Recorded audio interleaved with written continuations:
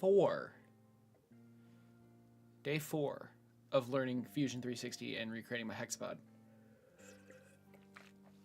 How's it going, VOD gang? I hope you're in for a treat, because I hope you're ready for a treat. You're going to be in for a treat. There we go.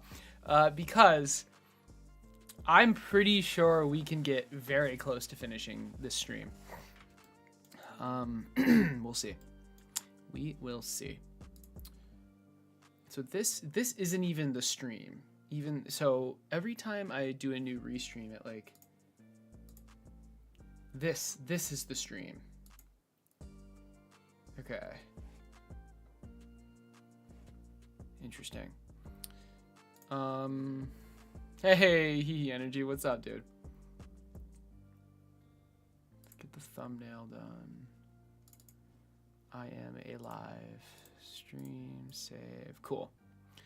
That is the dude. I've been streaming for, this is the 4th day now. So, but I'm glad it's all been late. So, like 8 p.m. It's 5 p.m. today. Obviously, well, maybe not obviously. For me, it's 5 p.m. So, yeah. Hopefully we get a different audience. We'll see though. What do you mean no current live streams?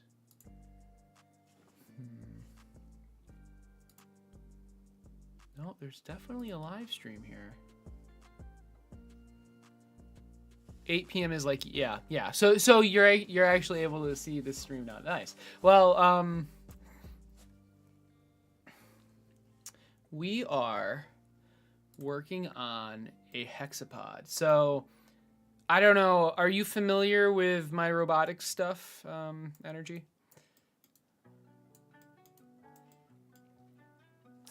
You're not. Okay. So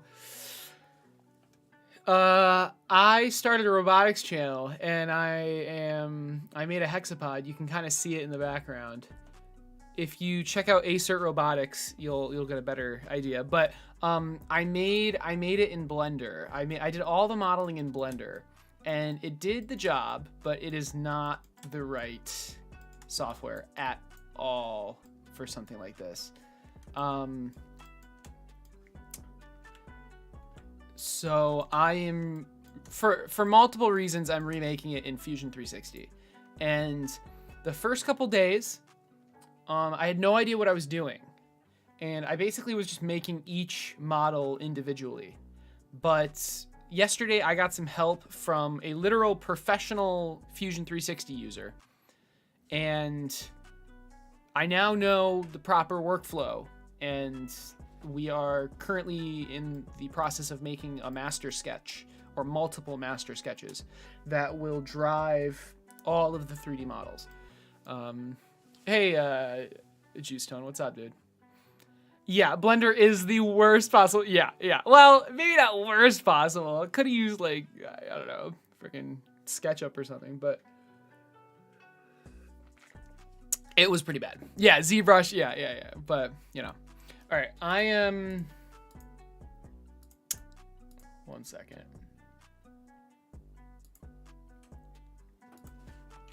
Just trying to set up OBS.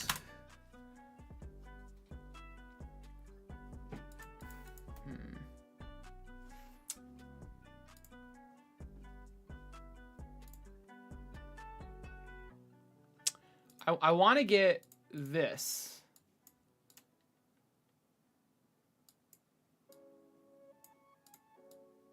In my OBS.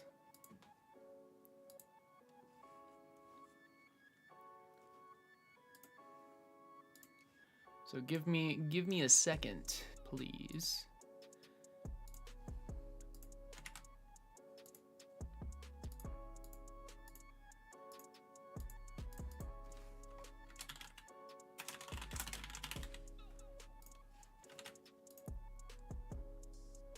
Hey, okay.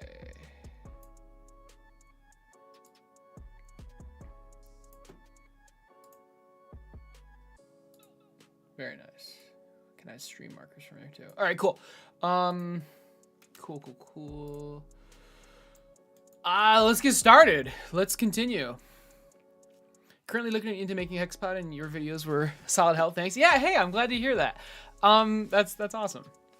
If you got the workflow, Fusion isn't very helpful. Fusion isn't very helpful or is very helpful? Use browser source. I was using browser source, but it wasn't. It didn't have the stream, but it's working now. So, is there a dark mode, dude? I looked for like 20 seconds and I couldn't find it. Actually, I was gonna say, like, I feel like maybe I shouldn't do dark mode now, just because like all the other videos were in light mode. But I'll look. Just let's see.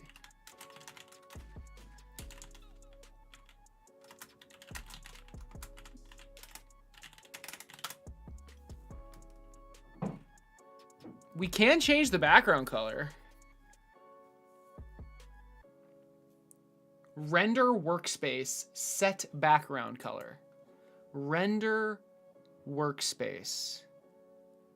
Render workspace. Render.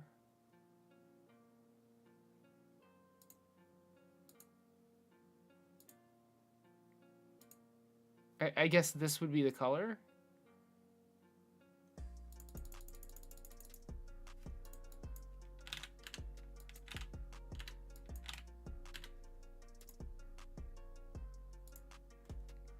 I don't think that worked. I don't know what happened, but I don't think that worked. Was it 178 before? Do I have to like restart or something?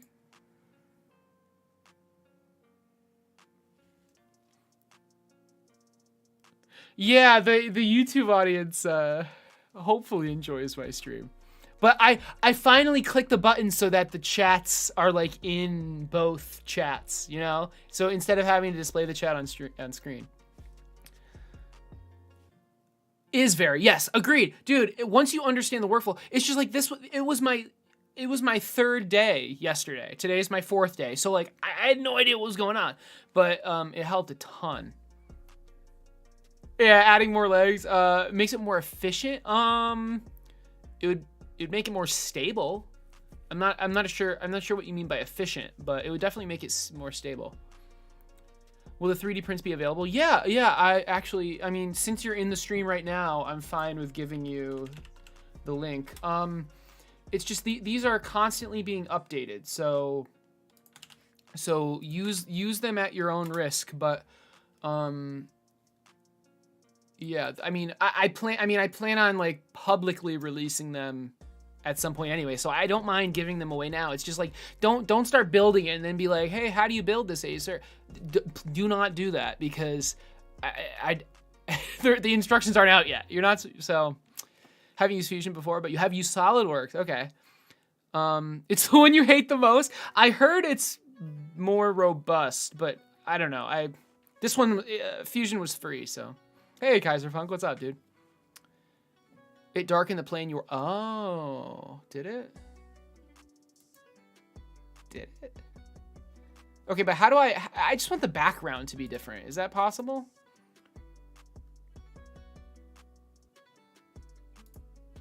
General render. Oh, for newly created... Wait.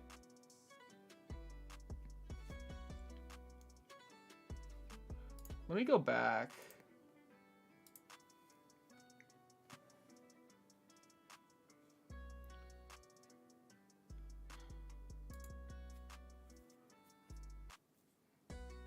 I need a better tutorial for this, because I don't know. Currently in your research phase, thanks for the heads up. Yeah, no problem.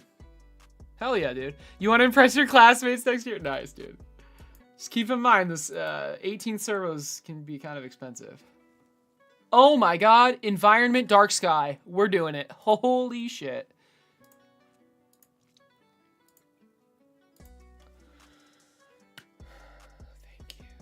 Thank you. Thank you. Holy crap. This might take a little bit getting used to. Oh, Jesus. All right. I do like how the fully constrained sketches are black instead of white. I want to keep that if possible. This is blueprint blue. Ooh. We're gonna go with this. So we went from this. Oh Jesus. To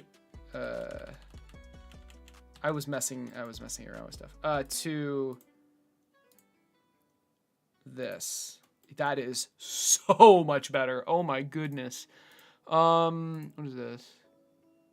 I don't know. I like that fully constrained. Wow, fully constrained sketches are black. I like that. All right, let's continue.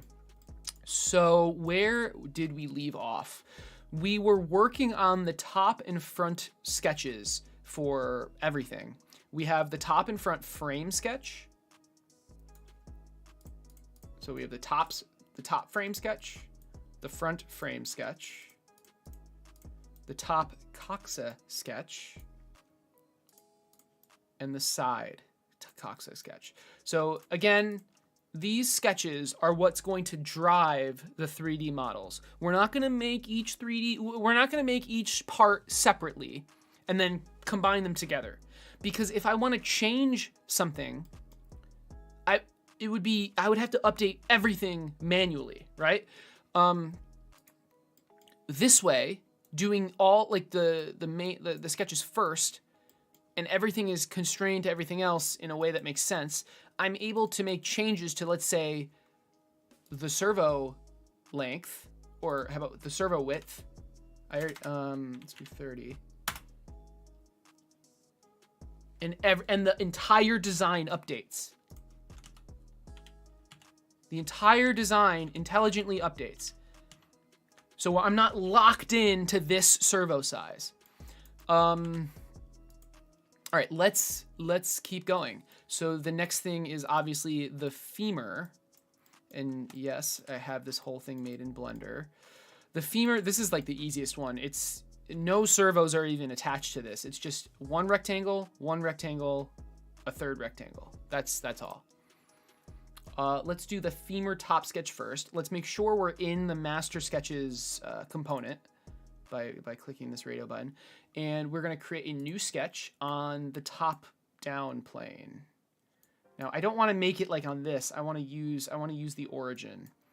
It's really annoying. Oh, can I just, oh, that's, what's happening right now? All right, fair enough. Okay.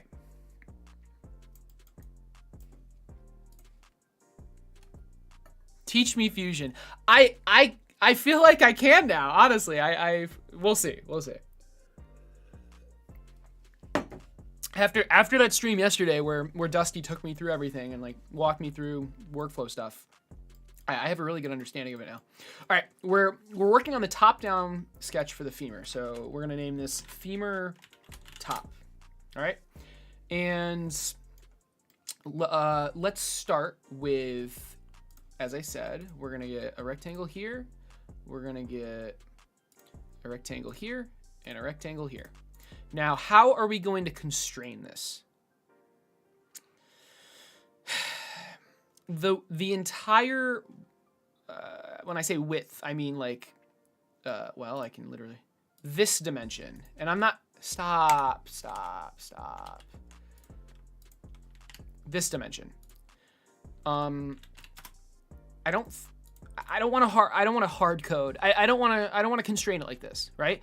I want this dimension to be based off of this where this servo is, as well as where this, well, yeah, just where this servo is. It's all this piece is always going to be attached to this. So, and then this piece is going to depend on where the servo is, I think. So let's get rid of this constraint. And let's create a constraint here. And I actually have a parameter for this. It's called, I think it's like called, tolerance piece fit. So this isn't the tolerance for like, this isn't the tolerance for like servos fitting in holes. This is the tolerance of the different pieces fitting together. So I have a parameter for that. The reason it's a parameter is so I can change it in the future. Okay, so that's good. That's good. Let's constrain. I mean, this doesn't need to be constrained to anything. This is like a personal choice. Oh, is that true? Hold on. We have a servo here. We're gonna have the bearing here. So this should be, technically this should be constrained to the middle of where the servo horn is, or the servo gear is. So we're gonna constrain it from here to here. And we're gonna give it, let's say 10 millimeters. So wherever the servo is, and what does this represent? The femur bearing side, which is this. Oh my God. So wherever this servo horn is, which I know right now the servo is invisible, there is no servo, but this part is going to be 10 millimeters to the left of it. Hey, are you okay? What are you doing? Okay, come on. My cat wants to be pet.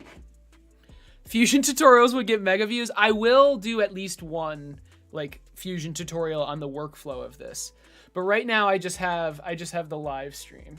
Come here. But the live stream is up as just like the crash course, the 3-hour thing. I don't want to go back to sculpting to dreams after Blender, especially after that stretch project. Dude, Blender is so powerful, man, but it is so bad for robotics. It's insane.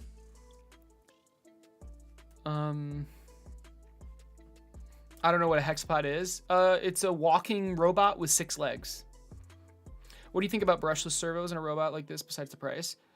Dude, the price. It's just the price. Like, the nicer the servos, the smoother the walking and the faster the walking. And by servos, I just mean like motors in general. Hey, Boom, what's up, dude?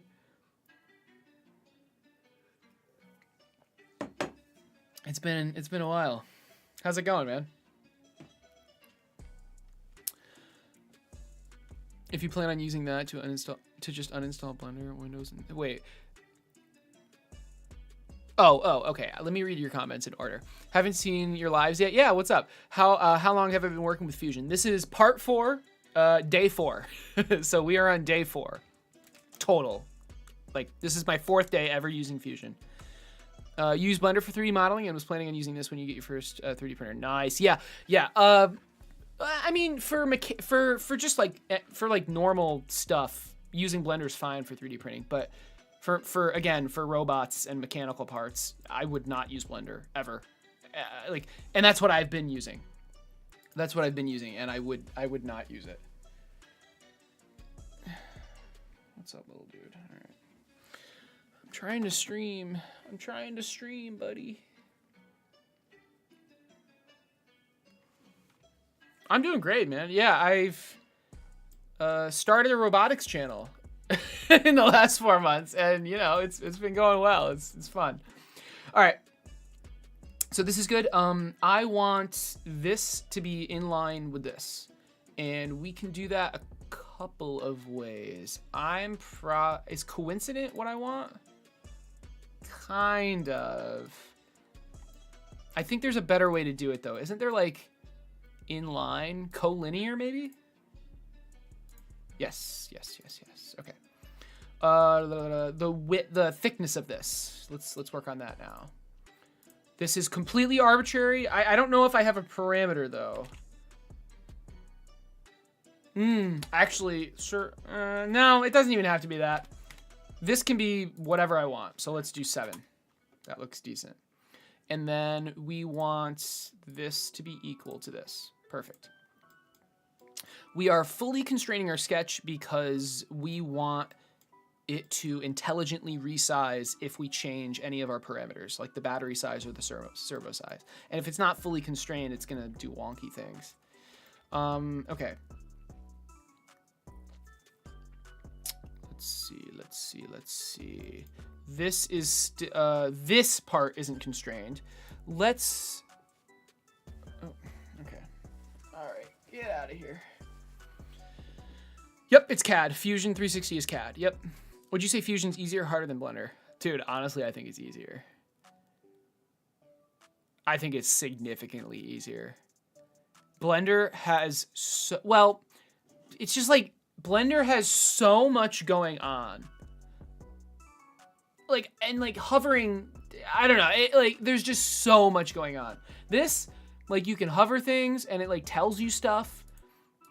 Everything is like organized in a way that makes sense. The workflow part of it is confusing, but like once you understand that, it's honestly not that difficult. Like there's just a couple of things you need to know, like the design history. You need to understand how that works. I picked it up pretty quick though, and honestly, I don't know, it's a lot less stressful than Blender. Although this is me talking after I got a 3-hour lesson from a professional Fusion 360 user. So maybe that's not the fairest comparison, but it is what it is. So you think they're about the same, but for completely different things? That's fair. Yeah. All right. What is this length going to be? I feel like it should be based off of the other servo, which just isn't even drawn yet, but it will be drawn. So I guess my question is, should I draw it as a part of this femur sketch, or should I draw it as a part of the tibia sketch? Or does it even matter? Let's do everything else first. So this thickness is equal. I mean, this, whatever this length is. Oh, what did I do? I think I double clicked equal. Whatever this length is equal to this length. This position isn't constrained because I need it to be based off of the distance from the servo. Like that. This distance, again, is basically completely arbitrary. This will probably change in the future. We'll see. But, like, how close do I want it to the servo? I mean, probably that parameter, right? Tolerance. Okay. That's fine, I think. Right. So now what is happening with this? What I'm mainly hey, don't scratch me. Seriously, stop. The main concern with this piece is like where it is relative to this servo and this servo that isn't even here yet. I feel like I should draw this servo. Even though it's not, but it's not mechanically attached to the tibia.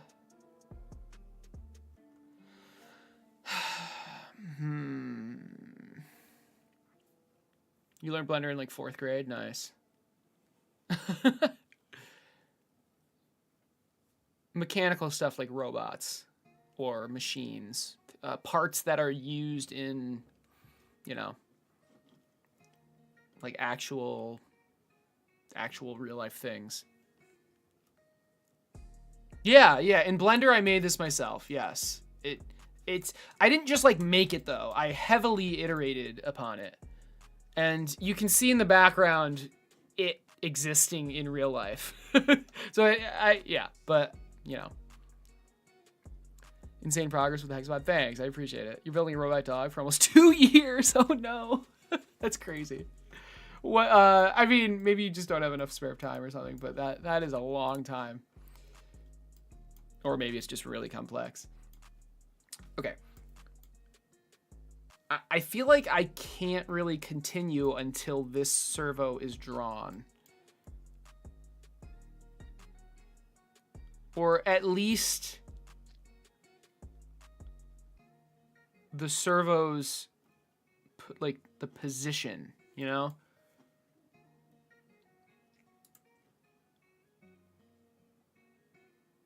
Like its rotation position.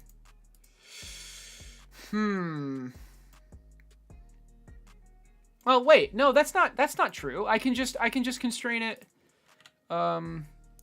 X for construction line. I can just constrain it like this. So I've drawn the center point of the femur support, And now I have this servo. I don't need to constrain it to both. It would just be one of them. I need the center point of this servo somehow. I might need to project it.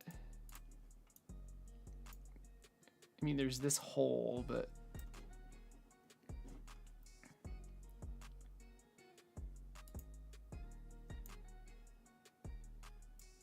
Okay, now let's just finish. Wait, how do I... What is this? I can't click it. It's already projected from something. Or I don't know. Why is this...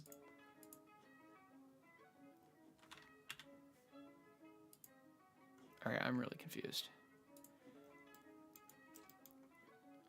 I want to draw a dimension from this line to that line. Oh. Oh, I think I was clicking it, but I just didn't notice. Like, the blue turned into a slightly different blue. Whatever. Let's do 80. Okay. Okay, so this position, where it is constrained, but the size isn't. Let's do... This is going... See, this is interesting because I actually want this part to go inside of this part. But that doesn't matter. Like, that literally just doesn't matter. So we're going to do this, and we're going to do the tolerance again. And same for this. And we can double click this dimension to... oh. Okay, don't do that. Oh, I just single click it. Don't double click it. All right. Okay, and now the last thing is this size, which again, is completely arbitrary. It doesn't matter. I can change it later. I'm just gonna make it 30. All right, so that's the femur. That's probably the easiest part. But it's not done. So what is, this is just the femur's size. See this, I feel like I need to draw the tibia first and then constrain. But no.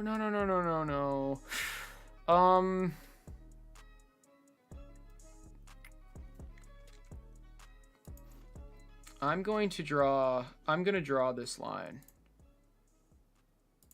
I'm going to draw this line, and this line is the servos, is the rotation point, and I want this to also be equal to this. It's not a double click, it's a single click. So this doesn't actually constrain it yet, but it will. So this line, I wonder if I could like name this line or like make a comment on this line. I don't know. This line is where the center of the servo gear for the tibia is going to go.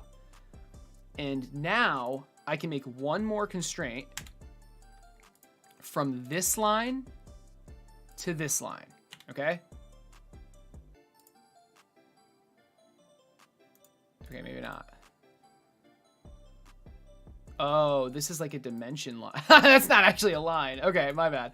My bad. 1 second.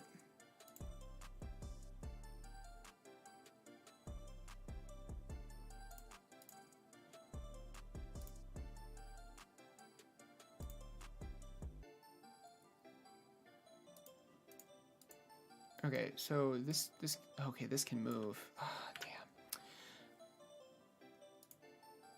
I want like a clean center line for this. I know I'm being a little dumb about this, but let's just go back to the coxa top. Yeah, this isn't a line. So can I just extend this center line?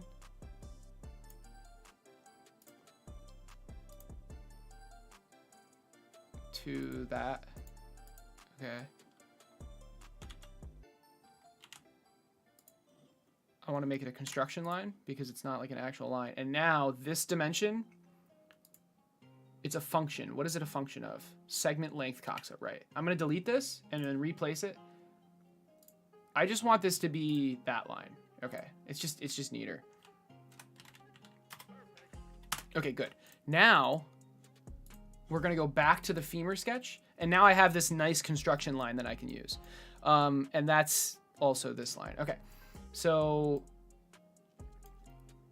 the femur length is going to be constrained from the tibia servo center to the femur servo center, like that. Okay, good.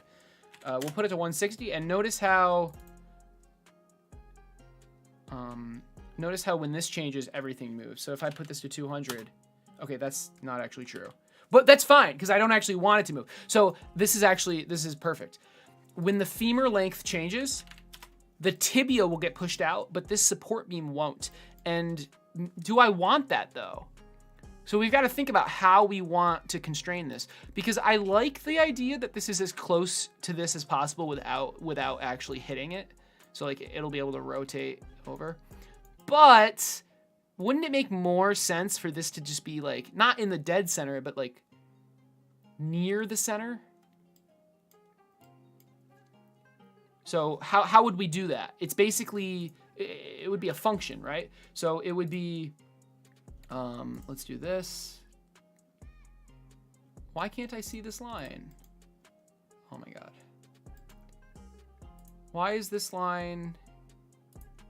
It's so like, I think it's this theme, but it's like weird to click. There, okay. So I already had that dimension. I didn't need to delete it. Okay. This dimension is going to be this dimension times not 0.5, but which would be halfway, right? And then if we change this, see how it moves with it? We don't want it halfway. We want it a little less than halfway. So maybe times 0.35. That's okay. That's a little close though. Is it though? I don't know.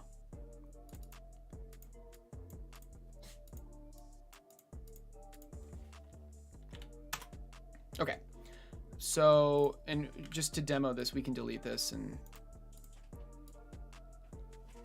Oh. Well, now the function's broken because I deleted that. Okay. Whoops. I just wish I could like demo it by like dragging it, but it's fine, I guess. So if we go 200, it'll move over accordingly. All right, great. So this, and by the way, this sketch is fully constrained now, which is perfect.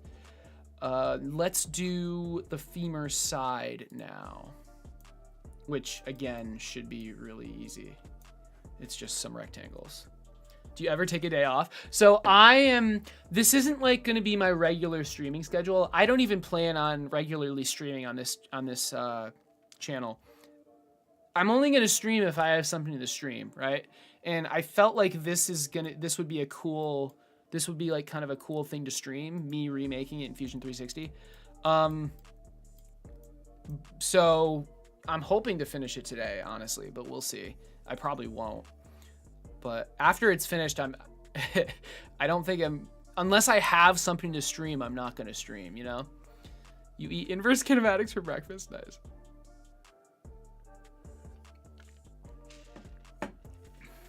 You commented on an Instagram post 2 weeks ago, and the comment has 124,000 likes. Oh my Lord. You're going to do one with the 996 servos? Nice. Good luck. That's awesome. Okay, buddy. Okay.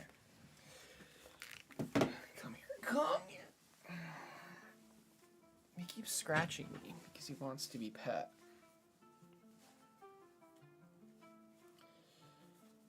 But he can just go downstairs and be pet by Natalie. Is this what you wanted? Okay, oh, you're hurting me still. Oh, you're locked in. Oh. Here you go, dude. Oh, look who it is. All right. Say hi to the cat on your behalf. Not too late, but you know. ChatGPT wrote the code? Oh no. Nick, you gotta learn it yourself, man. Oh, that's funny. Okay, ChatGPT is helping. That's good. Alrighty. So the side view, let's do that now. Oh, it's not dark anymore. Oh, but the plane is dark. Okay, I see. So we're gonna make a new sketch on that axis, yes. Okay.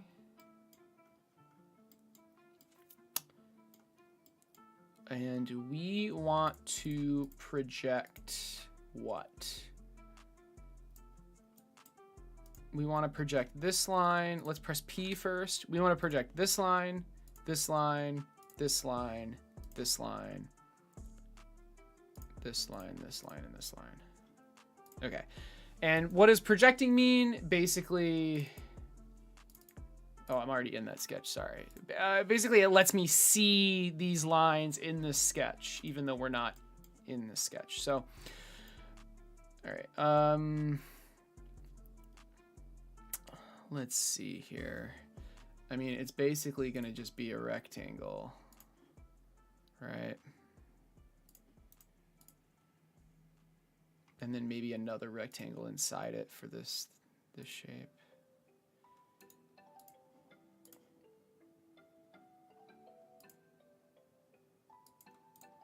And that's pretty much it. We didn't really need the center line. I mean, this is super simple, right? So we've got this, which is completely arbitrary.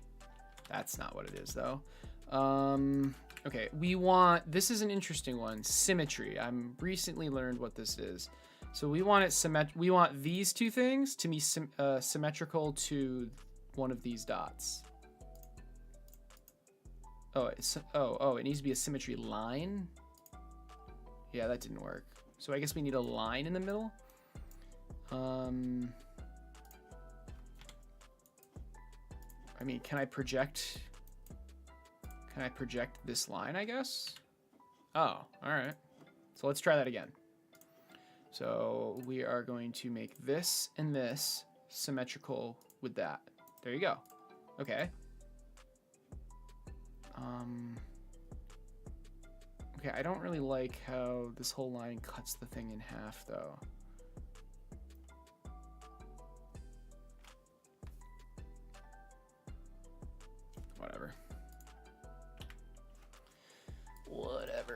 Whatever, we're gonna do it differently. We're gonna do this. And we're gonna make, okay. And we're gonna do this. And we're gonna make this equal to that. All right, there.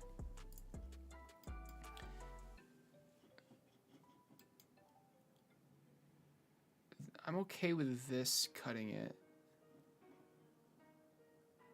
Yeah, this is fine. All right.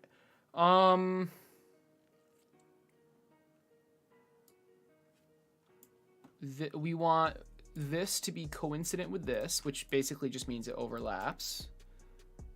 We want this to be coincident with that. We want this to be coincident with that. This to be coincident with that. And oh, okay. It was already constrained. All right, we're fully constrained. This was super easy. Because I mean, if you look at the femur from the side, it's just some rectangles. Like that's all it is. We're not drawing the entire femur. We're just drawing kind of like the outline, right? And then we're gonna make the real femur based on this outline. That's the idea, at least. All right, so we've got the femur looking decent. Not sure why I can see the, oh, that's why. Now let's do the hard part, the tibia.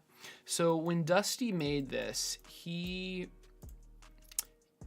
drew it so that the tibia was so that the switch was vertical.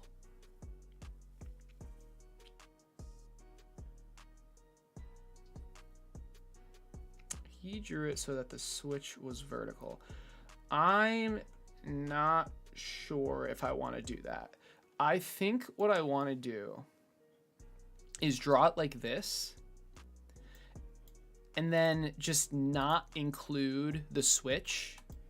Oh my God. I keep using Fusion 360 controls in Blender. And then, so I draw the tibia, right? I draw like the master sketch for the tibia. I don't include any of this. And then I draw like a separate sketch for this that references this somehow. think that's what I want to do.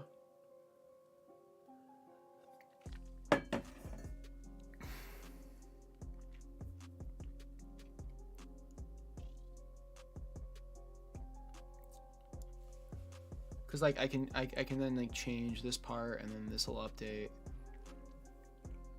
Or do I want this part to do?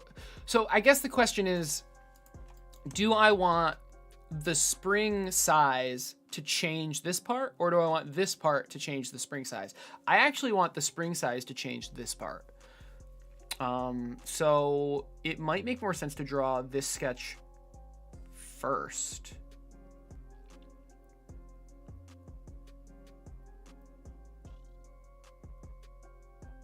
Or at least not fully constrained. Yeah. Okay. I think I got it.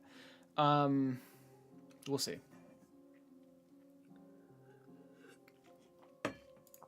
Because like, for example, the width of this spring, like the switch, should be dependent on the width of the entire tibia. So the tibia width should influence this, but then the how long the spring is should influence this. So both sketches will be driving each other. That might be a little messy. And when I say driving, I just mean like controlling. Like if you change one thing, the other thing changes.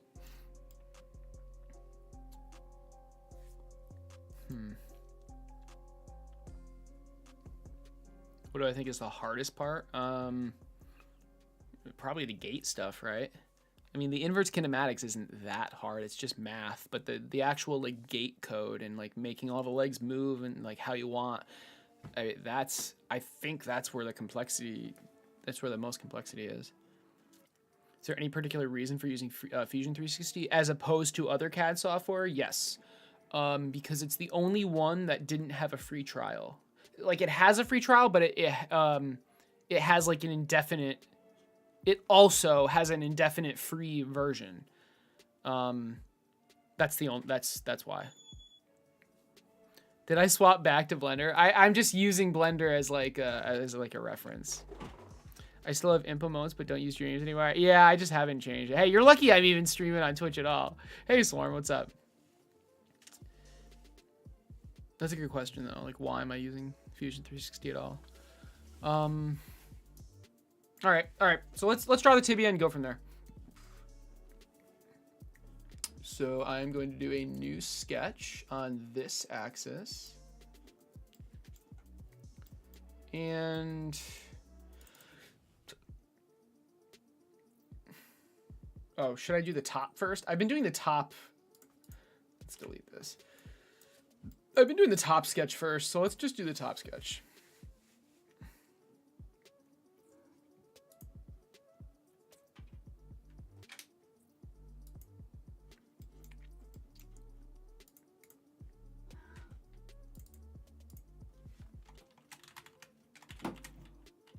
All right, tibia top.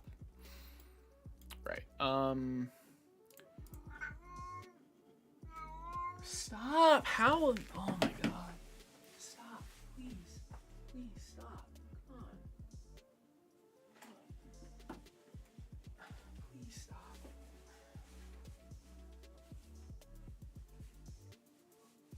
Like he comes into my room, he jumps on my shelf and just starts like howling. And it's like really annoying. Okay. Tibia top. Tibia top. What is that gonna look like? First we want the servo, right? We want the servo. We want the servo hold the bearing mount attachment thing, and then the actual tibia, which is just two rectangles.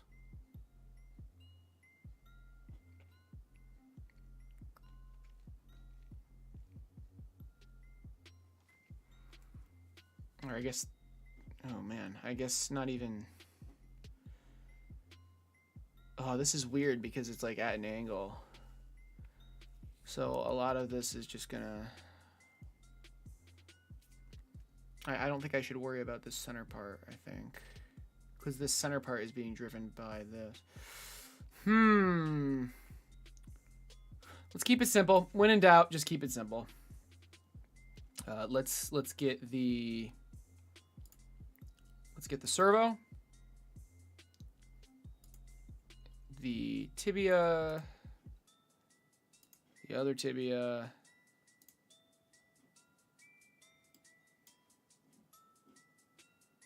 it's going to be thinner than that, isn't it?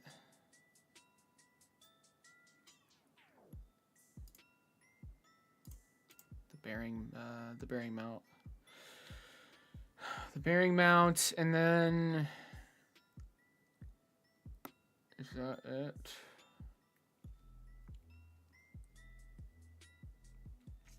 I believe that's it. All right, now obviously this is not sized correctly. In fact, this needs to be a lot. Well, no, it doesn't. Never mind. Whatever. Okay, so here we go. We also want,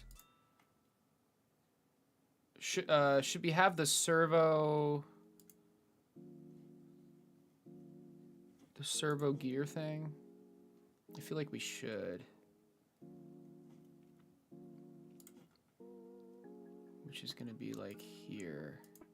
Okay.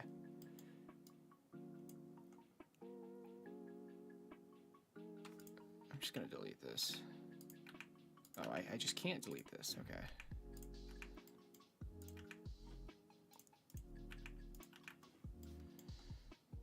Because I want this to be like its own.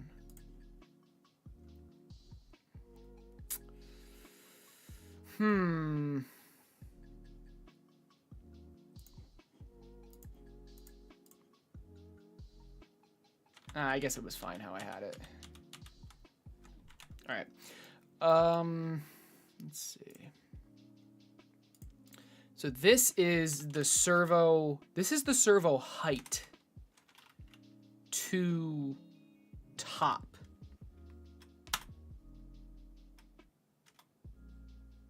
Okay. How is this gonna fit? How is this going to fit?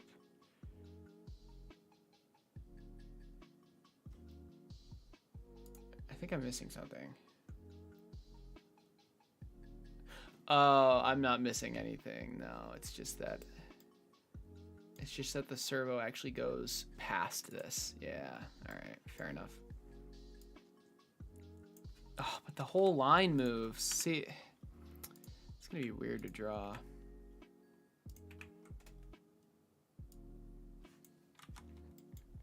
All right, let's just continue. You know what? Shit, maybe the servo. Maybe I should have drawn the servo in the. Nah, never mind. We're gonna get rid of this for now. Let's just draw the servo. Let's start with the servo. Keep it a little bit cleaner. All right, this is the servo length.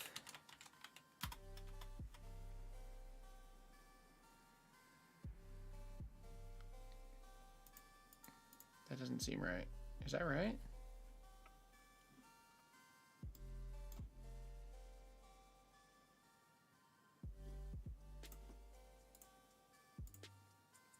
Oh, yeah. Fair enough. And now it's the right shape. We can put it somewhere. Let's make the gear. It's 5 by 5. We're gonna make the center line like this. Good. And this dimension is the servo gear offset. All right, we've got our servo. What the heck?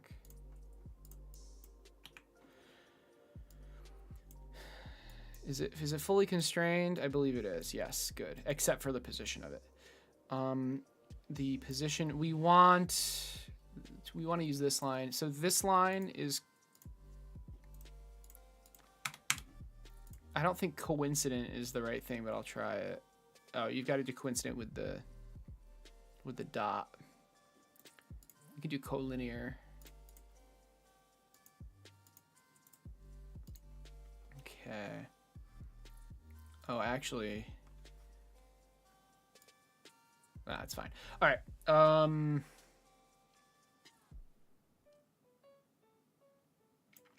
So now this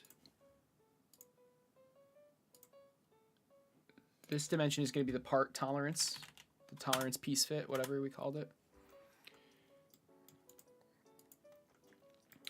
We need this.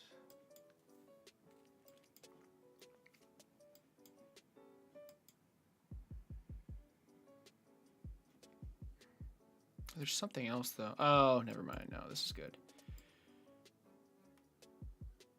See, it's weird though because like the top view of the tibia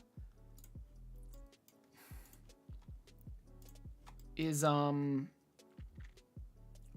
it's gonna be like a square. It's like a square or a rectangle that overlaps the servo in like a weird way. It's gonna be like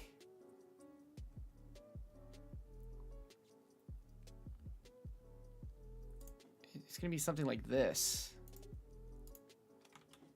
Not a construction line, but because the servo goes here, right? Or something like that. Here.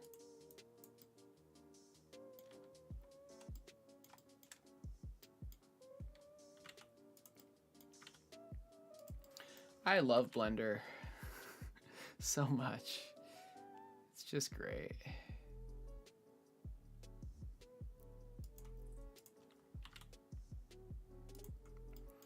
Can you believe that this is actually what I used? Oh my god, and that hole is moving and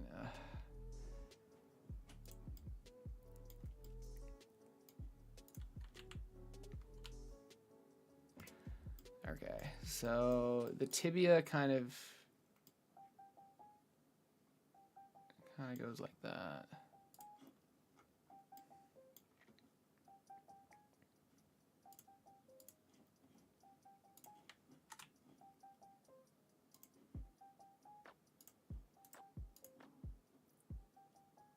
Something like that. I don't want these, yeah, I don't want the lines to share though. Okay. And then we have this rectangle, which is the bearing mount, this piece.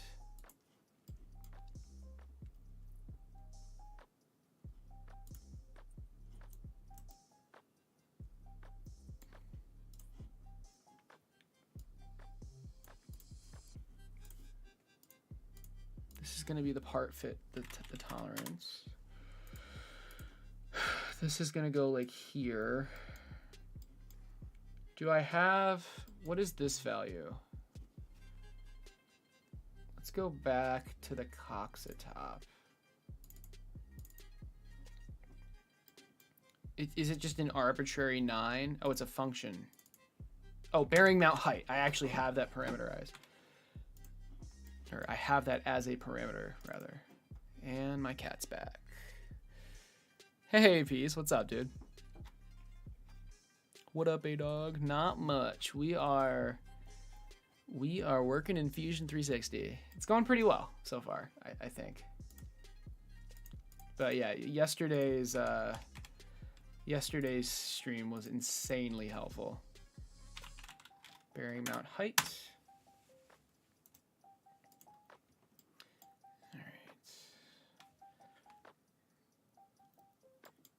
Okay, it's interesting.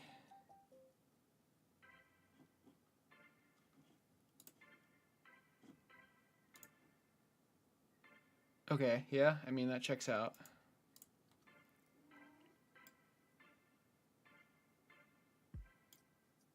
And then these servos should also be in the same exact position. That's good, at least.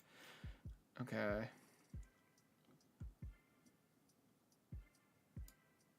This was a dimension, wasn't it? Or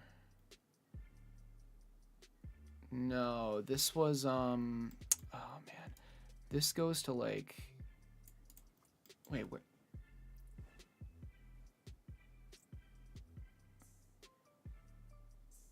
This is hard to visualize, but this bearing mount is like rotated sideways.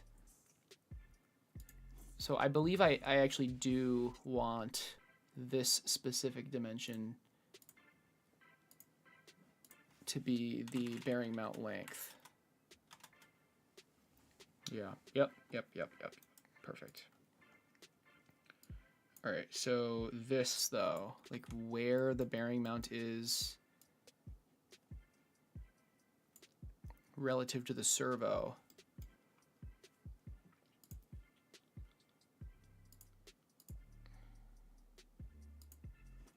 And just relative to why are these two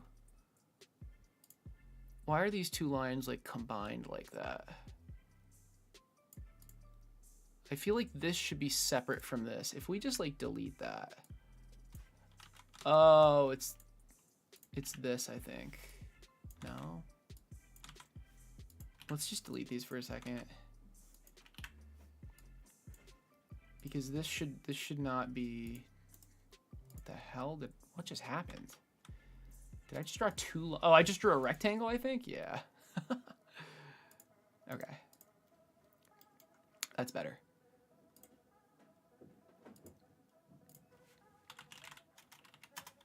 What are you up to, Pac?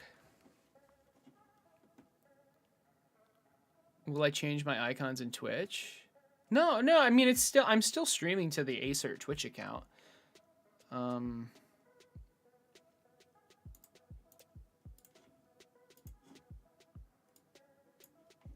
don't think I'm not gonna mess with Twitch.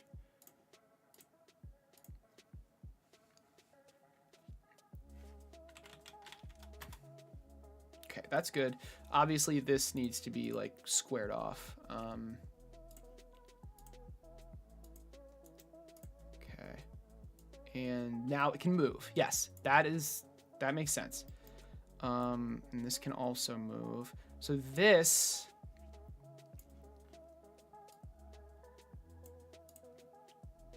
dimension should be the servo mount thickness.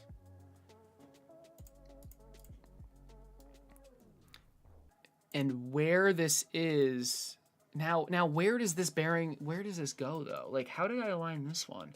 Oh, but the alignment of this one was easier because it's rotated. So this one, like, shouldn't this be centered? No. This one was centered. This one is wherever the hole ends up being.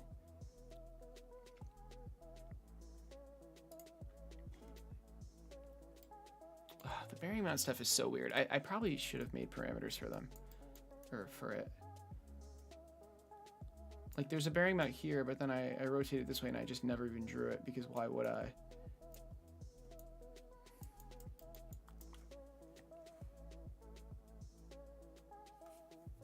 I think we should make a parameter for it though.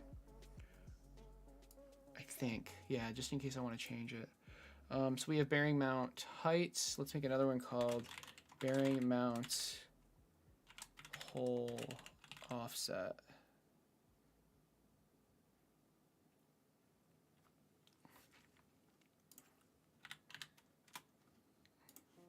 And that's going to be where the hole is. So this hole right here in this bearing mount. I call it a bearing mount because the axle gets shoved through here and then the bearing gets mounted on top of this specific part.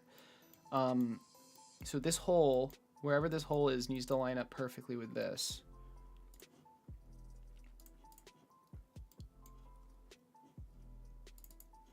So I'm going to, and right now it can be anywhere, right? I'm gonna make a construction line.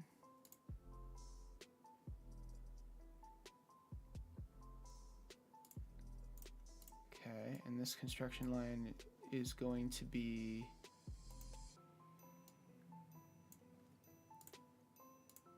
this far away from the edge of the bearing mount. Bearing mount hole offset. Bam. Okay. Now I want to line up where this hole is to the servo gear horn thing. And all I have to do is make that collinear. Like that. And it's a little weird that it's exact, so let's change the value to something else, I think. Although it actually is exact in this as well, which is kind of funny, but definitely does not need to be. So let's just change it to something else. This is the bearing mount offset, hole offset. Let's make it 11. All right, now it's not perfectly aligned, but this value can be changed by a parameter, which is good. Okay. All right, so we have our servo, which is this box. We have our tibia, which is this bigger box. We have our bearing mount. Okay, clearly the tibia is not constrained, but it's just completely arbitrary. And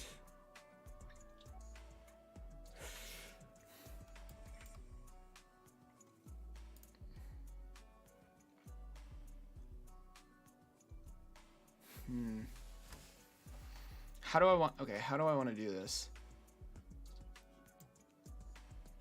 How did I do it here, actually? Because I haven't really had to draw the servo holder yet. But I think I did here, right? Oh, see, did I just completely ignore it?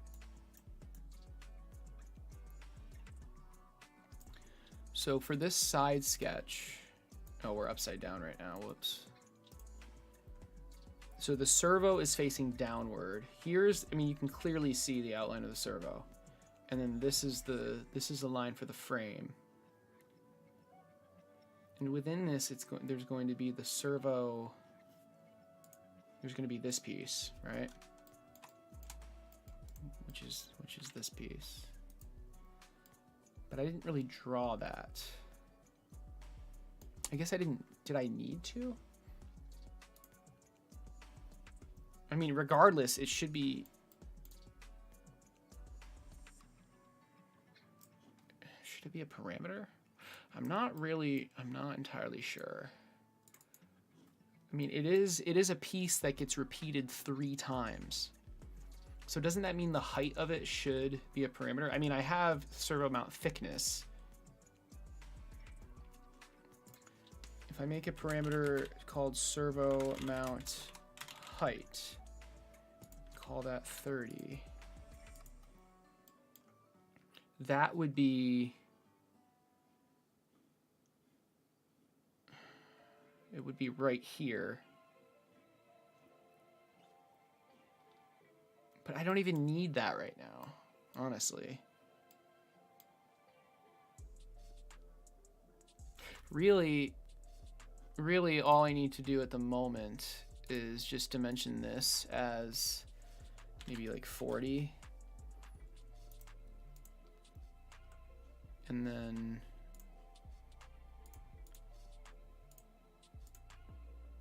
okay, that did not do what I wanted it to do. I want these 2 lines. Oh, wait, this is constrained? Oh no. Obviously that's not constrained, but why can't I slide this up while this also gets slid up? Is it because of this? I think it is. Which makes sense. Okay, so I guess I don't want that. I guess... Oh, I guess I do want that.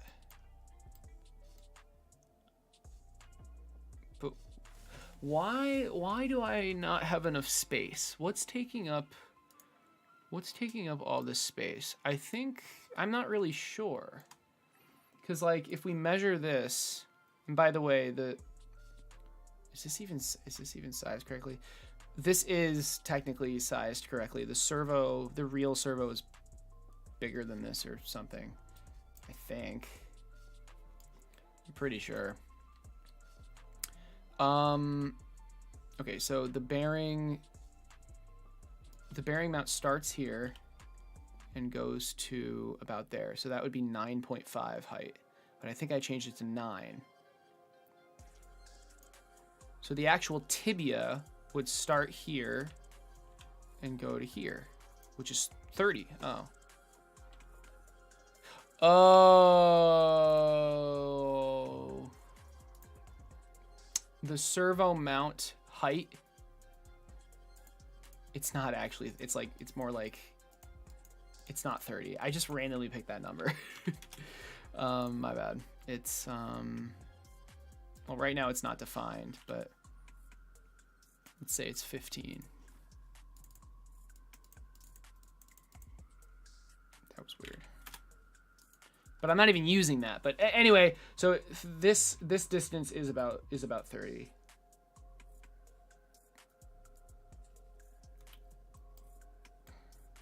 And also, I think I should draw the servo wings.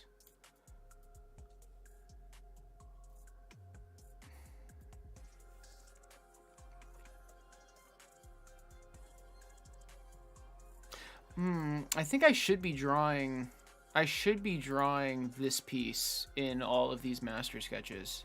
This is like a really important piece, and I haven't been drawing it, but I feel like I should, because things should be constrained about that, I think. Or maybe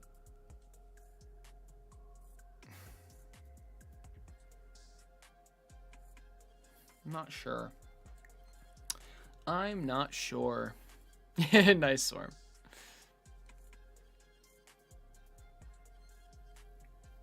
Hugging GPT? I have no idea if that. I have no idea.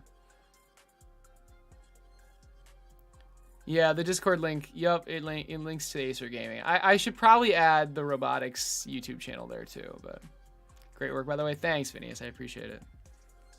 Hey, Juvie. Explain what I'm doing as a toddler, as if I'm talking to a toddler, and maybe you'll understand. All right, Juvie. So basically, I'm drawing my Hexapod in a different program that is better for mechanical parts, and then eventually we'll be using these drawings as to model it. And by eventually, I mean pretty soon. Okay. Let's add this constraint as 30. Let's add this as 30. And this is fine. This makes sense. This, honestly, I don't even know how. I don't think we can even constrain this yet. Which is fine. That's fine. We'll need another sketch for that. Let's do the side sketch of the tibia. Let's do the side sketch of the tibia now. What just happened?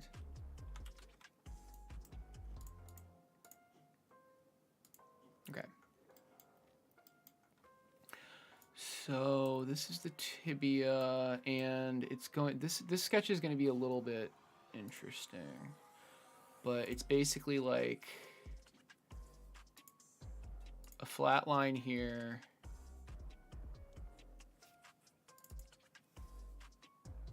a flat line here, and then it's going to curve down to like a line here. We want to make a tangent arc from here to here and from here to here.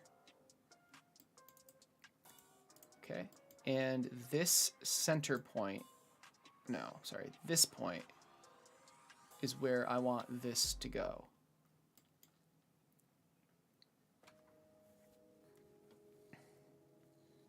Because this is the top down, this is the side view.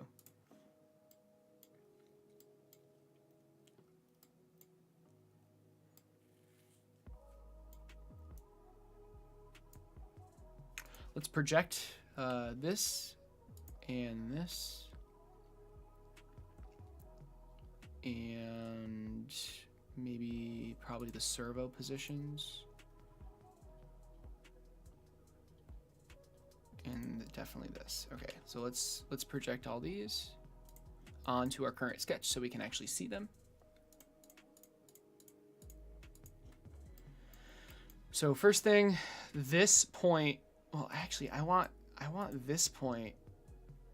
What should drive what, I guess is my question.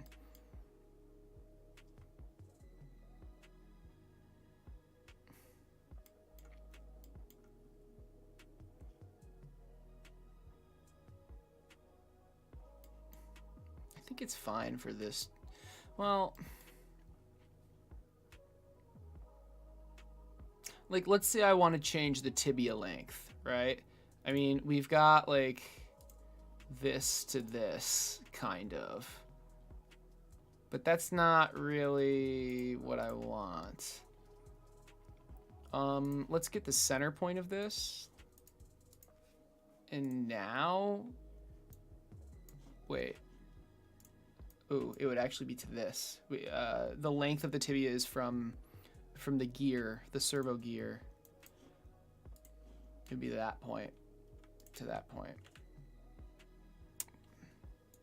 That's not what I want either. I mean, I guess we can draw a construction line, right? Whoa. Okay, let's press X first and then draw the line. Okay. And this somehow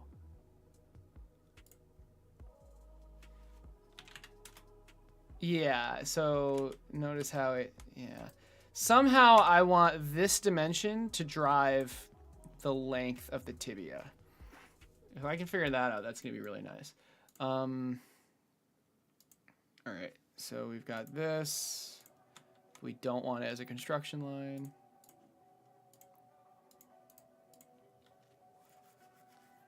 Yeah, the tangent curves. I used Blender to originally model it, and I regret it every day. I would, yeah, dude, I would highly recommend watching that Crash Course VOD. It's like, seriously, it is really, really helpful. Okay, I want this to be coincident with this. And I want another, let's make a construction line from the beginning of the curves. Okay, and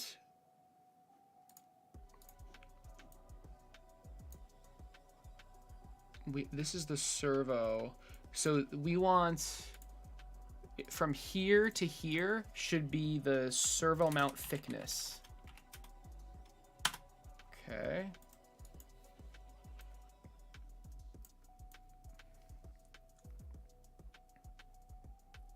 Okay, this is good so far. Let's see what happens when we change this now. There you go. All right, so it actually like intelligently changes. I want this end to always be the same size. Let's make it like 15. Ooh, that's interesting. That's fine. Nothing else was constrained. And now when we change this again, okay, it's moving a little weird, but it won't soon, right? It's weird how I can't, somehow this line is always this height for some reason. All right, let's just keep constraining. So, let's draw the servo rectangle now.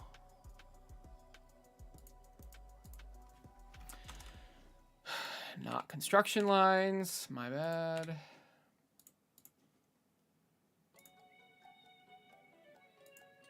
Okay.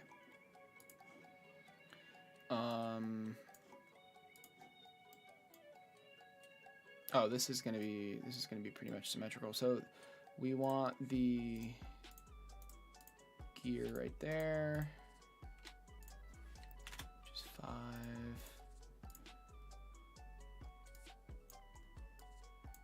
Yeah, I can't. It's constrained. Yeah. Okay. Good.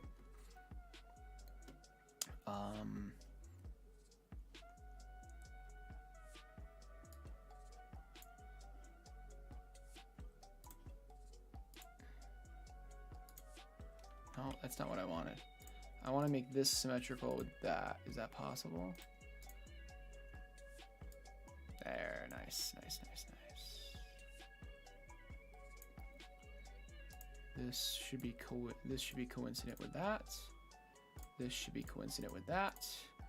And then this is the servo length. Apparently not. Servo length is already decided. This is the servo width. And now our servo is fully constrained. Perfect. Okay, so basically this dimension, I don't have to click that. I just have to press D. So this and this is the servo mount thickness. And same with this. But honestly, can I just say this and this are symmetrical with that center line? Nice, okay, which it is. Okay, now, when I change this, it shouldn't freak out anymore. That is literally perfect. So I'm able to change the length of the tibia, and it like properly updates these curves. So, but anyway, what is not constrained? I believe it's this angle with this. So I want this and this to be a 30-degree angle. No, probably not. A 35-degree angle? Yeah, I want it to be a 35-degree angle. Okay, it's still not constrained. Oh. Interesting. That makes sense. You can still kind of shift. But that's all. It can only go like... Oh, that's weird.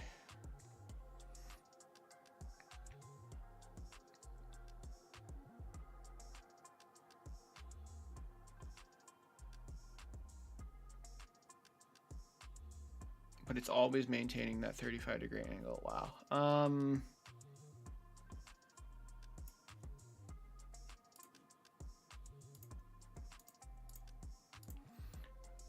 What if I get the angle between this and this? Is that over constrained? Yeah. I guess I need to do this. Well, that's still the angle, right? That's the same. That's the same thing. It's the tip with this. And now it's fully constrained. So I can change the length of the tibia and the curve updates to, and it still looks decently good. Although honestly,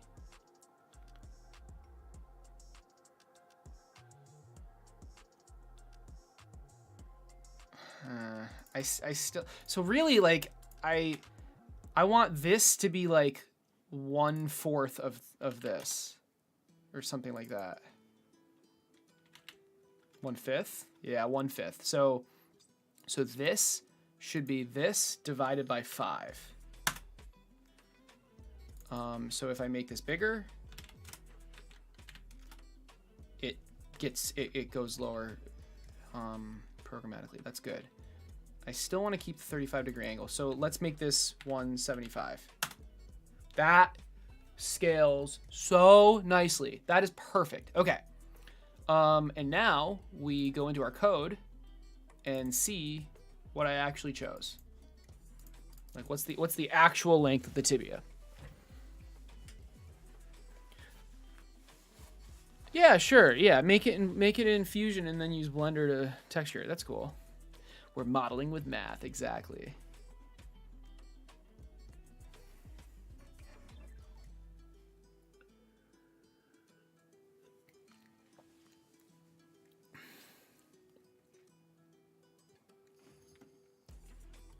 Stop.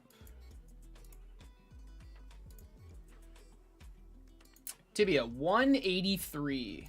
183. Interesting.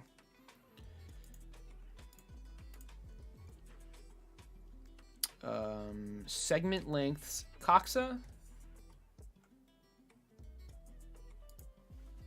Segment lengths. Femur.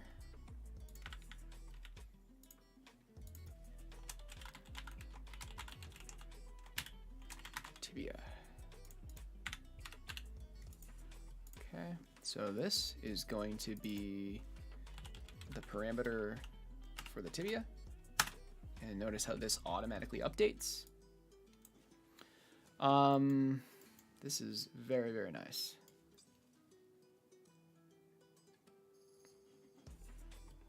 Now the tibia top isn't constrained yet because, hold on, sorry.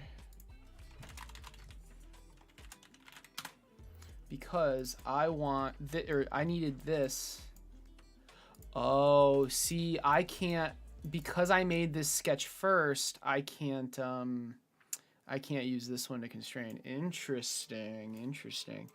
So, yeah, I mean, how do I know how far this goes?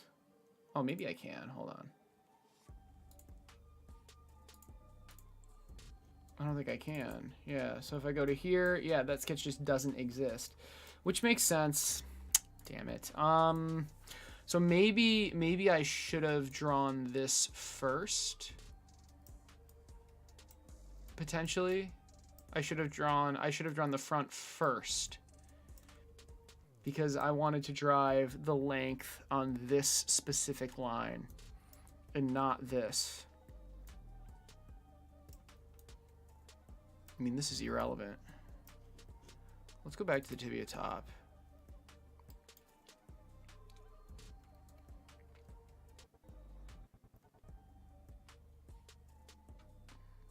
All right, it makes sense that sketches can't like reference themselves, or they can't. Two sketches can't have references to each other, basically. Okay, that's all right. That's all right. I think I'm gonna have to I have to just delete this sketch and kind of try again with it. Now that will mess this one up, but I'll just make do. I have to get rid of this. It's okay though. So we need to get rid of these yellow references.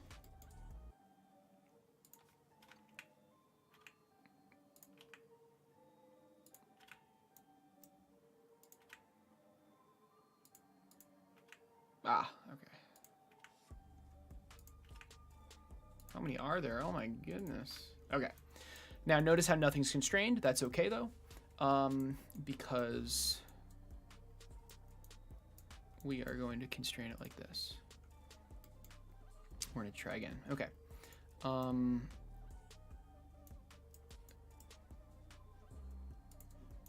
we go. We need to project this line. That's not what I thought would happen. Let's go into the sketch, and now we need to project this line. We need, and that's it. No, that's not true.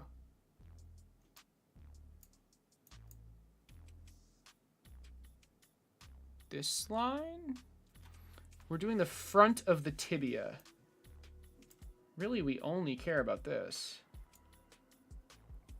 That's like literally all we care about, because I'm pretty sure I can get everything else from that one projection. Which, so from this constrained circle, I'm pretty sure I can get everything else. Let's try. This is the servo gear offset.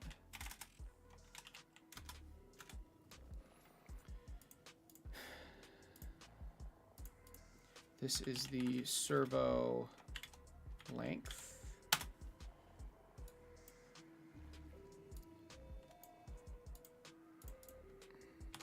So I can still move this. Oh, okay.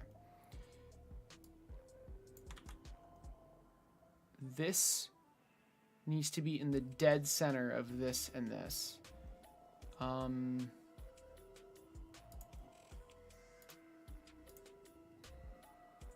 It's not a line though. It's okay.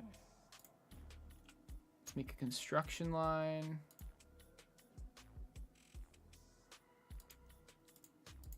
Going through like that. And now I want this construction line to be coincident with the middle of that circle. All right, so the servo is now fully constrained. We have this, which is that. And then didn't we make like this? Didn't we make this and this symmetrical with that center line? Yep, okay. Okay, what's not constrained? We've got this, which is just the thickness. Before we used a projection, but that no longer exists. Servo mount thickness. And finally,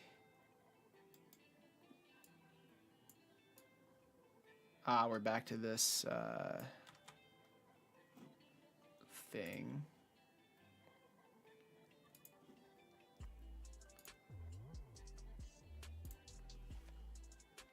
Didn't I say it was 1/5 of this? There you go. Okay. But it's not constrained. And there's an error for some reason.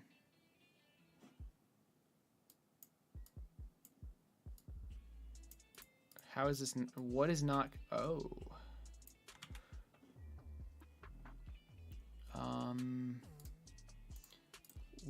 What's the warning?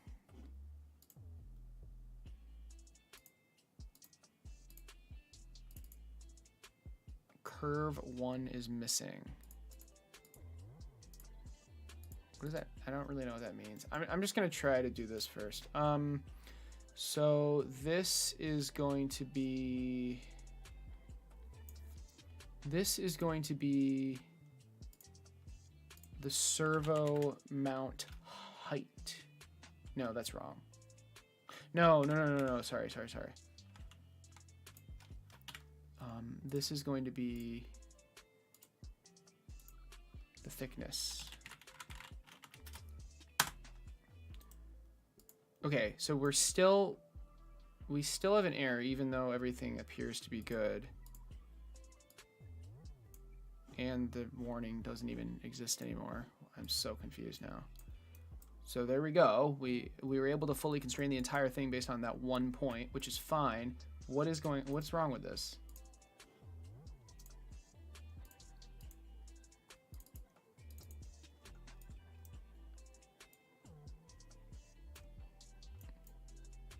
Is it this is red? Does that have something to do with it?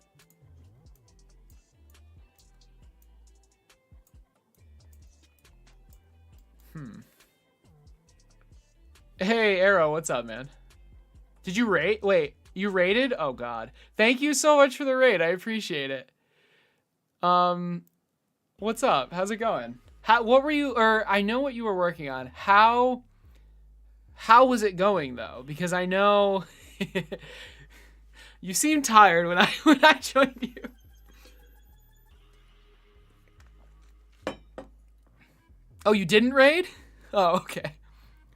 Oh, ML Jesus did. Okay, wow. Thank you, raider from LG. Yeah, ML Jesus. Thanks for the raid, man. I appreciate it. I don't recognize you at all, so thank you so much. Jesus sends blessings your way. I'm afraid I must raid and run. Oh no, because now you don't hear this. Dang. All right, well. Shit. Oh god. Was a fun raid train? I recommend. Oh, thanks, Arrow. I really appreciate that, man. Being up at 4 for 3 nights in a row will do that too. Yeah, I feel that. I feel that. Hey, No Way Out, what's up? You found my content really interesting. Thanks. You've been trying to decide between legs or tracks. Yo, I mean, look, if you're going for like practicality and ease and like how easy something is, tracks are probably the way to go. But the legs are way cooler. All right, legs are significantly cooler. Oh yeah, you were doing it for Game Jam, right? Okay, you got it submitted. That's good. You've got 2 out of the 3 cats in here. I know. I don't know. Can I have you read an email super quick to my... No. It'll take like 30 seconds. Okay. I just want to know if I am good to send this. Okay. Sorry for the interruption, guys.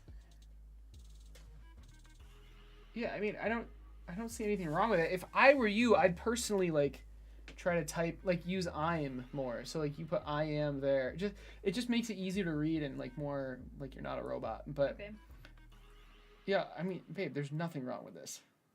Is this part funny? Oh God, you were okay. I skimmed it, so I must have missed it. I'm excited to finally get out of the basement and learn more about community pharmacy. Out of the dungeon, right? Yeah. I'd throw in a laughing emoji there if I were you, but I mean, you probably it's good. It's good. It's good? Okay. I don't know, of course. I thought that was a little clever. I thought that was a little bit clever. Out of the basement. Yeah. For context, I work in a hospital pharmacy. She works in a basement. But there's a retail pharmacy like 2 floors up in the hospital I work at, and I'm doing a rotation at the retail pharmacy. And so I'm emailing my preceptor, and I said, like, I've been an intern at the inpatient pharmacy, and I'm excited to finally get out of the basement and learn more about community pharmacy. Yep. Yeah. I mean, you could say dungeon. But I mean, the basement's kind of like literal. Like that's literally out of the windowless pharmacy. Once you go in there, it's like a void. Don't know what time it is, what day it is. It's depressing. It's like 65 degrees. I like it personally. Okay, I guess fair enough. It's the perfect temperature always. Yeah. Okay, cool. Bye. I'm glad I could help. You're welcome. Been working on this for way too long. Like 20 minutes? No. I don't want to know. I don't know. I also had to get like all these like forms together, and it was annoying. So, yeah. Okay. That sounds annoying. Wait, so, this is for next year, right? I mean, this is for next month. But next month, wow. Yeah. I'm almost done. All right. I trust Golem Rush. I trust you're not gonna... Bye. I trust you're not gonna hack my computer, right?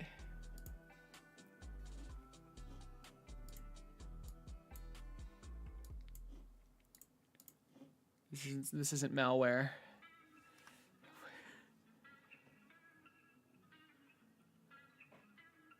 Hey, wait a second. Why aren't I in this, Arrow?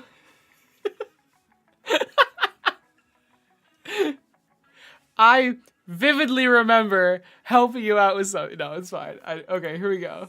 Oh my God, wait, I'm still a pill. Okay, what is happening? What? Bro, I think you forgot to make this a game, but fair enough. Does the golem have, like, AI? Oh, yeah.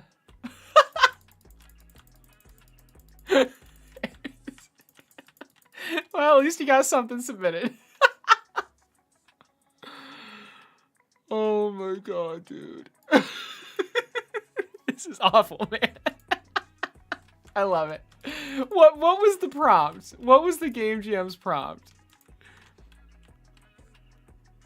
You definitely got the score system.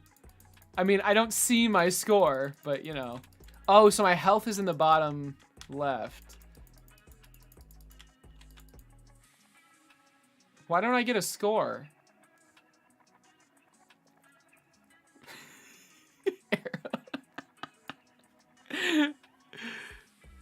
Oh, it was monster. Okay. My idea was just a boss fight so I could work with animation. That's cool. Sorry. I mean, okay, maybe is it because I opened it from the downloads folder? Is that something? But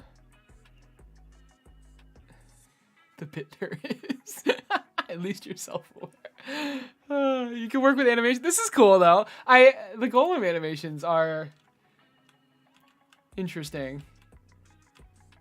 I'm curious, did you animate it in Godot or did you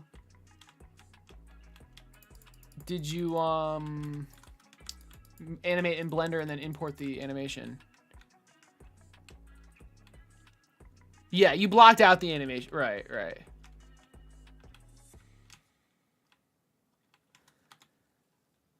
Blender blockouts. That's cool. Are you going to continue working on it? That's the question. It's all interpolate. Right. I mean, you could just slow it down, right? But I don't know. Nice job though. Nice job, like actually submitting something. That's tough to get it submitted, you know? Oh, what the heck's down here?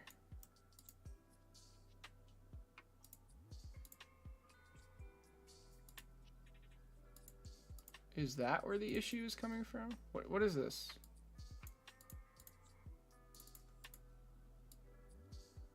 Is this just a point? What?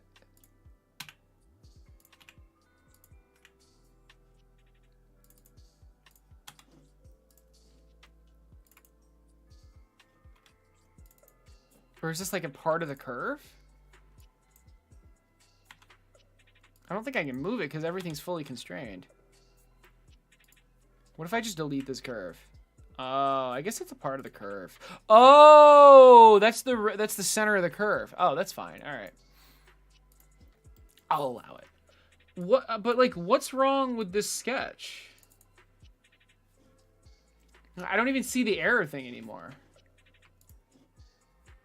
It just has like it has a warning. It says project 1, which I guess is the sketch. I'm not. The project source is lost. Cache is used. Curve 1 missing. Is it something to do with this?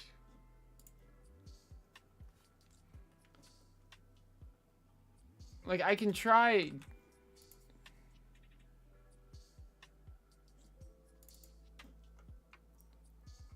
I wish it like showed me. Cache is used. Like if I close Fusion out and reopen it, would that help? I am new. I am 4 days into Fusion 360. How do I find it compared to Blender? You're thinking of moving to Blender for technical CAD? Dude, I don't think that's a good idea. I really don't think that's a good idea. This is awful. You can't change anything, and I don't know. I know Blender has CAD plugins or something, but I'm 4 days in and I'm already at a pretty good point. But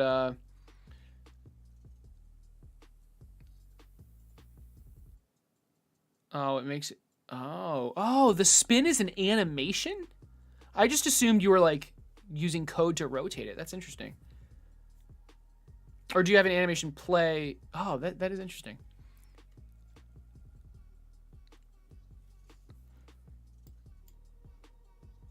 I mean, should I just redraw this entire thing? Like, how do I get rid of this? Okay, I'm just gonna exit and see if that fixes it. Or I just want to like know what's wrong, you know, so I can actually fix it. But it's not like showing me. Oh, that's really cool. There's areas as children of the hand bones that handle the actual attack. That's cool. Yeah, the problem was getting the actual attacks in that you. Yeah. I mean, that's the thing. Like you in the game jam, you can either do a project that you pretty much know already, which is like okay, or you can like push yourself and try to do something new. But like if you're gonna do something new, like of course it's not gonna be amazing, and you're gonna get stuck, and you're not gonna be able to finish. And it's like, yeah, but it's still that's awesome. The last half hour, nice. All right. What's going on here?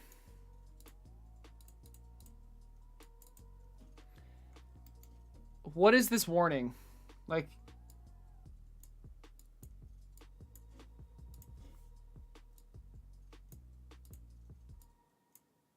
honestly, maybe I should just delete the sketch and resketch it. Like, it's not that hard. I could do that pretty quickly. I just want to understand, like, oh, man, wait. Manage lost projections? Oh, here we go. It was just a point. Delete. There. Okay. Oh, no, now everything... Apparently I was using... Oh, God. Okay, that's okay. Everything's fine. Oh. Wait, so all I have to do is, like, coincident that with that? Oh, maybe not coincident. I just want this point to be on this point. Equal?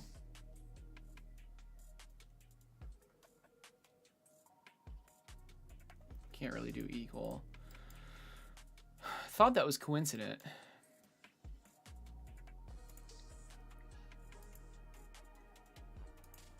Oh, I just misclicked. And now it's fully constrained with no error. All right. So if for anyone curious, I had to right click and then click manage. There's a button like manage missing references or something like that. And that showed me the issue, and I was able to delete it from that menu. But otherwise, like, it was behind like 3 separate things, and there was no way I was gonna find that. All right, cool. See, I'm glad I figured that out instead of like deleting and resketching.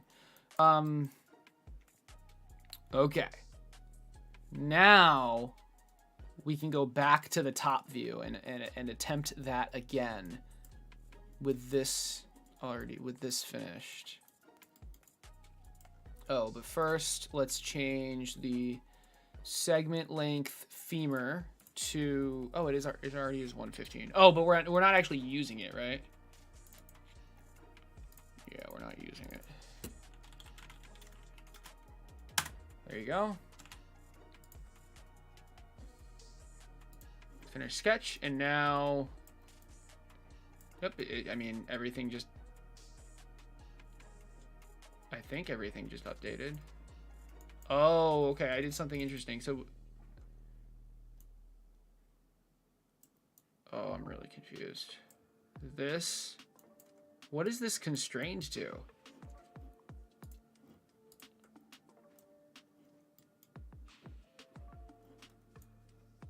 I don't even see any dimensions.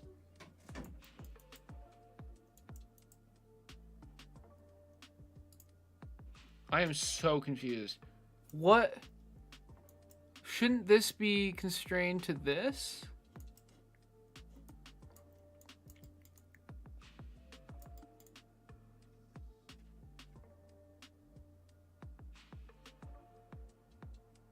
What's going on here?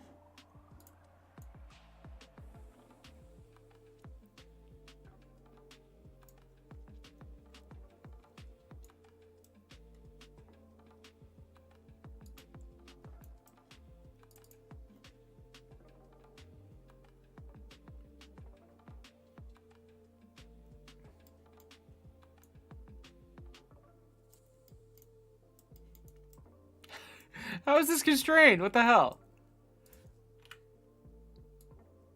Oh.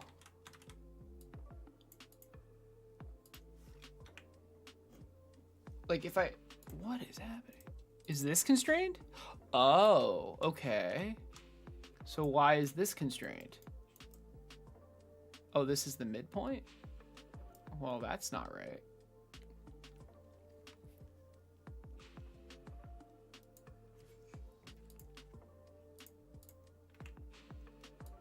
There we go. Ooh, that was... What is this? That was interesting. How... Wow, okay. What else isn't constrained? I'm trying to move stuff. Okay, well, anyway, this should be constrained like that. What's the issue with this, though? Oh.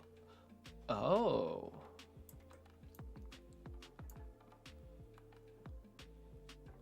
Oh, I see.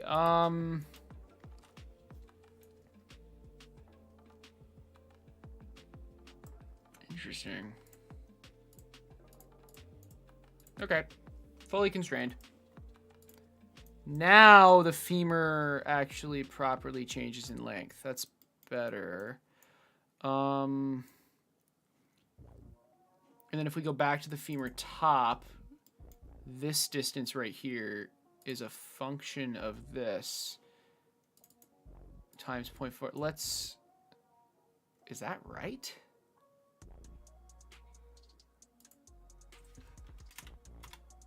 Oh, wow, yeah. Okay, 0.4 is just smaller than I expected, I guess. Can we do like 4 or 5? Yeah. Okay, fair enough. All right, so that's better. That's what I expected. Let's do the tibia top now. So let's go into this. And let's create a new sketch for the top of the tibia. And this is gonna be pretty simple, I think. We just care about, what do we care about? For the top of the tibia, we care about this. Hold on. Let's press P first. We care about this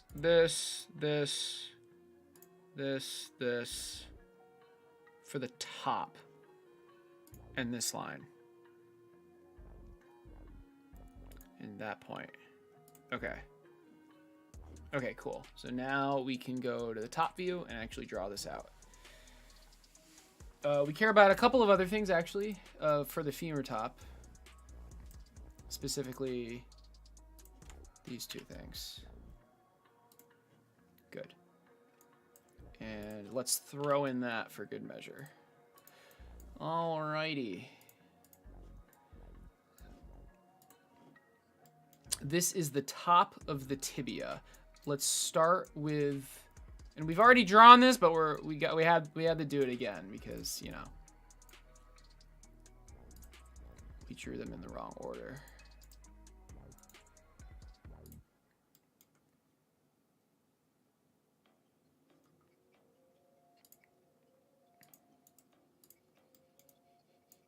Okay, let's start with the servo.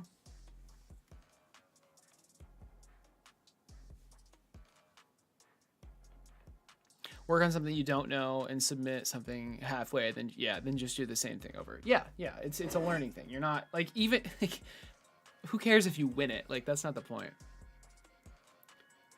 Close the data panel. What's that? Oh, this thing. Oh, thank you. My brain just like ignores it, but yeah, thanks. And yeah, please, this is not sarcasm. Please feel free to backseat me. I may not read it, but if I do, I'm sure it will be helpful. Because this is the 4th day of using this program, so. So this is the servo height to the top.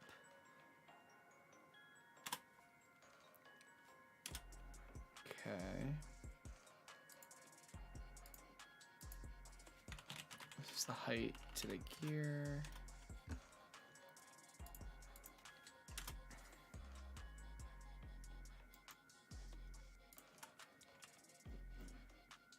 What's playing right now? Let's try this music. We'll see. All right, we've got a nice little center line for the servo.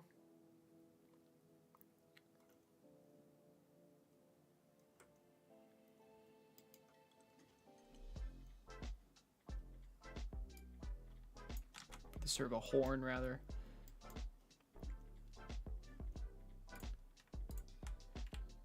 This distance is the servo gear. It's the servo. Oh my god. It's the servo gear offset.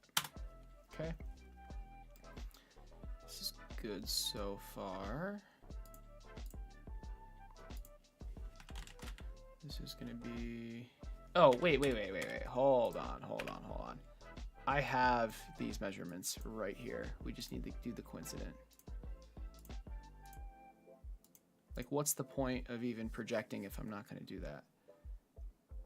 Same for this.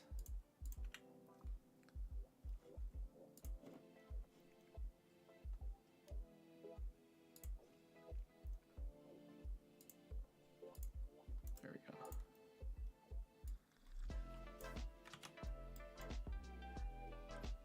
Okay.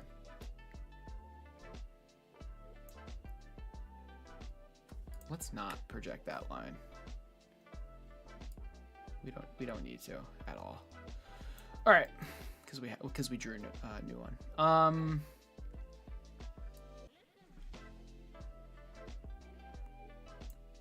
This is the femur.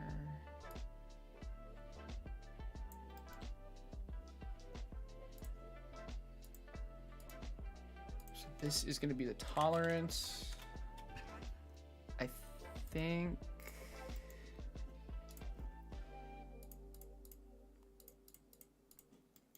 Yes. Good.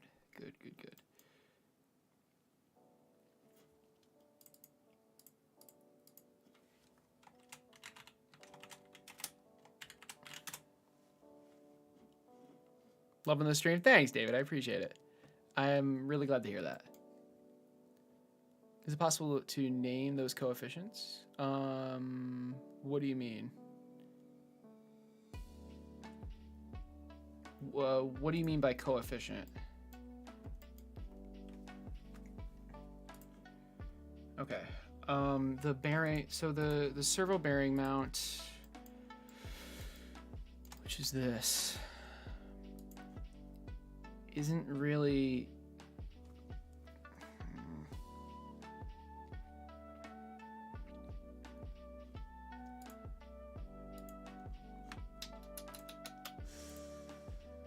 let's do something like that. Okay, so let's get the tolerance.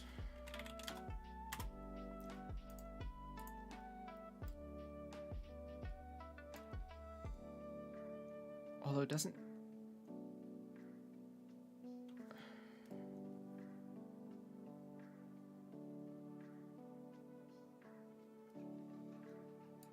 I don't want it to be necessarily connected to this line though, and I think I drew it that way. So let's fix that.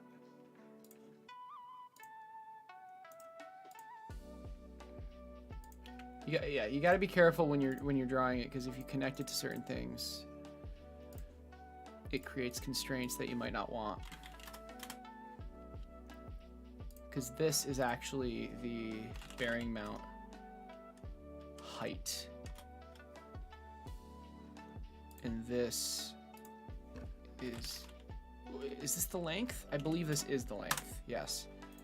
And we don't have a value for the width, because the width is always going to be related to the servo. But the height and the length aren't. Okay, this is good so far, and we can, yes, this is perfect.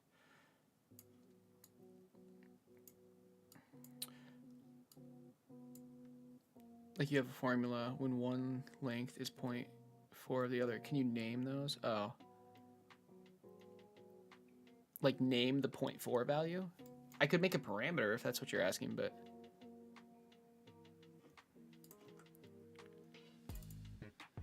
yeah. I can make a parameter, but it's literally just I don't want a parameter for that, frankly. Like if I was going to change that, I would go into it, and it's probably something I could make a parameter for it. But like for that specifically, like the multiple of like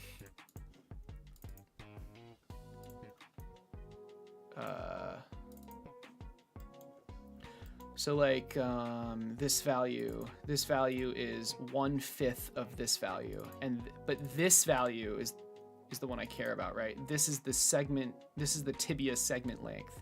This one, like this 1/5 kind of like I don't need to make it a parameter.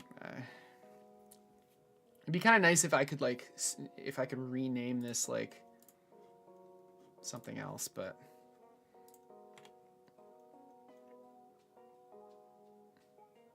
Yeah. Because I'm not going to change it. Like once I decide what it is here, I'm only going to change this value, which is why I made it a parameter. Okay, so we've got the tibia top now, or we've been.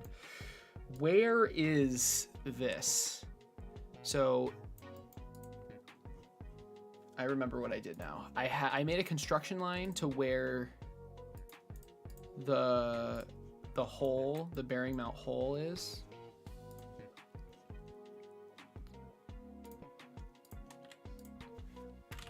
Bearing mount hole offset. And then I made it collinear with this. Good. So you see overlap, that's totally okay. Because of how the bearing mount is designed.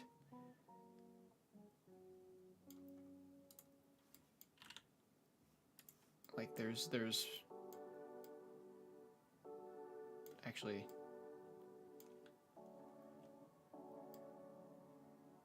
I'm not sure if that's okay. It should be fine. We'll figure it out.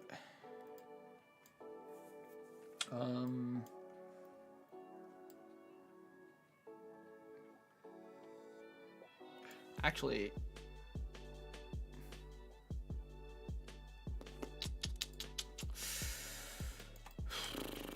let's see. It's less okay than I expected because no, it actually the servo shouldn't actually overlap there. Ever. So let's see how hard this is to fix. Let's go back into the coxa top. And let's see. We've got this. Where is the servo's location right here?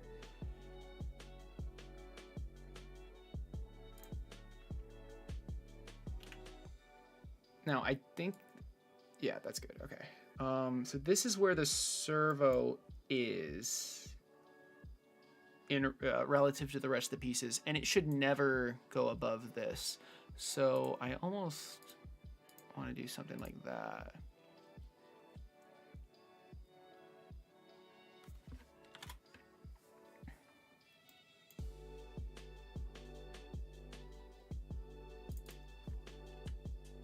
I almost want to just make it collinear. I can't make it 0 though.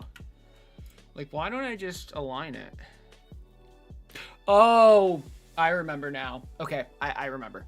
So there are a lot of servos that are exactly this size, but the height changes. And I wanted to make it, yeah, this is what I did, right? Oh, 14, same thing. This, oh man, this should actually, this should just be a set number, because if the servo height changes, I want it to go this way, right? But it can't pass this. So I just need to be careful with that. I mean, alternatively, I can design it in a way where it could pass that.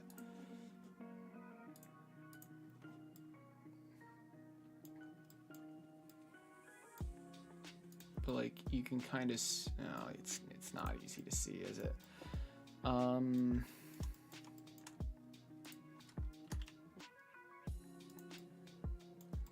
Like this piece, that piece has no cuts.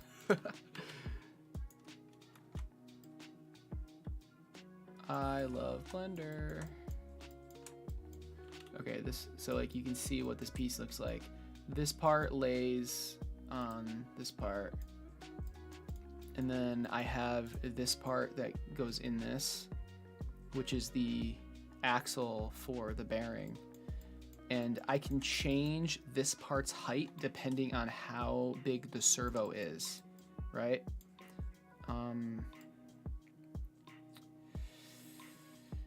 But obviously, if the servo goes past this part, the whole thing just doesn't work. So that's why I did this measurement specifically, but this shouldn't be hard coded. Should it? Oh, I guess it no, I guess it should be.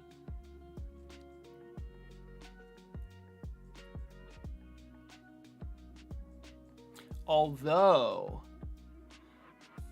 I kind of want to redesign the bearing mount, which is this rectangle, to allow the servo to like go into it. Because this piece doesn't have to be that thick, I think.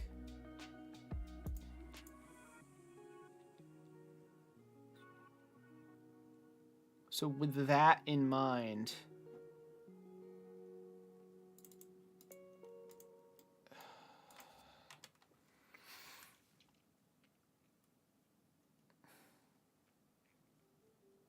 really what I want to do is try to center this servo. I want to try to center this servo between like this. Oh, how would I be centering this? And this. Is that like, wait, can I just do like, it's not symmetry, right? This with this thing in the center.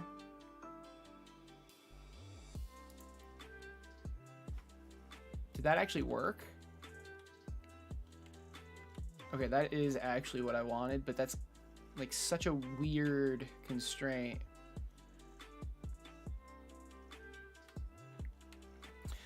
And I don't know, the thing I wanted to avoid was having to reprint, if like, let's say you change servo sizes, having to reprint this bearing mount. I only want you to have to reprint this part. And notice how I have two different sizes here. Those are actual like two different sizes that I use because the Pro version is just taller, but they're the same. It's the same width and length. But I don't know, that constraint, the symmetry constraint just feels kind of weird sometimes. But I guess it is what I want.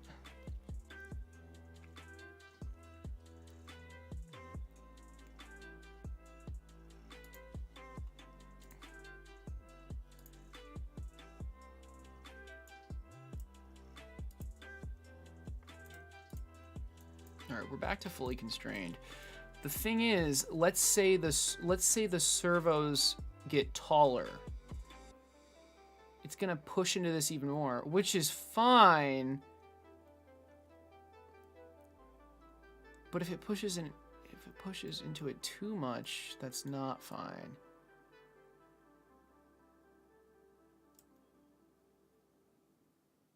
Oh, that's not gonna work. Nope, that's not gonna work. This needs to be in a set location because of the servo wings, which I completely forgot about. Actually, that's this. The bottom, do I have a servo?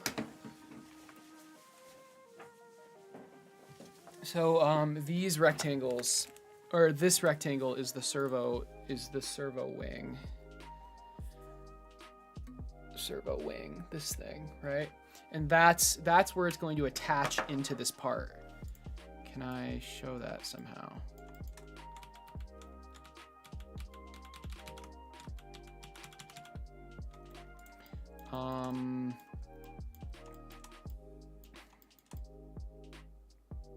Right here.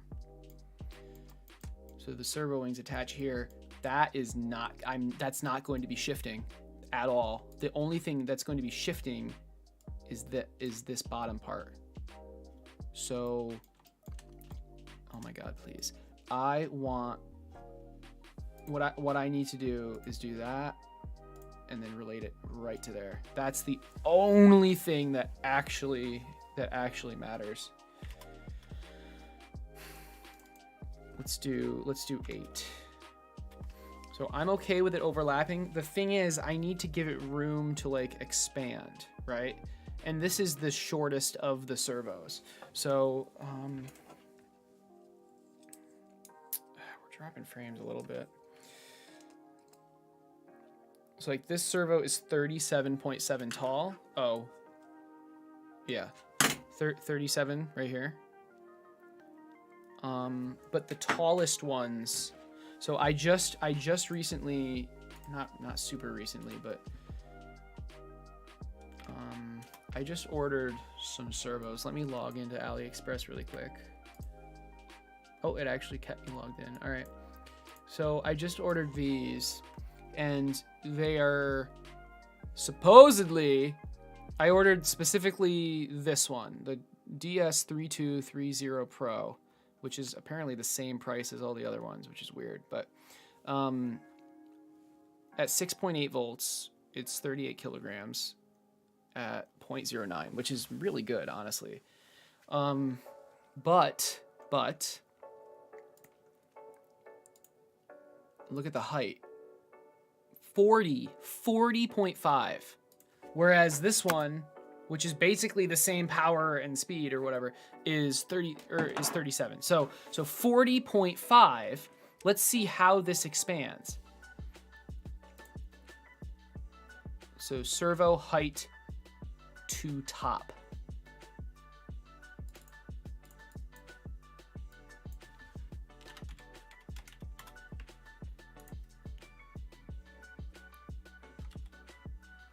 Okay, notice how it's expanding. Okay, well, I did that wrong. Sorry. Oh, that's actually really annoying. I mean, it does make sense that that's how it grows.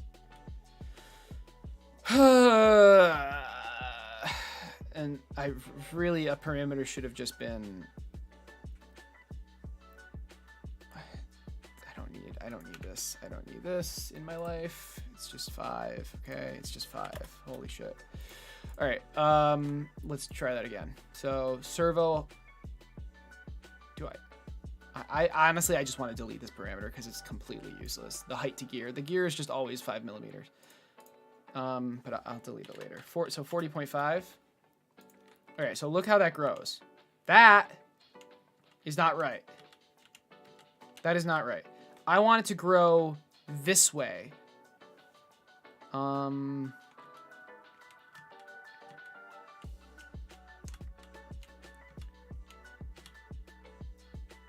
So what is this? Oh, that's just the size.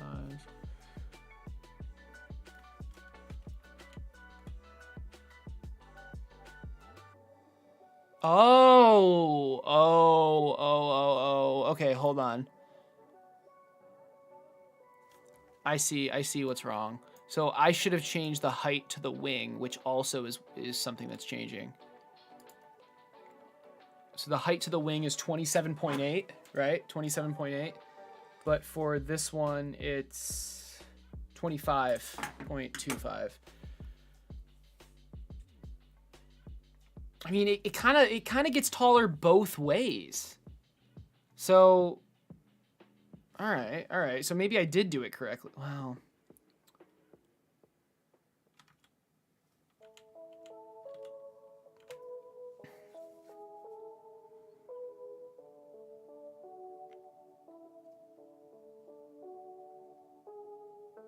Yeah. I guess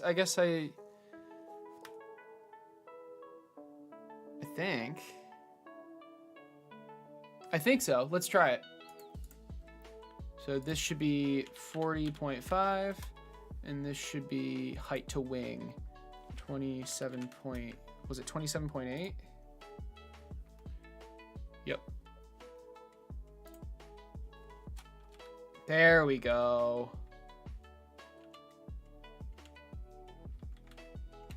That is exactly what I expected. So, you know what? I honestly want to start working with these servo heights because this is like the tallest servo I will be using personally. Like obviously if you change servos completely, you'll have to reprint everything, but I want to be able to change the servo height and not have to reprint everything, right? So let's make this, I want it so this, at this height, it ends up about halfway. Okay.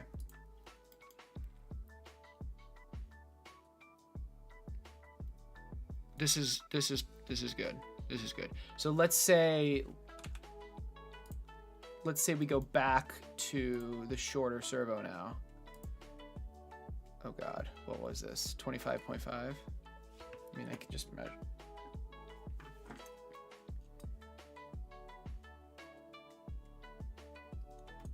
It's just 25. And then this wasn't it like 27 point something? Oh, 37.75.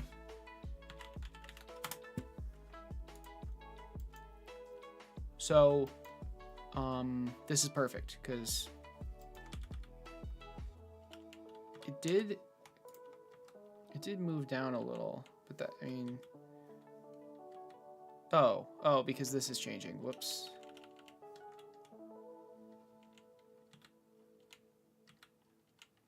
What is changing right now? Oh my God. There. So this is between the two different servo sizes. That's exactly what I wanted. Notice how the servo wing stays in place. That's perfect. Okay, good. It's not enough to just constrain it. We need to make sure it's constrained like in a way that changes how we want when the parameters change. Okay. Hey Josh, what's up? How many parameters do I have? Currently this many. I'm setting up the parameters so you're able to change the battery size, you're able to change the servo size, and some other stuff. We have like tolerance, the length of the femur, tibia, coxa. The bearing mount size is a parameter because it's repeated a lot. So some space inside the servo hub for longer. Yeah, Swarm, that's what I'm gonna do. That's what I did here. Sort of. It's kind of hard to see, but I mean, take my word for it. The taller servos, at least the Pro version versus the normal version, it has room. But so for this one, I'm gonna make the bearing mount go to like here. In the current version, it's just flat across. But that just made the whole leg like wider. But anyway, okay, this is a good fix. Now I want to do a similar constraint for the tibia top. So we have this, and we have this, which I'm getting rid of. And I'm just changing it to 5. I don't know why I did that. D.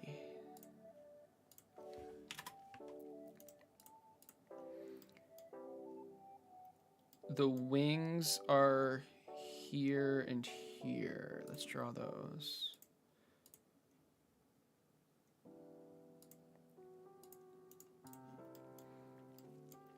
So,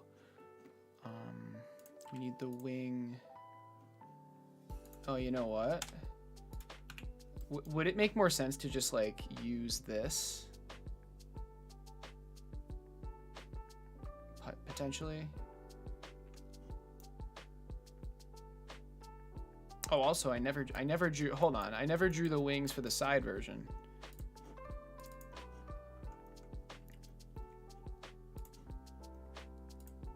Let's do that. Am I drawing construction lines? No. Okay. All right. So this is going to be servo. Let's just type wing. This is the wing depth. That's fine. Okay, that's the wing depth. What can, oh, dang. Is there a better way to draw these? because clearly that did not do what I wanted it to. Would it be a 3-point rectangle? Yeah. Point, point. Sure.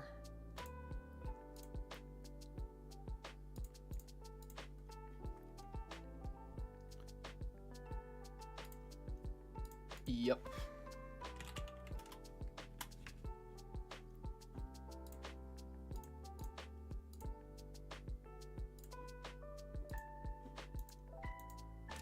Okay, what's going on? Stop.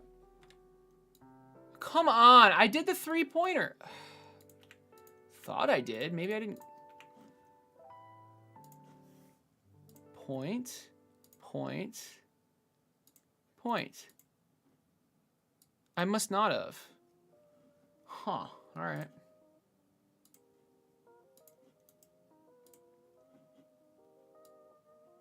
Okay. No, no, you don't do that. Stop. Equal.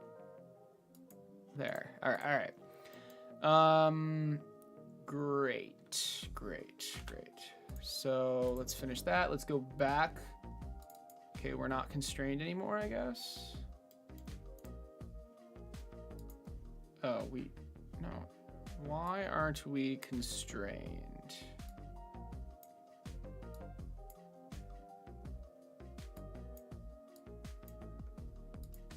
Can it tell me what's not constrained?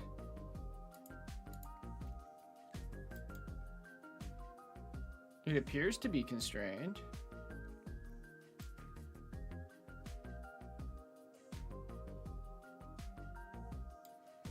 Also, this servo is awfully high. I guess it doesn't matter though. It should be lower though. Why isn't this constrained? Why isn't this constrained? Leftover the lines from the wing sketch? Ah. I don't see them though.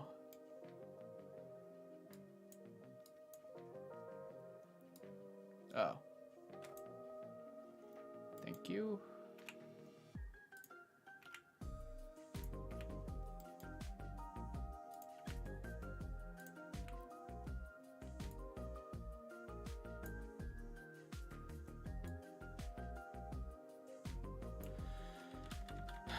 Okay, I'm confused. Let's just undo until they all go away. Jesus Christ, dude.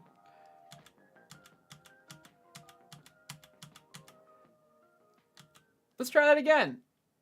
3-point rectangle. Bam. Bam. Bam. Same thing over here. Good. It's all constrained.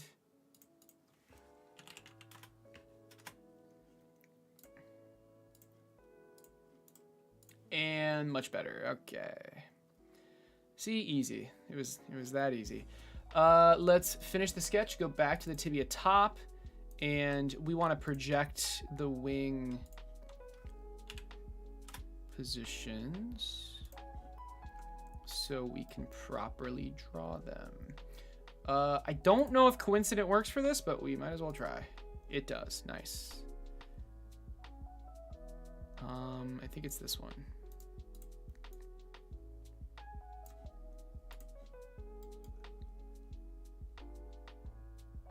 This is right. This is the wing thickness.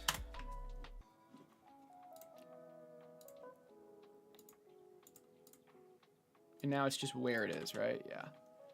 So it is that. Height to wing.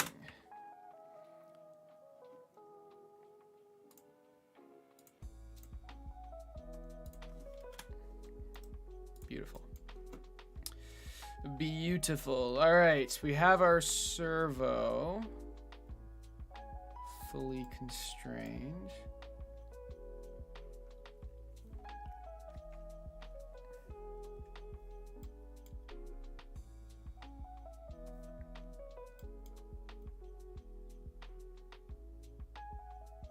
Oh, this is it. Nice. All right.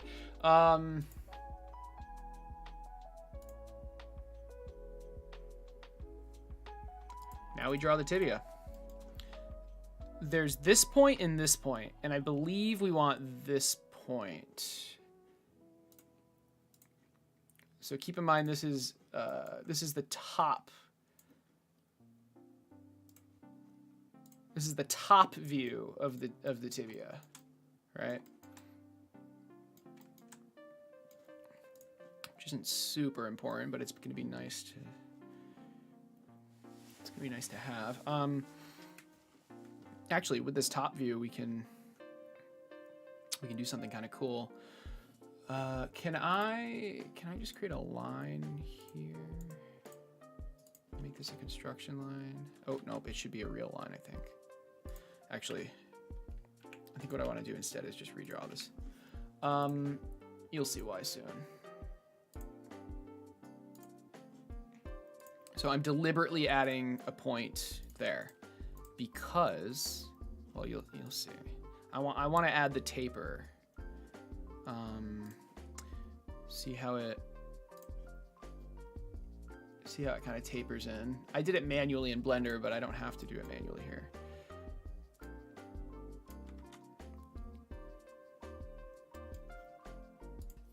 All right, and we're gonna add a construction line connecting the 2 points, and now we should be able to do this, and still doesn't. Oh. Nope. Okay, I don't. Oh my goodness. I do not want these to be parallel or perpendicular. There we go. There we go. This should be a. Let's try that again. This should be a mirror on this axis. All right. And now where is this line? Right? Where does this go? Why is that changing? You can see on the, like, why is it getting narrower? Oh, I guess I just never constrained it yet. All right. We should probably do that.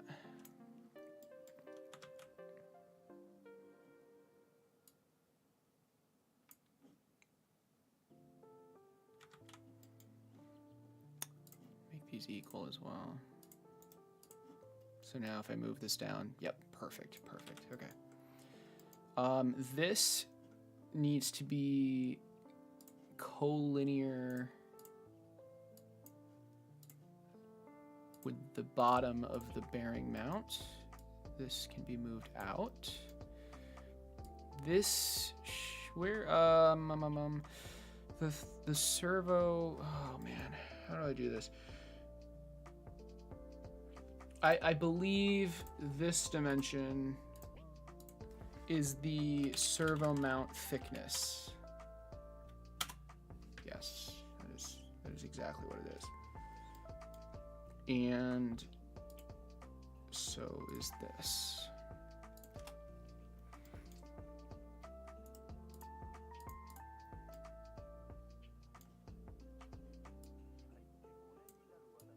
I don't really understand how this can still move.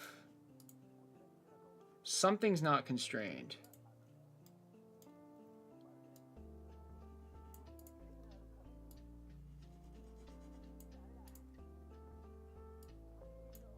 Huh. How many kilograms the motors you're using now?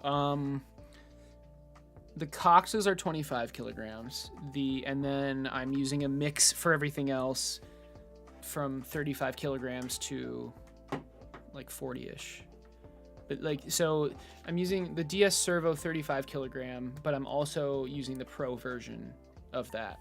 And that's more than 35 kilograms.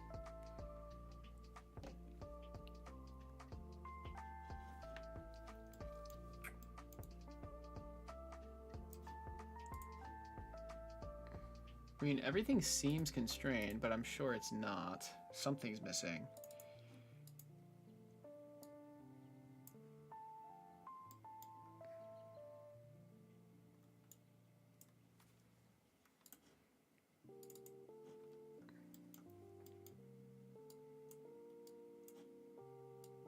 Oh. Yeah, that makes sense. Okay, so we're like, how far do we taper this down to? is the last question.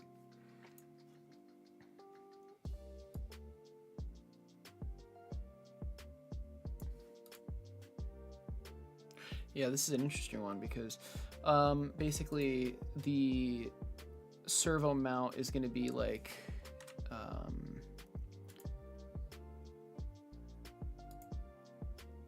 did I draw that correctly? I'm going to try that again. It might have been angled.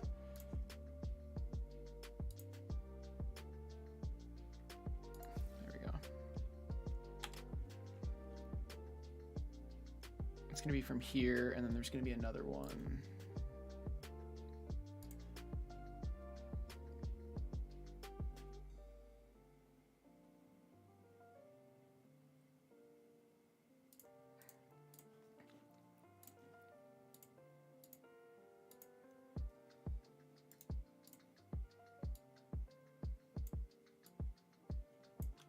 Good.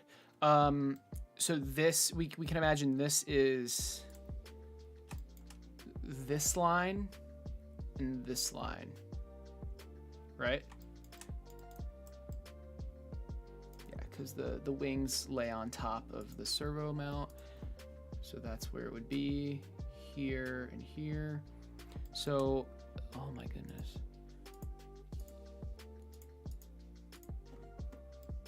I guess the farthest we can bring this in is this point. We literally just can't bring it in any farther. But I mean, I want the tips to be kind of thick, right? So something like that. But this is going to be just like a heart, like a dimension. All right.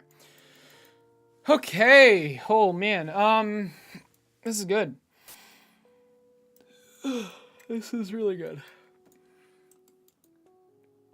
So I'm gonna go to the bathroom really quick, and then we're going to. What are we going to do? I'm not really sure. Cry. No. Maybe do the sketch for the spring. Right? This part. Or just not. I don't know. I feel like we can do that later. I think we can start like actually making the model now. I'm not sure. We'll see. We'll see. Making great progress though.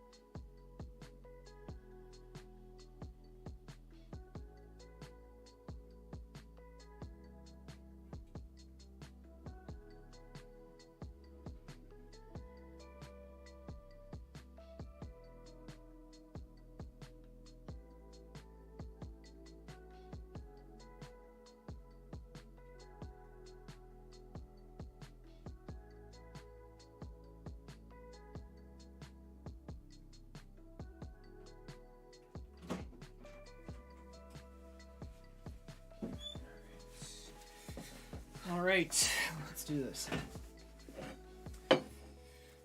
We've got the ice for the occasion.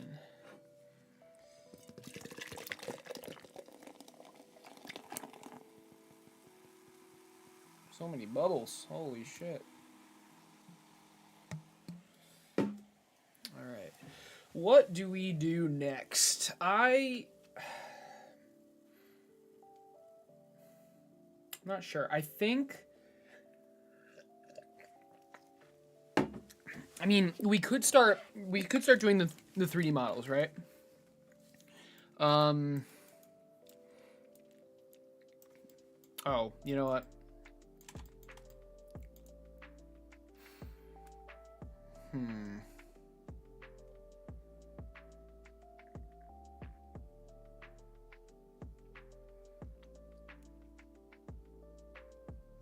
Did we do this part correct? I think we did, yeah.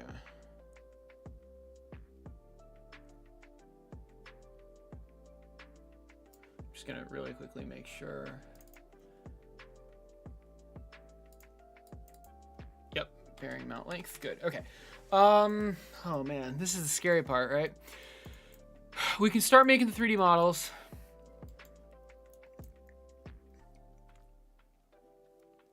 And I think the spring will just be based off of this 3D model. I don't think I want to sketch it out for the master sketch. Yeah, all right, let's do this.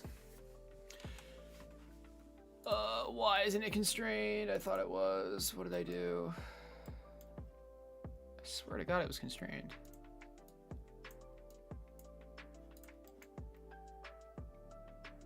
What did I miss? I feel like there should be an easy way to like see what's not constrained.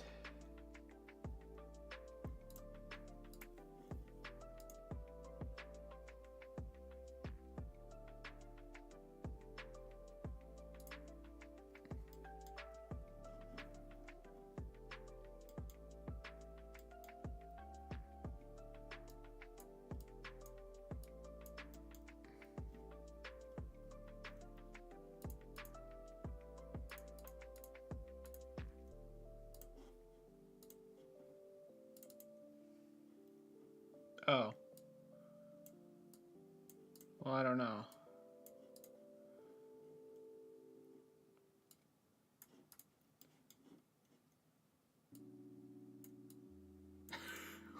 What's not constrained? What?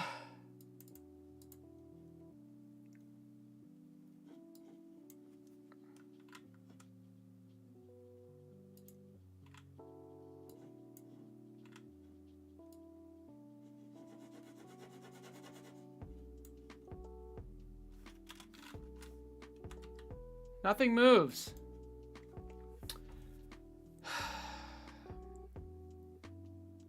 I'd model and print at least 2 adjacent parts to check for dimensional accuracy. Yes, when printed versus CAD, yeah. That's a good... I mean, yeah, like, I'm setting up in a way, though, where...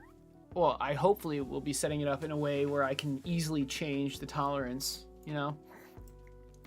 To the ends of the construction lines. Wait, does that need to be? Oh, I didn't even Oh, you're so right. Sorry. Wow, I didn't realize that needed to be constrained. My bad. But yeah, construction lines should be.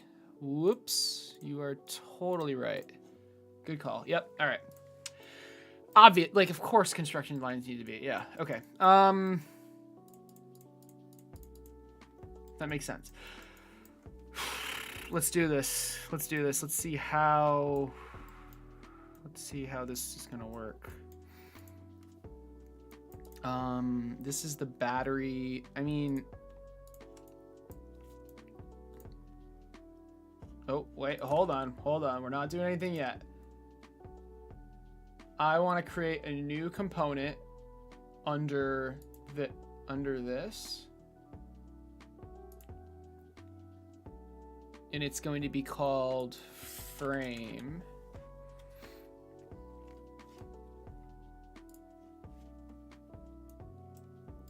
Right?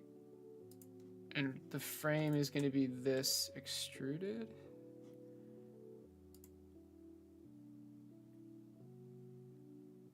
Two sides. And it's going to be 2 objects for each one. So the top is going to be to this, which of course doesn't apparently work.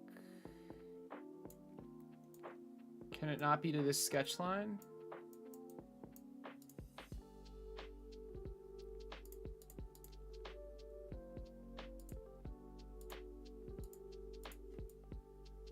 What's the point of the sketch line then? Oh, there's points, don't worry.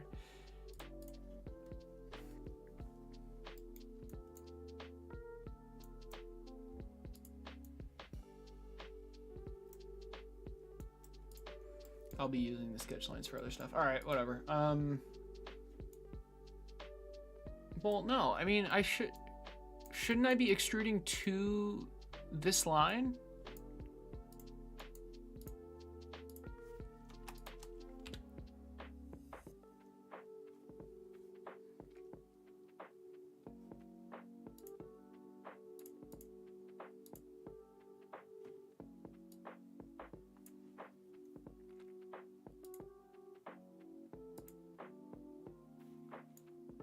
I guess it's not an object.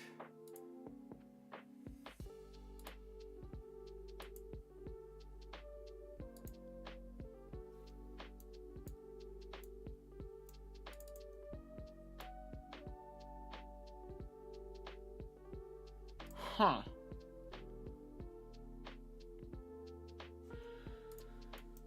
What if I like went into the sketch?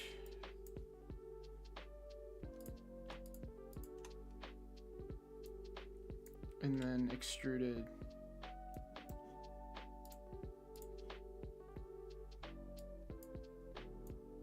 No, I just can't extrude to that. Huh.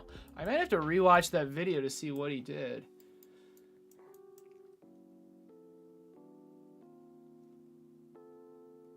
I'm going to do that actually. The end stream button's very large. That would have been unfortunate if I pressed that.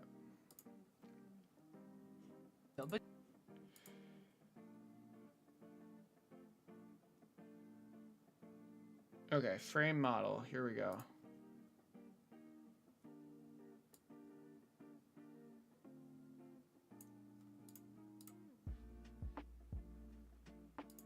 Okay, so I'm in the body. I don't actually need to project everything in. I can just use it straight off that sketch there. Okay. So we will go. Wait, hold on. What sketch? Where are you right now? What sketch are you? So I'm in a. Yeah. You're in a new component. Oh, okay. Okay. Yeah. The main body, I should probably call it. So you made a new component, right? Yeah, new component. Okay. So I'm in this. I don't, because I'm not modifying that sketch, I don't actually need to. But it's just there because, yeah, okay, cool. Yeah, it's just there because I'm showing it from this master sketches. Oh, okay. All right, I see. So again, this is the timeline thing. So I'll do this and then I'll show you the actual timeline. Okay. Do you not even use the front frame sketch? So I want this to come down and hold the circle a little bit. So I want this to come down to that point. So I'm going to go to Object, to the corner. What? You have to do it to a point? What the frick? Wait. What the hell? What just happened? Okay, let's go back into this. Let's go into frame 1, or frame.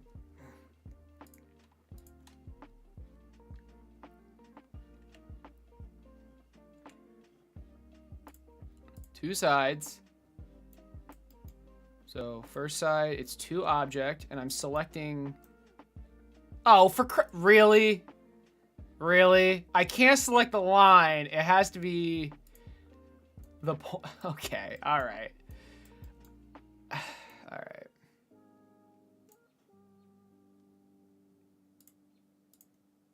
Okay, and then this one's gonna go to this point.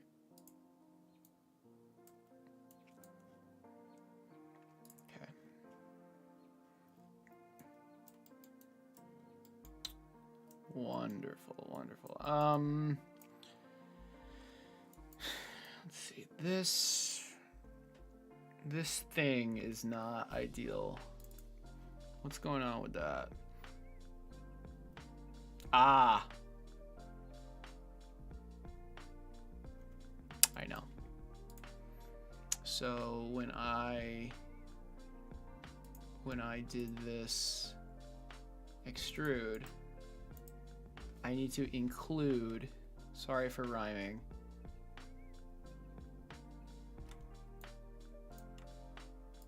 I need to include that. Oh, for Christ's sake, really? All right.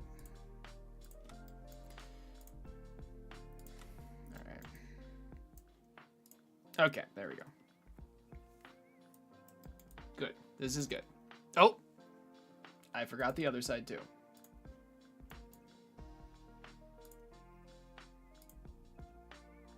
I didn't even have to hold control to add it in because I'm already like in it. Beautiful. All right. That is a good start. That is a very good start.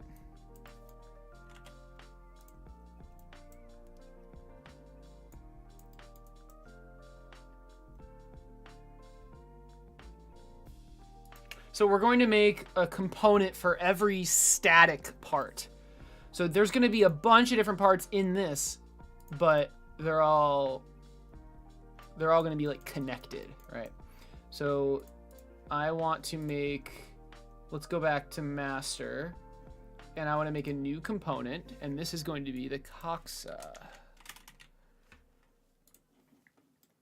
Okay.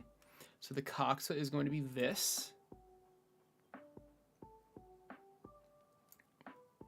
Plus this, plus this. Because keep in mind, those are the servo wings.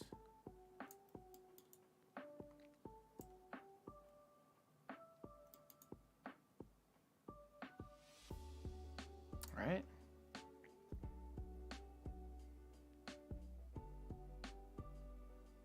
Do we add that in later? Actually, maybe we just do that.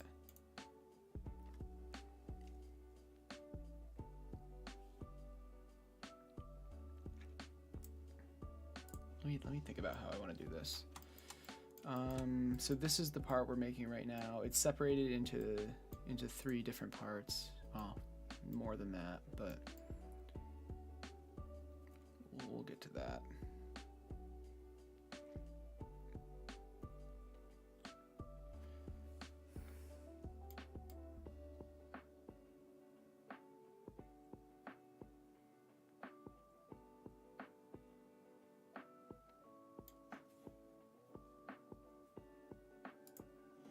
We're gonna include this. We can just cut away. Okay. And now extrude. Again, this can be. I don't really want any of them to be symmetric because I want to have the flexibility. Well, this should probably be symmetrical, honestly. But it doesn't matter because we have the top-down view. Okay, so we're going to. So this side is going to that object. And this side is going to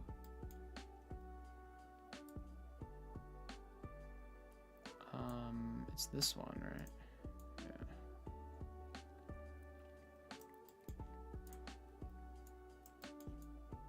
Okay.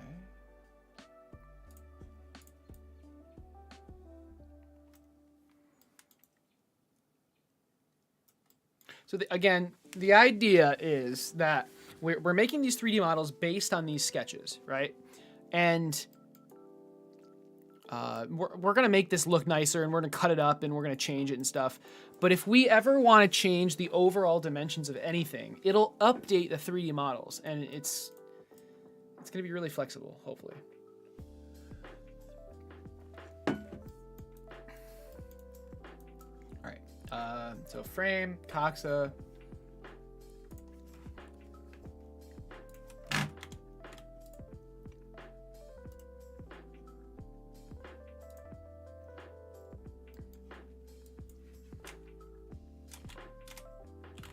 Femur.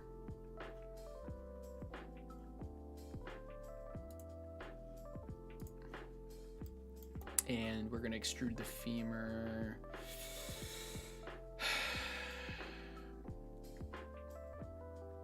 I mean, it doesn't we might as well extrude it like this, right? 2 sides. The sound is bad right now. Yeah, I think that's just you. My internet's solid. Although feel free to refresh. Like I'm not dropping frames right now, but I was at one point. So, if you want to refresh, you'll be back to the future.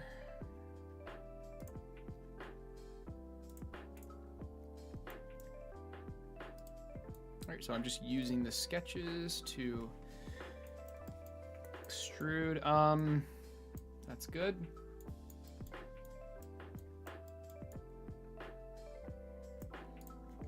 Let's go back to the master, and we're going to make one more component for the tibia.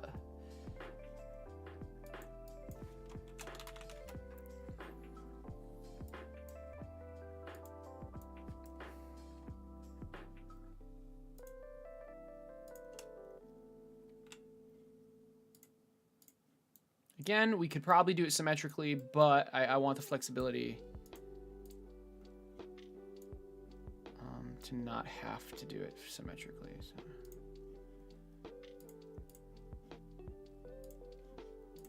Okay.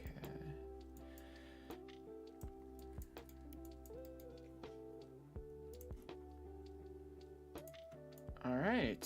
So this is kind of like the master model of the hexapod. Now, it's looking a little blocky, but that's okay. We're gonna make it a lot better.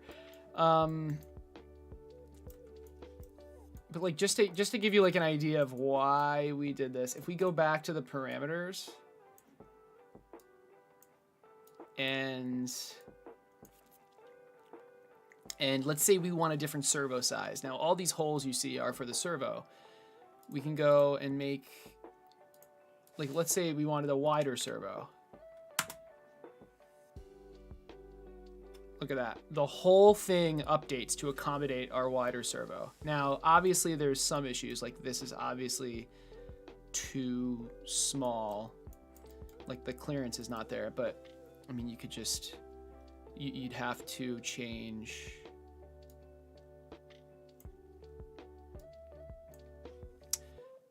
You'd have to change the coccyx segment length right here. So we need to make this bigger, maybe 55. There you go. So,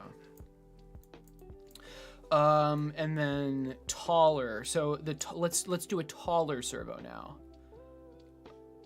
Height to gear I'm not even using. Let's do height to top. Let's go back to the, let's do 40. Let's do 40.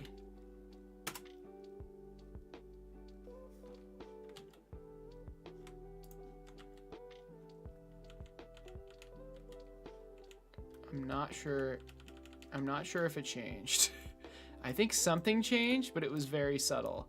Oh, actually, no, nothing changed. And that's good because I added extra room for the servo height to move. So the fact that nothing changed is good. That's what should have happened. So there you go. Obviously I undid those parameters, and like there's other stuff I can change too. Like, for example, the battery width. That's a fun one. So what if we wanted a wider battery? Look at that. Wider battery makes room for it.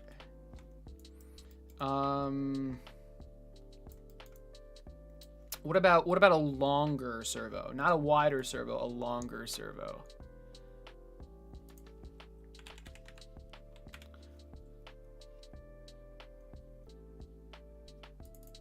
What if our servo was just really long?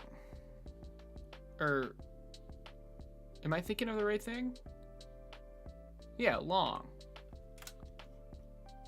Look at that. The whole mod, like everywhere adjusts except apparently this one. So that's an issue. Let's fix that. To fix that, we want to go into the coccyx side and let's see what's going on. Oh. Yeah, wait. Oh, this is just not... Okay. This should be the servo length, obviously. Not sure why it wasn't. Where did I actually set this position?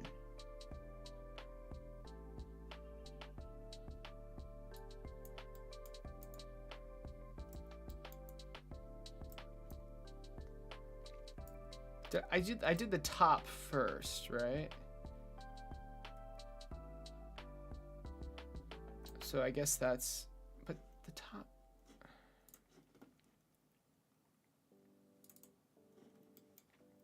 But how does the top know the height? It doesn't. Like where it is height-wise. Oh, did I call it? Oops. More importantly, top front. Top.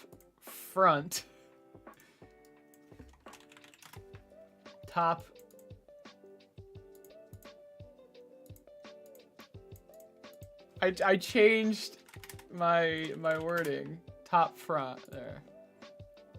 Front top. Okay. Anyway, let's go back to the Coxa front. Wait, how is this being like positioned? Did I just center it? It looks like it's centered.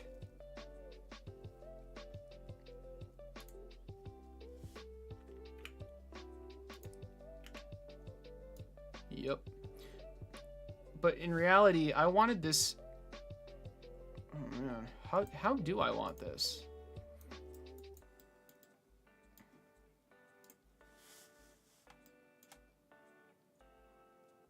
Oh, it's actually up. It's actually up higher than I expected. Interesting. I guess that does make things easier. All right.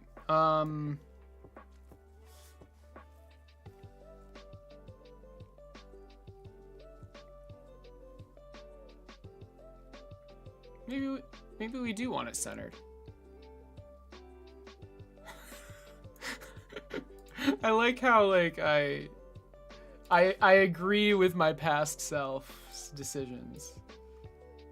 It's kind of funny.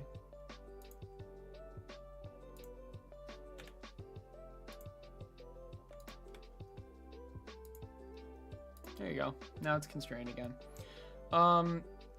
But the difference is the servo length can actually change now. The problem with, okay, this is interesting. This height is arbitrary, but it shouldn't be. This height should be based off the servo's length. Okay.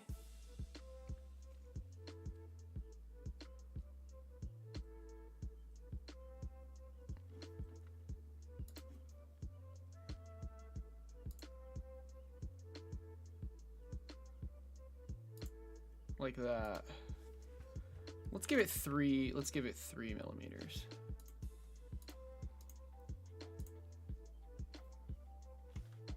I don't understand why. Why would that have been over?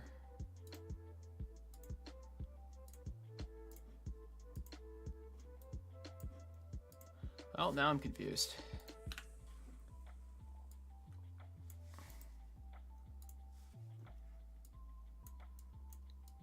It's just that. Oh, it's symmetrical. Oh, because of that. Right. So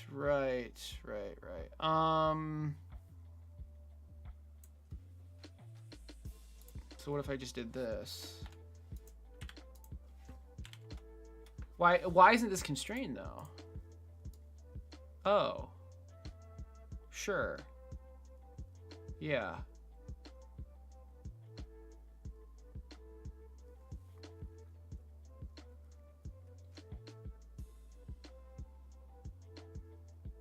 Well, I guess I just want this to be centered, right? I want this servo to be centered with this line.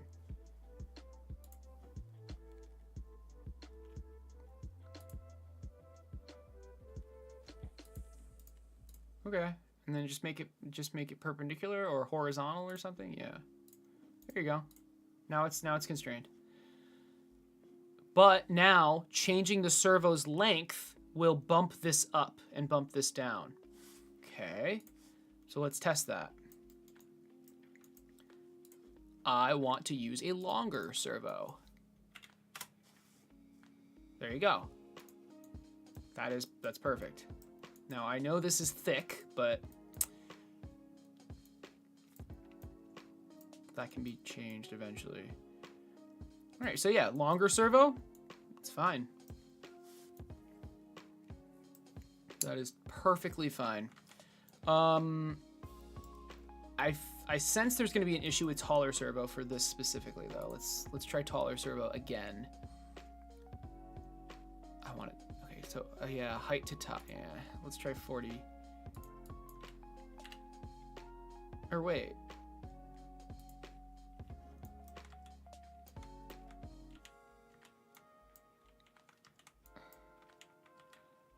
Okay, that actually shouldn't be changing. Unless I change the wrong one. Oh, are you supposed to? I think you're supposed to change both. Height to wing and height to top. That's fair. Okay, it's a little harder to demo that, but height to gear, I don't want to have this at all. Okay, it's used one time. And I have a feeling it's used here.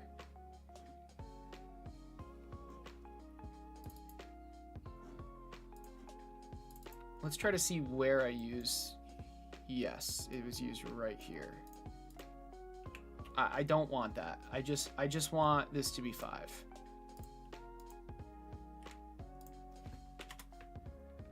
Okay, we're back to fully constrained. Now I should be able to delete that parameter. It's just not. D7, okay. Well, we got to find every place where we use that and get rid of it. What about this? I don't think it's being used here.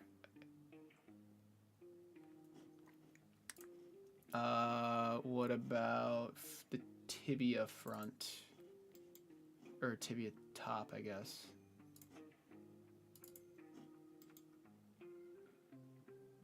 Uh-oh. I'm not using it here.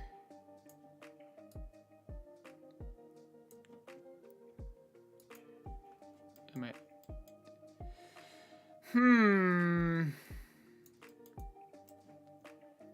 And the coxatop.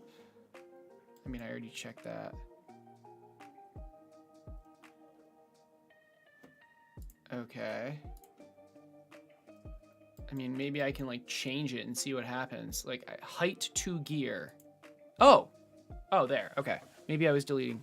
I don't know. I might have clicked the wrong one. All right, there. We don't have that parameter anymore because it's useless. We just height to top and height to wing is the only ones we need. All right. This is good. This is really good. We can now. Oh man. I think we can start like actually building this stuff out. That's exciting. It's kind of scary though. Blocky and operational, yeah. They don't spend too much time on tank aesthetics. You are correct. I'm not sure if industrial design would like this either, but this isn't like this isn't even a design yet.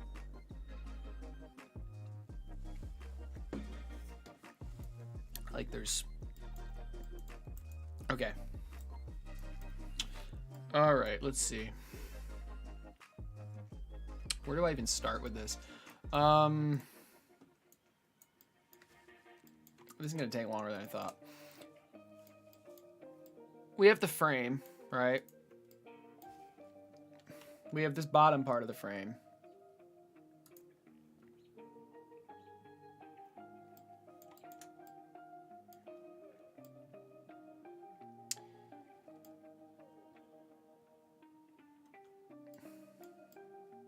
This is complex. I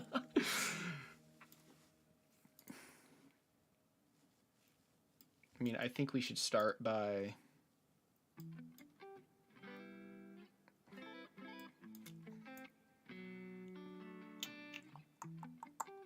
cutting somehow.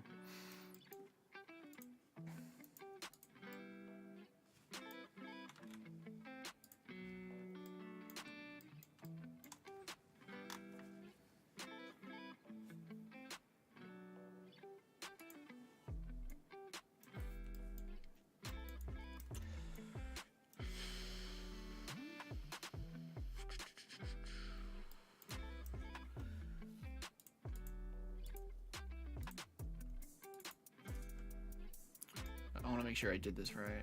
Yep, I did it wrong. Okay, this should be the servo mount thickness, which is 8.5, but still.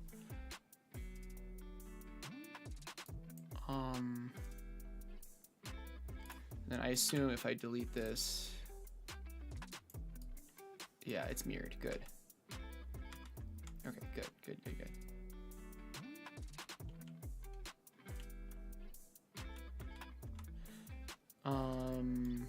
This should also be the servo mount thickness.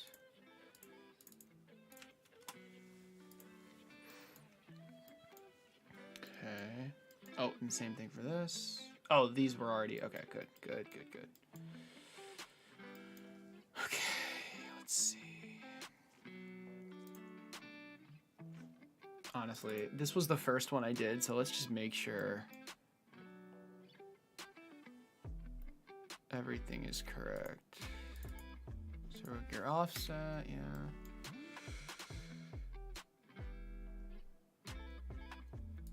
This should be a diameter. It doesn't really matter, but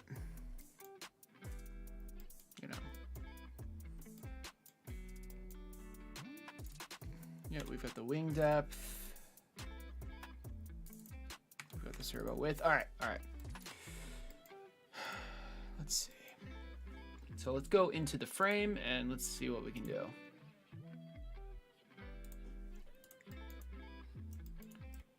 I don't really need this stuff, I think.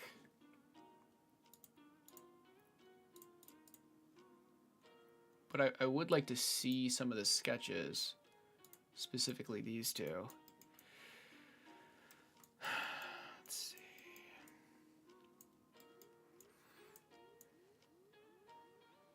I mean, I guess I could throw the servo in there just to give me a better idea, but it's fine for now. How do I want to make this? I want there to be a cutout, and that's going to be based off where the servo wings are.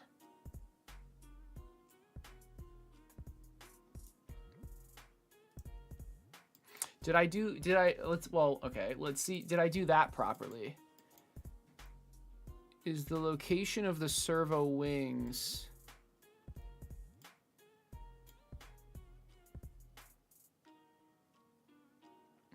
close enough? Yeah, okay.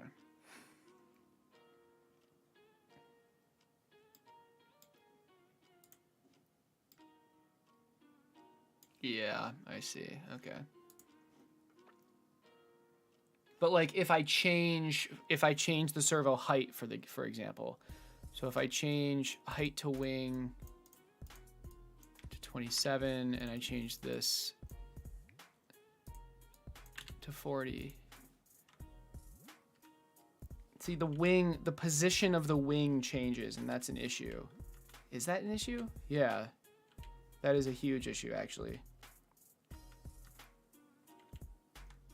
The position of the wing shouldn't change. The wing. So I think this is, instead of this, it should be how far away it is from the center.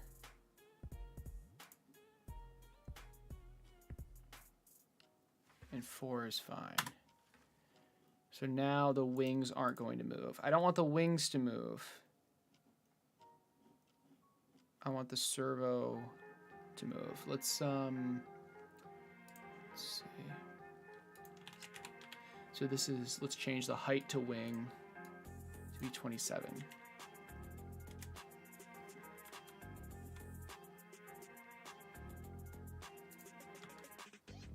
Right. Yes, that is what we expected.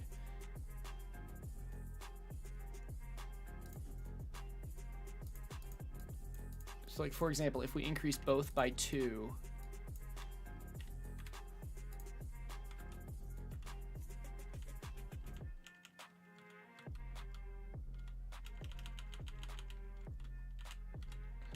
notice how only this part changes, right? Good. That's how it should be. All right. So now we're going to base things off of that wing position. So let's go into the frame. And we want to cut. We want to cut this in a few places, I think.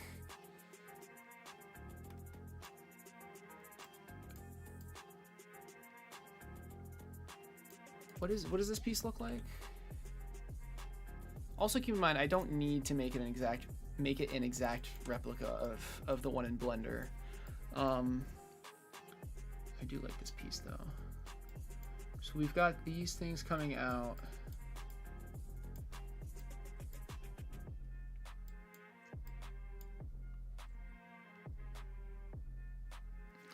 Okay. So I want to make it, let's cut the top part first. And I want this top part to be cut where the top of the servo mount will end.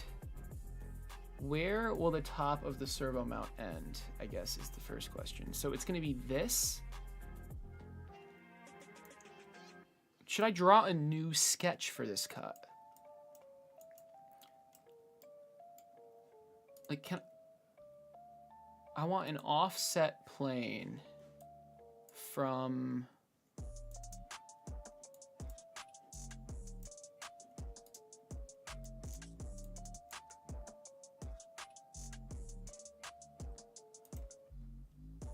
this point.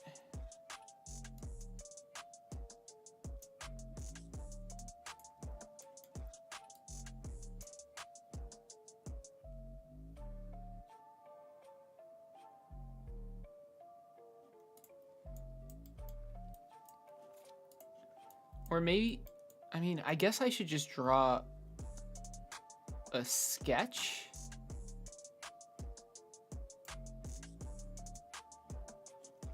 I want to cut it here. And I want to cut it offset of this line. Do I need to draw a sketch for that though?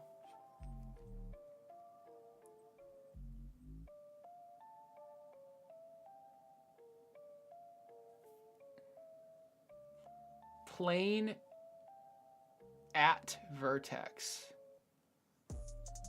Plane perpendicular. Oh my god.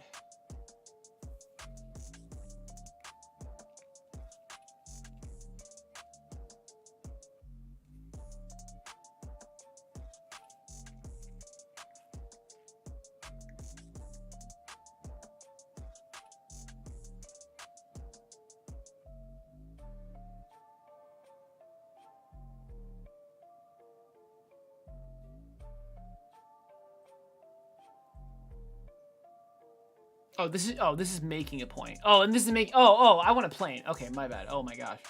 I didn't realize this was making axes. I want to make a plane. I feel like it's offset plane, but I can't select what I want to. Because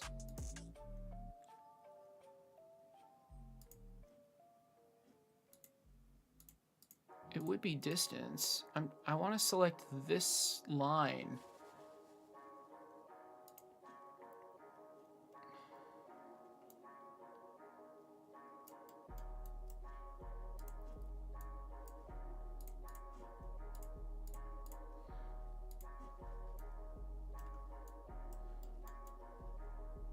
Maybe I should just make a new sketch.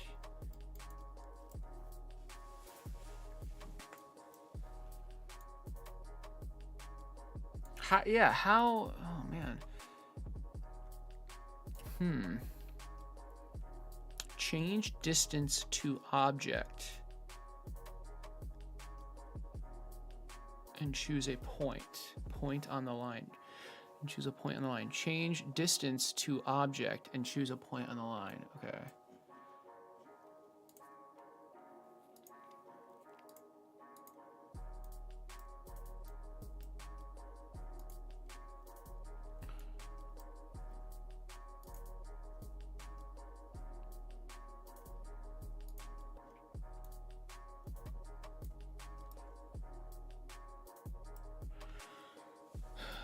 Okay. Can I make it from distance?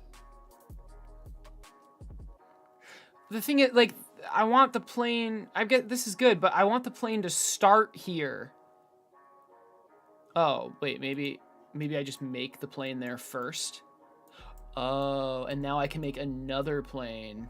So many planes. Now I can make another plane.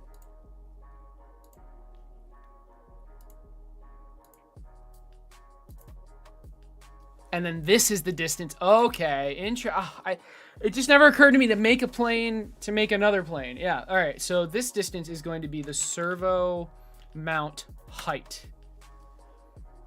And this plane is where we want to make the cut. Can I like delete this plane now or probably not, right? Yeah, no, it's dependent. Okay, that's fine.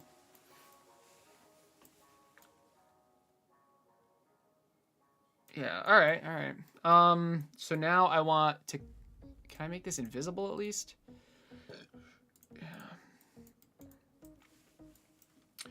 I want to cut this whole thing on this plane.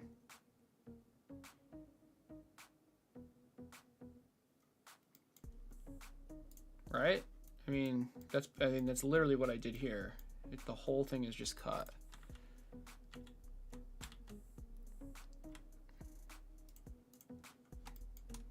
I'm making this cut right now. And next I'm gonna make this cut. Oh, actually, I do want that plane. I do want this plane. How do I get it back? I want to make the other cut at this plane. I think. Right? Because the wings sit... Oh, not necessarily... Well, yeah. Maybe. The wings sit here. The wings get bumped.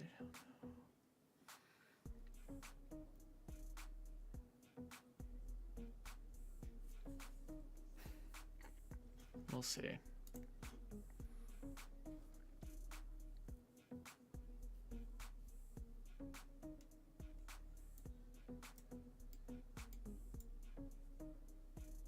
What are my PC specs? I've got like the 3070 Ti NVIDIA thing, and NVIDIA graphics card, and I have an AMD CPU. I don't remember. It was a pretty nice one though. I got it a couple of years ago. Okay, I definitely want to make this cut. So let's start with this. So we're going to take this body and I just want to cut. Split body. Splitting tool is this. Okay. Okay, now we have two bodies. We have lower body, upper body. Wonderful. Reorder it just so it's neater.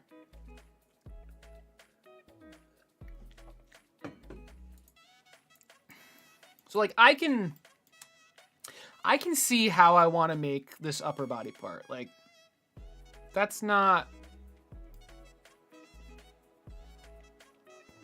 super difficult. What I'm having trouble seeing is how I make this part within this part.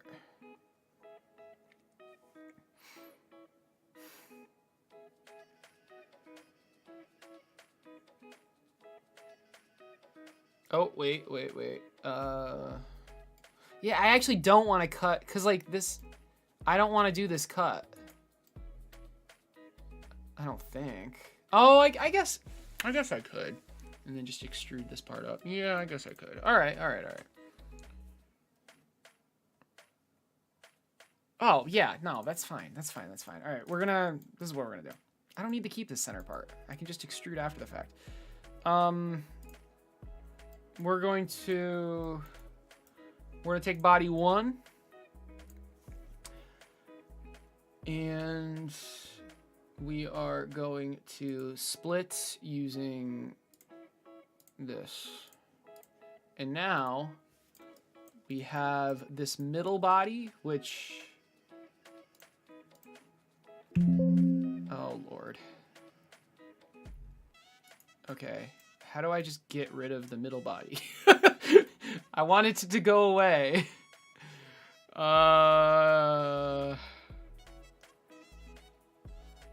I actually never thought of that. How do you just make it go away? Could I have extruded instead? Oh, maybe we want to do that. Yeah, I don't want to split. Split body is not the right idea. We want this, and we want to push it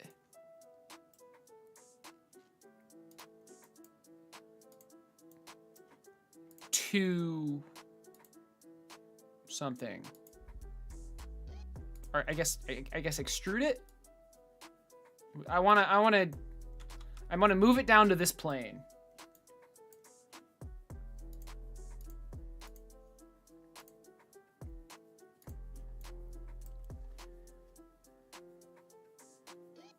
Oh, I can just remove it? Is that like a tool?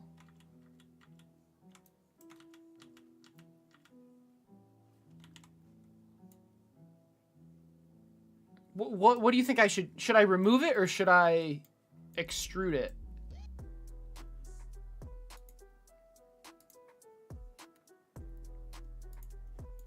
Cause like this feels pretty, I don't know, like extrude, and I can go to this plane. That makes sense to me.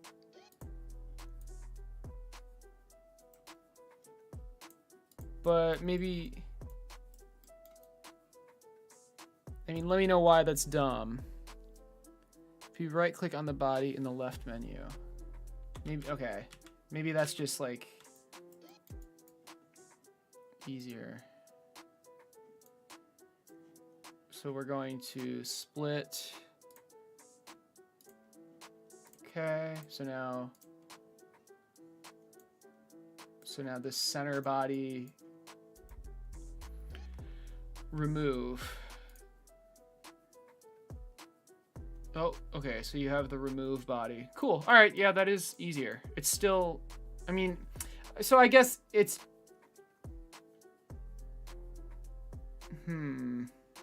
what do you think I should do? Because this is just like an additional step. I could combine these with one extrude, though. Does it even matter? Both work. Yeah, I'm gonna do the other one purely because it's one less step.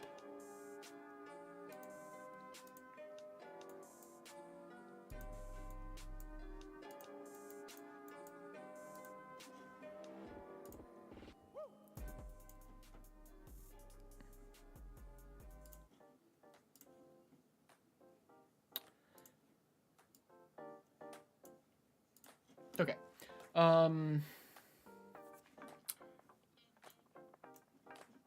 So we're gonna do this. We're gonna extrude. We're gonna extrude to this plane. Great. We don't need that plane anymore. All right. Okay, so we have the upper body and then we have the lower body.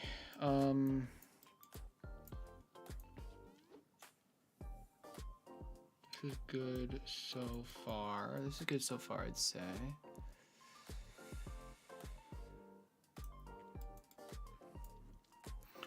Now, I guess the question is like, why? The next question, rather. Did I have to do this little like bump out thing? Like, could I have just wrapped it all the way around? It would have bumped this part to the left, which I can't demonstrate, but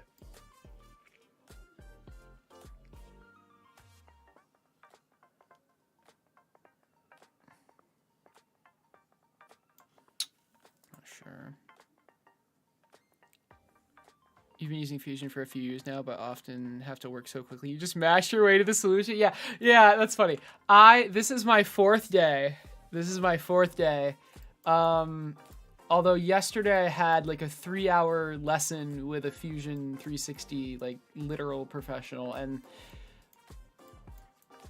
it helped a lot. And I'm trying really hard to do this because like what I'm making right here is going to be used by a lot of people. And I'm trying really hard to like make it in a intelligent way. So far so good, I think. So, okay, we have this chopped out. I can easily like like lift up the different parts from the bottom, like let's bring this back. Blender is so freaking slow, man.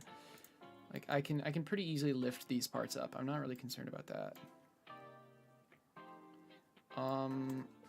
You know what? I think I need to do the cut before this. I don't think it makes sense. So let's go all the way back to here. Let's do this inner cut. In fact, it might make sense to make that in the master sketch. So I actually don't even have to do that. I think I can just go back to the master sketch. And we have the battery, but I also want the inner, I'm thinking I want the inner lines as well. Something like,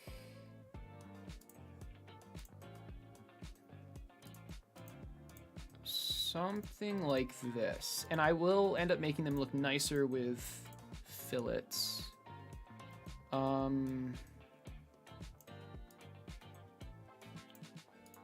Got some constraints there already. How, because it's not just drawing them in, right? I want to make it so they scale properly with the different size servos.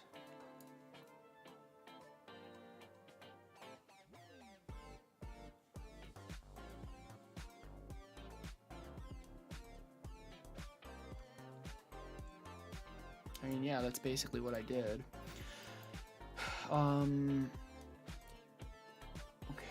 So we have this, let's just start here, I guess. We have this thickness. And I feel like this frame thickness should be a parameter.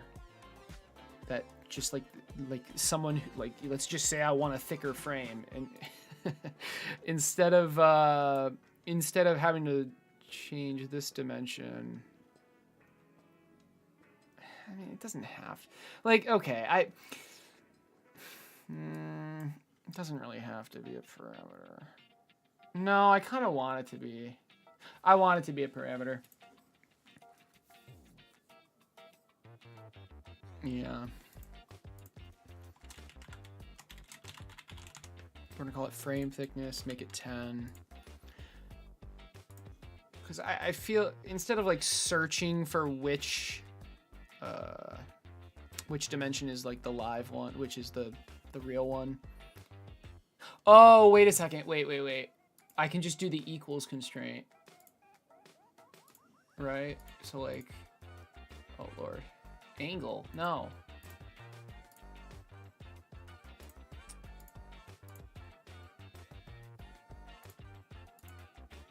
Oh, fuck off.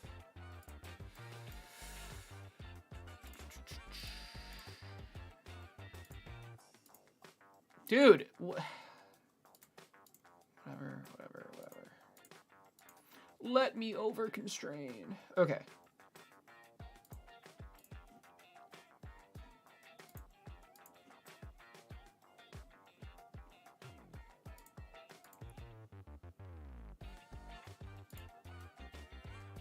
Okay. So as I was saying, I can just do that, right? Or no, not that. Oh, okay. If I'm gonna do equals, it can't be a dimension. It needs to be like a construction line.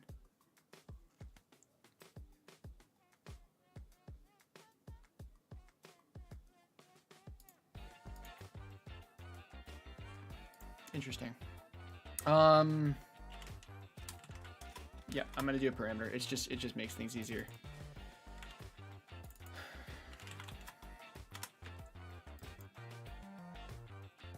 Did I undo that, I guess? Yeah.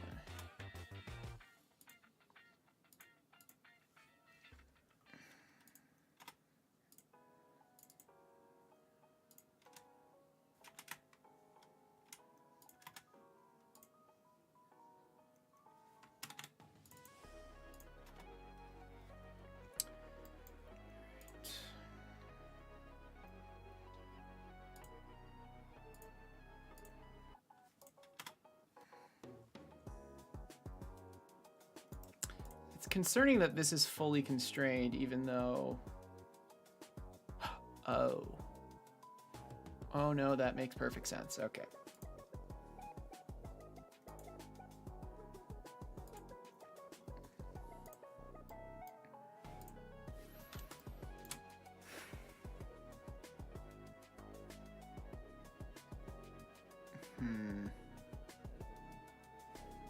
Why can't these thicknesses all be the same?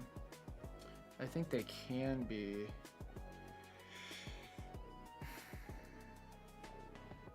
I don't want to keep constraining if I'm doing it wrong. I mean...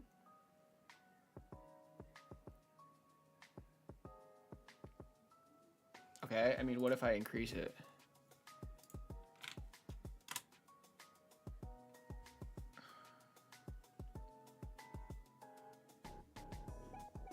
Okay, I mean, I just don't dimension this one. I just don't dimension this one. Oh, for Christ's sake. Oh, the parallel. It's not parallel either. Yes. Good, good. Okay. There we go. Okay. So this line can get a little weird, I guess, but I'm okay with that. Because it's never going to be too thin. Well, that's not true.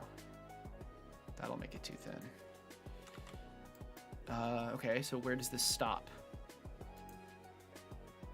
The inner. Sure. Okay. Is that what I want to do? Yeah, that's fair. That's fair. That's fair. What the hell?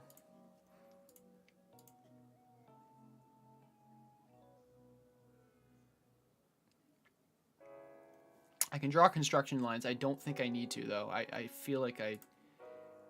Okay, that's only with lines. I'm really surprised that didn't work. I'm really surprised that didn't work.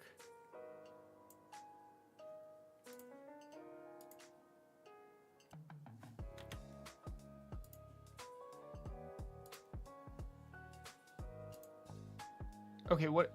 Maybe I need to do it with the line. I'm gonna try that next. Sure. Sure, because two dots can't be coincident unless they're on top of each other, I think. So the line can be coincident. Yeah, okay. The line can be coincident with the dot, though, the point. This is constrained. What the heck did I do here? What's happening? Oh. Interesting. That makes room for the battery. But that's fine. I'm gonna cut that out anyway. Oh, Jesus. Making this a parameter, I mean, I'm glad it's gonna be a parameter, but like constraining it is kind of difficult. Like what? Okay, I guess I don't constrain that either. It's just this.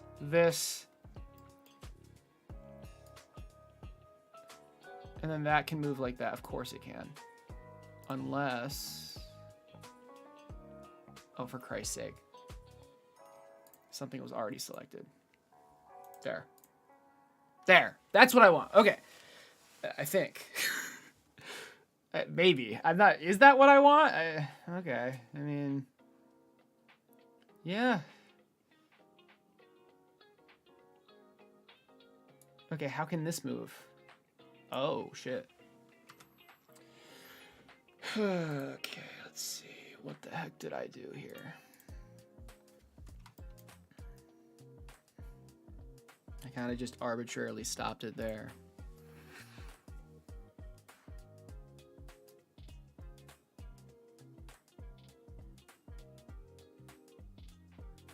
I should have mirrored this.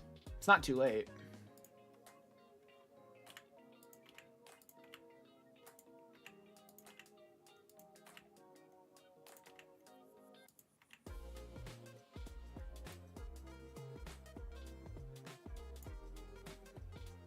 That's constrained now, right? Nice. Nice.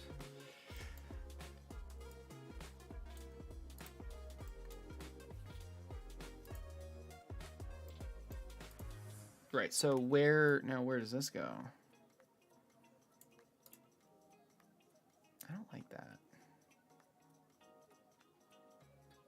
There is really no way to make this... Unless...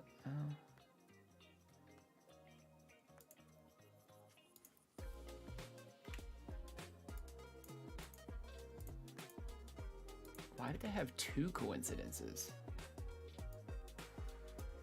Oh, that's why. Okay.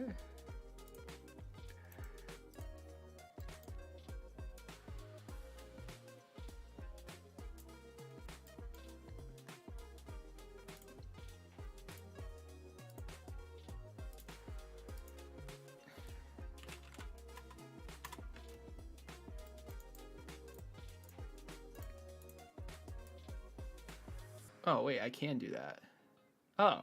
Wait, why did I think I couldn't do that before? Oh, because this wasn't lined up. Right. Okay. Let's try deleting that one. But I just don't care. It's fine. All right. So now this can just move wherever though. This can't. This can. God.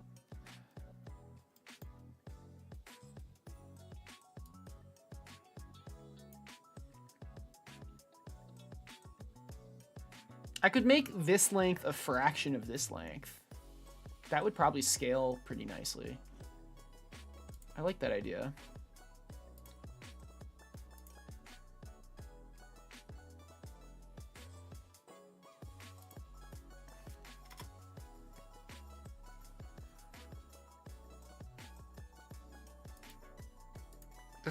That's gonna be over. I want it to be driven.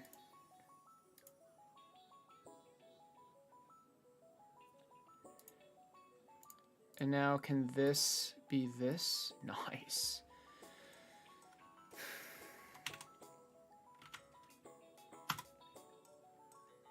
Okay. So this will now scale with this. That does make sense. But now, Jesus Christ.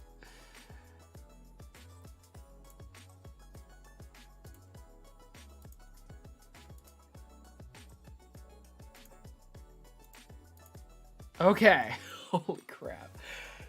I'm not sure if I like this, but I think it captures the spirit of what I was trying to do with the first one. And then, so like, why did I spend so much time? Well, if, for example, if I move that out, everything scales properly, right? It's not just gonna stay the same shape. It's gonna scale and move how I want. All right, nice. Like, I know, like, I'm sure some of you are thinking, why don't you just draw it and then constrain it with dimensions or whatever, but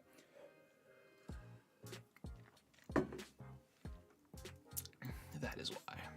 All right, now I think I can just mirror this.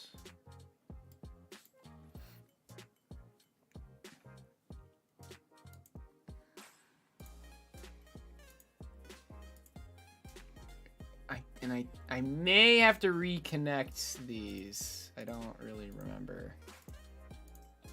Well, I vaguely remember it not working.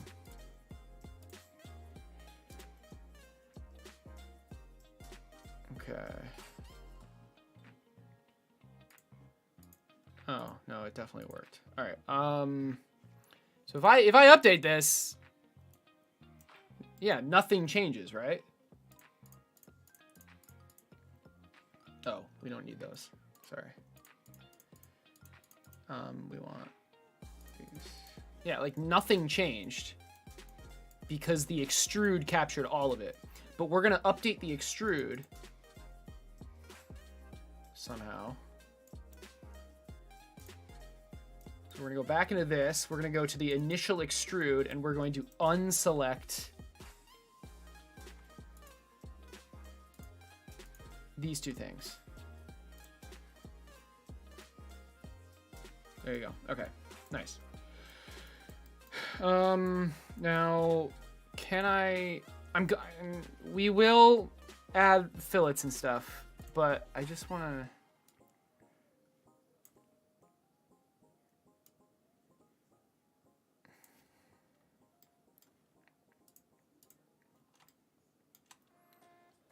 Am I capturing like the spirit of the design? It's a little more blocky than I... Ooh, this is very wide. It should not be this wide. Okay, did I accidentally make it wider and then not change it back? It's very possible. Oh, no. It's some... This to this is wrong. But I don't think that's changed anywhere.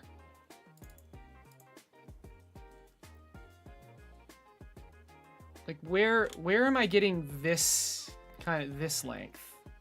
Where does this come from? Oh, Jesus. I mean, I can try this and just see what happens. That's what I thought. I'm not surprised that didn't work.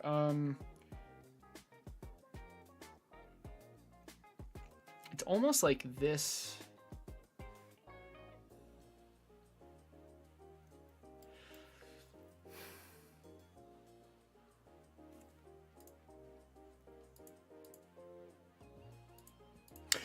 I do need to keep in mind, this is the battery, but the battery holder, like the actual walls, will be wider. But not by much. Not really. The edge of the battery goes right up to... It should basically be going... This should be here, and I don't know why it's not. Will there be an octopod variant as well? You see a lot of hexapods because of... Yeah, right, cost. I mean, this design... Oh, God. I'm not really sure how you could easily... I guess you could keep the leg design and just redesign the frame so it has 4 on each side, but... I personally am probably not going to make an octopod this big, but I do want to make one. Eventually. But yeah, the cost is definitely a factor. Because you need 6 more servos. Alright, what am I missing here? Because this actual distance from like here to here is 209. And then if we take the same distance, it's 209, it's 210. So this distance is fine. So I guess it's this. Well, okay, let's do that distance.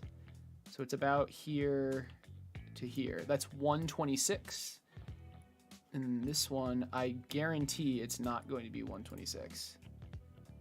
It's a little bit more. It's a little bit more. So how do we push this in? I mean, we can definitely change the angle, but that's not what I want. Oh my God, it's because I revolved it. Okay, so when I made this, I literally just placed them. They weren't actually like revolved around a center point. They were, I just like moved them into place. Holy shit.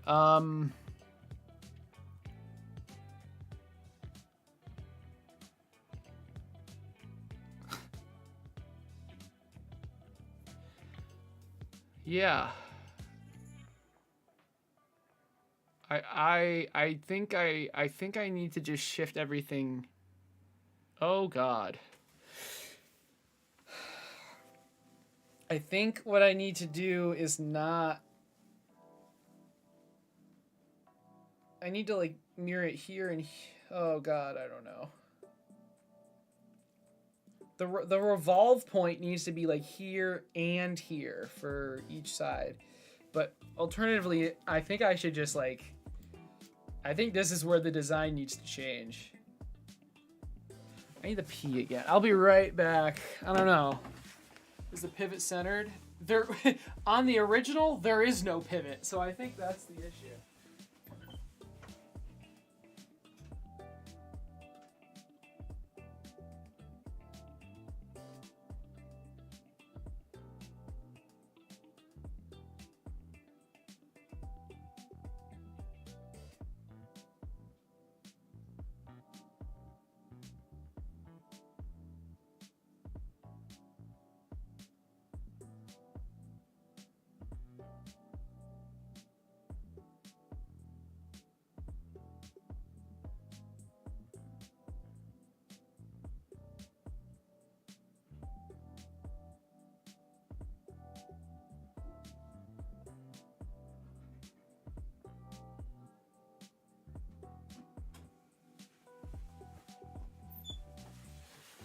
All right.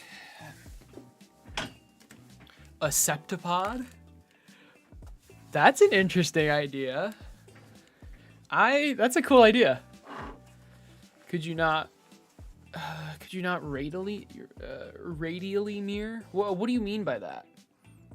So I mean, you can see I took this one and I rotated it 55 degrees, so it's here. And then I extended the distance a little bit. And then I took these two and mirrored it, and then I took these two and mirrored it. That's basically what I did. But the problem is this one wasn't ever mirrored. It was, well, no, it was mirrored, but like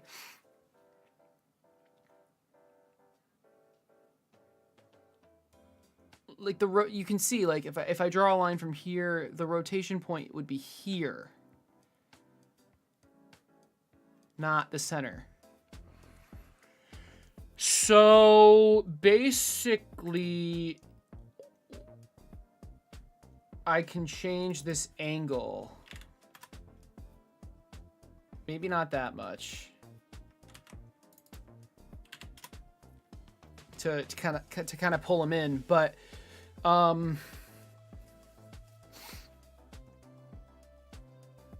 mean, it's not that big of a deal, right?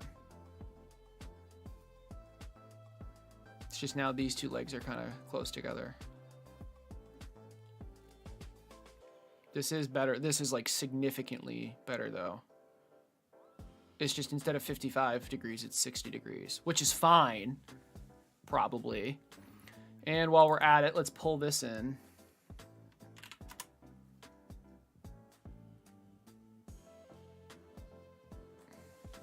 And now we're pretty close to the real thing.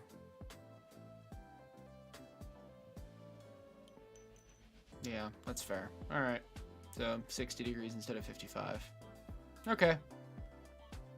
The reason it was 55 was because, I mean, that was the angle of the real one. But this makes things way easier.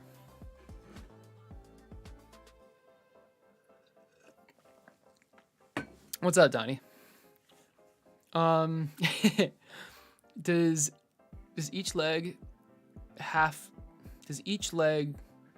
have to have the same amount of movement?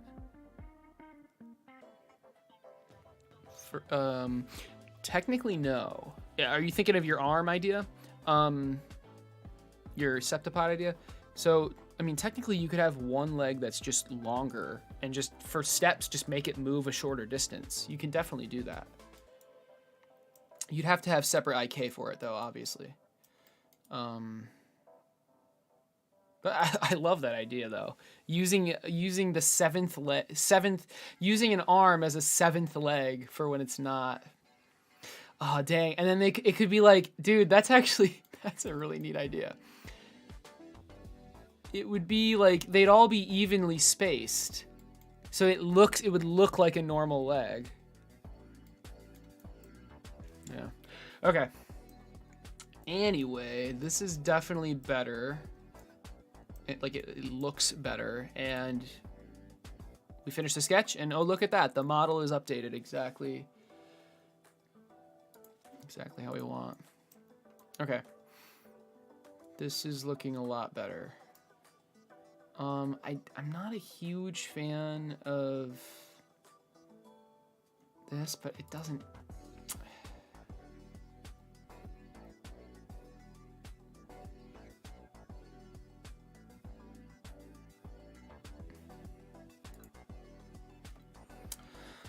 Doesn't really matter. I'm not sure how I go about fixing that though.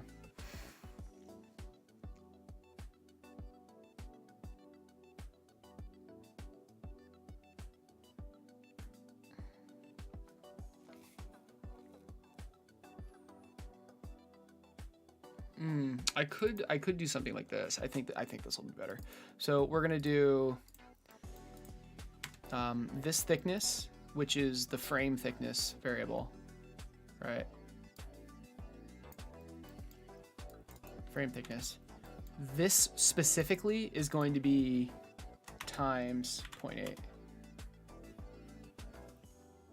maybe even more.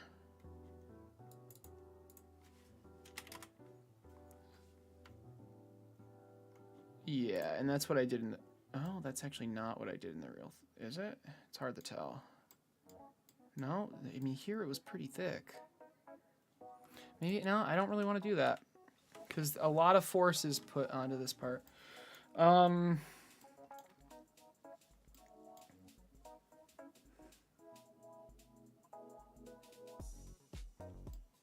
think it's getting weird because of this angle, and like this should be like farther in potentially. Yeah, that's it, because I'm gonna add the chamfer anyway. So it's this number, right? And it's just arbitrarily 42. Let's make it 46. That looks a lot better. In fact, maybe I should make this parallel after all, but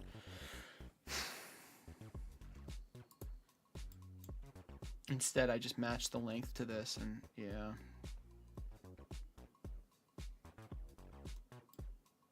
I mean, I need the constraint somehow.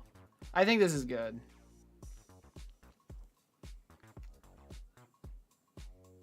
I know it looks a little weird now, but it's because I'm gonna add, like, there's gonna be, well, I can just show you. So, why is everything looking weird? Oh. Okay.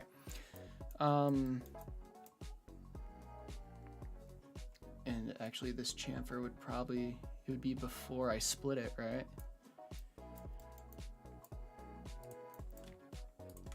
So it's gonna be something like this, or a fillet rather.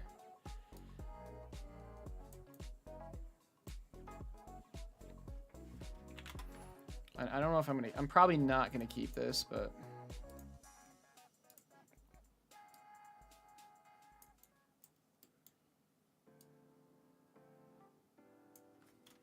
Right. So stuff like that, like that's why I'm not too concerned with how this looks, because I'm going to end up rounding it.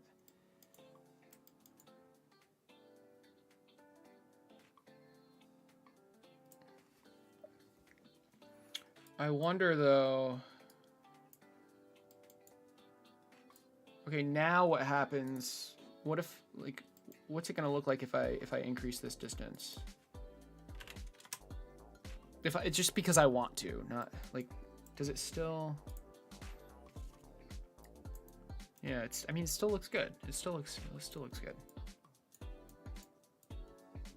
Oh, in fact, this fillet changes as well. I think. Kind of. It's fine. Okay.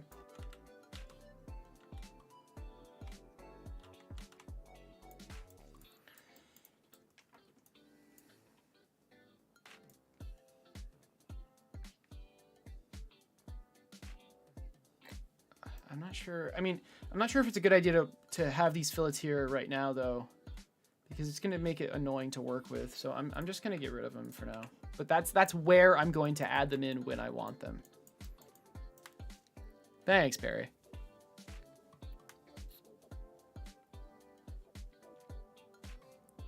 I'm a new guy in the 3D printing space, currently 3D printing the Starship. Okay. Any tips to avoid elephant's foot? Yeah. Oh, dude, I've done enough 3D printing. So to avoid elephant's foot, all you need to do is add a. Well, if first check if your printer can do it automatically, but otherwise, you just want to add like a 0.2 millimeter chamfer to the bottom, right? So a 0.2 millimeter chamfer should be enough.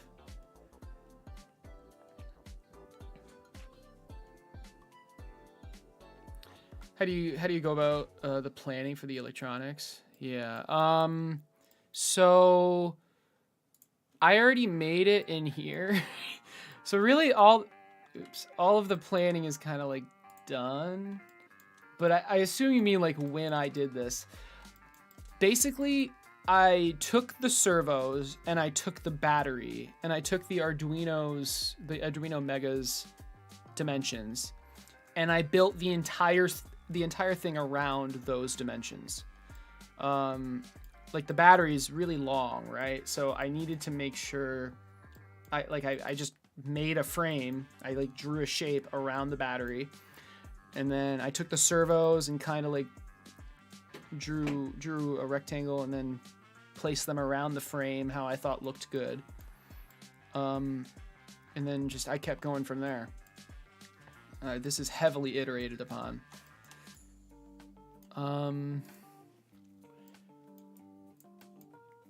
yeah, it's a similar thing with this. You have the servo dimensions, you have the battery dimensions, and yeah, I mean, you would just make your design based on those, right?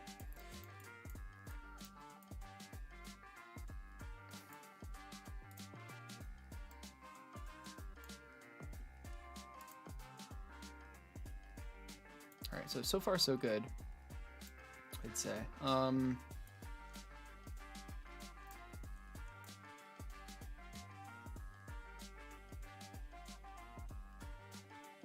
Can we pull these in just a little bit?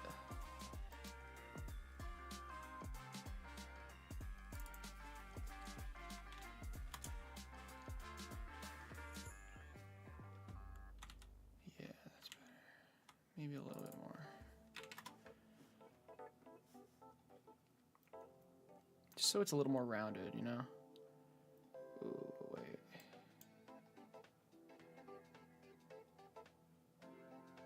Well, now we have an issue.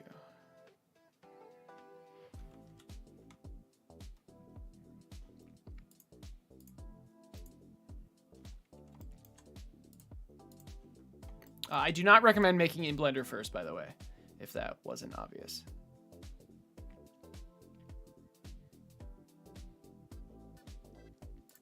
All right, hold on. Okay, this line should be this width. Okay, that's what we're gonna do. We're gonna reconstrain this.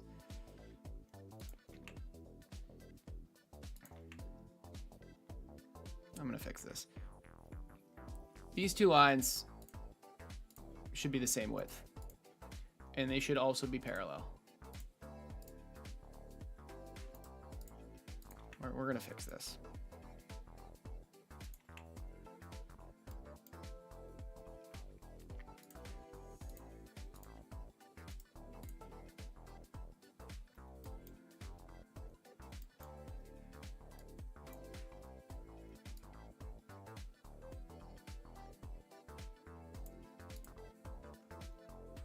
Oh, they're already parallel, right?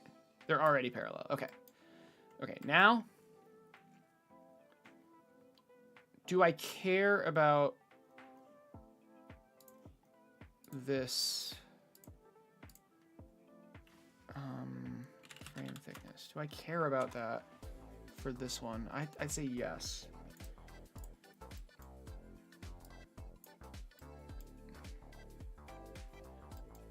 This needs to be parallel with this. Okay. All right, already it's looking better. I might have had this dimension wrong, I don't remember.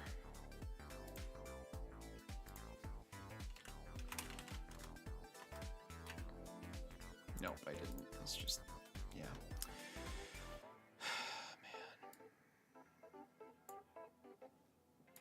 Man. Oh, I didn't line these up. Okay. We want coincidence like that. Okay. Oh, wow, it's just fully constrained now. Which is fine. I just don't like how it's not angled, but I don't know how I would how did I do this? Okay, so this is just closer than the real one. Can you go back to 80? Yeah, okay. That's better.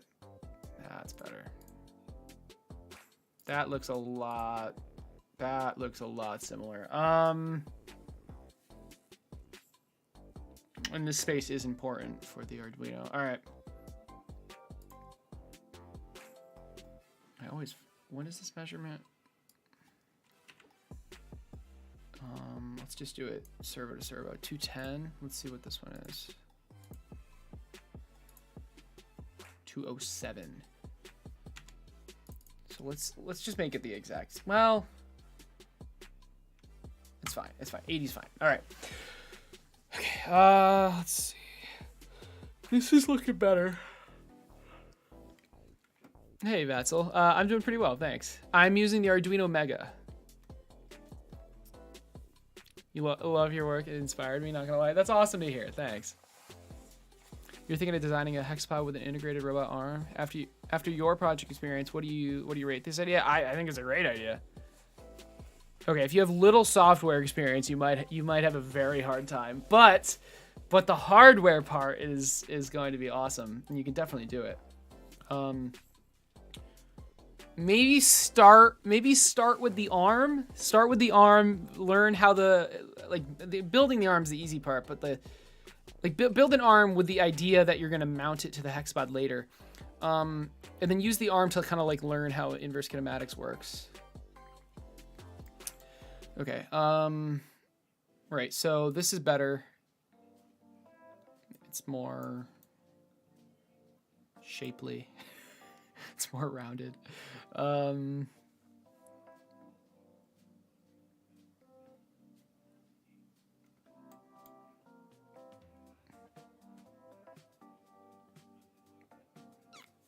we pull it in a little bit though?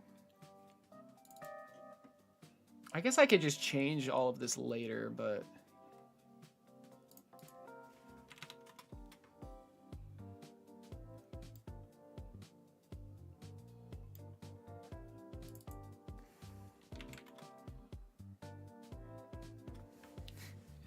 I shouldn't be. I like the 60 degrees. It makes sense for like a circle, right? 60, 60, 60.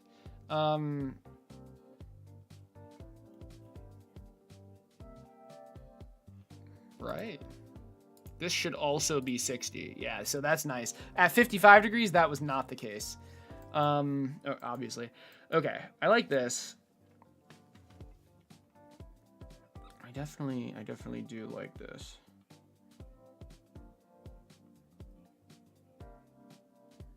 I don't see the issue with pulling it in just a little bit more. I don't see an issue with that. I want to make it, by the way, I want to make it like as small as possible. Oh, but no, it's fine. I just remember, like, I don't want it to be too cramped though. Okay, this is fine. This is, I mean, the difference is so small, but there needs to be room for the electronics. All right, this is good. And I mean, because of what we're making this in, we can change it later. But yeah, this is fantastic. All right. Oh man, let's actually continue. So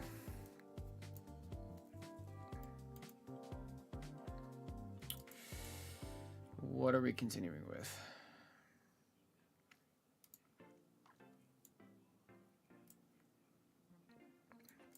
I think we should cut.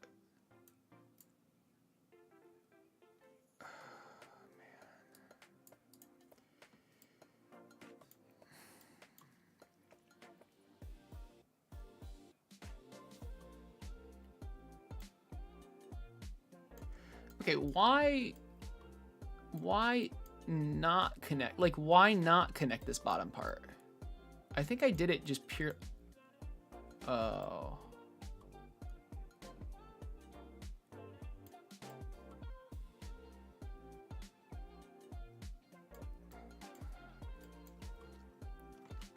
Can I undo it so it goes back into place?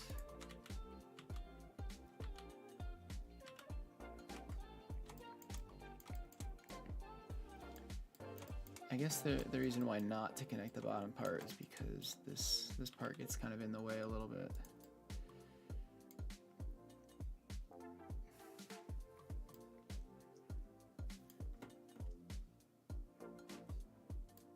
Like if it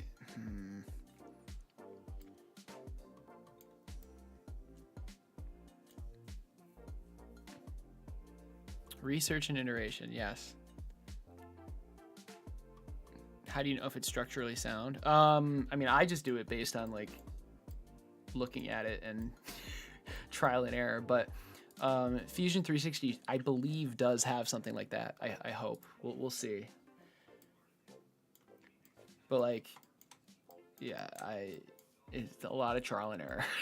Too much trial and error. Okay, like this, for example, we could connect the top part here. But for this, I mean, we really can't.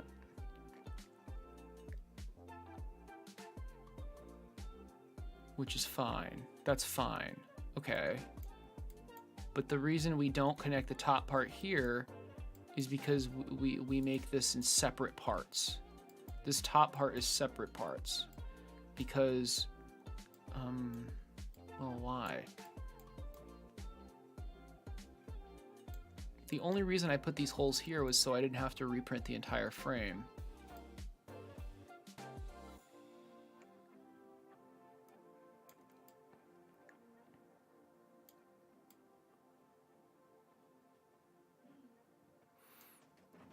Hello. Hey, how's it going? Great. That's good. I have to show you a picture of Pika. Pika, I put him on my lap, Okay, show me. and then he just like stayed like this. Aww. Where's your... Yeah. Look at him. He's so cute. He was laying on his back on me. That is adorable. Okay, hold on. I took a Snapchat. Let me show you. Oop. Oh, here he is. He's so cute. He's just chilling. Yeah. Oh my god, that's great. Okay, wait. Let me show them. Okay, one more cavity. Make it big. Okay, oh my gosh. Big face. Let me...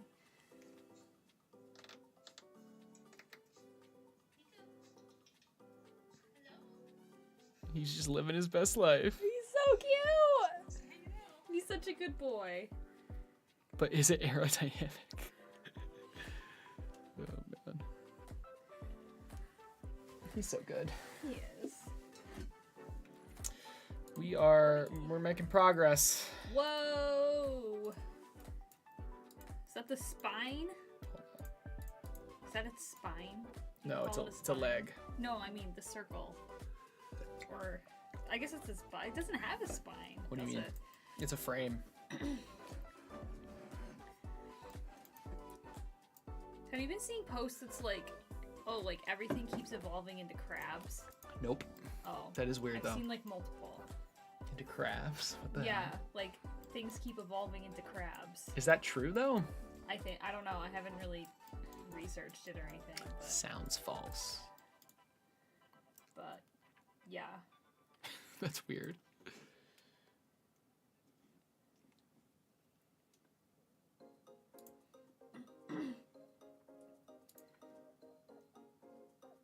Oh shit. Did I do this stuff in the master? This was not supposed to be done in the master.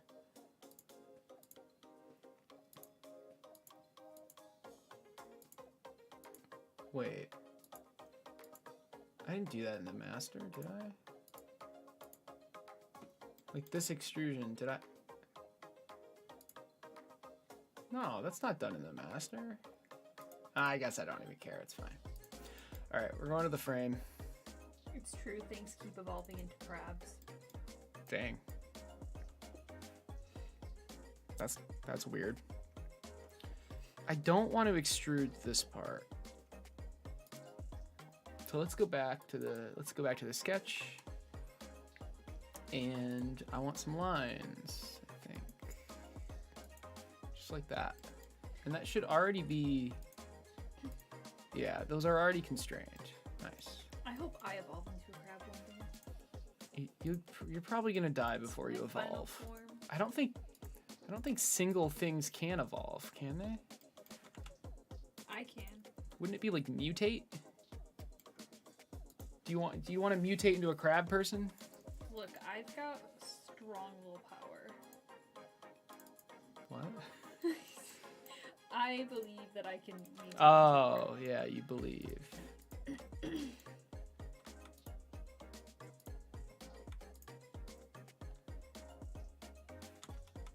That's not what I wanted. Okay. Wow, look at this chalice. Please do not drink out of that. Why? Because I want all of the drink that is in it. Come on. I didn't even drink it. I just brushed my teeth. No, do I have to draw those lines? Yeah, it's not a big deal. For $60, this thing should have come engraved. Do not ever speak the price of that ever again. Should I mirror these lines or should I? If you want a fun story, ask Acert about his $60 mug. Yeah, I bought a $60 mug at PAX East. That's the entire story. And I deeply... It came with free soda refills. Do you know how many times he refilled it? Zero. Zero. Because you shamed me. You were like, oh, you're going to refill that? That's so much soda. You would have to drink like That's so much soda. 50 chalices worth of soda in 2 consecutive days. Mm-hmm. I will not promote that kind of behavior. That's so much soda, Ryan. Alright, let's try this one more time. Oh my god, Pika! Hi! He's so cute. You need a cat cam just for Pika. Come here. I'm gonna buy another camera and use that camera as Look like... at this boy! Hi. He's purring so loudly. Yeah. I can't... Is he still purring? Pika I don't purr. know. You bought a $40 mug from Starbucks? Oh god. Not everyone can claim to have a chalice. True. Thank you. Someone understands. Hi. Okay, be quiet. Maybe we can hear him.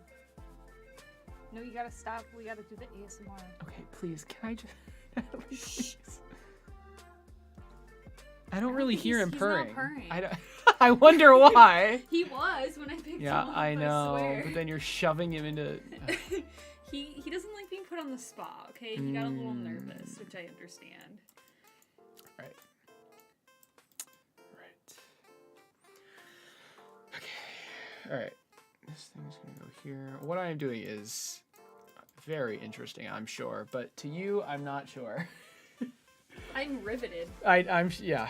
Okay. Is that a word? Yes. This is riveting.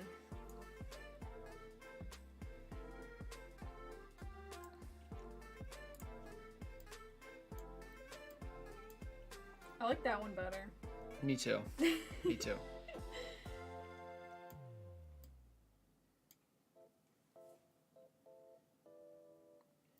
I need to create this part that goes here. Okay. You can't okay, like download that and upload it here.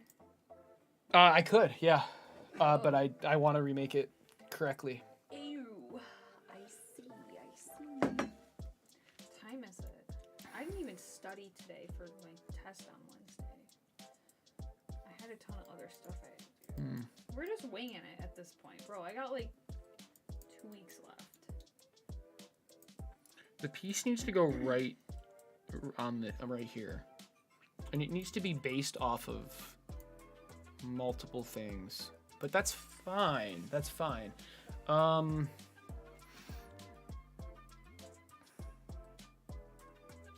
It's just weird because this piece, I'm gonna duplicate this piece like 3 different times. That person has A $40 mug from Starbucks. No, a gemstone encrusted one. Oh wow. Nice. Oh my god. I just turned your PS5 on I with see my that. foot. I was like, if I just turned his computer off, he's gonna kill me. He's gonna kill me. Where is your power button? Is it? Oh, good. It's not where I. Do I make the piece? How do I make this piece and then like live clone it two more times? I don't really know, but I guess I'll start making it here maybe. Oh my! It's not gemstoned yet. Not yet. I misread it. So I'm in the frame. I support the gemstone idea though. I think that would be pretty sick.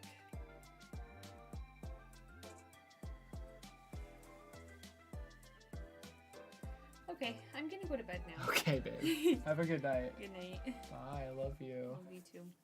Sleep well. Don't stay up all night. I have You been. keep coming to bed like 10 minutes before I I get know, up for the day. I know. I'll go to bed. We're gonna be streaming until 12, and then I'm actually and gonna then go 6 to hours bed. later. No. 6.5 hours later, you're No. crawl in and I'll crawl out. Okay. Anyway. Okay. Good night, Natalie. Wow, If I make a sketch here, I'm taking Pika. and then I create the please take Pika, and I create the motor mount thing here. But how do I use that in different places? Would I just duplicate it? Right now it's 9:30 p.m.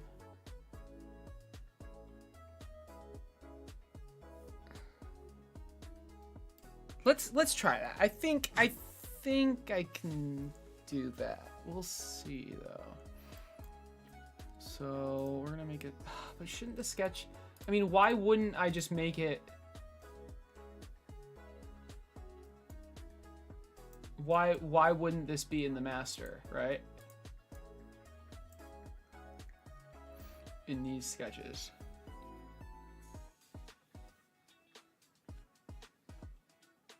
Wait a second. Yeah. No. It can be in the master, but it doesn't need it. It doesn't even need its own sketch.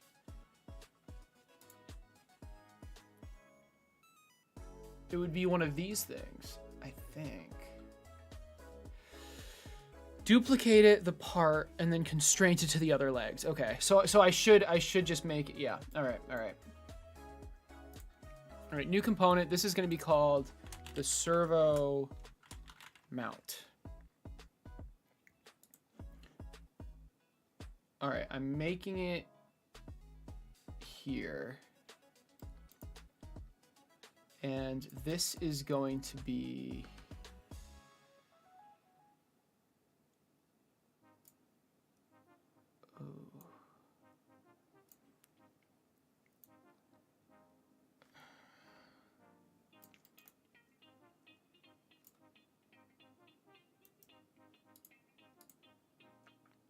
should I start a sketch on this, or should I use this existing sketch? I can't really.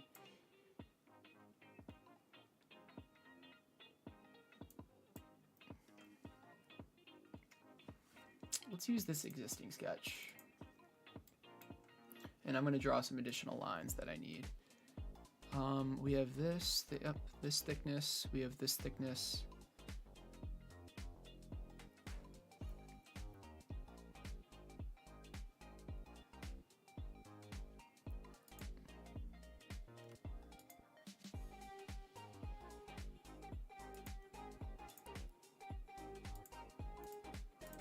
This is good. This is good so far, I think.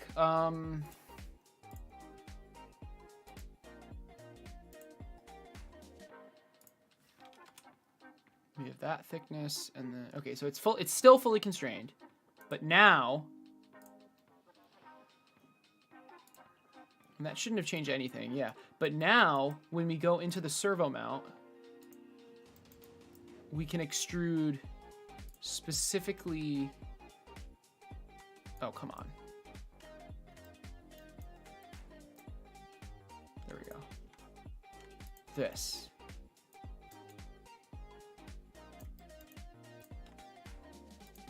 That is perfect. Am I going about this right? Hopefully. Not sure what you're doing, but create a new component, then do, yeah. Yeah, that's what, okay, good. Yeah, they all have the same dimension, yeah. All right. We're in the servo mount. We're going to extrude. Hopefully, it all makes sense. It'll all make sense.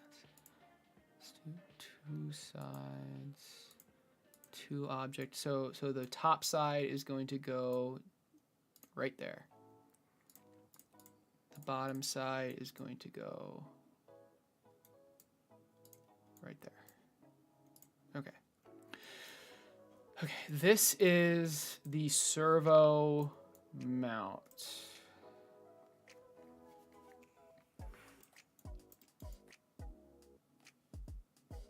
Beautiful.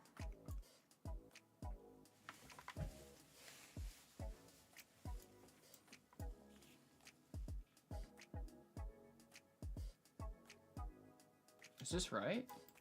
Wait.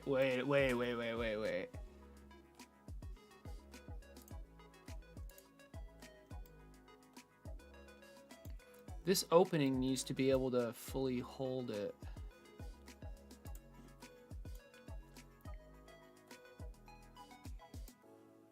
What am I looking at here?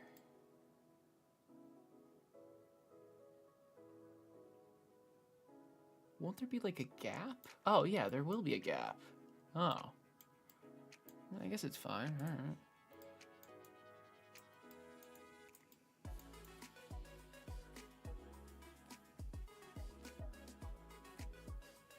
So this is wrong. By the way, this is just wrong. Okay. So we're not gonna do that. Because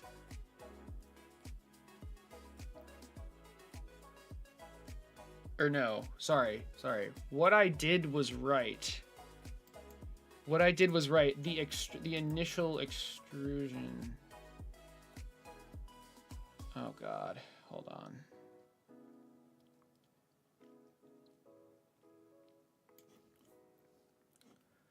How the heck did... Oh God.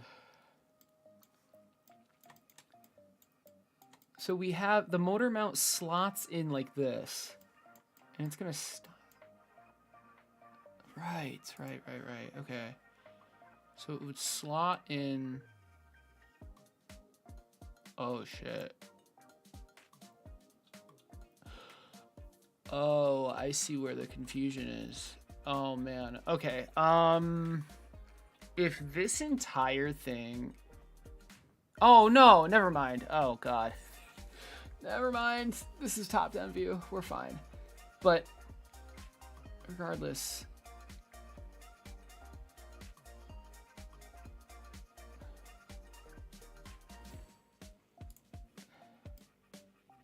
The motor goes in... Let's grab the motor out really quick. So we're looking at this. This is the part I'm making right now, by the way. This, all right. The servo goes into it like that, and then the whole thing slots in like this. I like this design. It makes sense.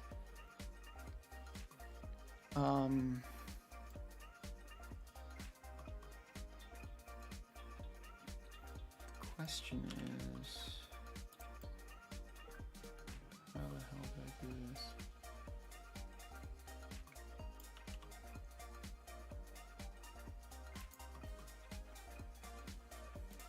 So I technically shouldn't have extruded. Oh God. Okay, let's make more lines.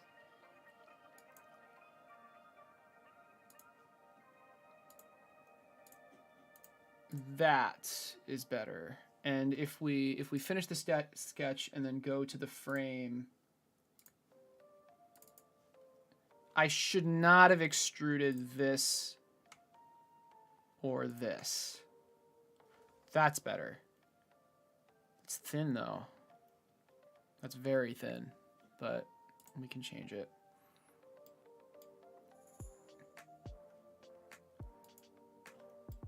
I mean, look how thick it is here, right?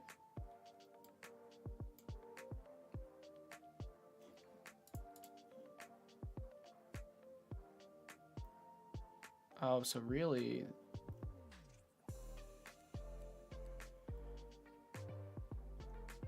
it slots. It's gonna, yeah, it slots in. It slots in like this. That's fine. I mean, I guess I need to. This is not the thickness. This is not the thickness. It's from here to here. This is gonna be weird. This is gonna make it blow up. Yeah, or maybe not blow up, but I mean, it's not that bad. It just does not look like the original.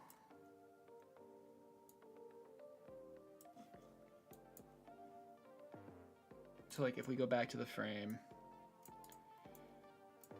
this is going to be curved, okay? So don't worry about that looking weird, but it's more of just like a rectangle now.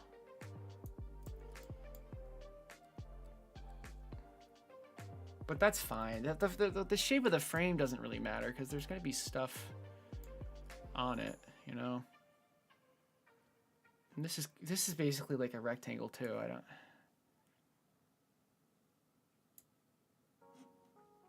It's just I curved something. I think this is pulled out more.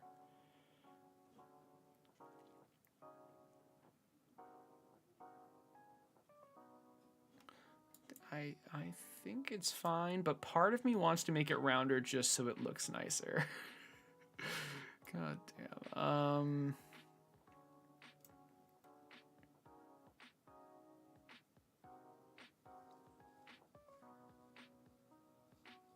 I could pull these in.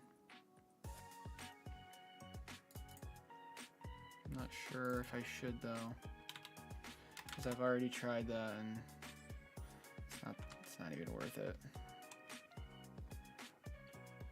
Maybe I do just make this slightly thinner, especially because we've got, oh God, I'm gonna have to edit this one too. I forgot about that. The other ones are mirrored, but oh boy. Okay. Well, here goes nothing. You know what? This will actually make it look better too. So the thickness is actually, oh God. Okay. All right.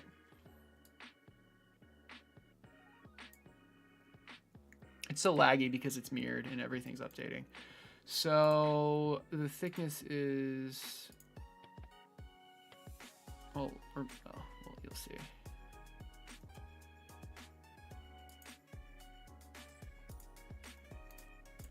That is the servo mount.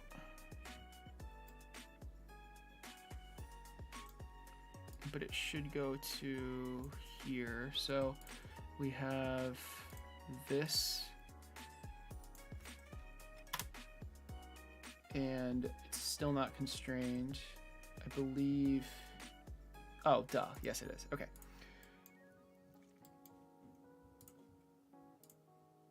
That is the actual thickness, the frame thickness, which I believe is this 15 number. Okay, I mean, yeah, that's definitely looking better. That is, wait, 15, no, wait a second. What is this number? Why is this 15 here? That's the distance from the battery to the edge of the frame. Isn't that like way too big? Did I just, oh, I think I deleted the frame thickness one. Yeah, this is the battery, this is the edge of the frame. Where did this 15 come from?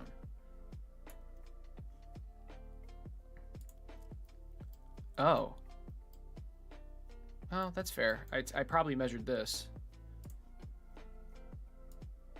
No, this is about 11. It's probably 10, honestly. No, it's 11. Why is this 15? That doesn't really make sense to me. What is happening here?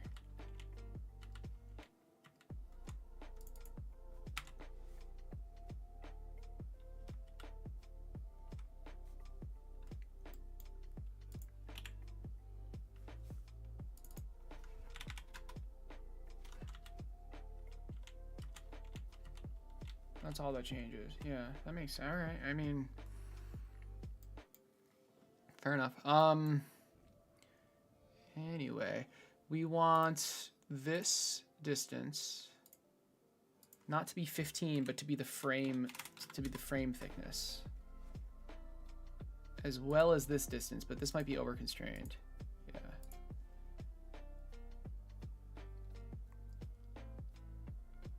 Okay, good. So that's frame thickness. That's frame thickness. Okay. Okay.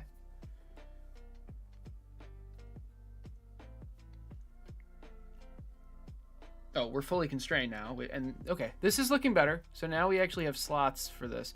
What's going on here?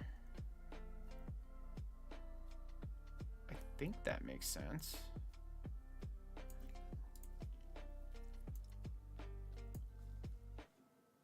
Let's go back to the frame. Yeah, it would slot in. Oh, duh. I forgot to fix that. So we don't want to extrude that, or damn it, yep, I thought I forgot something. This little line here.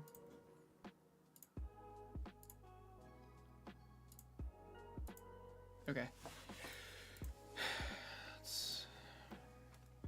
Now when we update the extrude, we can do that. We can get rid of that. So there's going to be room for the motor mount to slot in. All right, good. Because the motor mount object is going to be like that. What goes here though?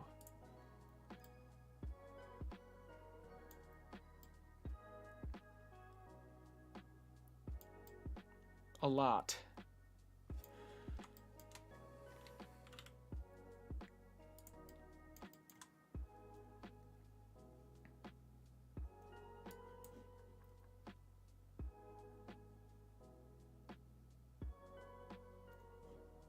Oh. Actually, nothing. Because that's where these pieces end and the top can lift up. Yeah. Okay, I think I'm following.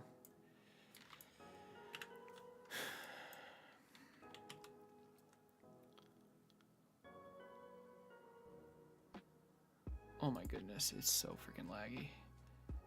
It's because of all these Boolean operations that I have.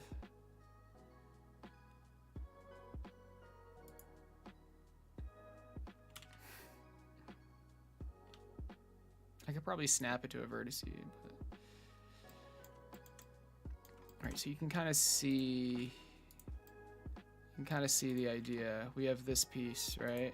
Which is the upper frame. And it kind of just lays on top. Whew, okay.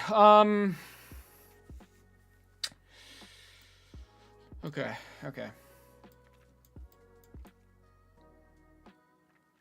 Let's work on this. Well,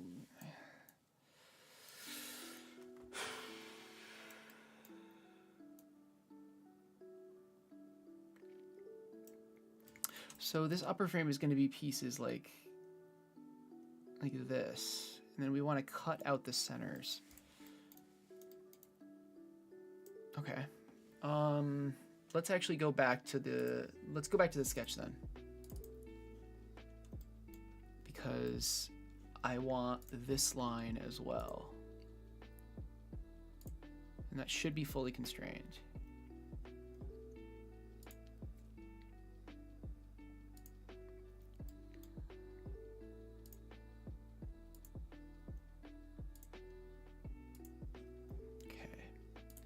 Okay, now it should be a bit easier to get rid of this.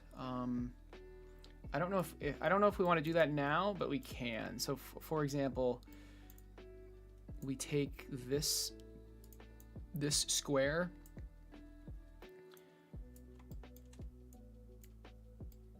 I guess in all of them, which is kind of annoying, but it's, oh, Nope, not all of them. We'll have to mirror it or something. We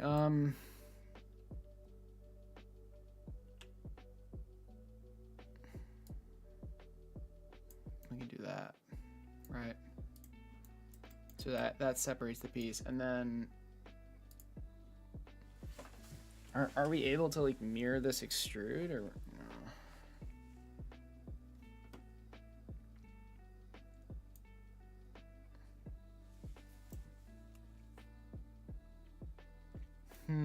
That is kind of annoying, isn't it?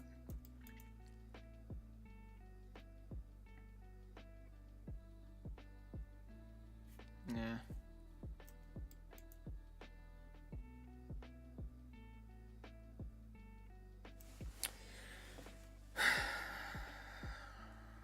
Maybe I should mirror at the very, maybe I should like mirror it at the very end.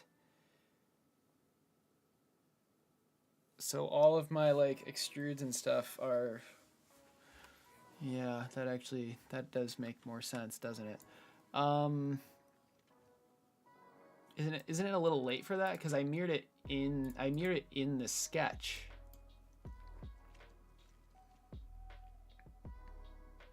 Like, why don't I just...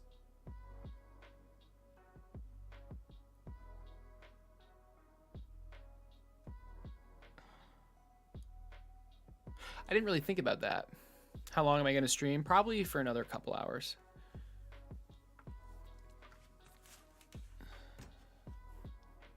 Did not really think about that. Because the mirror only works on the sketch.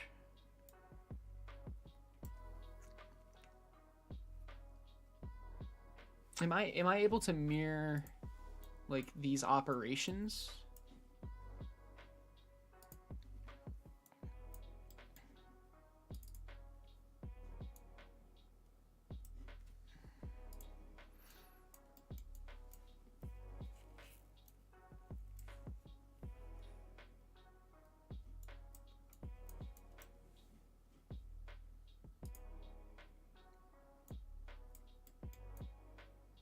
I guess this would just be an extrude that's radially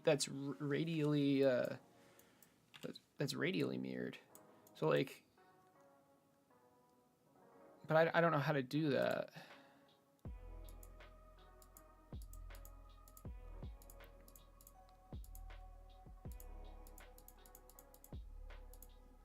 So like I have this extrude.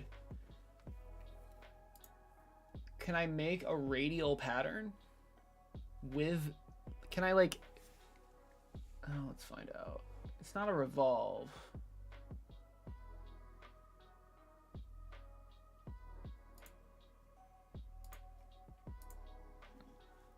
So objects. I want to cut that. No. Stop. Just the top one. Is that not possible? I guess it doesn't matter. Okay. And then the axis is the middle.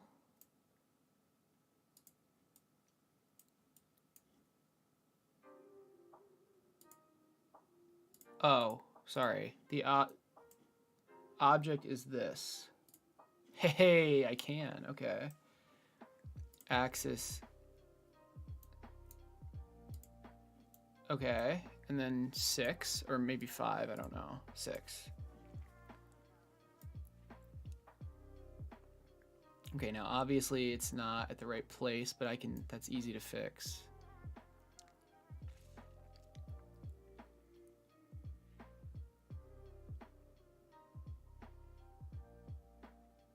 Okay, so I can do it. I can do it, right? That's what's important. So instead, if I add this to the cut,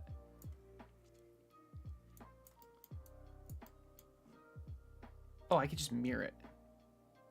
I could just mirror the features, right? It is kind of annoying that everything I'm gonna do has to have 2 mirrors after it.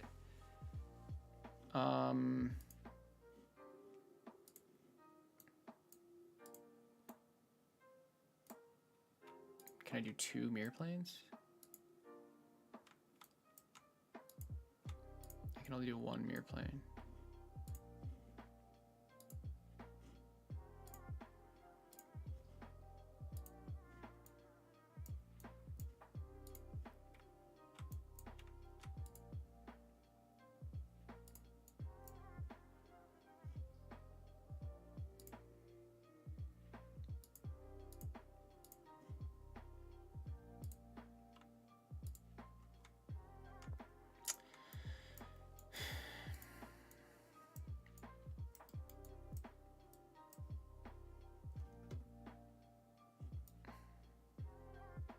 That didn't even work.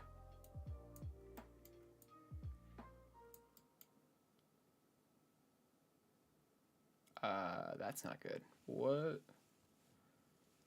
This extrude is just wrong.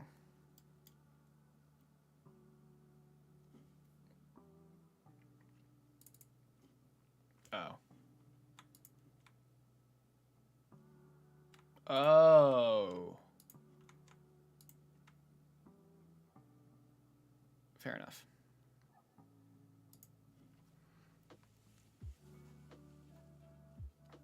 Maybe I should only extrude this part.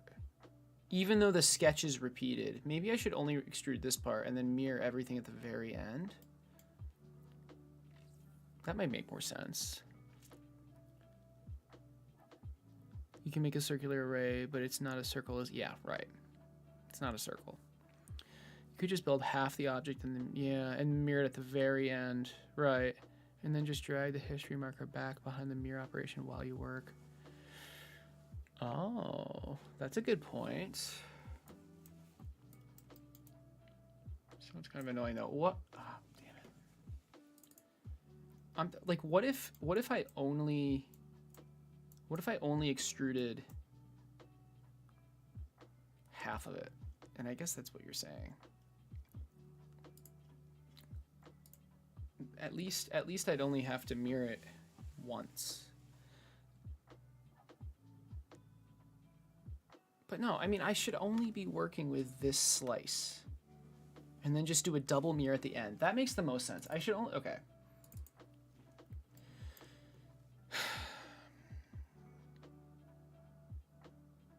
Yeah, that, yes, okay. So I need a line. I need like an actual line there. And I need, oh God, I need an actual line here. All right, here we go.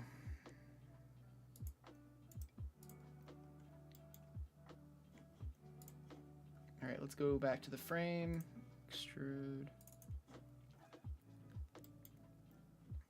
I just want to deselect everything, honestly. Oh, that was easy.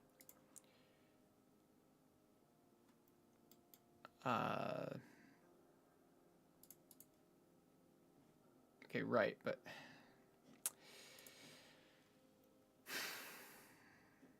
oh, fuck you. Okay, sorry. No swearing here.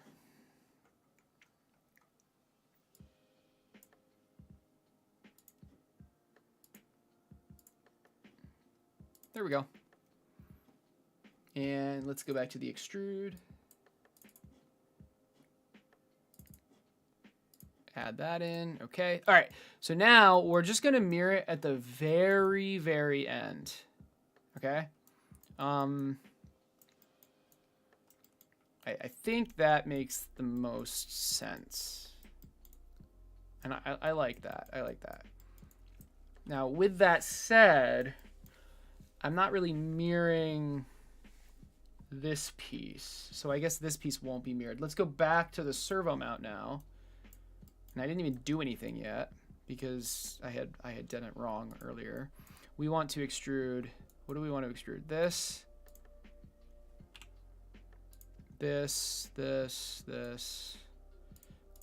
all of this. Okay, and how are we extruding this? It's gonna go 2 sides, not symmetrical, 2 object. To that point, and 2 object to that point. Okay. All right, so we're working in our servo mount. This is the servo mount. So hopefully this is actually like making sense now. And you know what? Let's really quick, let's add this part. So, oh, how are we going to do that?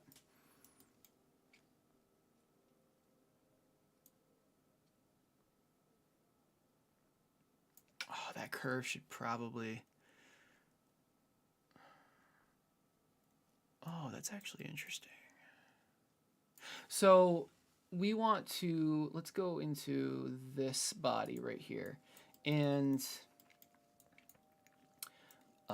we want to extrude specifically this and this. Okay. We want to extrude this, this, this, and this, and this. We want to extrude that up and down. So this is the up, and we're extruding it all the way to that corner. This is the down. Extruding it to there. Okay. And it's a join. Good. Oh, wait a second. I was working the servo mount. That's okay. Let's go back to the frame and try that again. So hopefully I'm doing, hopefully it's okay that this is in the frame. We'll see. So we're at body 1.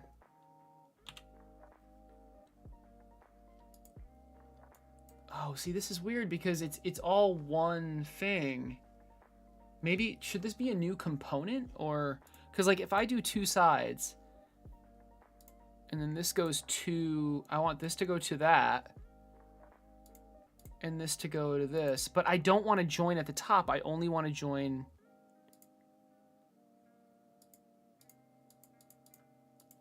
I don't want to join these two. I just, oh man.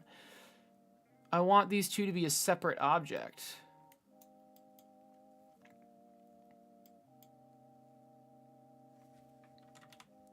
Should I create components from bodies? I want this to be like its own component within the frame. Oh, yeah, that was easy. Okay. There you go.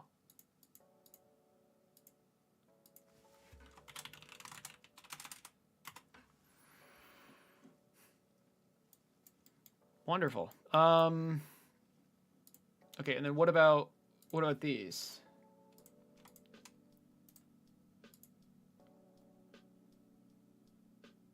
Oh, see, I wanted these to be the same component. Is that not possible? I mean, there's 2 separate can I join these? Create group? No. I want them to be like the same thing.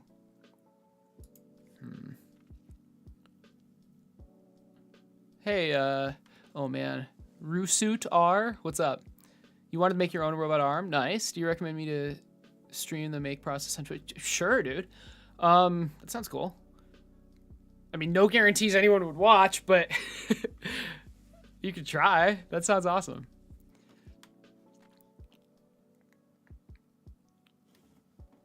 All right, how... This is its own component. That's perfect. But how do I make these 2 bodies into one component? Is it as easy as just like doing this? Make create component from group and then dragging this one into it? The answer is yes. Okay.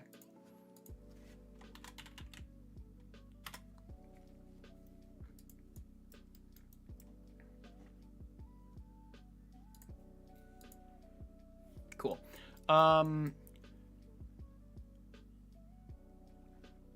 Okay, now was this a good point to do that? I mean, I guess I could just go backwards in time and then, so now they're the same thing again, right? I think it was. I think this was the right time to do that. So now we are going to work in the lower. So now we're in the lower. Now I want to do an extrude. Here, here, here, here, and here, right? And we want to extrude two object, two sides. So the upper object is going to be this. The lower object is going to be this. And it's joining. But it's only joining to the thing. Yeah. All right. Perfect. Perfect. All right. Hopefully you guys can start, like, you can kind of see, like, how it all goes together now. Let's go back to the frame, I guess. Oh, I guess the servo mount can just be a component within the frame. It doesn't have to be like its own outside component. Does that matter? I mean, eh.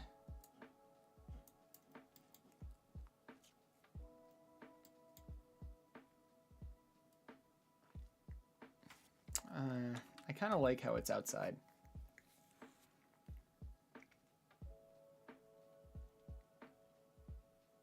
Wait, no, that doesn't make sense. It should be inside, shouldn't it? When did I...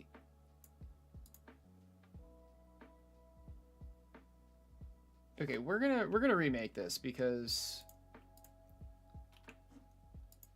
what depends on it? Okay, we're back in the frame.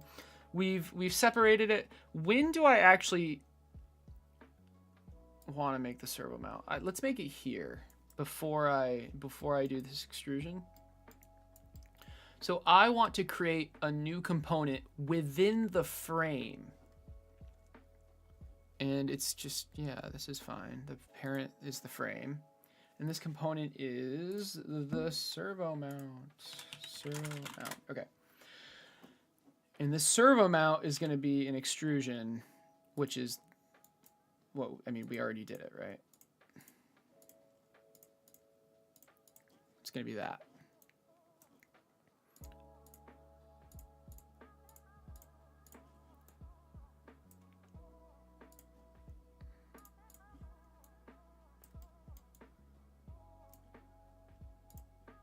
Okay.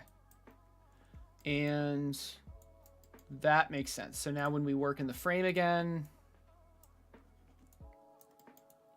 it's already in the frame. That's cool. Okay.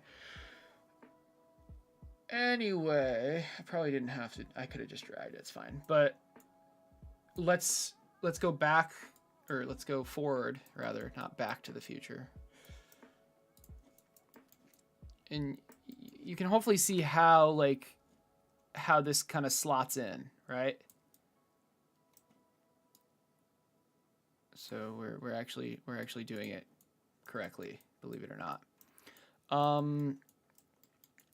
Now I want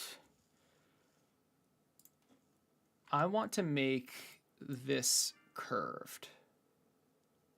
And I want that curve to perfectly match this. And I think I should do that. I mean, I could do it in the sketch, but I don't really know.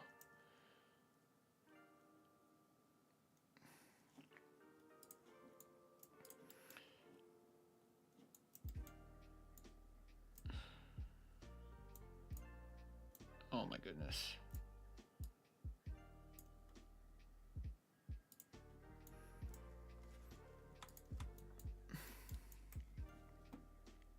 And I know this isn't really the time to do it, but I just want to, you know, just want to see what this would look like. So we have this. And then how are we going to add the tolerances in is another question.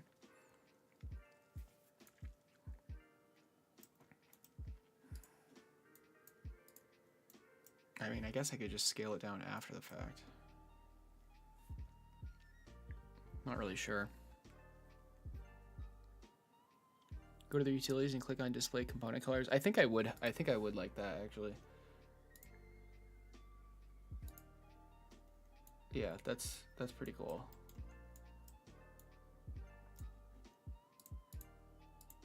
Well, we'll see how I feel about it. Oh, that's cool. Oh, that's really nice because now we can actually see. Why is this blue? Oh, it's because the plane changes the color. Okay, fair enough. That's really nice. Yeah, thanks. Okay.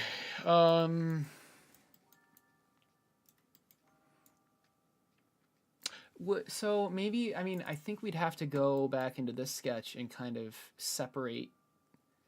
Am I going to actually have to draw 2 separate lines just to have tolerances for this? I mean, how else would I do it? All right, so I mean, you guys see what I'm doing, right? I have this piece, and then I have this piece, and this piece slots in. How could I add a tolerance?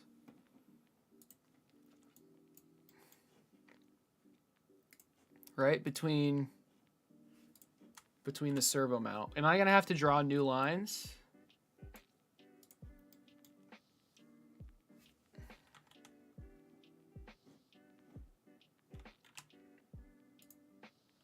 Oh, that's cool. Moving it doesn't actually... That's interesting. Unless I'm in here, then moving it is recorded, right? Oh, no, it's not.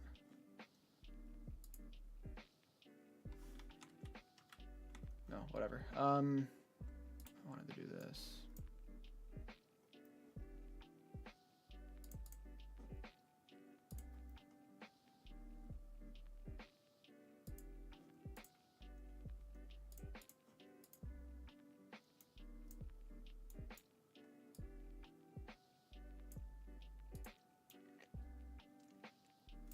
So this should be an identical fillet, but if it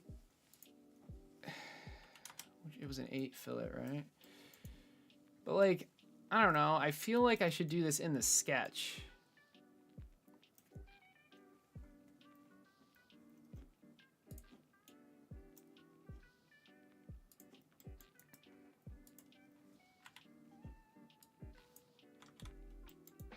I mean, don't get me wrong, it fits pretty nicely. But that's a little too nicely, you know?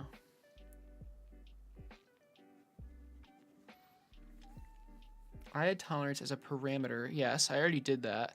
And then as the dimension, right, servo length plus press fit. Right, but I guess, so...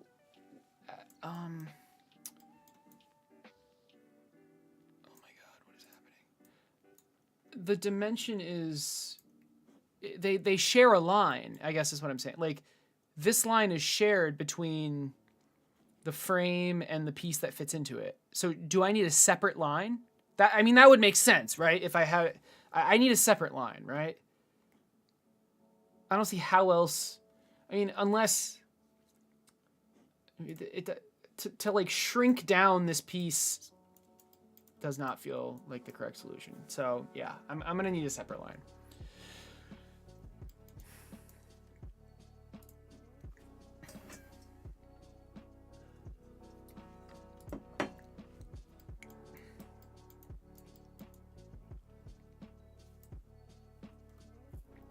Although I do want to wait for a confirmation first.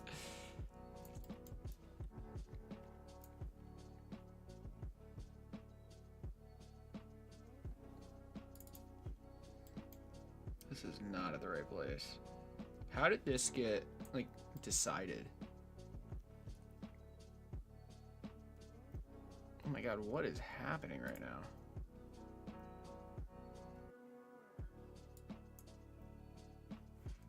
It does not like me to try to move this point.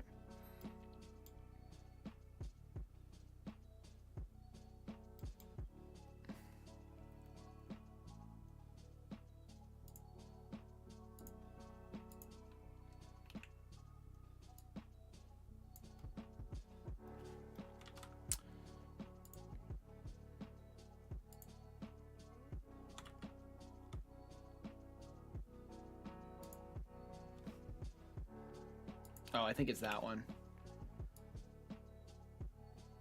Damn.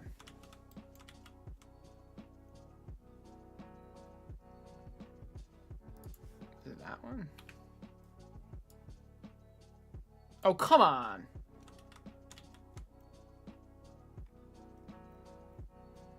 I want this. Maybe I should just redraw this line. I want this line to be linked like up here. Same as this.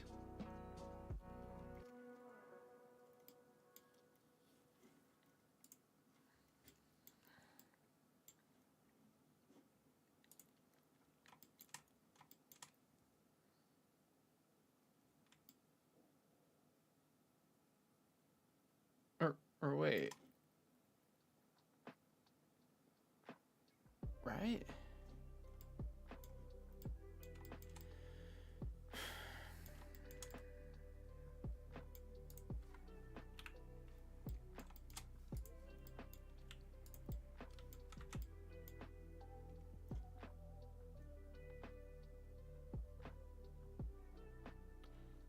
Yeah. Although I guess if I add that that fillet, it would be fine.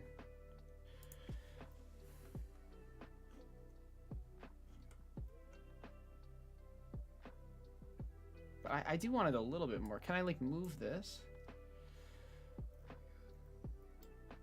That would change like everything though. Oh god. But okay. Let's see what it looks like. Let's go back to the frame. Like this is not what I envisioned. It should be like a slot like this. But if we go back, oh god, I'm editing all the different colors. Oh, I mean it doesn't really matter. So we want to go back all the way here, honestly, to add this.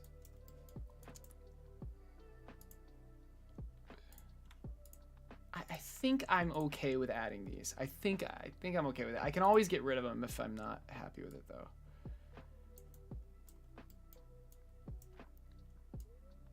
Oh, that's gonna make a sharp point though, won't it? Oh. Well, don't I already have a sharp point? Yeah, it's already a sharp point, so and it seemed to be fine.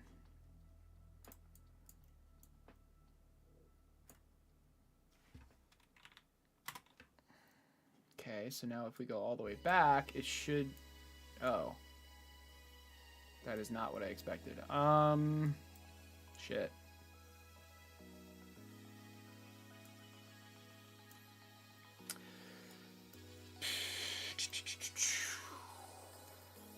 I think I need to go to this extrude and grab... Oh, frick.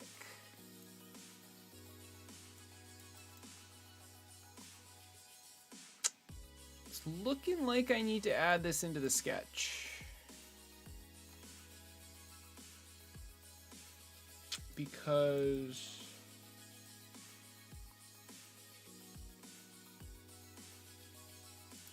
of reasons.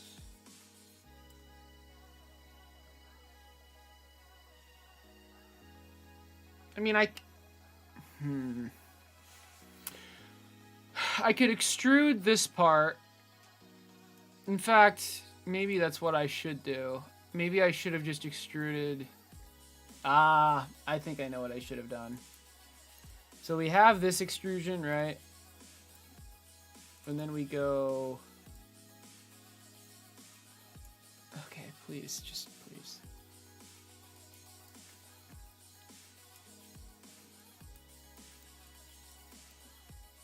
Okay, we have the fillet, which is fine.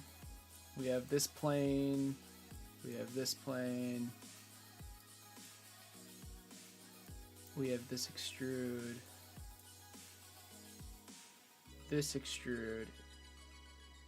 Or this split, rather. This extrude, I don't even want it. Like, I don't even want it. Okay? Because now... Okay, it looks like we were dependent... Oh, I see. Okay, maybe we do want it. It's how we got the height.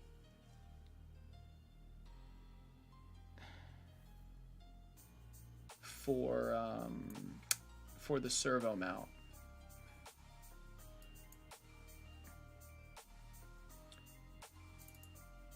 Because we couldn't... Wait, why couldn't we extrude...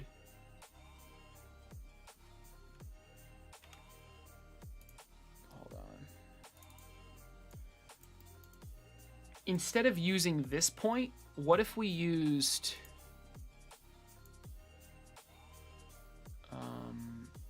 wait, is there... Okay, actually, that upper point's fine. The lower point, though...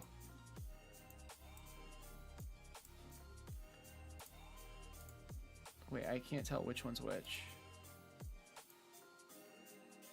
These both look like they're active.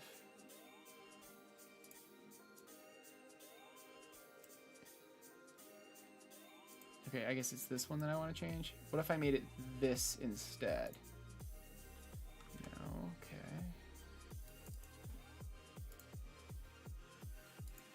There we go. So instead of referencing the sculpt, it references the sketch, which is what I should have done. Now if I go back to this and just get rid of this extrude.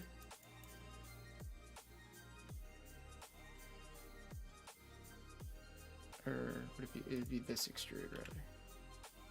There we go. Okay, that's better. I think. Or did I already... Was it already like that?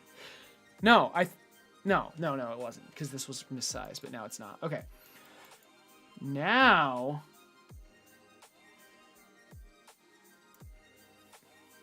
I wonder if it would be... I wonder if it would be good to like... Okay, so I have this, right?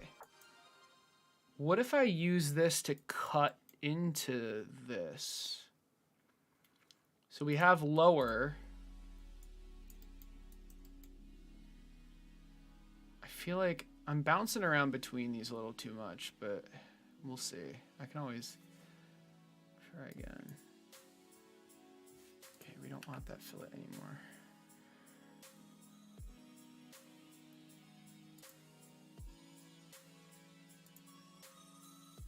Okay, so we have lower. Can we... So we're working in lower. Can we cut? Can we combine? So this is the target. This is the tool. We keep the tool and we're cutting. Okay. That is literally perfect.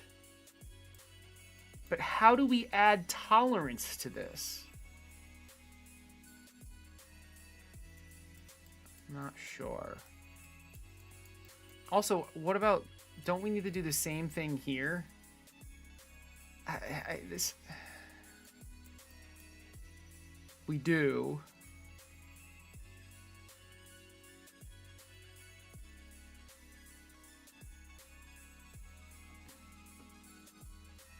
Let's go back to the servo mount for a bit.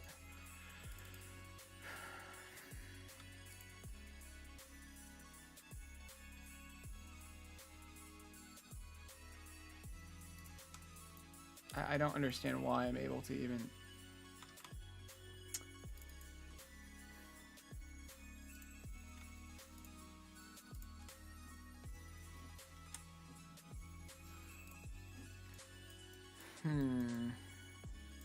Oh, well, now the cut's messed up.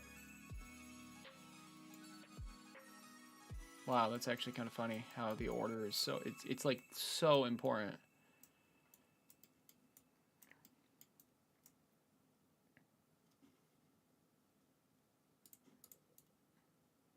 The order is so freaking important. Separate line, or you could use the push-pull. Okay. Oh, you're so right. I would push pull this yeah. So all I would do is take these faces, this face, and I guess this face, yeah. And then press pull it. And this is the piece fit tolerance. But it's negative. Look at that. Look at that. That is, yeah, that makes sense. I'd rather do that. That's a great way to add the tolerance. Okay, good call. First though, we actually don't want these added to the fillet.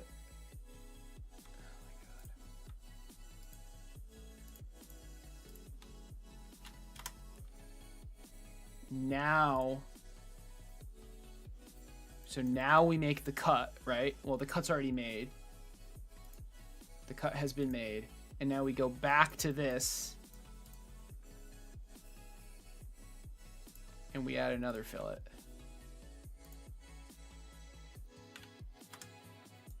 I feel like I should make how round this is a parameter. But it is what it is, I guess. Okay. But what about this? Damn it. Like, don't I need to be doing the same, like a similar process to this one? That's why it's annoying. I feel like I should be drawing a separate line just because, well...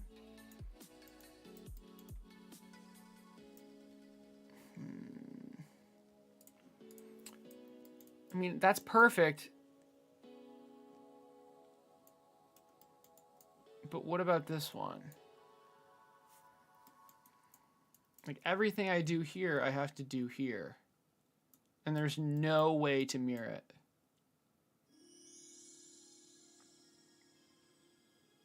Okay, I mean, let's go back to the servo mount. Let's go back in time to here. And let's go here again. Can we do another cut? Target body is this. Sorry, that's wrong.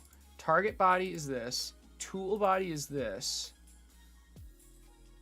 But I need to put this here.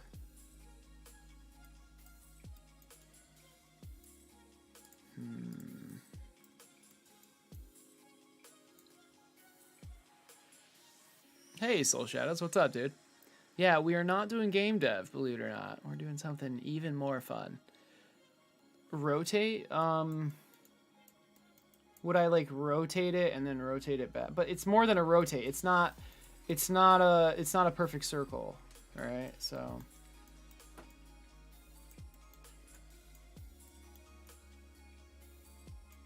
I feel like I don't know.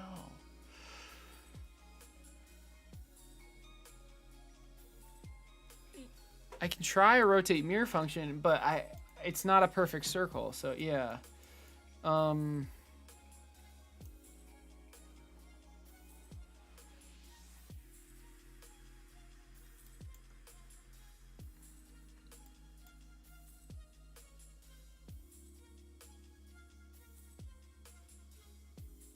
Yeah, at this point, I might as well make it a perfect circle.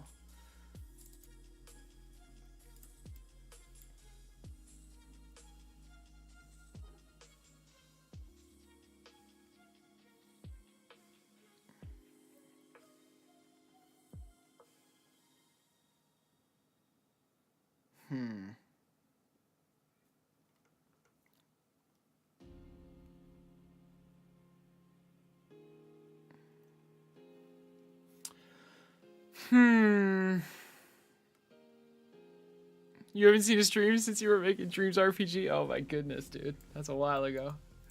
Holy crap. Well, hey, thanks for stopping by.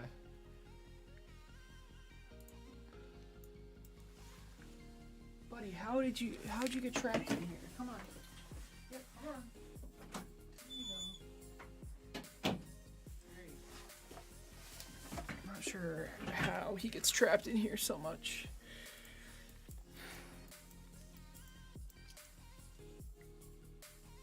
Oh, I mean, I guess I could just... I guess this would be the point where I could duplicate it.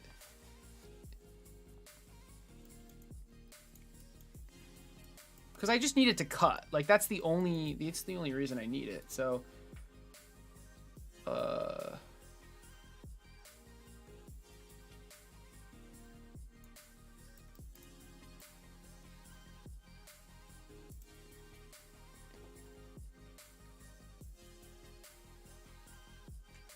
I could just move it. Would that be weird?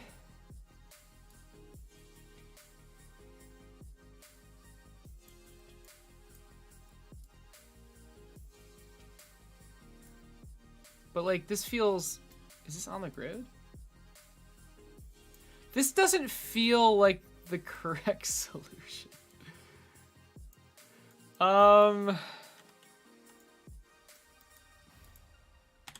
I mean, I like the idea. Ask ChatGPT, I could. See you later, David. Hey, thanks for the help, man, and thanks for stopping by. If you're interested, here are some robotics I built recently. Sure, link them. Let's see.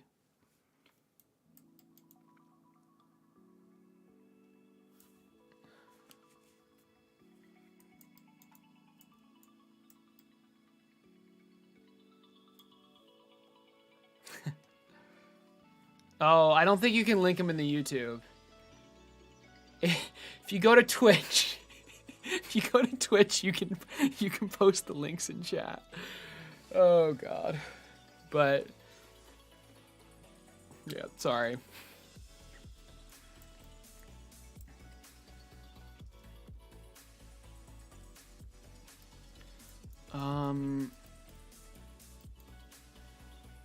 How do we duplicate this?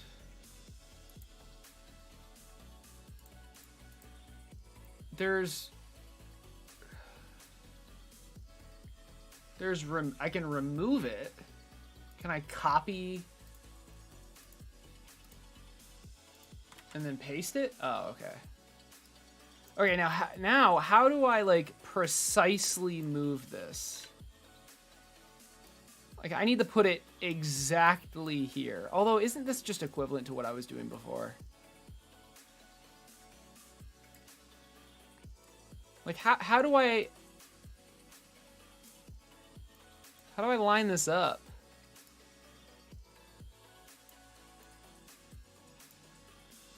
Just like this, baby.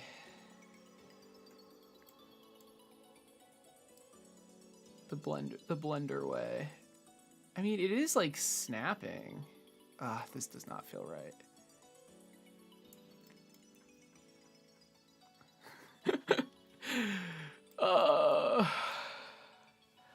You're making a non-tripulated mecha pog, something like that. You can also make a pattern from body. But how do I get it specifically to this point? Because it's a rotation, but it also is pushed out just a little bit. Do you know what I mean?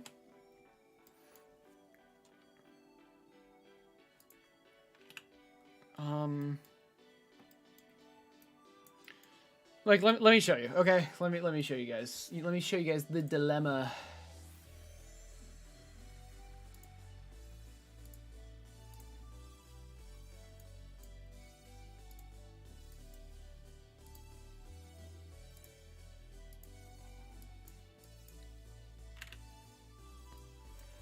Here is our dilemma, all right? This is great, but can I push it out? I don't know what that means. You know what I mean? I mean, I guess I could do this and then push it out.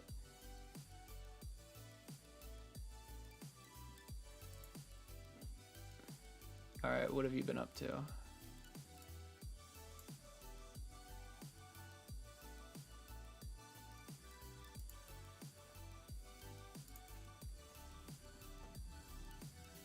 Mutech.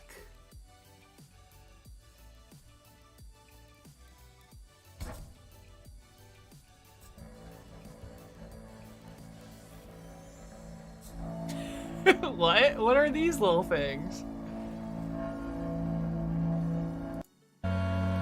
Wait, what? What actually is this? This is a long-ass video.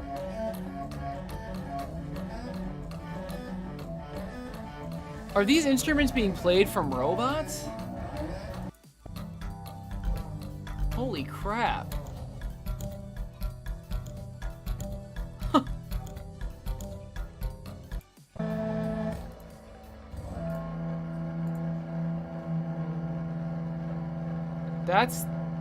That's crazy.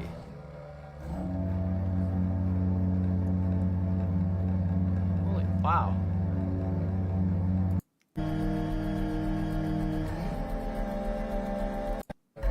Sorry if I'm not doing this justice. I just it's just like 3 instruments sitting there playing themselves. That's really cool, dude. Wow. And you worked on this? Or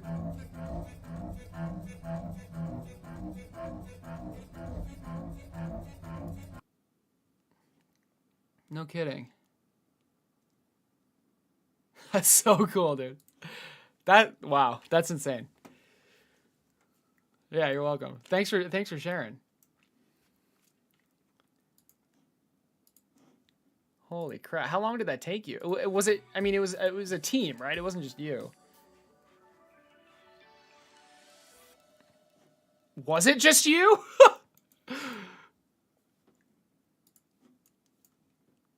Oh my goodness. All right.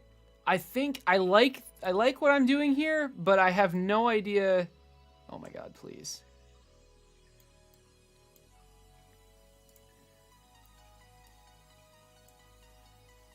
Oh, maybe, is it just 16?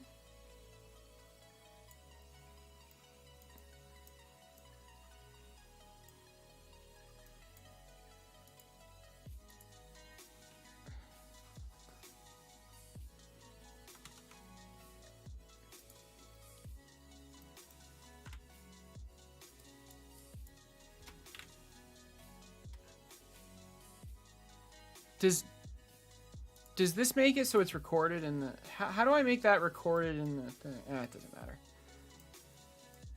I don't think it's 16. I think I know... Oh, that distance isn't... Damn it.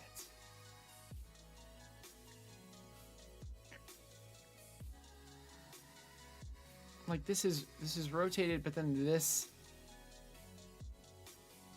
For some reason, this is the distance I care about. I wonder if I can change, instead of this distance, oh god, I can do something like,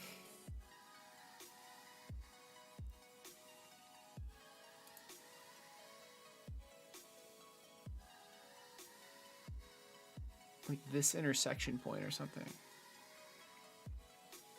Or just this distance, honestly.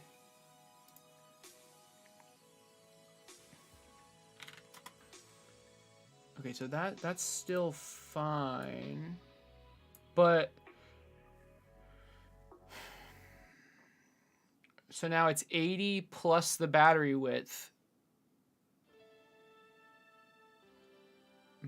So 120 minus 80 minus the battery width. Okay. But what is this 80? It's just, this is a, this, okay. Okay. That is just a hard-coded number, which is fine. All right. I think I got this. So the amount this needs to move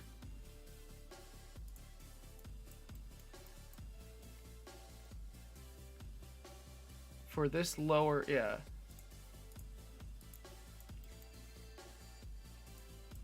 The amount this needs to move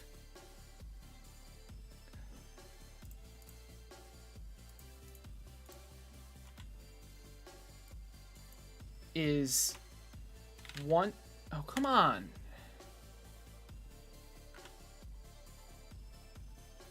Oh, wait. Can I snap it? Oh my god, I can move it to a point. Jesus fucking Christ. Oh my god.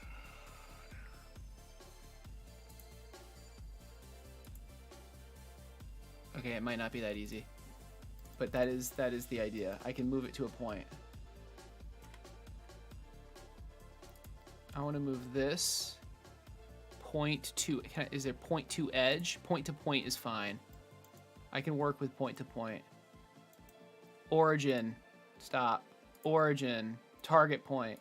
Oh my lord, it worked. Oh, but it moved that one too. Shit. Oh, well, I guess I just don't want to do the radial thing because... Oh... I understand now. Okay, so radial... This radial was messing it up. Let's get rid of that move. So what I want to do... Here we go. I got it. Copy and paste. Rotate 60.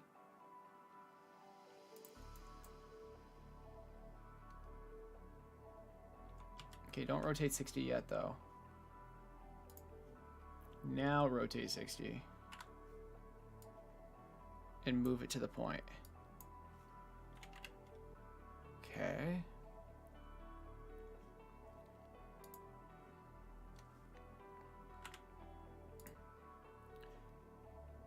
Point to point. So this point is going to line up with that point. Come on, why did that one move? Wait, so... Shit.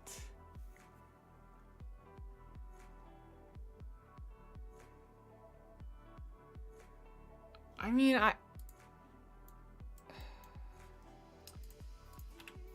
I guess, man, this feels so bad.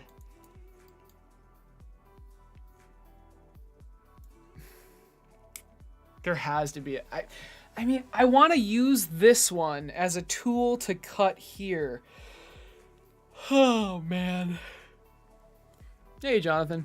How much did all the electronics and servos cost? The servos are like 500-ish, and I'm trying to get that cost down.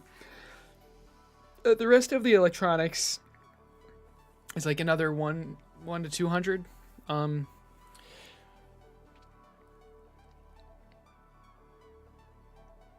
You may pick another measurement instead. Put measure value in any operation. So you, yeah. I've been doing that for the most part. I want to use this to cut out here. But I can't do a radial rotate or a radial, you know, thing because it's not a circle.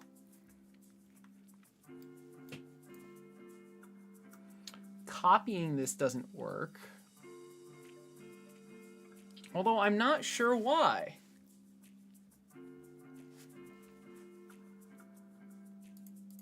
I feel like copying...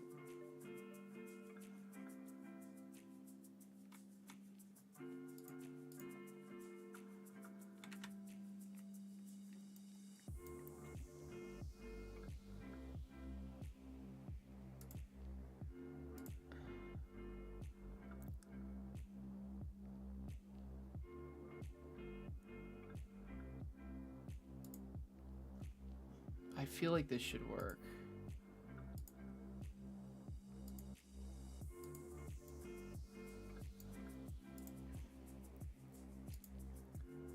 But now, like, if I move it... Wait, why was that fine? Oh, I'm so freaking confused right now. Okay.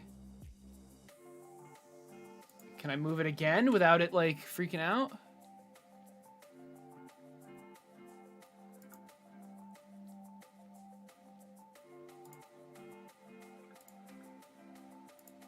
Wait, now it worked? Okay, I'm not, I don't know, whatever. Okay, now, let's continue, I guess.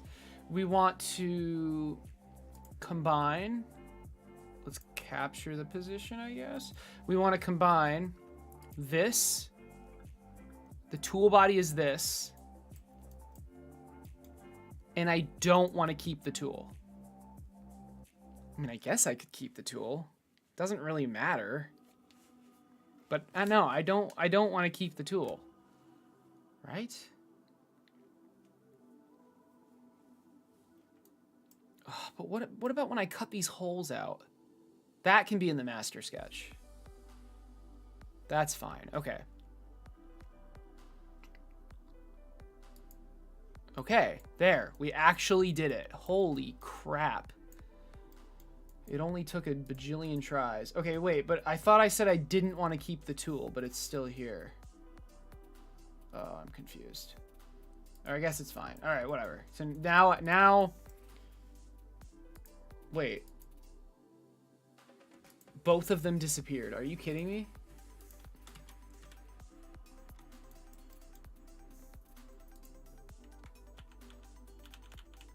Oh my fucking god, dude. Okay, lower. Combine.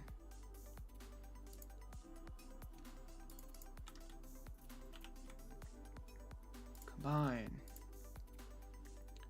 Target. Tool. Let's keep the tool, I guess. Okay. Now, can I please just remove this? Oh my god. I think that actually... No, stop. Why did they go to this one? Oh, I know why. Remove. Okay. Did we do it? Holy crap, man. Maybe I should just leave... Maybe I should just leave both of them there.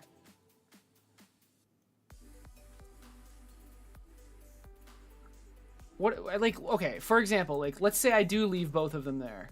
And then let's go into this servo mount. I mean, this is something this is something I want to do, right? That's not... Okay, I want to... So I'm in this servo mount. I want to go bam, bam, and fillet it. I mean, it is actively updating that one, too. Maybe I just leave it there. Maybe I just leave it there. Is there a reason not to?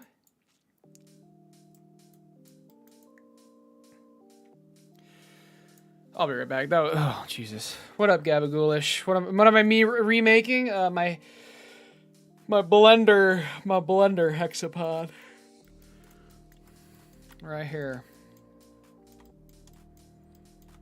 I'm remaking it in CAD, so it's actually you know, in a program that's meant for robotics as opposed to this nightmare scenario.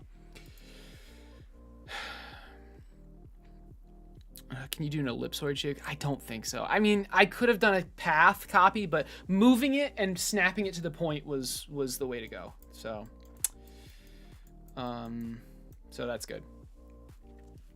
You first started watching in dreams? Oh my gosh. Yeah, that was a while ago. Well, hey, thanks. It's nice to see you again. I'll be right back.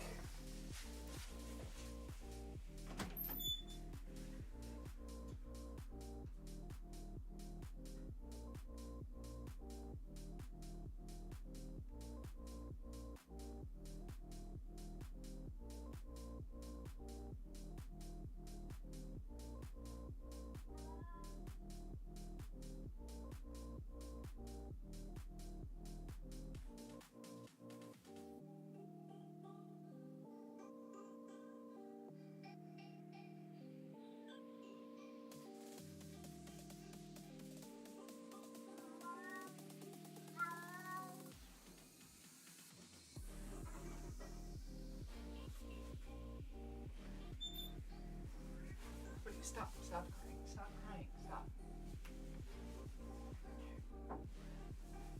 Ow, stop, you're hurting me. Oh my God. Did he just come in here and start crying? Imagine someone making this in FreeCAD. I don't even want that. Sounds scary. Please stop crying, buddy. Please. Okay, come on, go. Alrighty, let's keep going. So yeah, we can add the tolerances, And actually, I think now would be a good time to do that. So let's go to the upper. Oh, sorry, lower. And I want to, let's make,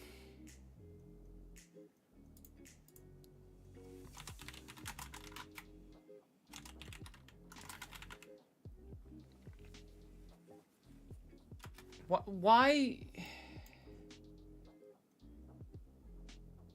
Yeah, I mean, they're both servo mounts, 1 and 5, I don't know, whatever. Oh, because I ended up copying and pasting it literally 5 times. Okay. Whatever. All right. We want to make these invisible, and so we're in the lower right now. I want to press pull this edge, this edge, this edge, and then these edges. Wonderful. And this is going to be the tolerance piece fit, but it should be negative, I think. Yep, negative. Perfect, perfect. So notice how it's getting bigger when I undo and redo. See, okay, so that's adding some tolerance. While we're at it, there should have been, maybe this was in the frame. This was probably in the frame. There was this fillet, which is fine, but there was one more fillet. I think it's this one. I want to add this corner to that. All right. All right, and if we go back to this, you'll notice how it actually has a tolerance now. There's actually space, which is awesome. The reason we're adding space is because when you 3D print something, it kind of just ends up bigger than, it typically ends up bigger than what you want. Hence adding a tolerance. Okay, what else? This is great. Like this is looking really good so far. I want, in that initial fillet, I also want to do this one. Oh, nope, that's not true. That's not true. But I do want to go all the way back and add another fillet that's a different size. So there, there, there, and there. This is going to be 8, which is the same size, which should be an identical size to this, and it is. Good. I should most definitely, I feel like I should parameter make this fillet number a parameter if I haven't already.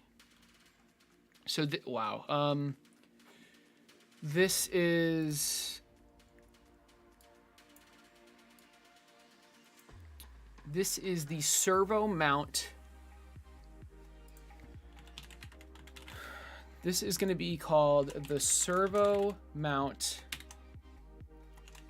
fillet. All right, and you know what? Let's make it 7 just because why not? And okay, so there's this fillet. Let's start with this, and it should be the servo mount fillet. I just want, okay. I just wanted to like see the change. Okay, there. So undo, redo. So you can see it actually worked. Now I want to do, there's a couple more fillets though. There's this one.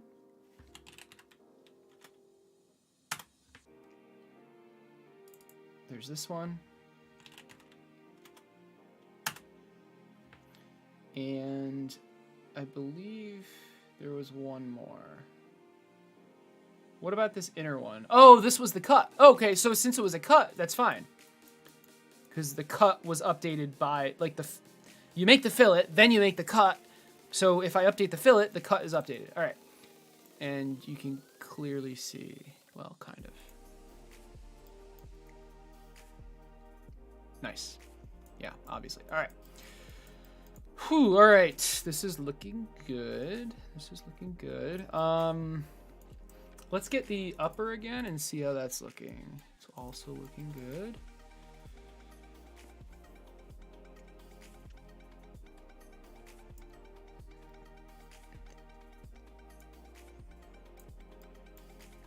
I do want to add the mirror just to kind of see what it looks like, but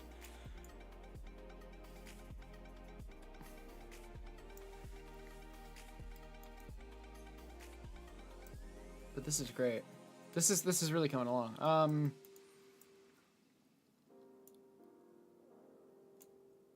What's happening here? That's not supposed. What is this? What is this?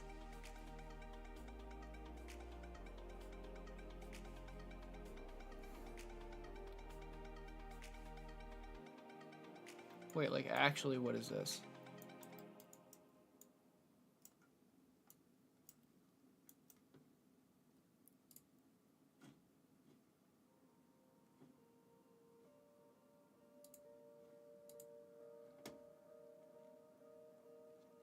This is the, it's not the upper, it's both.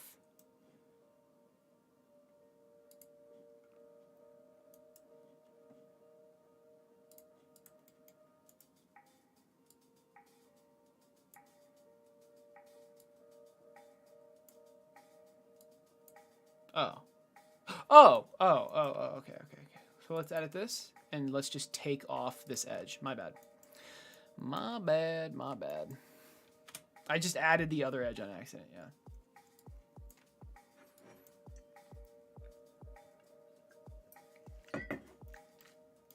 So like now what? Because that was kind of a difficult part. Now what?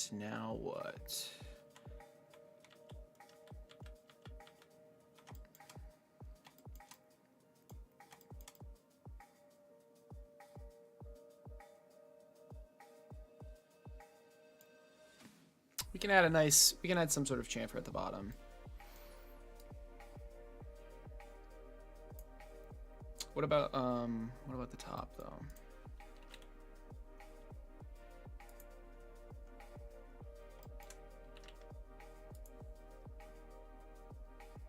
It's so powerful yet so frustrating. Yeah, I mean, you know, you gotta plan ahead. You gotta think about things. It can be hard and annoying. I feel that.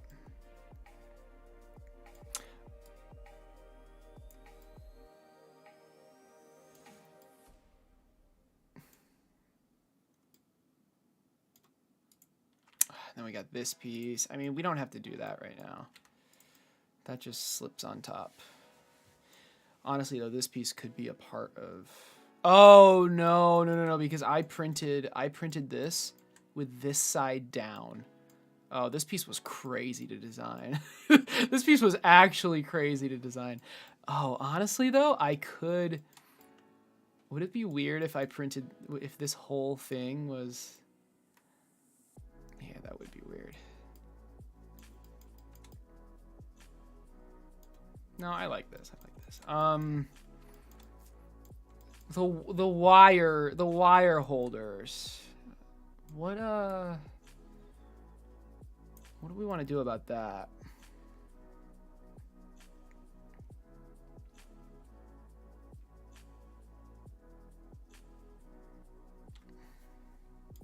And then also the screw, all the different screw holes.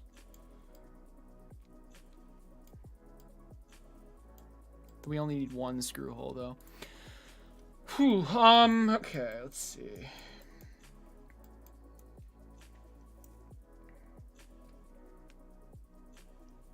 Yeah, I only want the screw hole in the middle.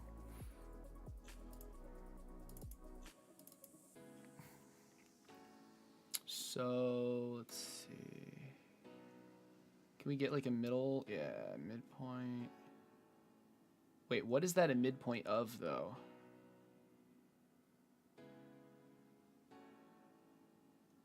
That's not the midpoint. All right, it doesn't matter.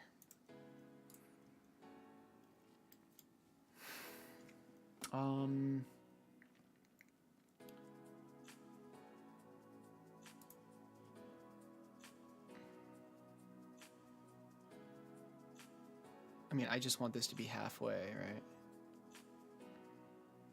God damn it! There has to be an there has to be like a really easy way to do this, but I don't know.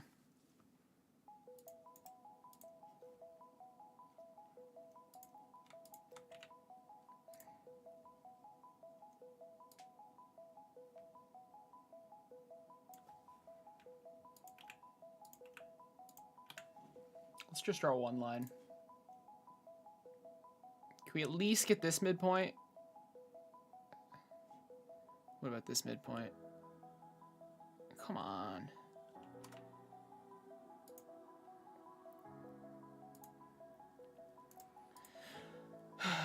It's fine. All right. At least we got that midpoint. Why is it so laggy? Holy crap.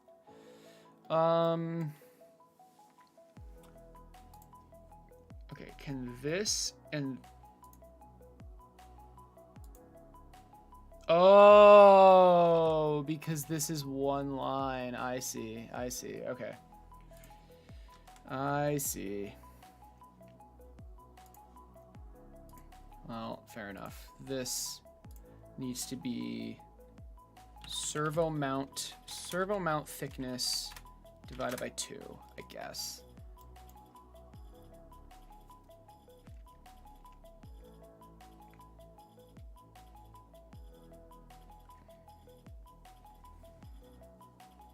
Oh, you know what? Hold on. There's an easier way to do this.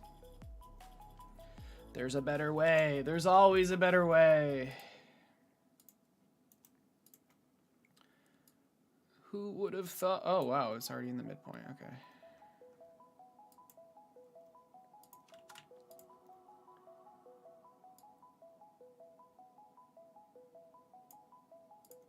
Oh, so this is constrained. I just need the dimension. Right? No, apparently not. Oh, it's because this isn't constrained, right? Oh, wait, I don't give a shit about that line. Stop moving.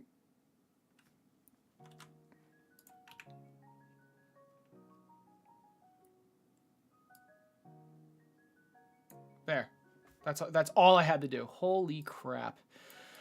Okay, that was painless. Now this is the insert hole. Well, this is the hole for a lot of things. Did I make an heated insert parameter? I don't think I did. What's a prefix I can use for like the screws, the heated inserts, etc.? What are they called? Not mechanic. What are the little pieces called? What are those things? What? There's a word for it. The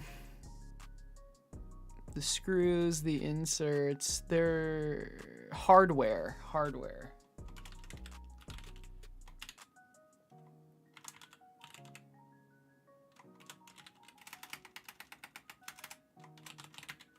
But if I can't think of that,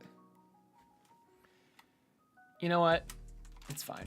Heated insert. We're just going to prefix it with the actual thing. Heated insert. This is going to be the width.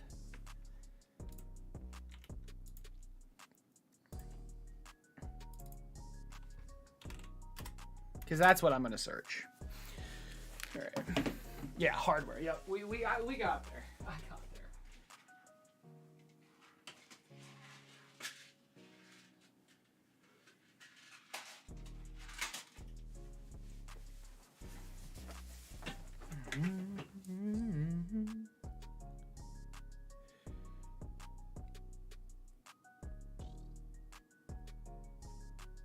Four. Wow. All right. 4. Yeah. And we can always change it, but 4 was actually pretty accurate. Maybe 4.1 would be better. Even though that's really similar. How about 4? Let's do 4.2 because why not?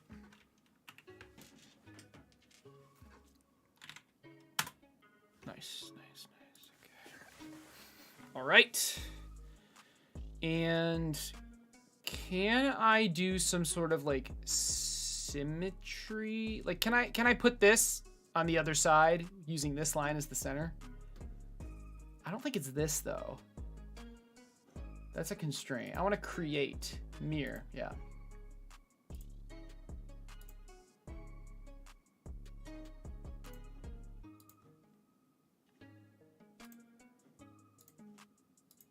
Beautiful. All right. All right.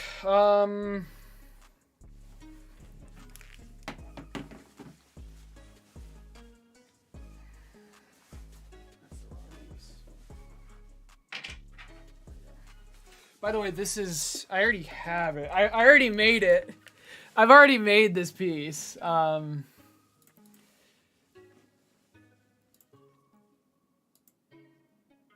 This was my first, this is the second try. This is my second attempt. This was my, here we go. Here's the first attempt. So like, I've already made this piece, right? But I obviously, like, I made it just on its own. It wasn't using any of the parametric abilities of, you know, Fusion.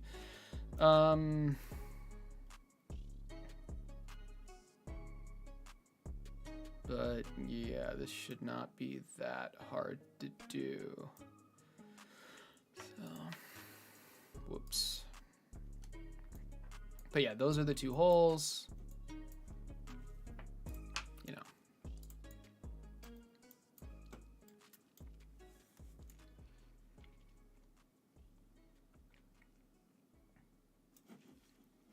So let's go to the servo mount and I mean, let's just make the holes, right? Why not? Well, let's see. Please.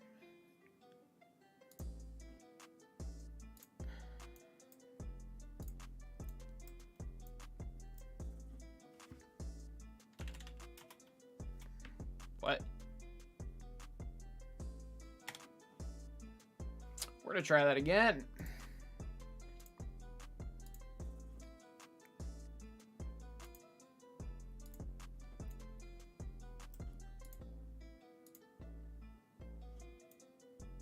Like, I get the sketches here, but why can't I do it up and down? Oh, I don't think a hole is what I want. I'm gonna be honest. I think extrude is what I want. Extrude is what I want. I don't want a hole.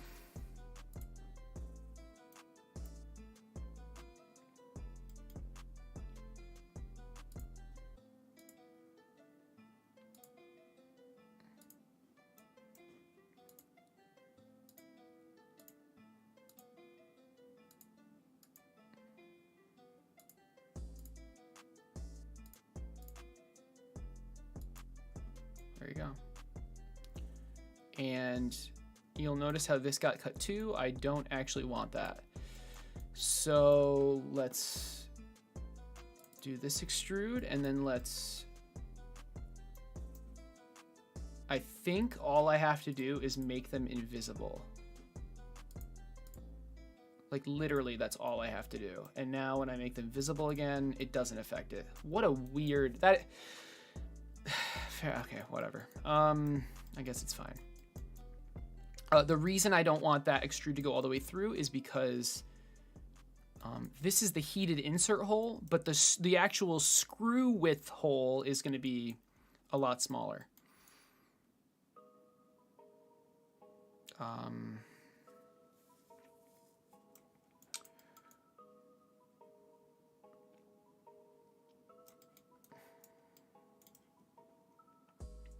Let's see.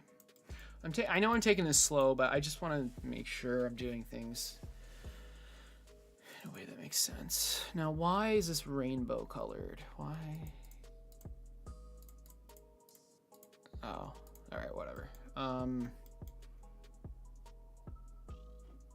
That's weird. Even though I did it in here, it's rainbow colored. Okay, I'm gonna try it one more time. So I'm in the servo mount right now. And I press extrude.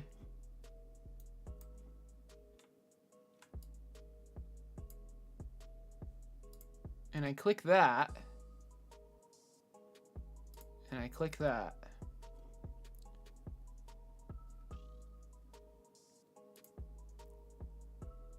Oh, all visible bodies. Interesting. So that's just a quirk of the all.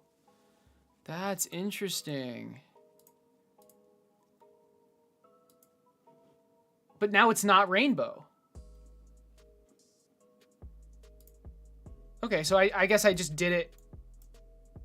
Huh, all right. I did it better that time, it seems.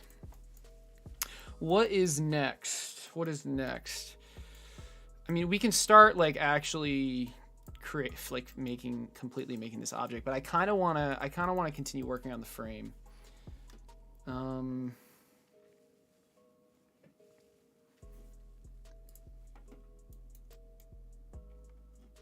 It's probably kind of weird that I like the order I'm working on, but I guess it's fine. We'll see. So what else is there though? I mean, this top piece is not really what I'm looking for.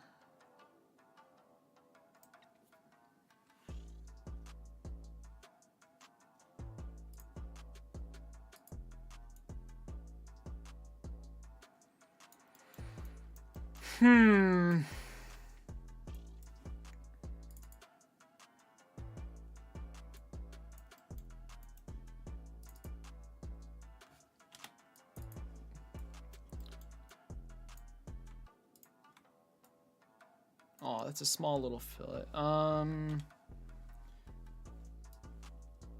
gonna go back to here, and I want another fillet.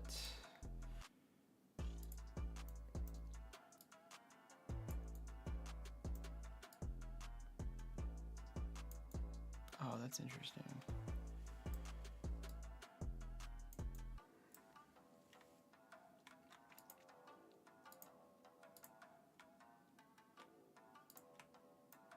Whoa. What the heck?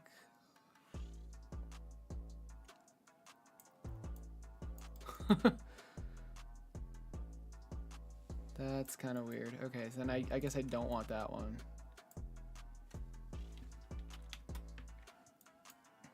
Let's add another fillet.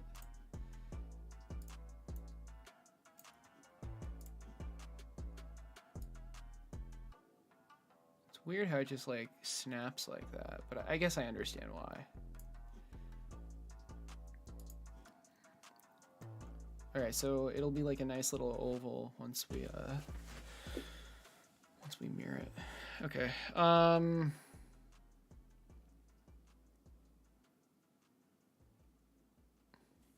Interesting.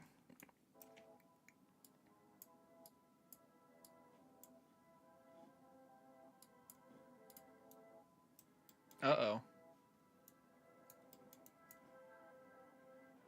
Oh God. What's...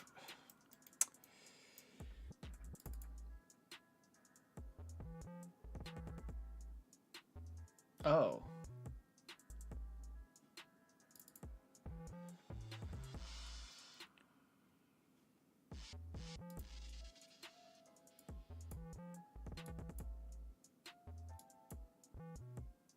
Is this when I made that cut?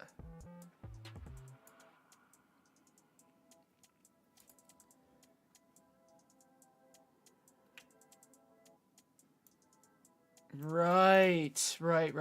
Okay, that's okay. What is this?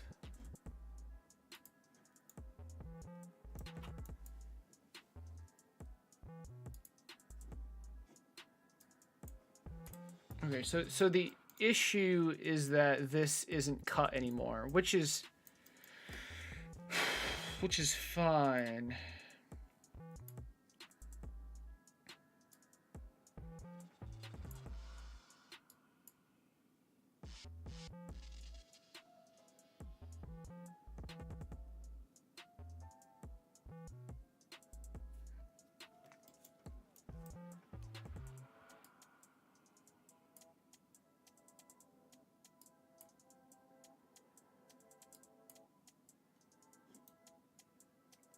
I'm kind of confused. Why is this where...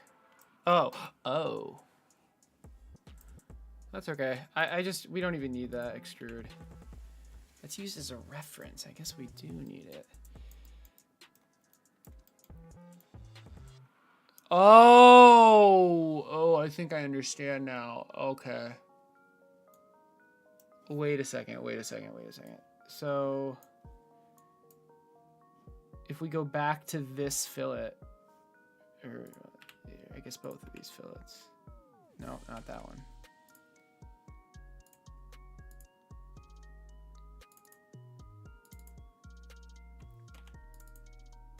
That one.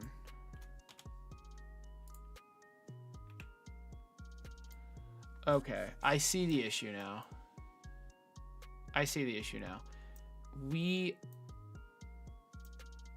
Oh man.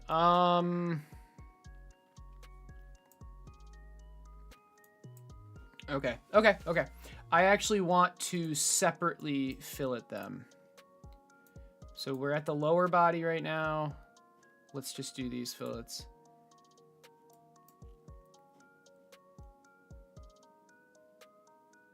This was the extrude. What was this? The combine. Okay, this was when I made the cuts. We can go before that. Let's just go here.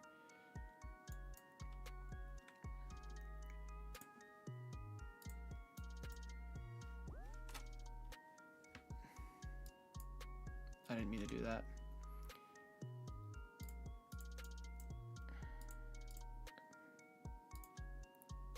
Oh my god. Oh, what is happening? Okay. Let's try that again. Fillet. Bam. Bam.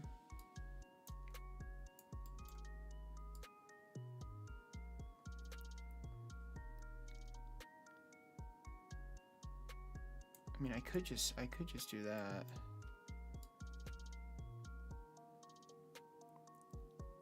Let's try that first. Okay, one more fillet for this one.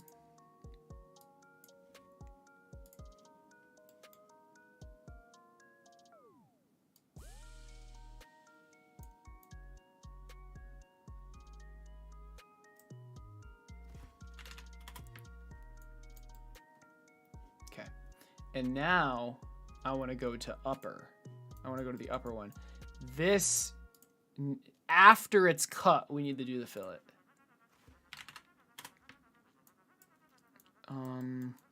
I wonder, is it... It'd be cool if I could, like, copy this fillet here, just in case I want to change this number. This one also changes. But... I'm not sure. Yeah, but the thing is, like, these two, these two are going to be completely different.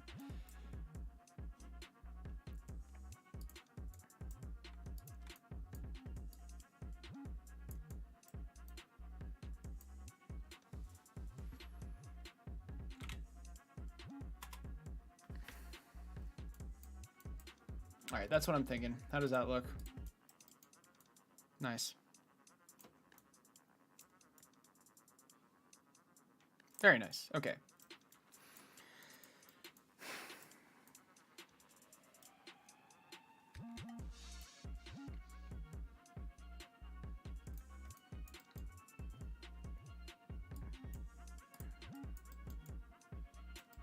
Yeah, that makes sense why that didn't work.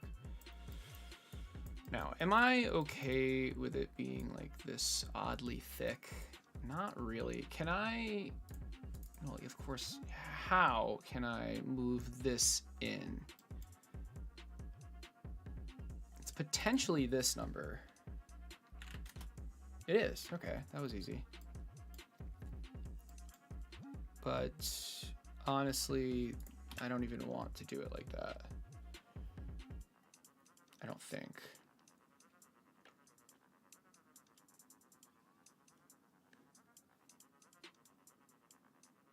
Oh, maybe, yeah, fair enough. Or maybe I just want to make these parallel. Let's try it. Let's try making these parallel. Let's see if it'll even let us. Okay. Wow. Yeah. And it's fully constrained. Cool.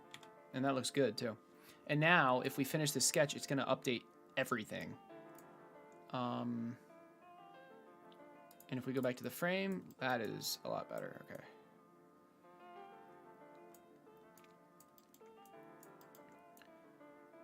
That's a lot better.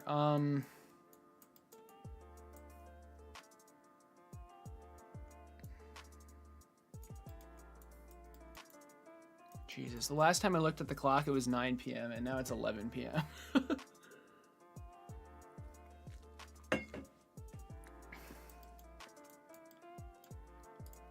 What do we want to do next? I could continue doing the servo thing, but let's try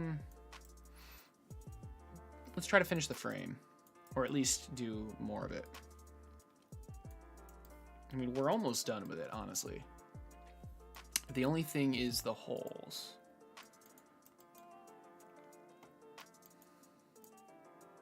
Let's add some more parameters. We have heated insert width.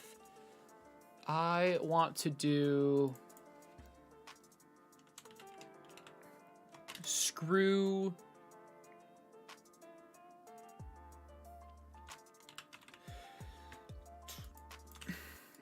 it'll be screw width and then, or I guess diameter, and then screw head diameter, screw shaft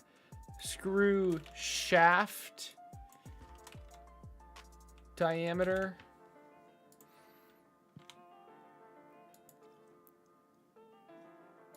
screw head diameter.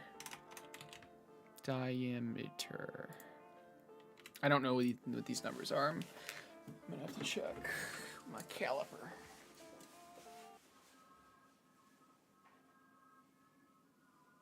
Did I have I swear I had a screw over here. Oh, it's right here.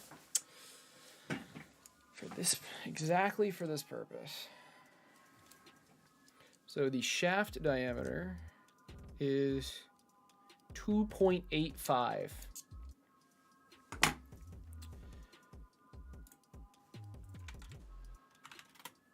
And the head diameter is 5. That was a good guess. All right.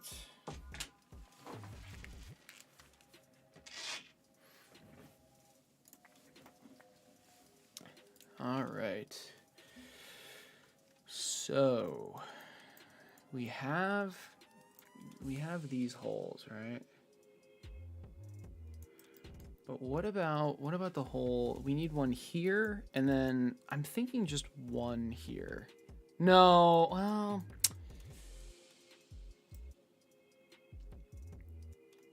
oh, I used to have just one there, but then I made it 2, so I had room. So I had room for the wire holes.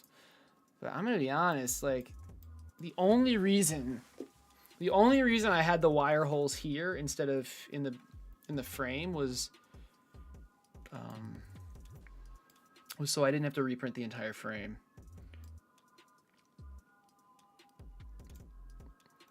Also, this required supports, and I really am against that.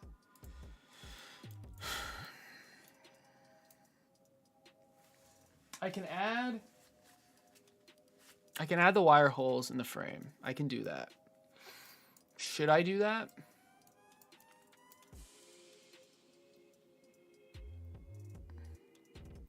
Or should I continue? I think I should. I think I should.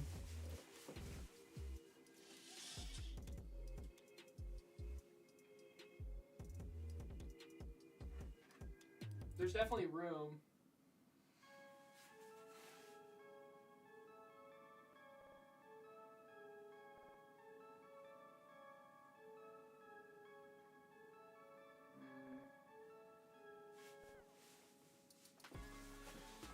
How big does this hole need to be?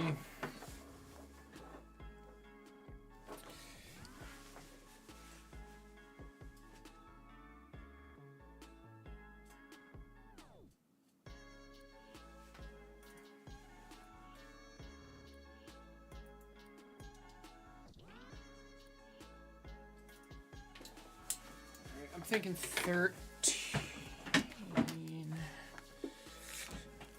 maybe 12 millimeters. So I'm thinking of making like some diamond shaped holes in the side that I can run the wires through.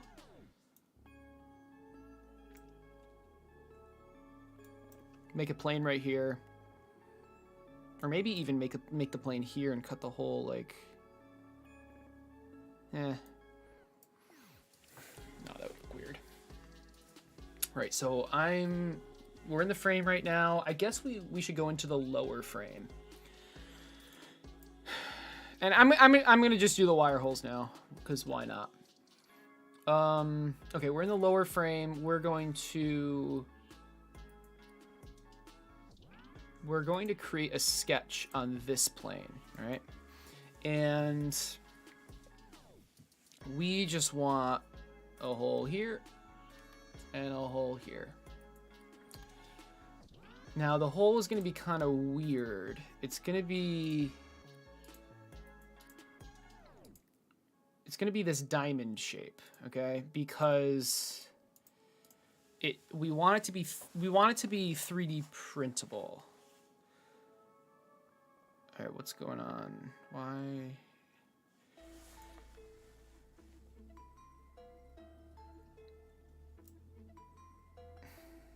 I guess it's fine.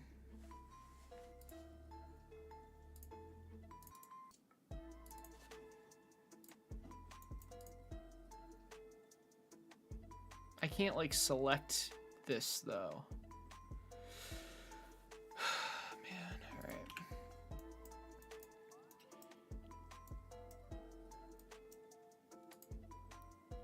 Is it, wait. Is it because I needed to do this? No, hold on. Maybe make, yeah, there we go. Okay. Fair enough.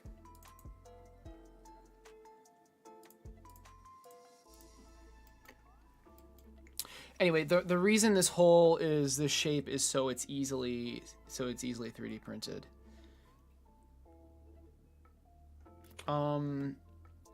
Okay, so I said this point to this point should be 13.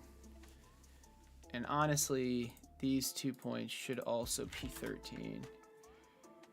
But now we've got some issues. Clearly.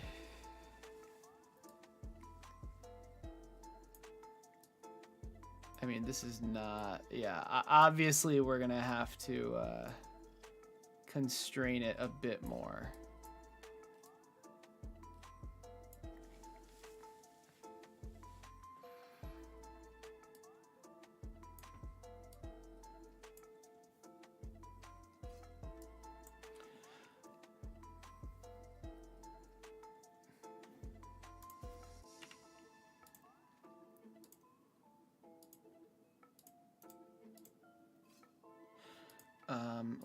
Let's just try this again. So I have a better way of doing this that I just thought of.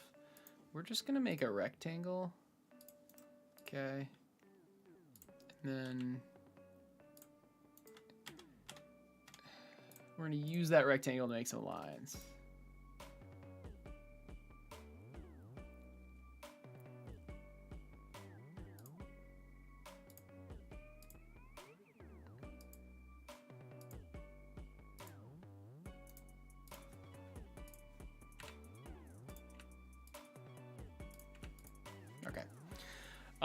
It's still not fully constrained, but it's a lot better.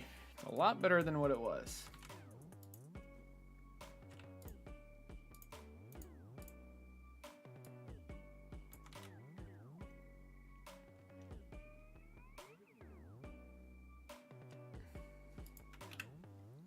Let's try that again.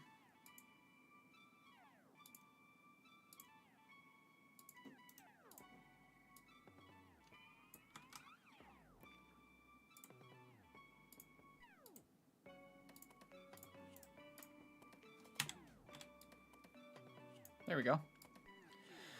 I should have mirrored this, shouldn't I?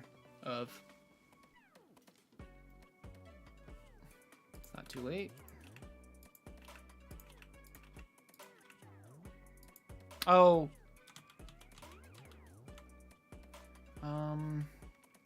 Yeah, actually.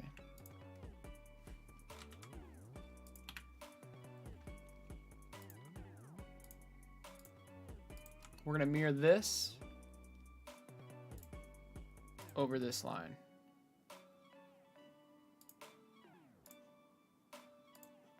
Like that. Okay, now we can just drag this line. Oh. That's not what I expected.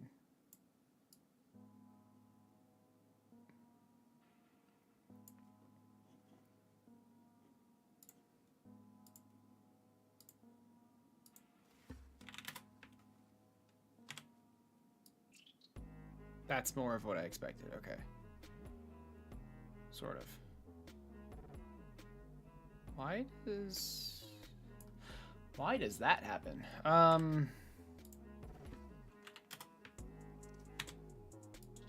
There we go. Okay. Holy moly. How low do I want this to be? I actually want it to be slightly higher, right? Because if we show the upper,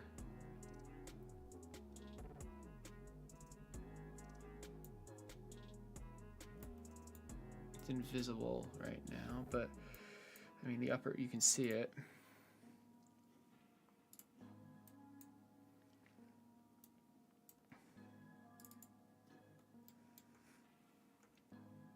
We want this. We want this line to be in between this and this. Is that possible? Can we do that? What if we do symmetry like this? No. I mean,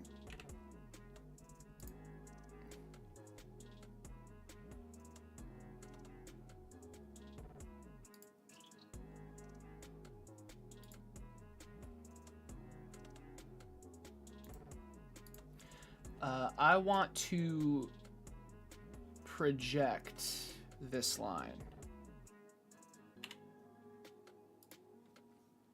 And now hopefully I can use it.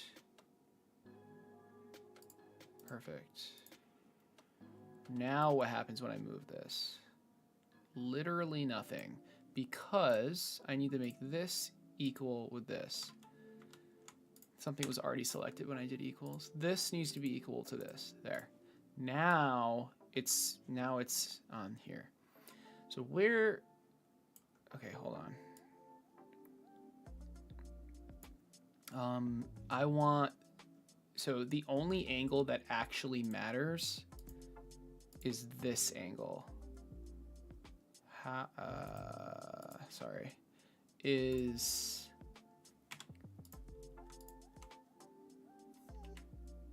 this angle. That's the only angle that matters. Let's do 30 degrees, because anything lower than 30, what just happened?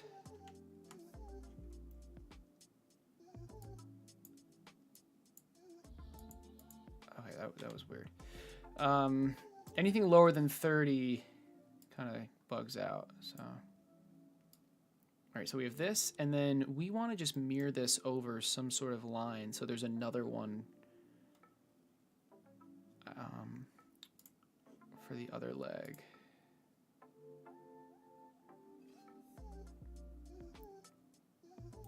What is this line? Oh, is that the center line? Did I miss it? There we go, sure.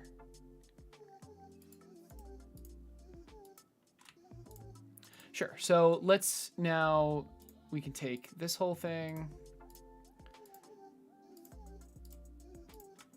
and mirror it over this.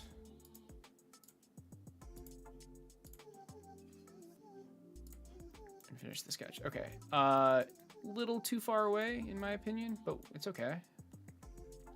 So let's go back into the sketch, and all I need to do is move this in like that. All right, so we've got two wonderful little wire holes.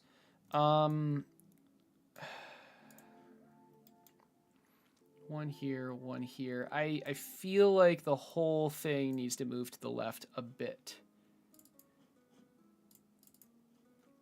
So let's delete this midpoint constraint and this midpoint constraint and instead just make it perpendicular. And now we should be able to move this line. Okay, unfortunately this isn't moving. Which is fine. It's because this...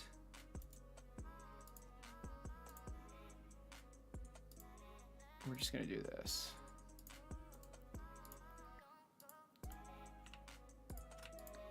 And then make these two construction lines equal.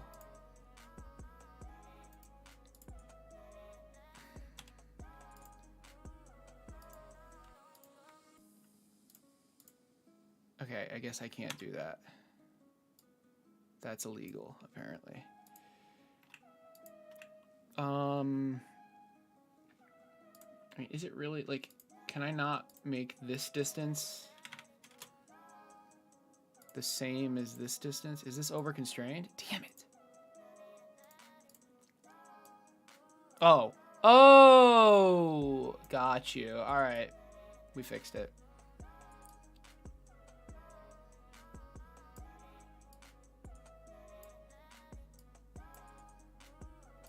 So where, okay, so like where do I want it?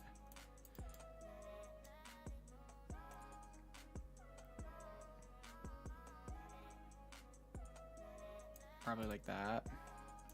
It's not constrained still, obviously.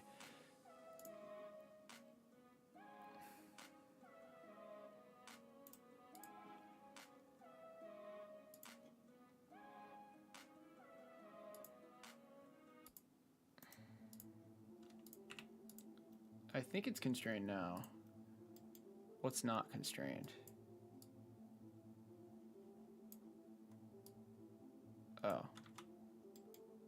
Oh, my bad. There. Okay, cool. So it's all constrained. So we have two wire holes. I like this. I'm just kind of scared. Like, I'm not sure if it's gonna work. So that's instead of putting the holes here.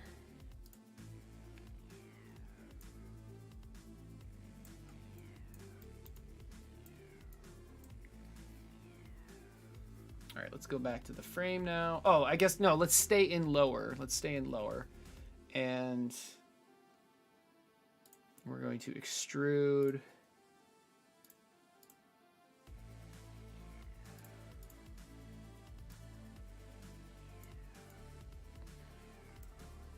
Cancel that.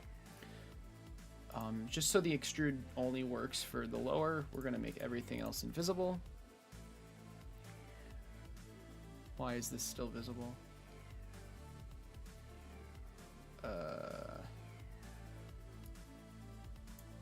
Okay, I guess.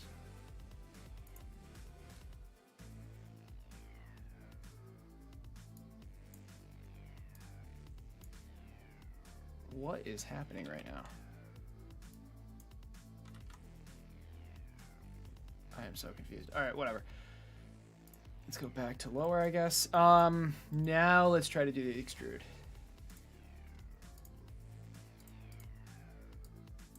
And we want to do all, I think? Yeah. Both sides, two sides, all for each. There we go. And we've got our wire holes that are 3D printable. That's awesome. And the reason they're kind of up high like that is so they're centered once the top part is on. I don't know. What do you guys think? How does that look? The wires would be going into that. I mean, alternatively, I could just have the wires going under, but I'm not sure.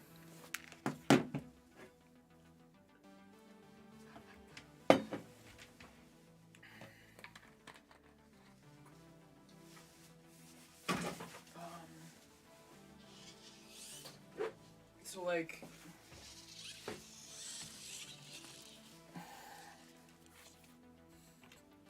So right now, the wires go in like this.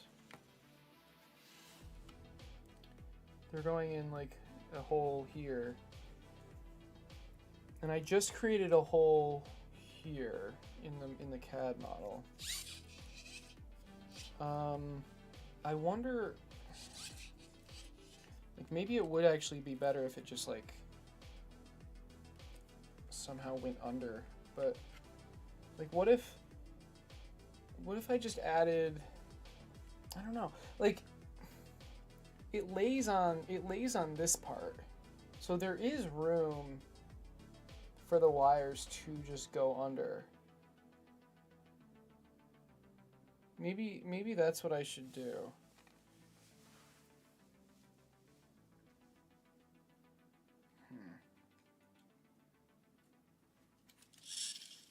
Actually, that might make more sense.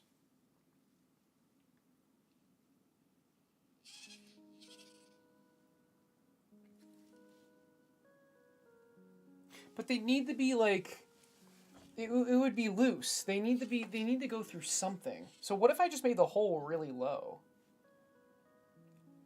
Oh shit, okay.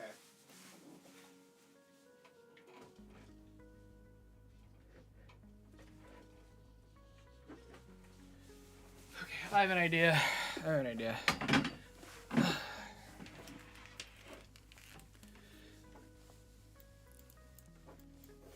What if we made the hole really low? Let's go to lower. And let's open this sketch.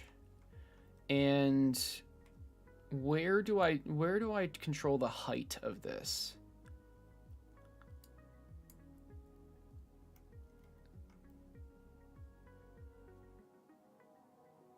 I have no idea.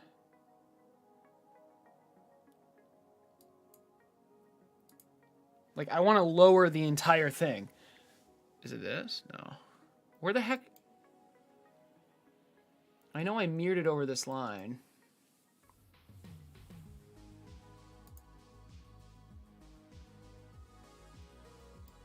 Oh, didn't I do like a... Is it this one?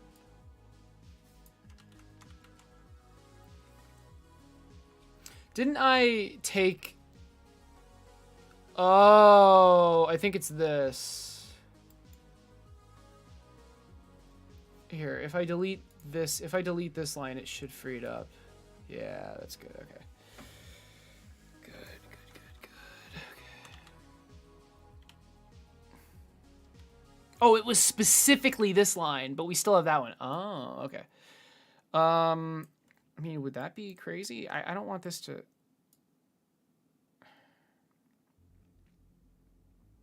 What if it was just flat on the bottom? No, I kind of like it like this. That's cool. I like that. What the heck just happened? I guess it doesn't matter.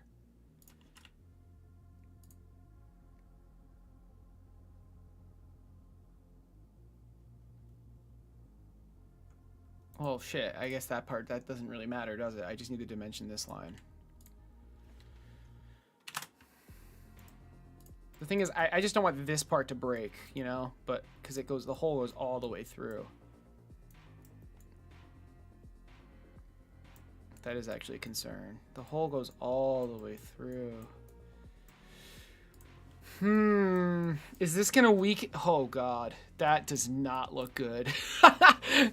Like from a, you know, it doesn't look good from a structural standpoint, you know?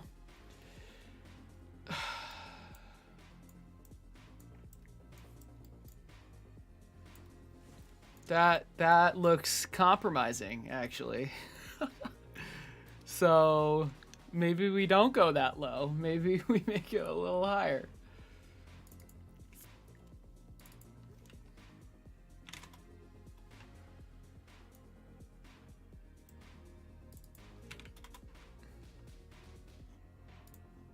All right, that looks a little better. Try a slot. I mean, this basically is a slot, right? It's 13 millimeters wide. I guess it doesn't have to be as wide. That's true. It needs to be tall to be able to fit things, but it could probably be like 7. Oh, by slot, did you mean this? Oh. It can't be curved though, because it needs to be able to be 3D printed. But oh god, I mean, I could just add another slot in the middle just for no reason. But no, these slots actually serve a purpose. All right, that's definitely better. I don't think that's gonna break. Yeah.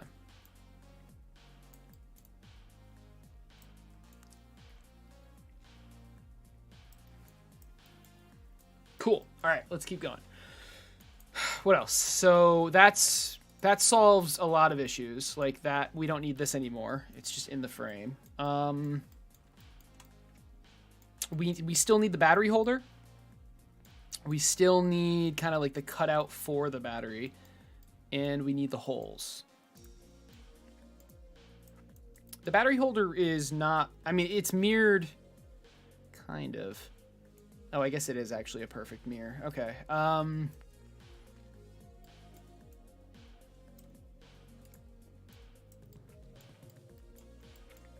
then we've got this thing.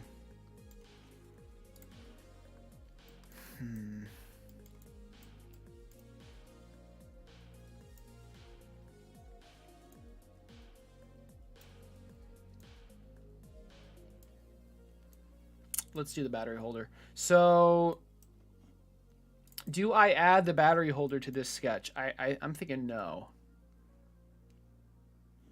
The battery being in this sketch is enough, which is this rectangle. That's the battery. Let's see. We still want to work in lower, and I'm thinking we create a sketch.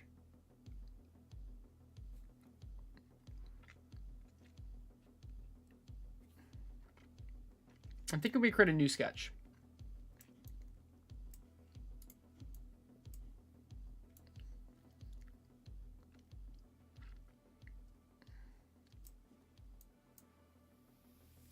On that plane.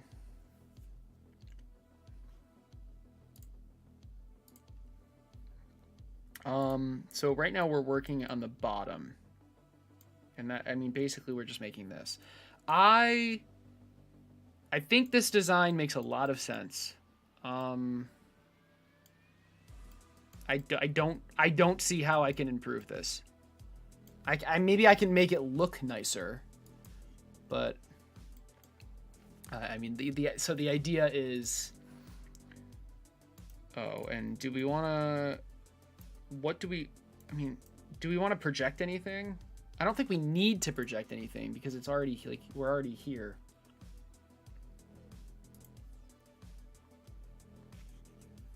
We'll see. Yep. We definitely need to project things. Okay. So we want to project these two lines. That's not right. We want to project these two lines like this. We definitely, well, I guess we don't need to project these lines since we have them.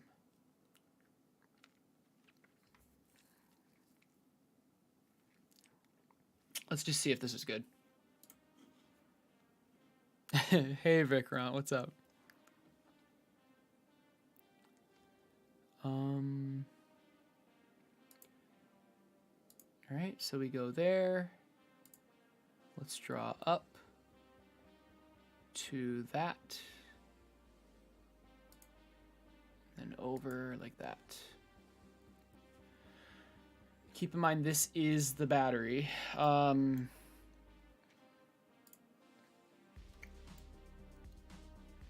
We're making this.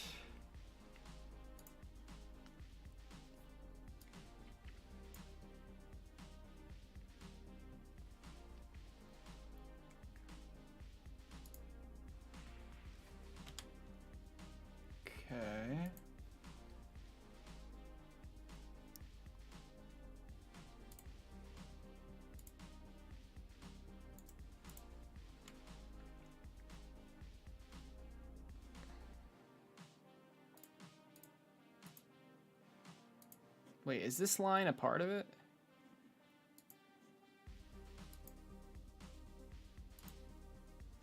I can't even tell.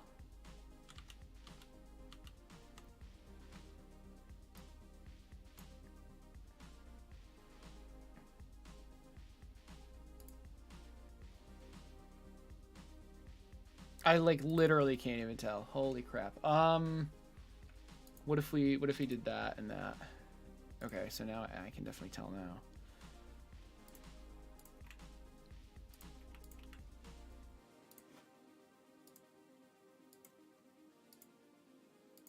Okay.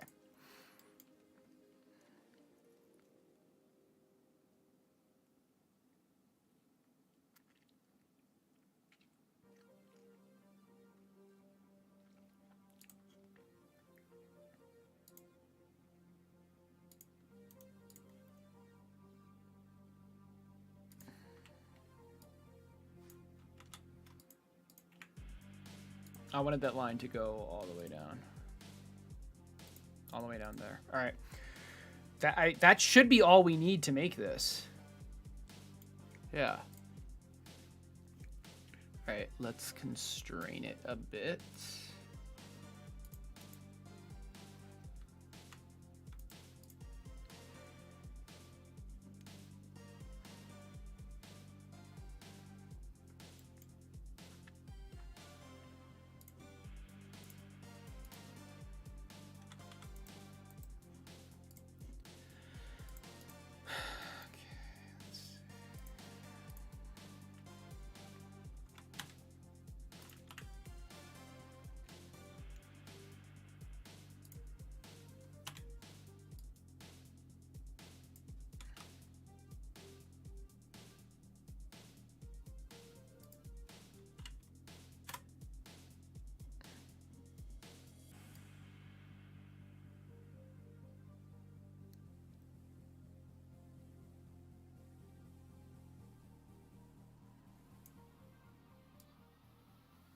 Okay, that didn't constrain anything. I did project it though. So what? Can I just do like coincident? Can I make this coincident with that? Ah, okay. Is that what I want to do? Oh, no. My bad. I want this to be coincident with that. There we go. Oh, I didn't even need to project that. It's okay though. All right, we're getting there.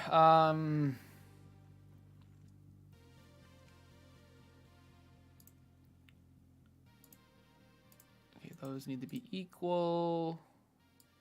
I mean, this. Oh, wow. Okay. Everything is constrained. Sure. Let's get that distance.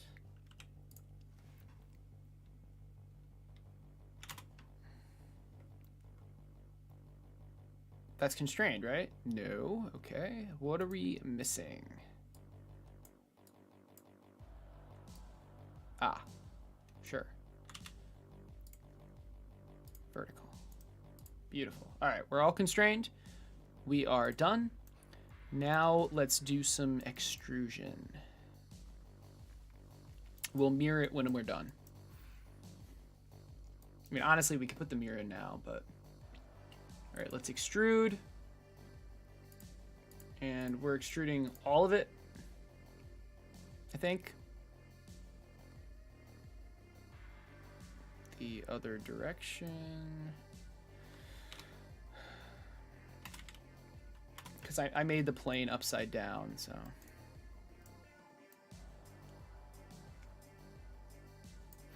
let's see frame front. Let's see where the battery...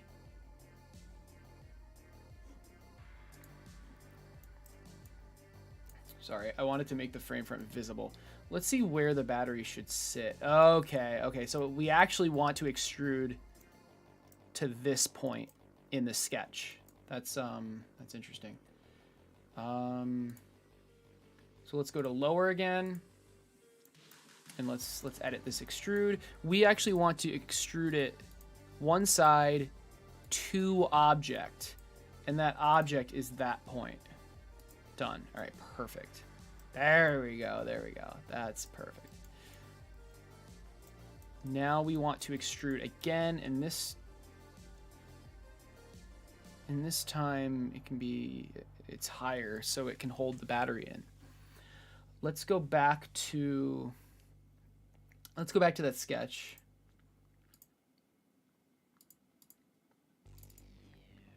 And can we do okay, we don't want to enter it though. I just wanted to see it. Can we do another extrude now? All right, we're in lower. We're going to grab this, this, this, and this. We want to start at an object, and this object is this, and we're going to do -8 as a join. Okay. Beautiful. Look at that.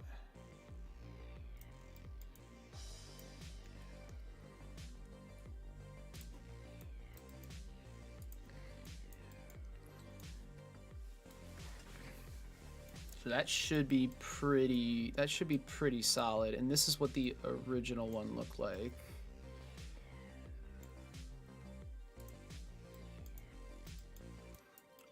Now, obviously, of course, we could add some a fillet or two.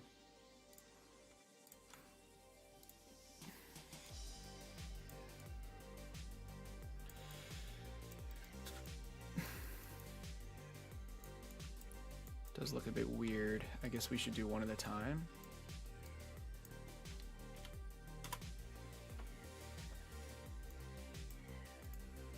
I'm not really sure.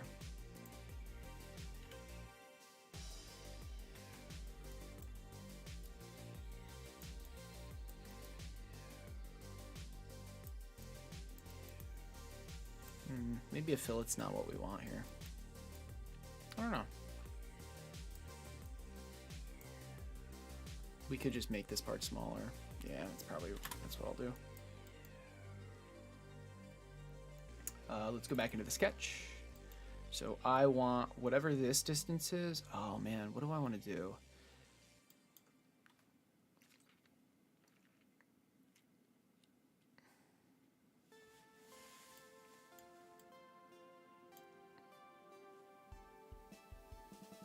Yeah, that should be fine.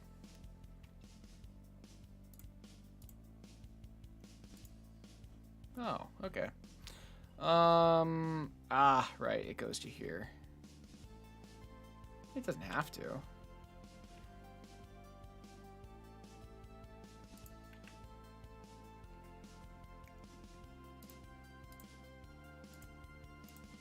Let's see what that looks like. It is constrained. Yeah. It's not bad, I think. Okay, where does the battery kind of like fit into this? So if we turn on this again, so the battery goes, it's gonna go all the way to there. It's gonna go all the way to there. I think we oh man, yeah, I think we want to make a cutout for it, but it is kind of weird how that is, isn't it?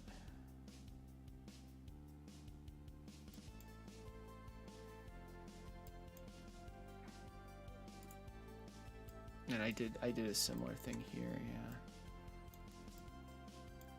There's like a cutout for the battery just so it fits. It kind of falls down like that. Huh.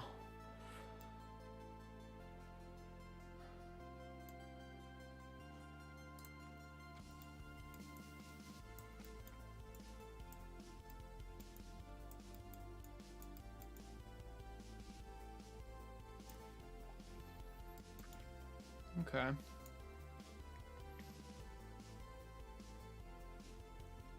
Do I actually like put the battery in here and make the cut? No. That's not what I do. I actually want to extrude using this battery sketch. Yeah, that makes sense. So let's extrude, and I want to get rid of these bodies for a second. I want to just extrude this. I mean, I guess this whole thing, but no, just this, And we're gonna do 2 sides. So we want the top side. Oh, I don't think we want the top side to go all the way through, do we? But we do, but just not through upper. So let's make this invisible.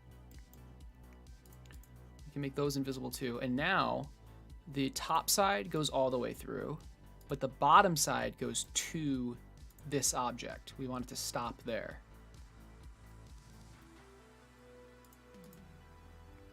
Okay, so what happened here?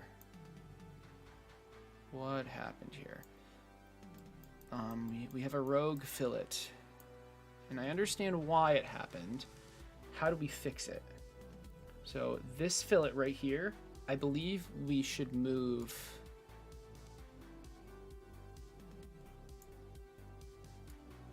Okay, I can't move it.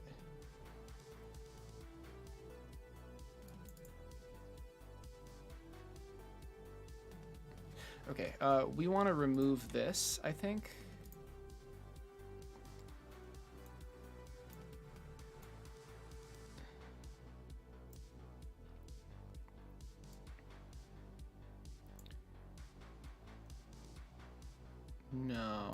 No, I think... No, wait. I think I know what I want to do. I want to move this extrude farther back. But I don't... Oh, I should be... Yeah. Oh, there's just... Okay. Huh.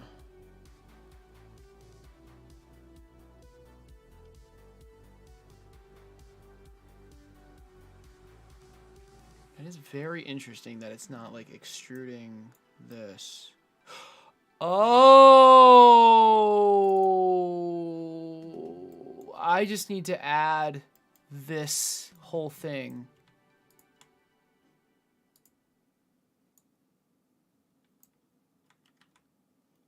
Right?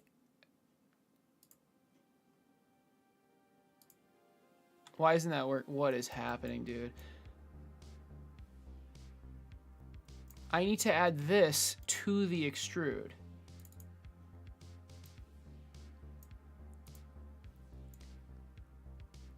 Why doesn't that do it?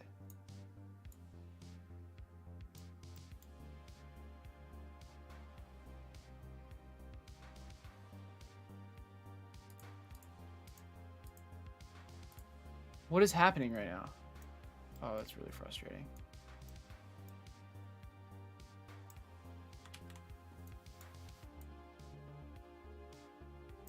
Okay, let's just get rid of this extrude and try again. Because I know it's what I want to do. So we're going to extrude. It's going to be that plus that. 2 sides. First one is all. The top one is all. So I guess this one. And we go to that face. And then the next one is all. But that's not working.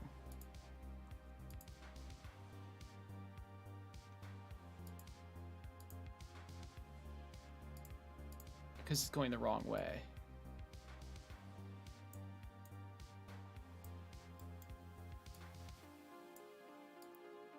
It was going, that's why it was failing, because I was adding it, it was going the wrong way. Okay.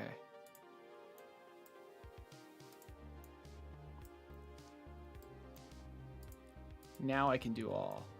Damn it. Wait, did that work?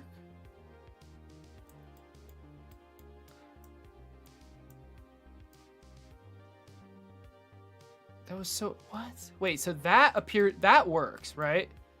But then when I do all, it like, it's like only going, it's like stopping at the plane. What if, all right, whatever. All right, well, it's fine. It's fine. Okay, so that works. That works.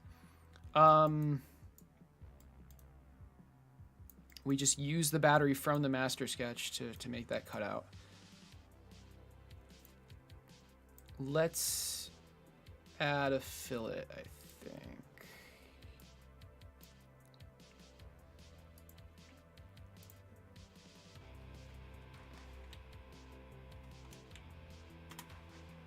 So that's the actual size of the battery. And then let's add another fillet.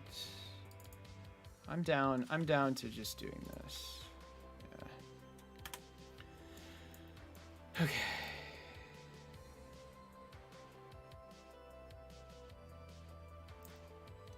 Never mind.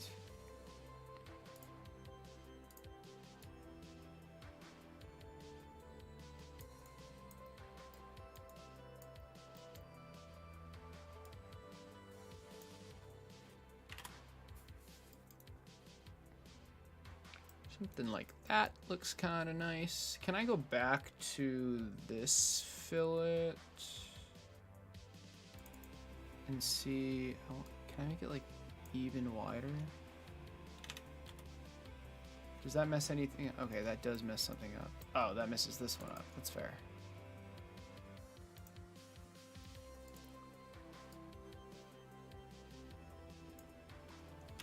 Okay, that's fine. Nice. I think that looks really good. Does that mess up the upper? Kinda, but it is what it is, you know?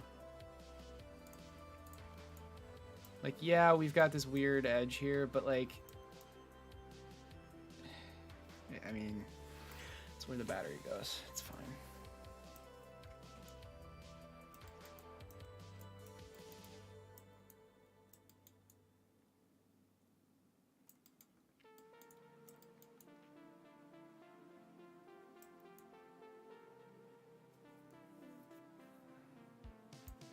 I haven't really been doing fillets at this angle for the entire model, actually. I kind of don't like it. It doesn't really...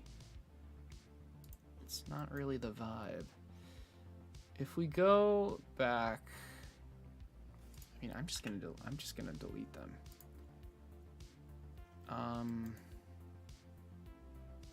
Hopefully that didn't break anything. I do want a fillet here though, but I want it to be here.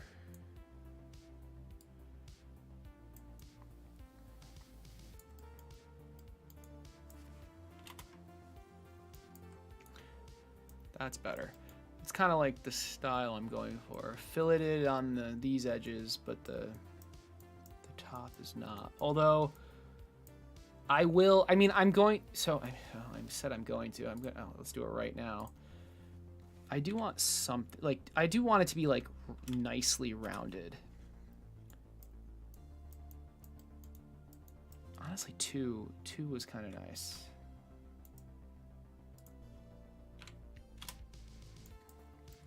And I'm going to do that to pretty much everything, but that could be a parameter, actually, like, how rounded it is. This is good, though. This is really good.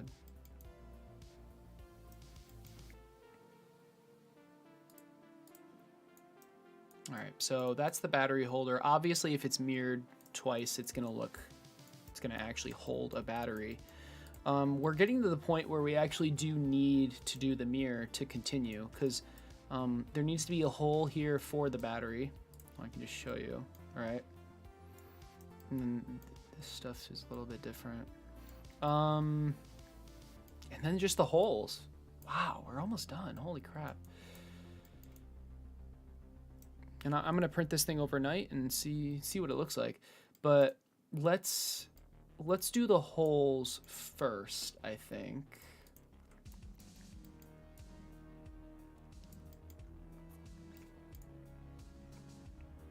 This is a huge print though. I don't think I want to print it until I like lock everything in. Hey Cow Beef, what happened to Dreams? It's a good question. What did happen to Dreams? What did happen to Dreams? I'm not sure. Dreams is having kind of a bad time right now.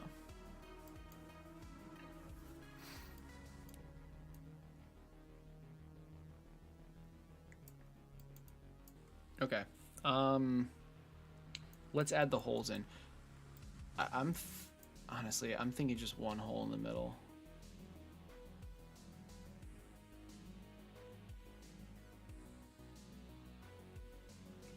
But, I mean, it's tough.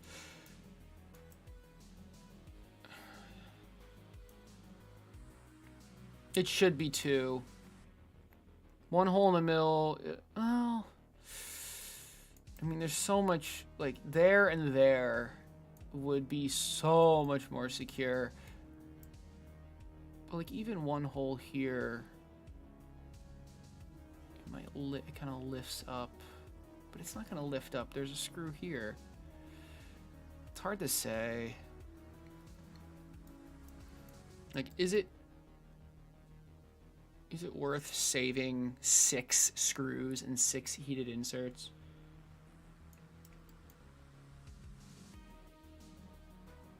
We'll see.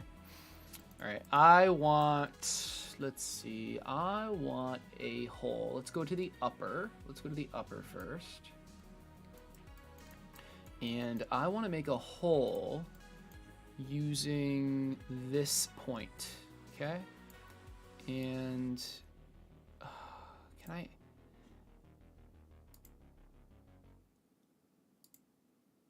I want it to go, oh, flip direction. Thank God, Jesus.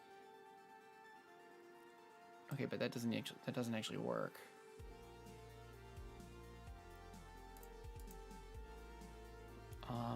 Well, I'll show you why it doesn't work. So this is going to be the screw shaft diameter. The problem is I want a countersink hole, but I want it to start here and go down. That is so annoying. Am I actually going to have to make a separate sketch?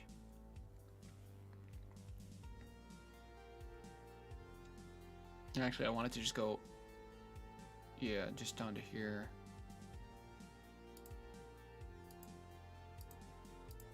Oh, that is so freaking annoying. All right, I mean, it is what it is. I miss it, rip. It was fun making little films. Well, Cow Beef, the thing is, you can still do that. They're just not gonna support it anymore, like with updates. But like, it's still gonna like stay on. Like, you're still gonna be able to play it, right? All right, we're in upper. I want to create a sketch in upper that's just on this plane specifically. All right, and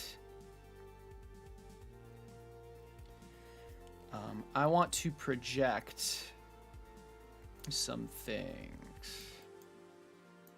Oh, there's a hole. Okay, let's make this invisible for a second.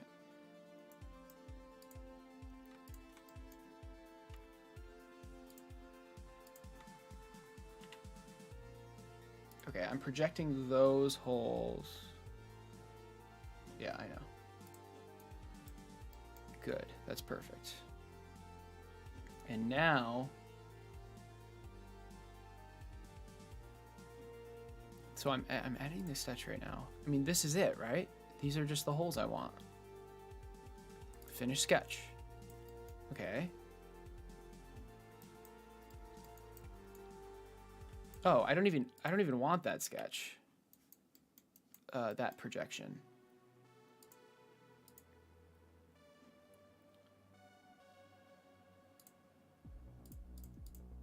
Okay, so here's the sketch I'm looking at, right?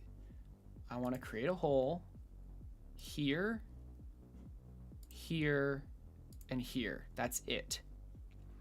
It's going to be the screw shaft diameter. It's going to go, we're gonna get rid of lower, or we're gonna hide it rather. We're gonna hide servo mounts, and we're going to set it to all. So it just goes, yep, it goes all the way through like that. Good. Okay. And now we want it to be a countersunk hole, and the head diameter is screw head diameter. Okay, this is good. That's fine. 90 degrees is 5. I think everything else is fine. So let's do okay. There we go. We have our countersunk holes. Look at that. But that's, we also, so let's try to decide now. Do we just have one screw in the middle to secure this? Or do we have two?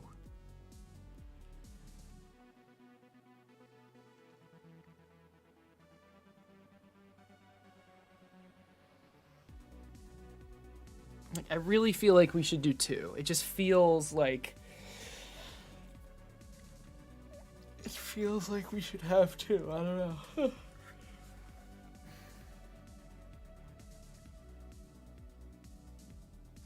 But like it's connecting from the bottom as well. It's not like this is the only point where the servo mount is held to the top or to the frame. It's held here as well.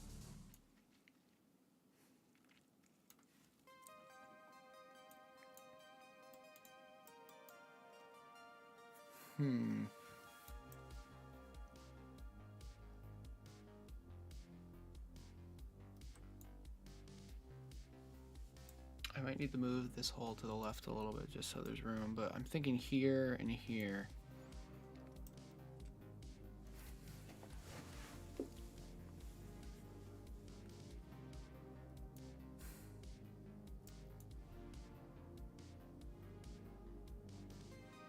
Oh, while I'm thinking about that, let's just do the bottom now.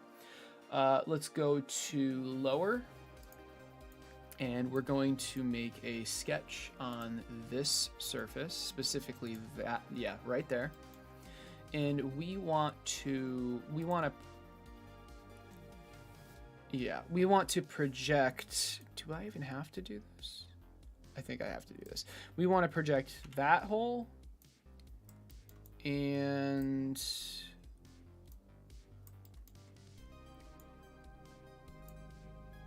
there was one other one. Can we make this sketch? Let's make this sketch visible, right? We also want to project that hole and that hole. All right. But specifically, we need the centers. Okay, good. Okay, so now we're projecting those holes onto our sketch. We can finish the sketch. We don't need anything else. And we are still working in lower. Let's create the hole. Oh, actually, yeah, I was going to say we could combine the hole command, but we did it separately.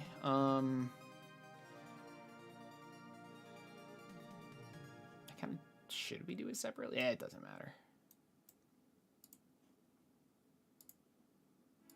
Okay, and it's the exact same hole, and this is exactly what we want. That's not true.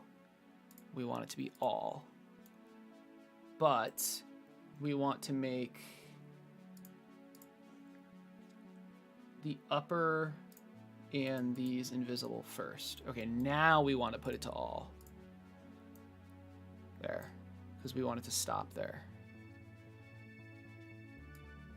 Oh man, this is not actually right. Okay, we want it to be the screw shaft diameter, and we want it to be the screw head diameter. Okay.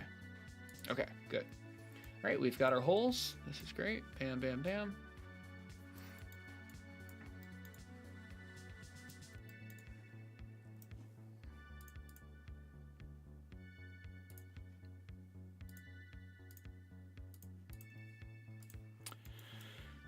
Let's go back to the frame, just look at stuff for a little bit. All right, so the upper sketch should be invisible. So one more time though, where should we put these holes? I'm thinking here and here. But honestly, it could just be here.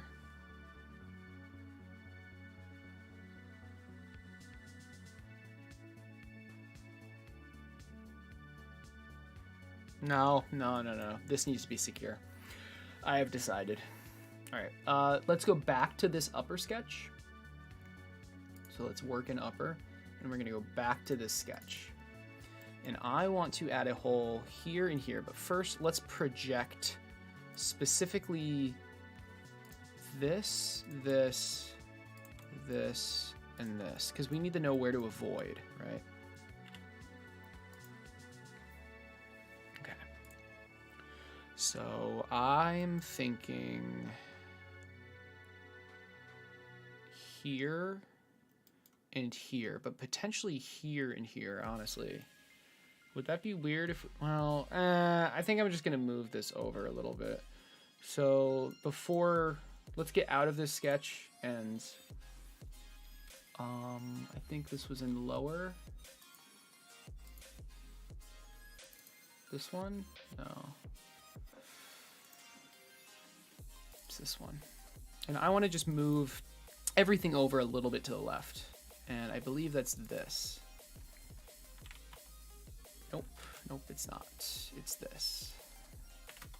There we go.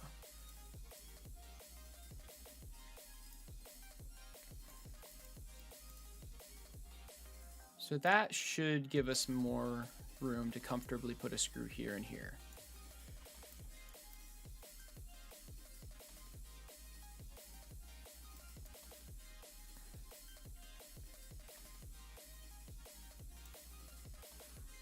So let's go back to the upper sketch. You know what? And I also want to project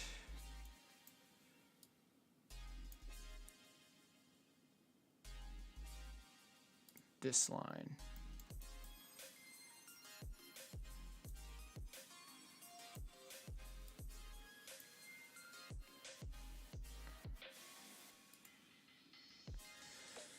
Not that line though.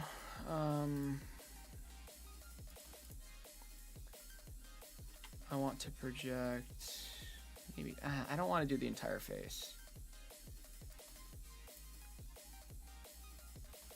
This edge.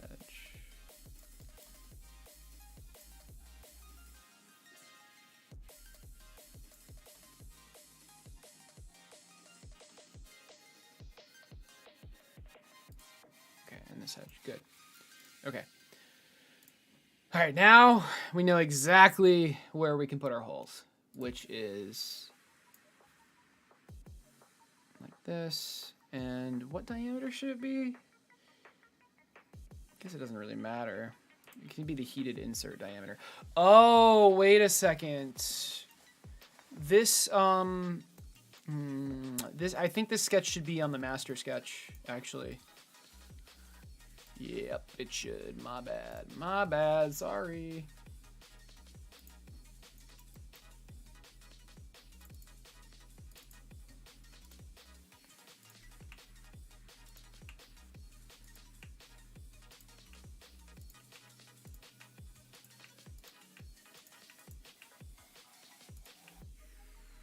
Sorry, because these holes are being used in the frame and in this.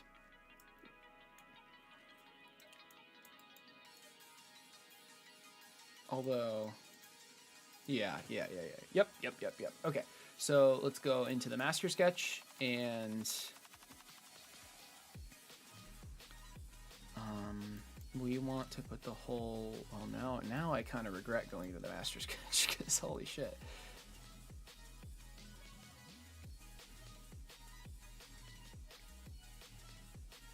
Yeah, no, this should not be the master sketch, but it does need to be. Ideally, a sketch that's. Oh shit! You know what?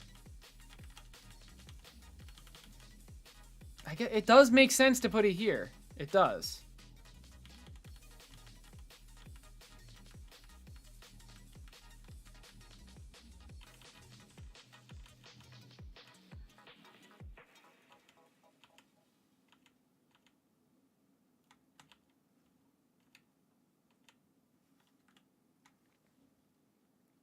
It does. I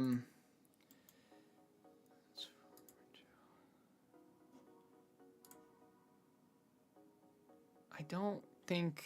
I guess I'll constrain it. I should. This is going to be the insert, heated insert width.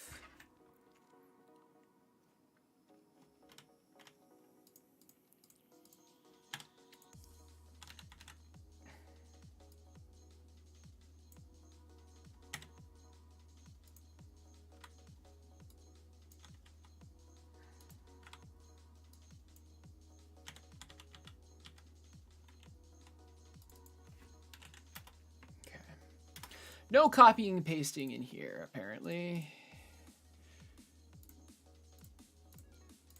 All right. Just figured out how to make a circle. Just figured out how to make a circle be used as a shape to extrude on a path. Nice, nice.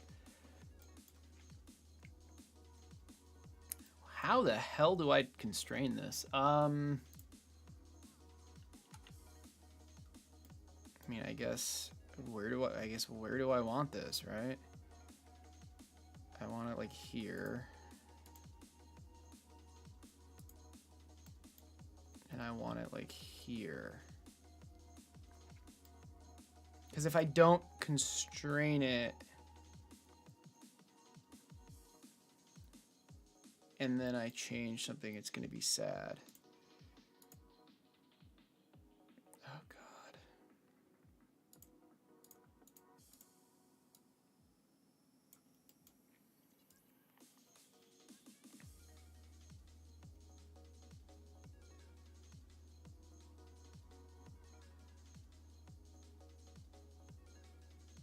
Okay, right there. And right there should be good.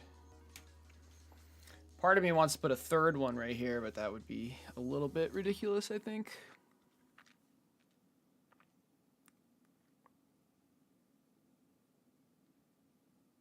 Yep, I like this. All right. Now the question is, how the hell do I constrain this? Wow, I can't even select that construction line.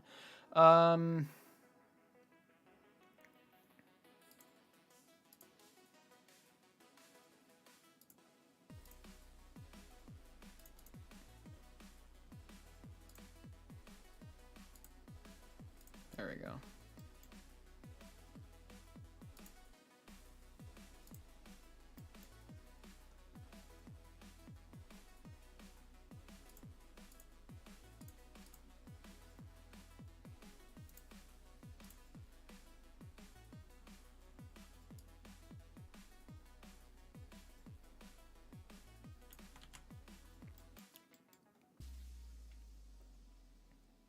Right, and I mean now I just dimension it, right?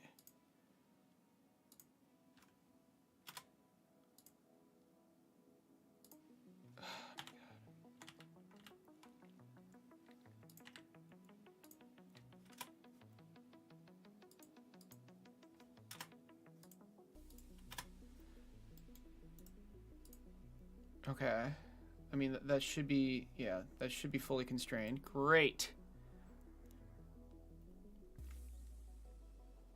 I am now realizing I need to do this as well. Damn it.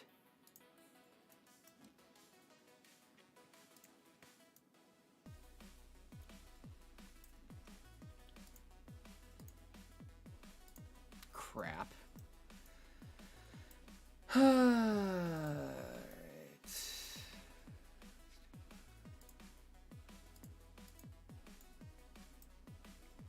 So I need to go back in this sketch, and where can this attach to? I mean,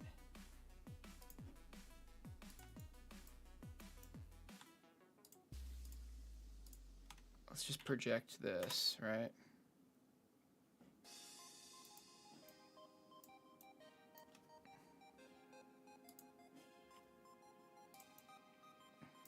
And of course, project this.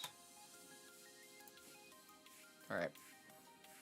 I mean,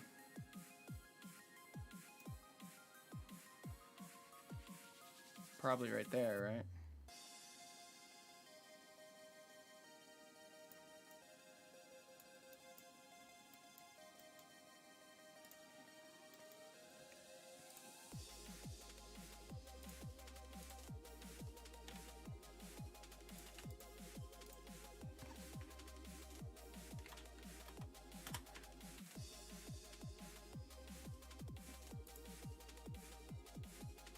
I guess I don't need these construction lines. Well, it's fine.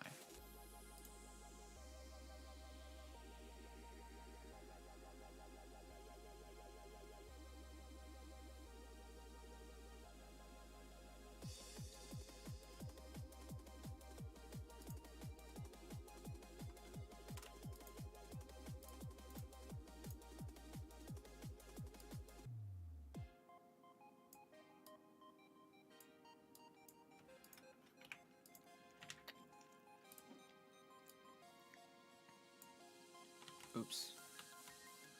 I held it. You're not supposed to hold it. Makes a curve. Okay. So where do I want this hole?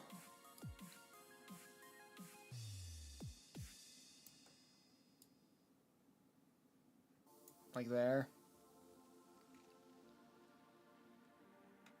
Looks good to me.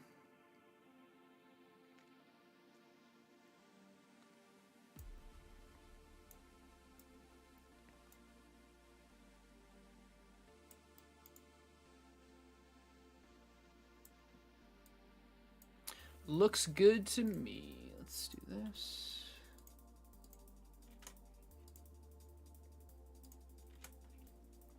And apparently that's not constrained. Oh, interesting. Okay. All right. All right. It's because it's on an arc. Sure.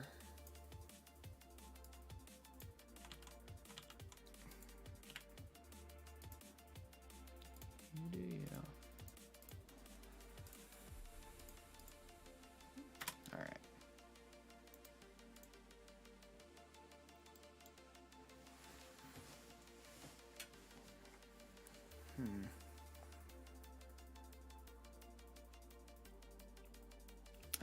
I don't think it's a good idea to constrain it like that. I'm gonna constrain it. Whoa.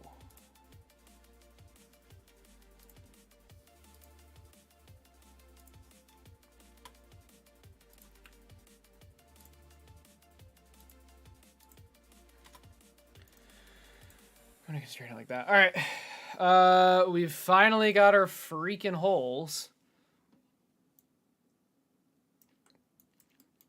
So let's make some holes. We're on upper. That's good. Let's make another. Ooh, actually, we can tap into this one. Nope, nope, nope, nope. Undo, undo, undo. Everything needs to be invisible for this, because we only wanna drill these holes here. So there we go. Perfect. All right. Good, good, good. And now we want to go into the lower. Is that right? The lower? Yeah, we want to go into lower. Yes. And we want to drill similar holes, but this is for the heated inserts.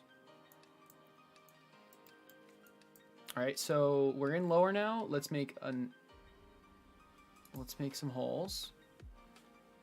There, there, and there, but not yet. Let's make upper invisible, but not just the bodies. We want the sketch though. So let's try that again. We're in lower, we're creating holes. We want a hole there, there, and there. We want to start... I mean, this is fine, honestly. Especially since it's just it's a simple hole that has a flat end. And how deep do we want to make this? Man, okay. I didn't mean to press enter there. Yeah, I mean, that deep is fine. It doesn't actually matter. Actually, this is good. We don't want it to be too deep. Or we don't want it to be too shallow, because we want the screw to be able to go in really far. All right.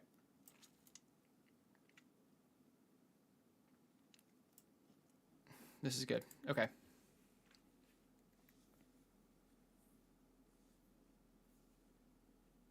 Making nice sketches is easy using the line tool. Well, hey, make sure they're constrained or you're going to have a bad time. Yeah, I think, well, I wanted to finish the frame and then call it. And I think the only thing left is to mirror it, or is to, you know, yeah, mirror it and then make the battery hole. And then I'm going to call it. Yeah, consolidate it into long-term memory. I'm totally with you. We are so close. Okay. So let's go back to the frame. Let's make this sketch invisible. We don't need it anymore. This is looking really good. Can we inspect? Is there like inspect a cross section? Yeah. Oh, that's cool. All right. So this is what we're looking at. And look at that. I actually have a mistake. I used the wrong size hole. So I'm glad we caught that. So this hole, I can't, it's so dumb how I can't even open it unless I make everything else invisible, but whatever. So this hole, the width needs to be the heated insert width. There we go. All right. So we fixed that. And we're going to do the cross section one more time. Section analysis. So we have the screw hole and then, yeah, there you go. This is looking really, really good.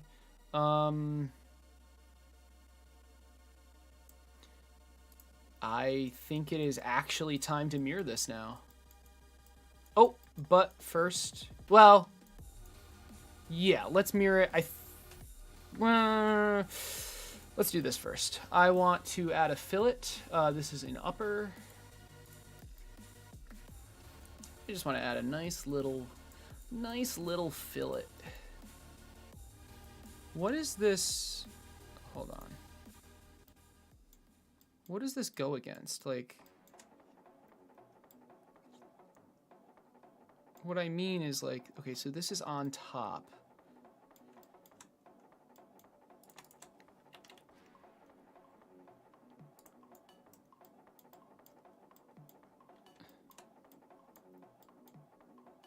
Oh, okay, so it is up against the servo. All right. So we do want this flat. All right, anyway, that.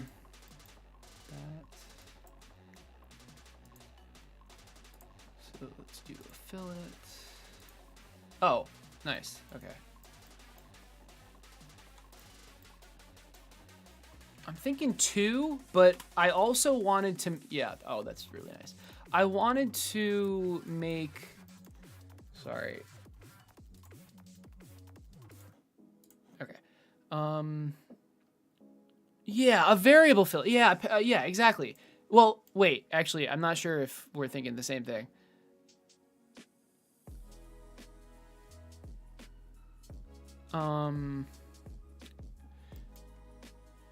I want to make this fillet a parameter just so I can change it everywhere. Like, so what I mean is, this is kind of like the accent fillet, sort of. And maybe I feel like this is too smooth, so I want to make it like 1 instead, or something like that, you know? Or maybe I just want to change it entirely. I don't know, but I wish I could change a fillet into a chamfer. What does this mean?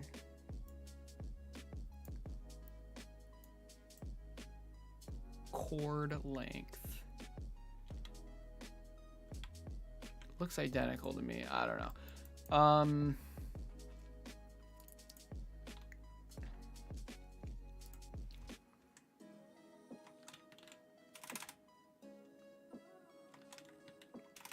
What do I even call this?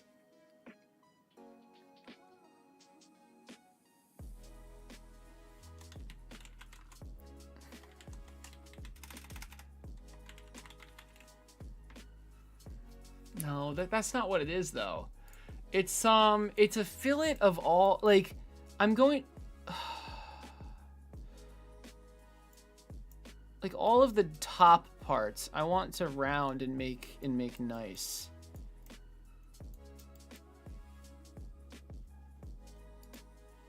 Oops. Maybe it is accent fillet, honestly.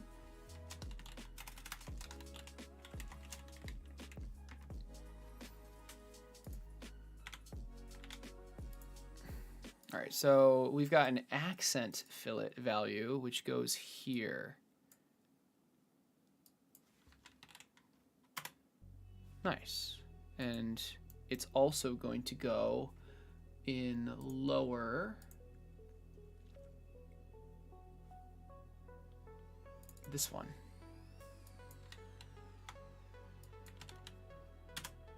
Beautiful. All right. Accent fillet. Yeah, I like that name. So it's just like a fillet I'm going to add to like the edge of all of the upper outside edges, kind of.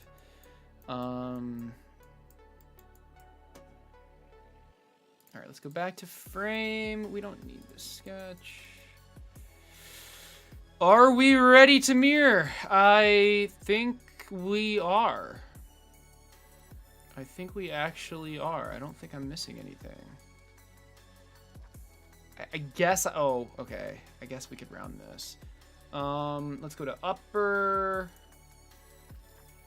And it's this one.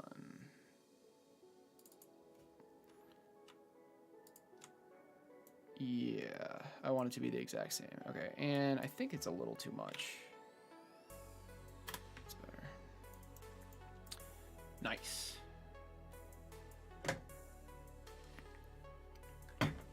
Very nice. I'm really happy with how this is turning out.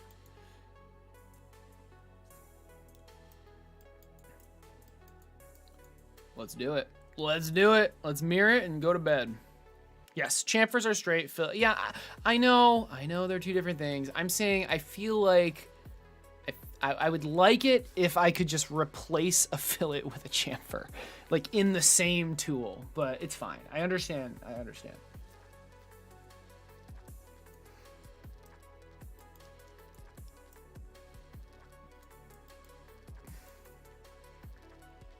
Like I wish I could have a setting to change all of these fillets into like a chamfer instead, just to see what it would look like, but it's all good. All right.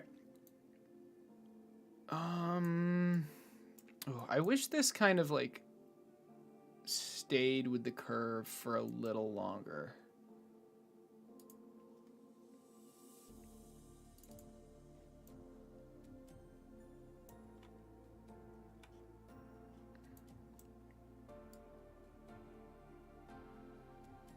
Oh. Oh.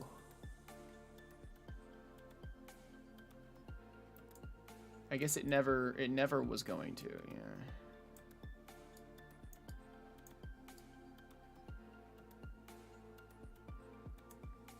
All right, no, 11 is fine. All right.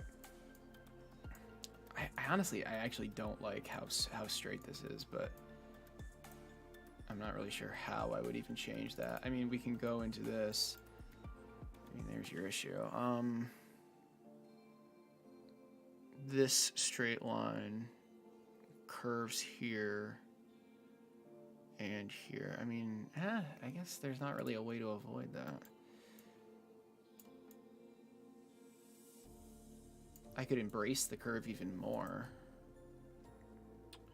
Embrace the curve.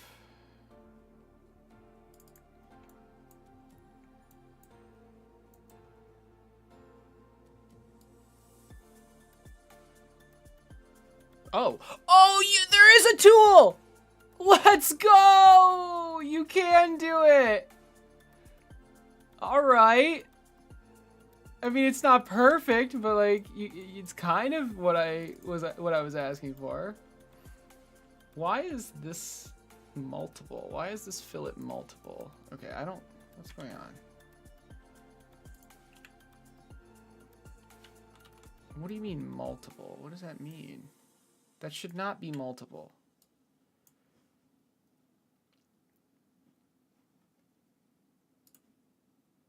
And why is this invisible? What's going on here?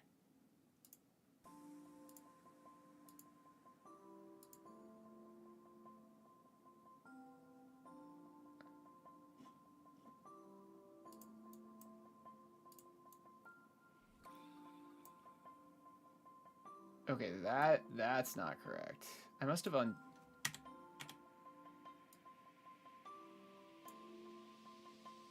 I think I have to go into frame and then drag it. No, am I unable to? Why is this a separate body? When did that happen?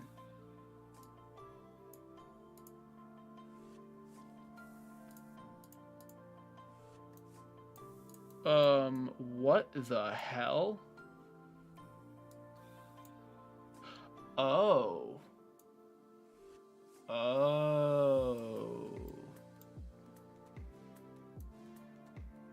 Interesting. Can we now go back to upper? So if we go back in time to like here, that's, oh, all right. What is this? So we'll just do the fillet here, by the way. The order actually didn't matter. So, well, I guess it does. The order does matter.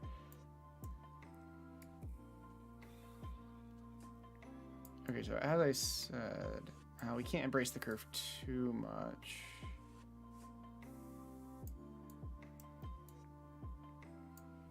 I'm nitpicking a little. This is fine.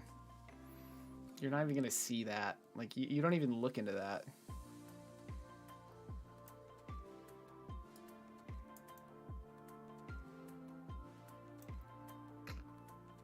Actually, not curving it is interesting.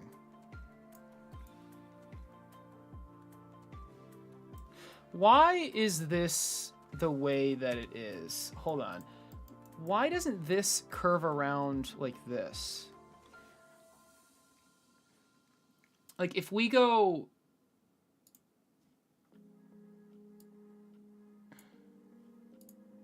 How far back do we need to go? Yeah, like right here. Why didn't... Oh, because we had already made the cut. We had to make the cut first, right? Oh, I remember that.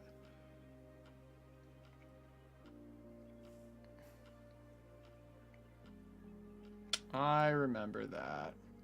So what I should have done was fill it, then cut it, so that this matches this. Interesting. I mean, this is, yeah, I see. I did the fillet though.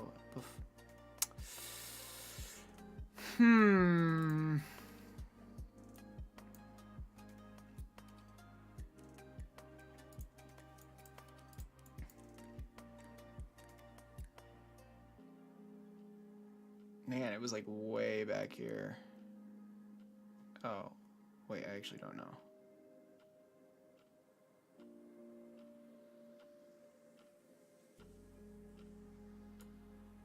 I don't even know where did I make that cut for the upper? It was this, right? Yes, it was this. This extrude. If I wonder, could I also extrude this? Would that fix it? I think it would. Oh, okay. Now watch this break literally everything. I don't think it will though.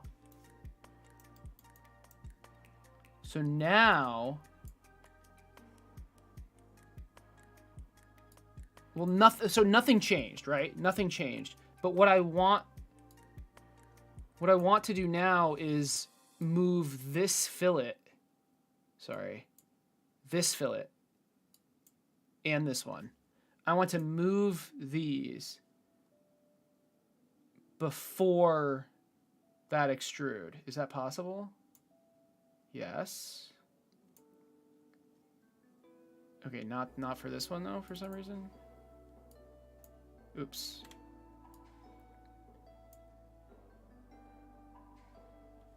Okay, we can just get rid. No, okay, Jesus. Okay, well let's start with this one. So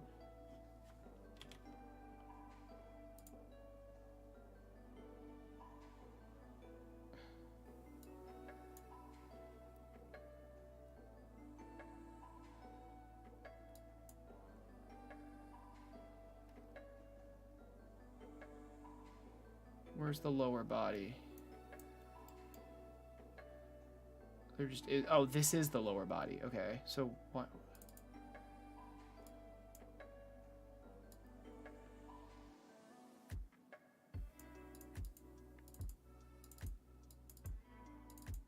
Oh, am I editing the? Wait.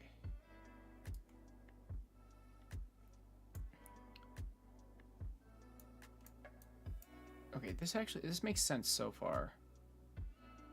We lost some fillets, but I think we can fix it.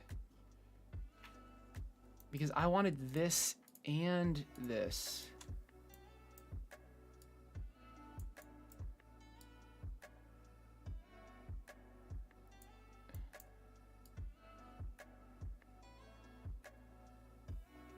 To be filleted. Okay.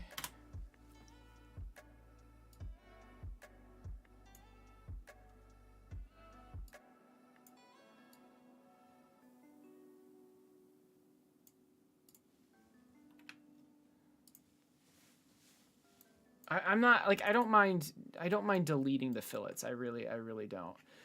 Okay, and then we don't need these at all. Okay.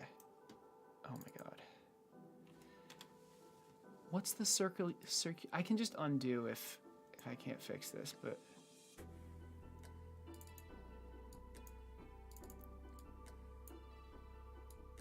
is there a reason nothing's updating right now?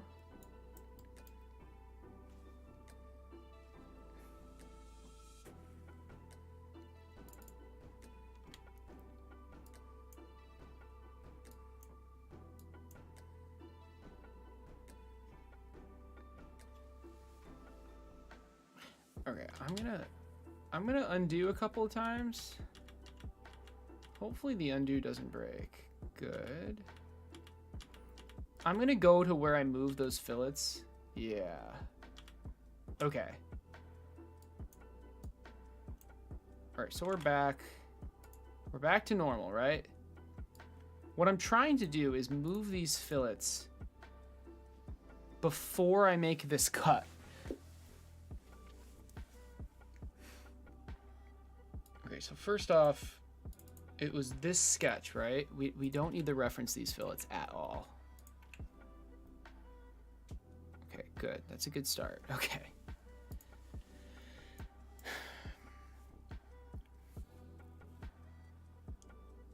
Yeah.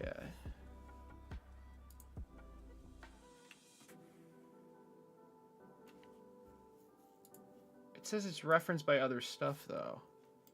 What is referenced by this?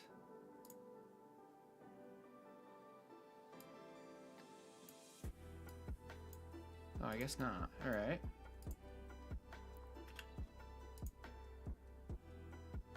Okay, deleting them is fine. All right, good. So I got rid of the fillets. That's good. That's the first step. Okay. What about this fillet, though?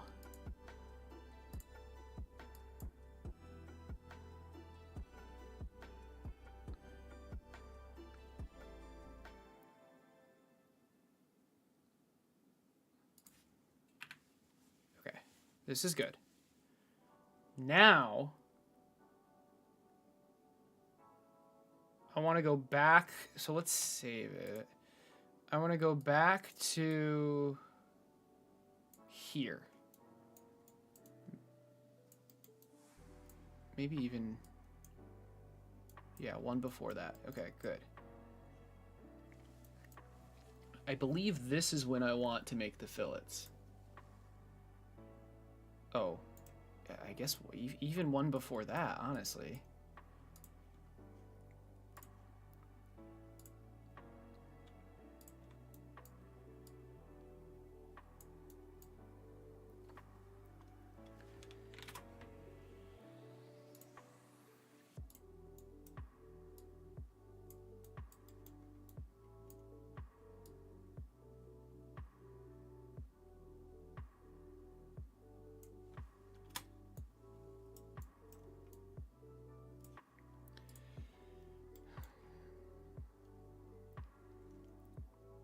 I like that. That looks good. All right. So now, so things are going to get a little messed up though, I think. So that we just split. So this extrude, yeah, this is, I mean, honestly. Oh, okay. Good.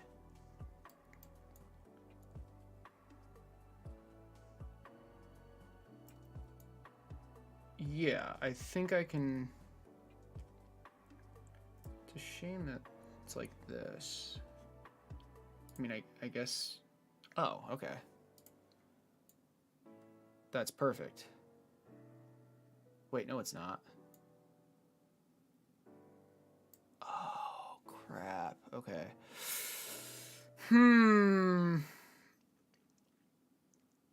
Okay, okay. We're gonna undo that. We're going to update. We need to update the sketch. It's as simple as that. Simple as that.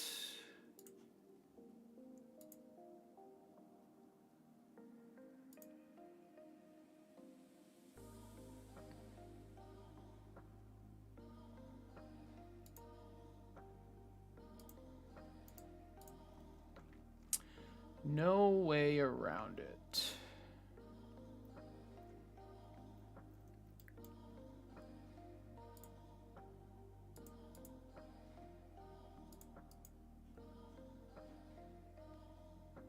Oh.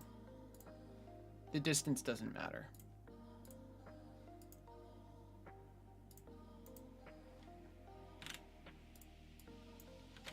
Okay. Same thing here. Let's try a 3-point rectangle.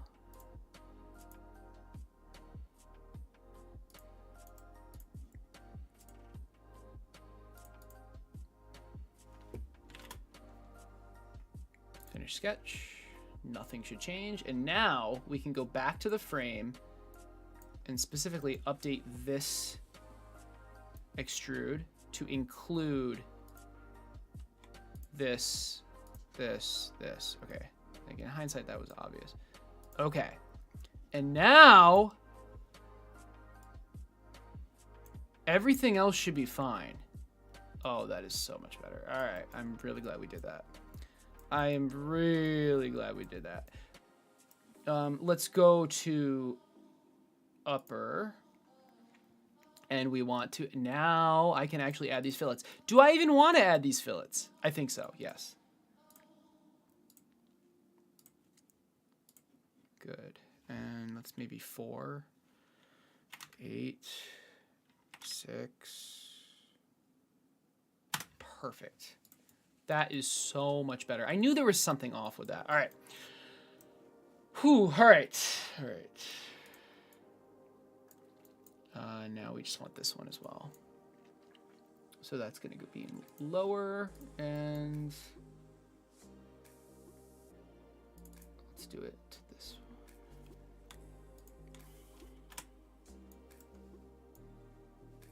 Perfect. Oh, actually not perfect.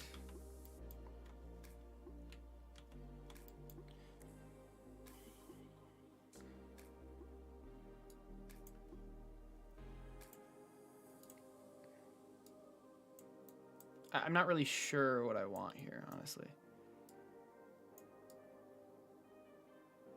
Maybe something like that.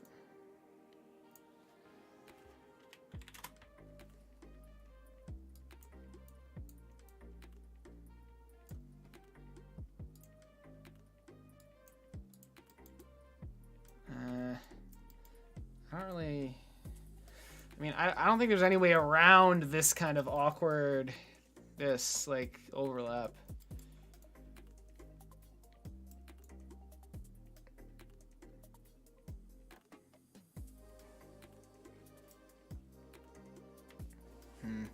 I guess I do make it smaller.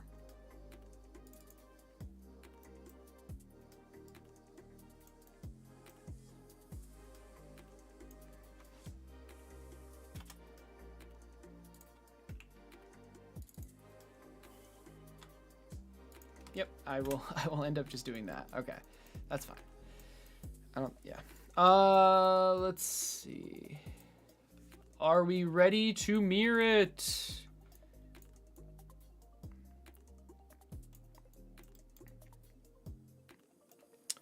I think we are. Let's go back to upper really quick. And there's this fillet. I want to add this and this. Obviously not this one. This. Would rounding that make sense? Yeah, I don't see why not.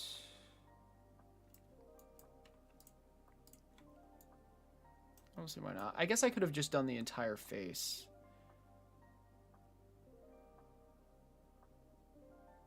Yeah. Oh, but no, but not this face. Okay, so it's clicking the lines is fine. All right. Okay. Seriously. All right, we're gonna.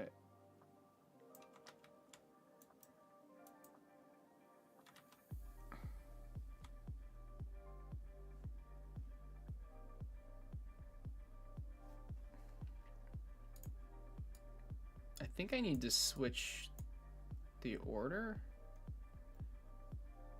Yeah, I think the order needed to be switched. But honestly, I'm just going to redo this fillet because it's a lot easier just to click the face.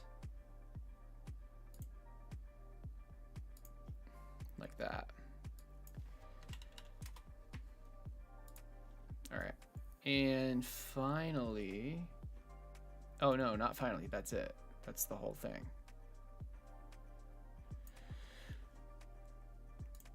Holy crap. Let's do this. Oh, I guess that's what I meant by finally. We can finally, like, mirror this thing. I just need the origin, right? Although that should pop up anyway. So let's go to frame. We're in frame. I want to mirror it.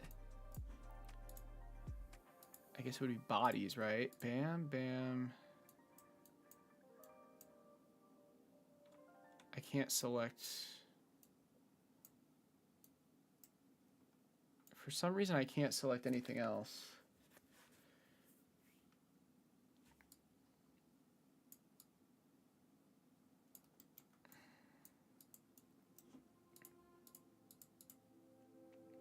Maybe it's components.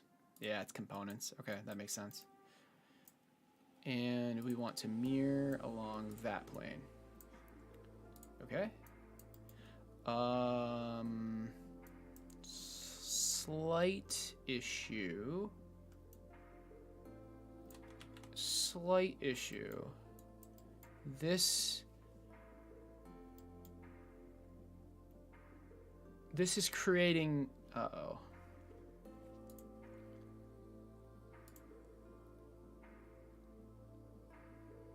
Mirrors bodies across a plane.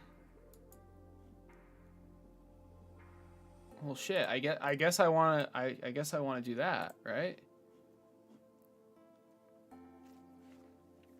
So, like for upper, for example, maybe we have to do separate mirrors. So we have, which kind of sounds scary, but I don't think it's that big of a deal. Like we specifically, and we need to join it. Yeah. Okay. That makes sense. That makes sense. All right.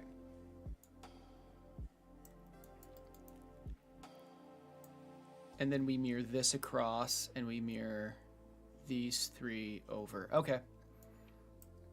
So let's do the same thing with this. We want to mirror it we want to mirror the body across that plane, and we want to join it. Okay. This is good so far. Now, let's go back to upper. Now we want to mirror. Now we want to mirror we still want to mirror the body, but we want it to be a new body. That makes sense. Okay. And now we want to mirror body, body, body across this plane and make 3 new bodies. Good, good, good.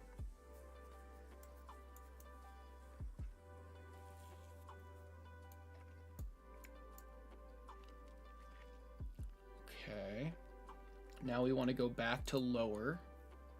We want to mirror this whole thing as a body, and we want it to join, and we want to select this plane. Okay. Holy crap, I think we did it. Oh my gosh, and it's only 1 a.m. Whew, all right. That is really freaking nice. Holy moly. It is coming together. Thanks, Rockefeller. Oh my goodness. There is one more thing. I mean, there's a couple more things with this, but just to like finish it, I just want this hole for the battery. Obviously, there's this, there's the top, there's a bunch of other stuff, but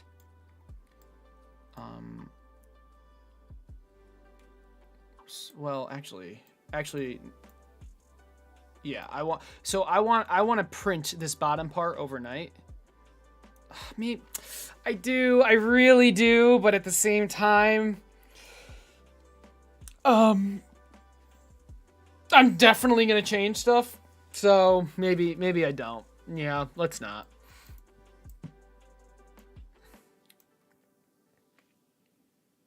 Yeah, let's not. We have this battery holder though, which looks nice.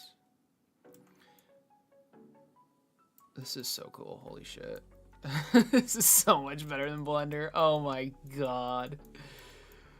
Oh my god. Yeah, really speedy quick. I want to add this battery hole. The battery hole does not touch this top part, yeah, so it's only the lower part. This should be pretty easy though. So I'm in the lower part right now, and this has to be after the mirrors, by the way. It has to be. I guess technically, no, never mind. It has to be after the mirrors. I'm going to create a sketch on this face. We're going to show the frame front, and now we can see the battery profile. We're going to project this entire thing. Okay. We don't need that anymore. So, slight issue, but not really an issue, just, you know. So, the battery is way too tall, which means we need to make the frame bigger, right? Oh man, I guess this is the moment of truth. Like, did I constrain everything properly? So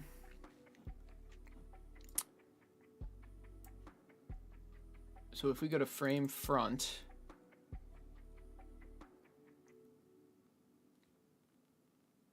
I see. So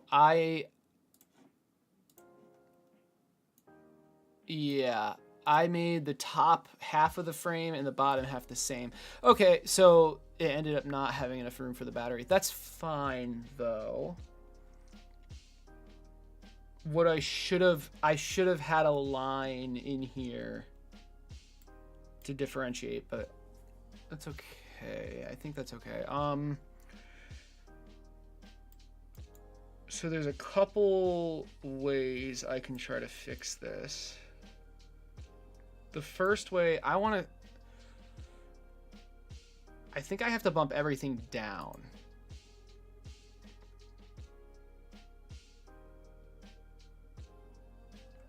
Just a little bit. I just need to get this battery below this line, right? Alternatively, I could bump things up.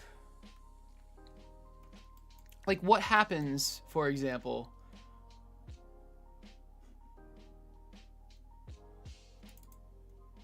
if I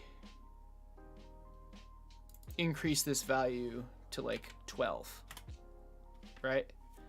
So like, let's see. That gets bumped up.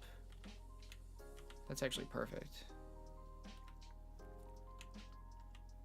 That is exactly what I needed to happen. Holy shit. All right, so if we finish the sketch, everything... Okay. So, slight issue, but not really. So now this is too big.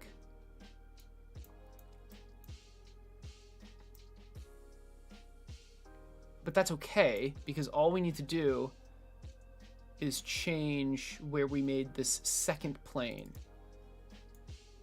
We did, we made it an offset. The mount height. We made it the distance of the mount height. Right.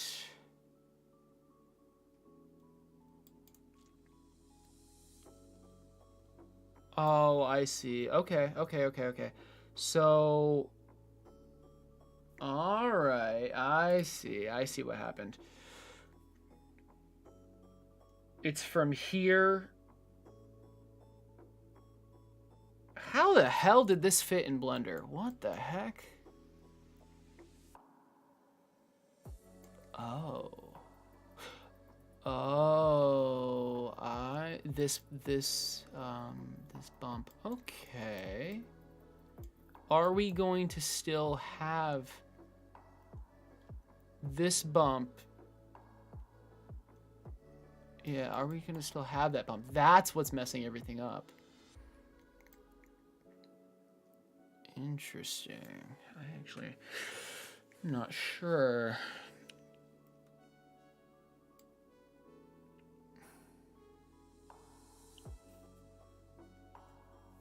I mean, to fix this, I know all I have to do is increase the mount height.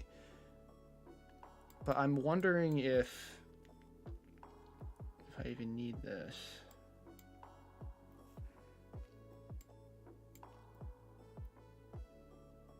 I think I still do.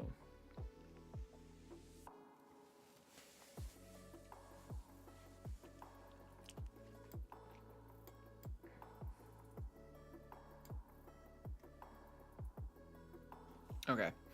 I'm not like this isn't like an issue. It's literally like the problem is my design. It's nothing to do with Fusion 360, which is good. Everything is working properly right now, which is good. The problem is I'm slicing the top part based on the servo mount height, but the servo mount height is the wrong value because there's actually a bump here pushing everything down.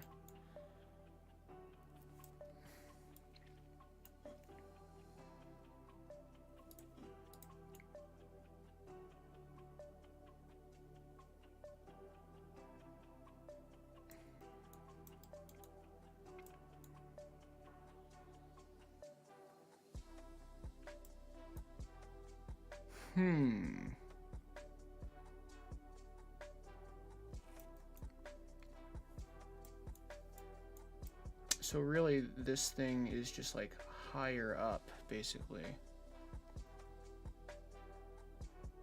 Oh, okay. So the problem is because I based this off of the servo wing. I based the servo mounts like max height, yeah, at there, but the place it, but where it slots in is not the max height. It should dip down like this. I don't even like that though, honestly. I wonder if I could change the design so it doesn't do that at all. But I think the reason I did that was to like give everything more room.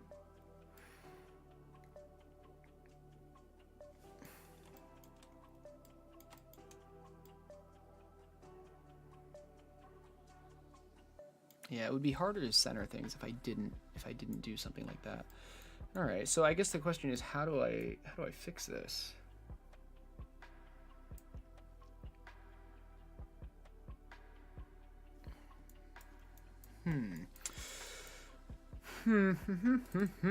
Let's see. We have this. I almost need like another measurement. Also, what is this? Is this just like... I just have it arbitrarily 4 away. That's interesting. That's very interesting. When did I make... Yeah, how did I make this? What's the deal with this? I extruded what? I extruded what and where?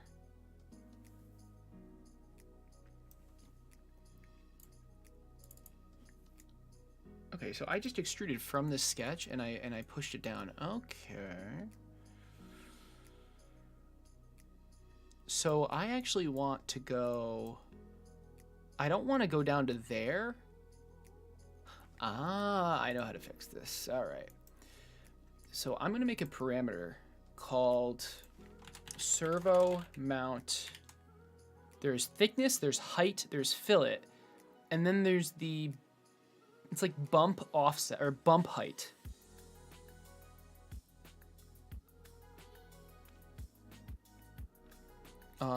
Offset height or something.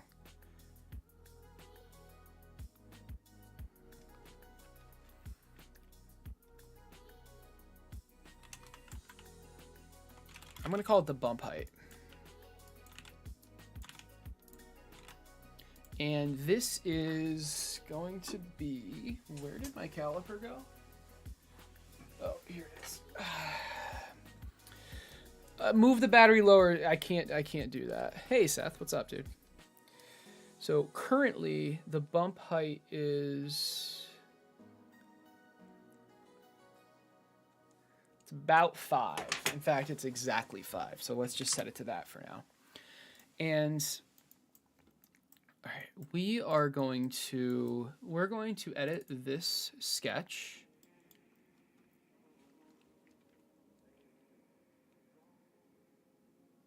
And what the bump height does is essentially changes the location of the wings. Kind of. I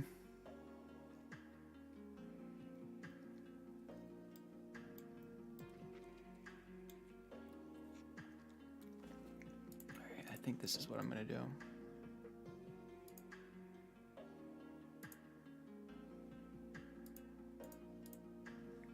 So that's still fully constrained, which is interesting. Wait a second, how is that fully constrained? What did I just draw this line to?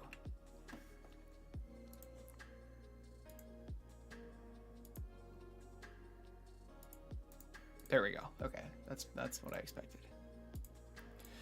This should be the servo mount bump height. Okay, so this is the bump from the servo mount, and then we'll have the servo mount. I might as well, I mean, I can just, I don't need the draw it in, right? But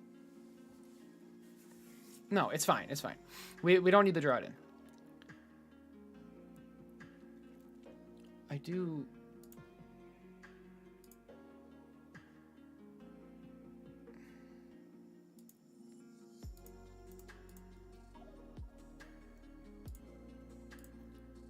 I do want to do that though. All right. So for the servos, we've got the wing location and then we've got the bump height. Okay? That's a little confusing, but you'll see why it's important. When we go to the servo mount and go to this extrude, we don't want to extrude down to the wing. We want to extrude to the bump height. And actually, it looks like we want to. Okay, this is what we're gonna do. It's not gonna be a two-side. It's gonna be a one-side extrude, and it's going to start. It's going to start right there at the bump height. It's going to start at the bump height. That's perfect. And we're going to extrude to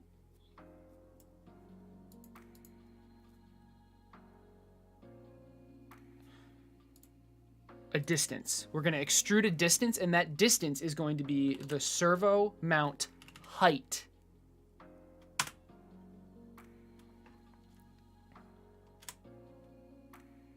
Okay? What is wrong with this? Now,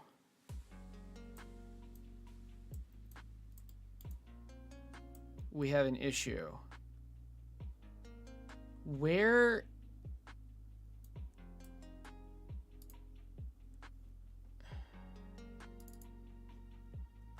Hold on.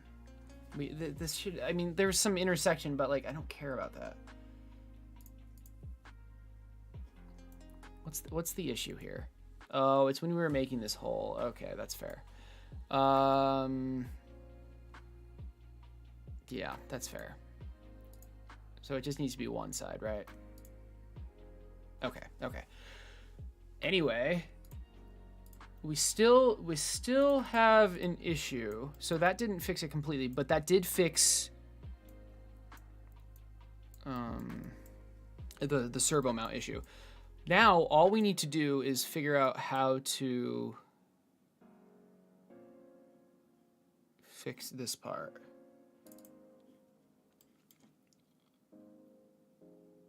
So what's happening here? Like, if I increase this again, it just bumps that up, which is fine. But it shouldn't be necessary. If we put this back to 7, or rather, what was it? I don't know what it was at, but maybe 10.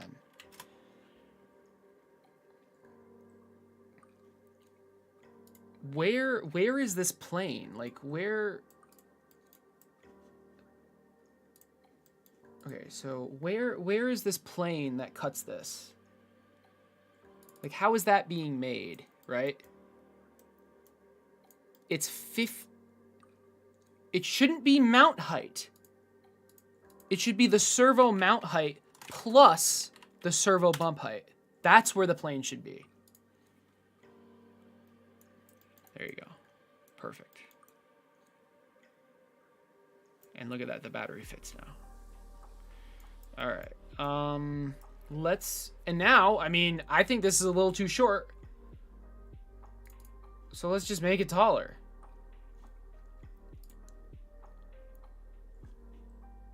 Right? Like, so this is the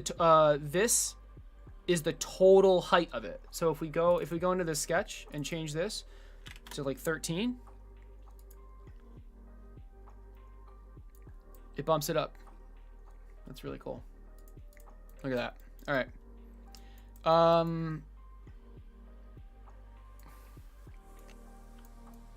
Man, hopefully that fix just shows you the power of this kind of tool. Like, the fact that I can go back and fix something like that and everything updates is just like phenomenal. So, and I'm aware the servo bump height isn't here yet, but I'm going to add the bump. All right. And the cool thing is the bump is a variable. It's a variable. I can change it and it'll update automatically. So anyway, now we can get back to this. Is he redesigning it completely or just copying the Blender version as closely as possible? Both. So now that I'm making it in CAD, I can design it in a way that I can do whatever I want, right? I can make it look nice. So think of it as a remaster, kind of.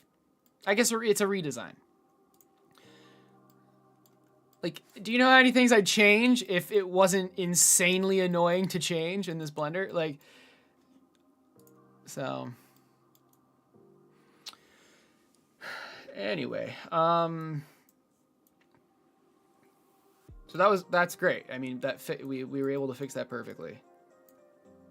I don't like how this plane makes this piece look weird, but it's fine.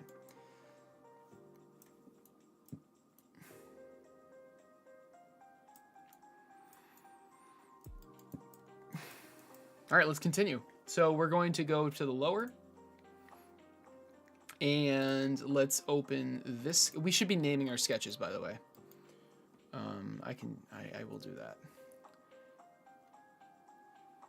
I want this to be raised. Not necessarily. So all I did was project the battery location. That's fine. But the battery hole should be slightly up. Wait, is that what I did? Oh, there. Okay, Jesus. So yeah, we want the battery hole to be like this. All the way to the top. All the way to the top. Okay. Let's also project this line to the sketch.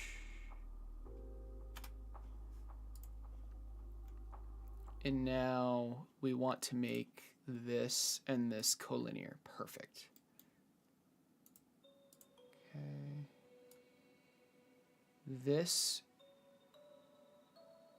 should be slightly higher.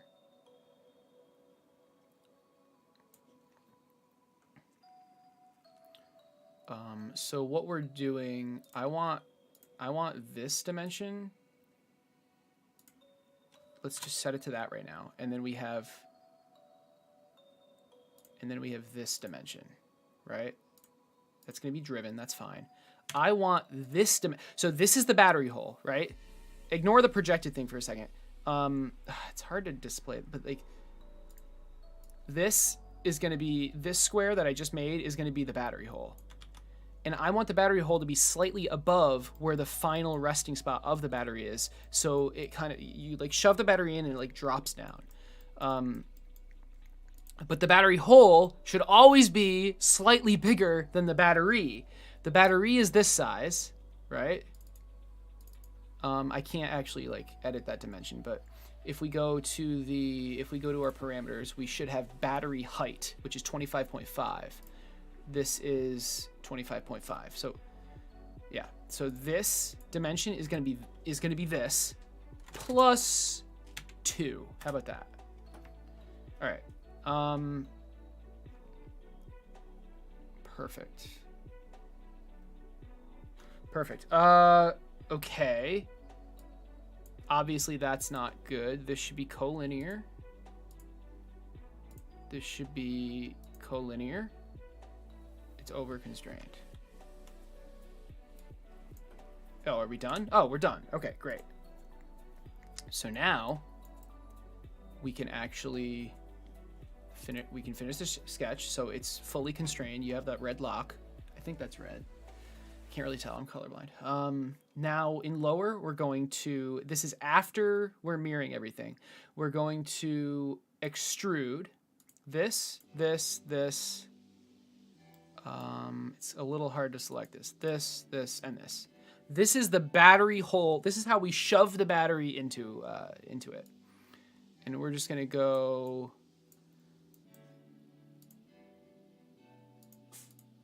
one side. Actually, not one side. It should be two sides. It should be two sides. This side needs to go that way. I can't. How do I tell which side is which?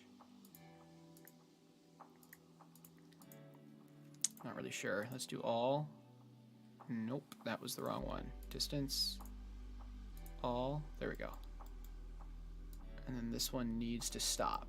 This one needs to stop there. It's gonna be a cut. Okay. So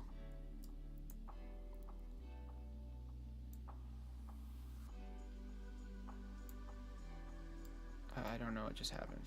Oh.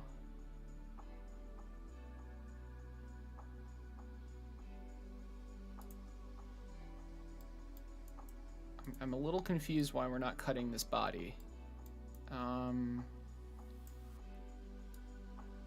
Whoa. Okay. And then it suddenly worked. Cool. What? All right, whatever. Okay. That is perfect. And now, so like, and just like, look, this is what I did in Blender, right? But look how much easier it is to do it in this program. So all I do is a fillet, click that, and I can do exactly what I did. We want to be a little bit careful with this. It's kind of fragile. There. Okay. And finally, notice the step down, right? We want oh, do we want to lock it in? Yeah, that's it's kind of, so this is going to make it really hard to pull out, which is good, but maybe not ideal. And also, let's say I want this to be a little higher. Is that even possible? Or maybe I want this part to be lower. I don't know. Let's try. So all I need to do is like do this, and then I can make this part thicker. 3. And then it updates everything. Look at that. Now it's thicker. Everything updated.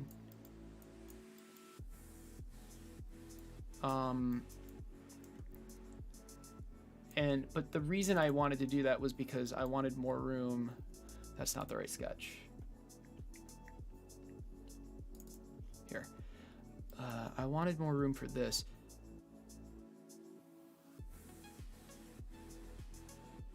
Oh, actually, that might be the right sketch.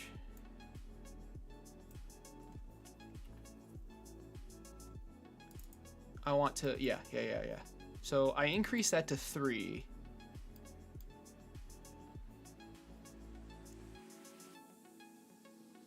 But I want to lower, oh, okay. How do I want to do this? I'm basing it all on the battery, which could be kind of weird.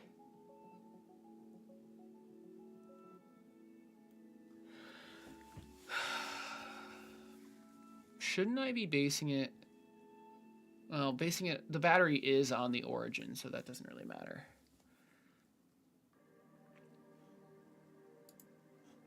I mean, this is fine, I think.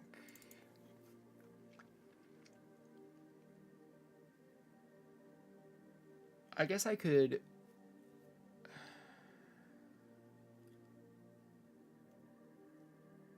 I want to lower this without lowering that. Do you know what I mean?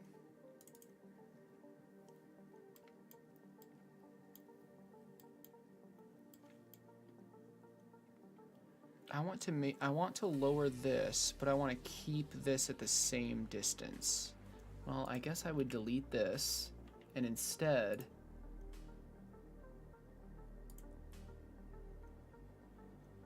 have something like this.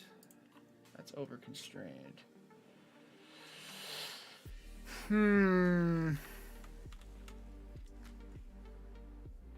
Oh. It would be it'd be this, right?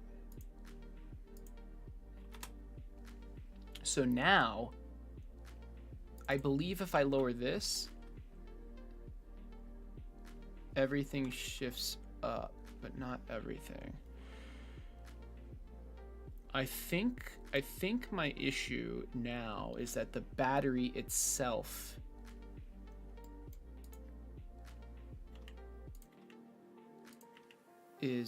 was bound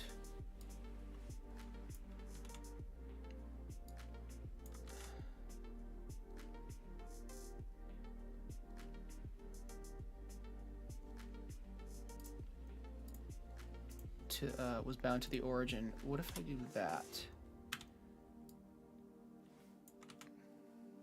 And then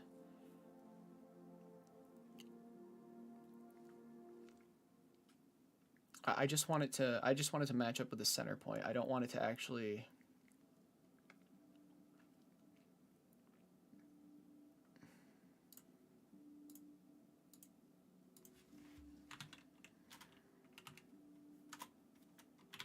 do battery width divided by 2. All right. So everything, okay, so now what I want to happen when I press 2 and enter, I want the battery to shift down and I want nothing else to shift down. Perfect. Okay, that's better. Okay, so now we can finish the sketch. So what I just did was I lowered where the battery is relative to the frame, okay? And what that allows me to do is make this bottom part thinner and hopefully make this step up larger. And it did. Good. That is, yes, that is what I wanted. Okay. We don't need to see this sketch anymore. I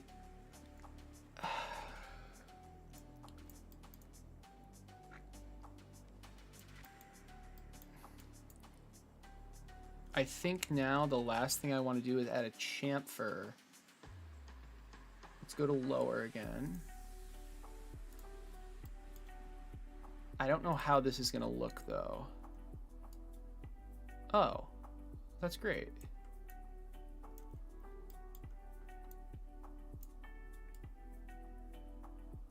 Is there a way, I just want to do like the max without it freaking out. But maybe that's just not going to happen. I might not even want a chamfer on. Well, it's kind of annoying to get the battery out right now, so.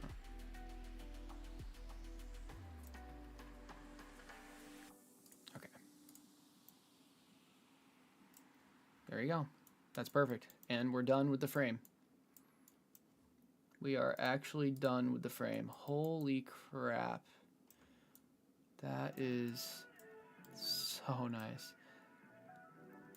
Can I like render this? How do I...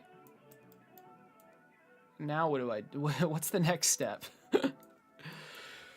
Whew. Okay. Holy crap. Oh my goodness. I can't believe I thought I would finish the whole thing. Well, okay, maybe it was... I don't know. I guess I did kind of finish. Like, I made the models, right? What the hell?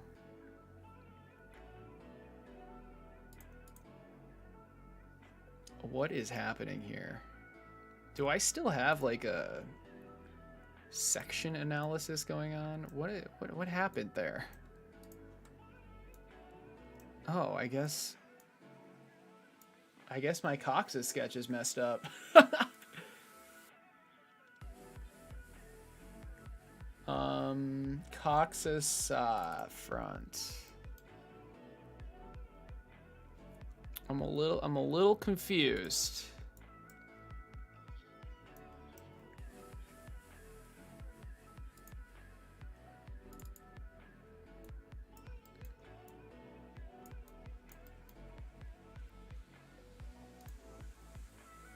Why is this chopped in half? There has to be like a. It's because I'm doing a cross section, right? Like that's what it looks like.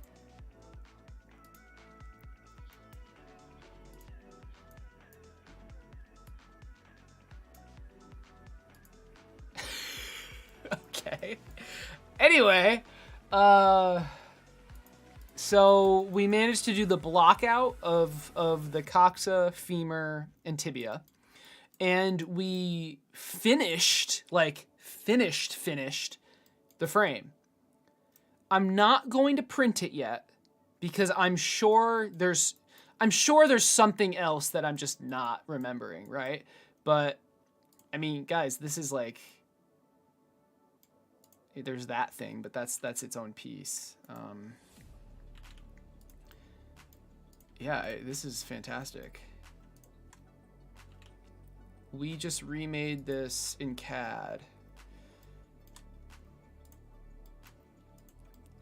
But it is so much better. Holy crap. My vision is realized. Oh, that's so nice. All right. The frame is 1, 2, 3, 4, 5, 6, 7 pieces. There's an upper frame and there's a lower frame. All right. Now I actually the entire reason I made an upper frame was so, one, it was easier to 3D print, but two, so I could have like separate pieces, like this, like you can see this piece is different than this piece, for example. But now that and it was to make room for the top, which doesn't really make sense in hindsight. The main design choice of splitting up the top, and actually the bottom was also split up, was so it can fit on a smaller 3D printer. But I mean, I have one that fits now, so. Well, here, this is a really cool example of why CAD is like so powerful. These cuts right here, I don't really want them. I want this entire piece to be combined. So I'm pretty sure what I can do is go back in time and remove this cut. But I have a feeling it'll mess up a couple other things, but that's okay. That's okay. So let's go to the frame and specifically the upper part of the frame. No, actually the frame. And we want to go back in time. Back in time. All the way, maybe not that far. Well, actually, no, yes, that far. All the way to this cut. Right there. That cut. What if we just didn't do that? Right? What if we just didn't do that cut?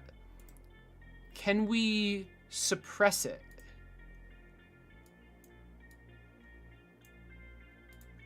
Okay, so a lot of things relied on that, apparently. Maybe we should unsuppress it.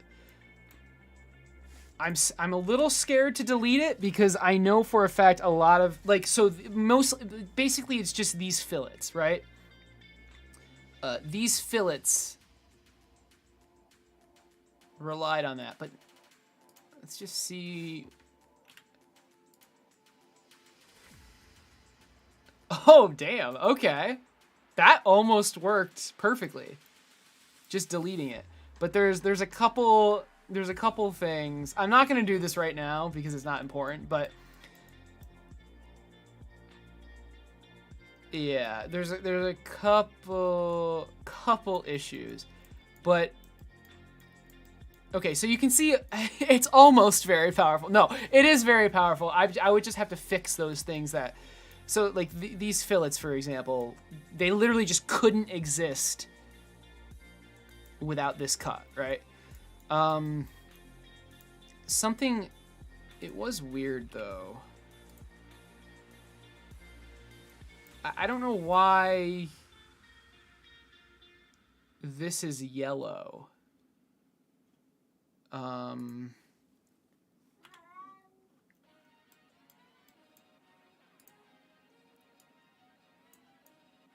Oh. Ignore the cross section, but this is, so this is still there for some reason. Interesting. Oh, because the mirror. Oh, we mirrored the multiple bodies, but without that cut, there is no multiple bodies, I think. Or wait, no, that's not even true. Yeah, no, that is true. Huh. That's very interesting. That actually makes a lot of sense. All right, so there's too much to fix right now, but you get the idea, right? You can go back in time and change stuff, right? But, and I think I will do that. I think. Oh, and then I could put the screws just like right, I could go bam, bam, bam. I could put the screws in the middle instead of, yeah, I think I will do that.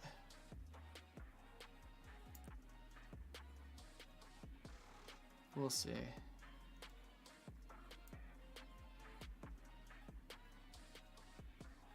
Cool. But anyway, not right now. I don't know. I don't think I'm going to stream tomorrow. I don't really have time. I do want to stream. Like, I don't want to work on this unless it's on stream. I want this entire build to be on stream. I think that would be really cool. Hey, but I know. But really, really happy with the progress today. This is fantastic. I look forward to trying to make this other stuff. Yeah, this is really cool. Let's try to get a good thumbnail for this. Do you guys know how I can turn this bottom plane off? Or maybe I can change the color or something? Oh, or maybe I could just move the entire thing up.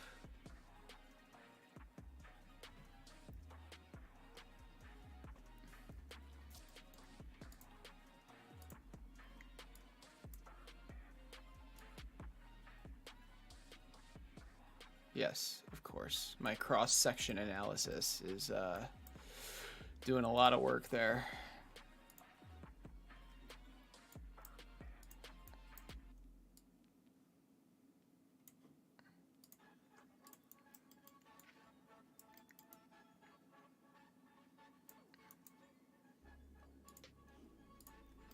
All right, there's the thumbnail for today's stream. Beautiful.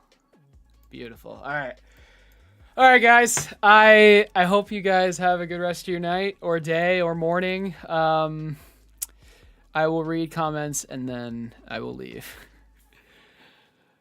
Do you recommend any resources to doing projects like this? Okay, you'd like to be able to do something, but you know nothing about the electronics side. You gotta start. You gotta start small. Arduino, if you know nothing about the electronics, Arduino projects are a great place to start. Buddy, stop. Please stop. They teach you the basics and they're really easy to follow along with. So I would start with an Arduino Uno and just try to learn the basics of electronics. Don't start with the Hexapod, please. Do I strap the battery down? That's a great question. No, I don't have to. I actually don't have to. Although we'll see. We will see. Because I can show you. I can show you.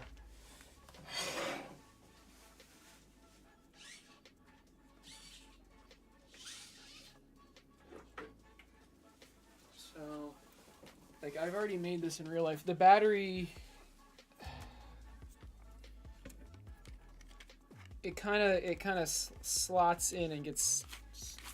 I mean, it's pretty sturdy. It can still move, but not much. The thing is, I was too afraid to, like...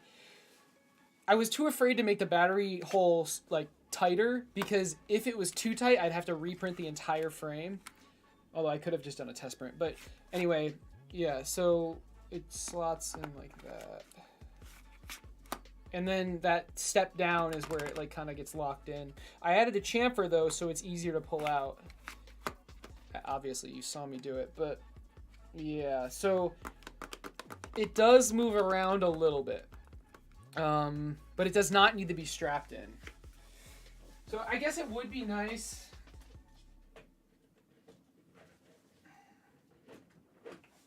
I guess it would be nice to not have it kind of slosh around even a little bit, but we'll see.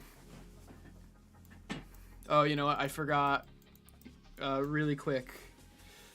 Let's go to lower, and let's add the tolerances to this.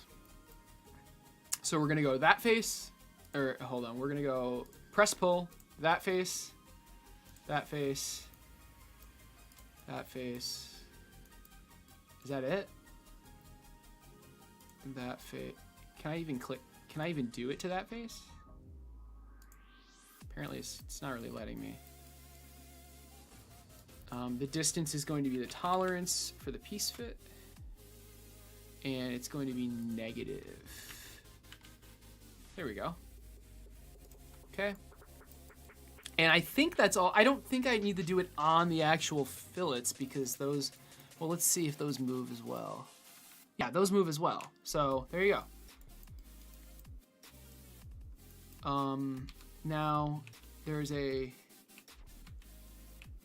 1 millimeter tolerance. How do I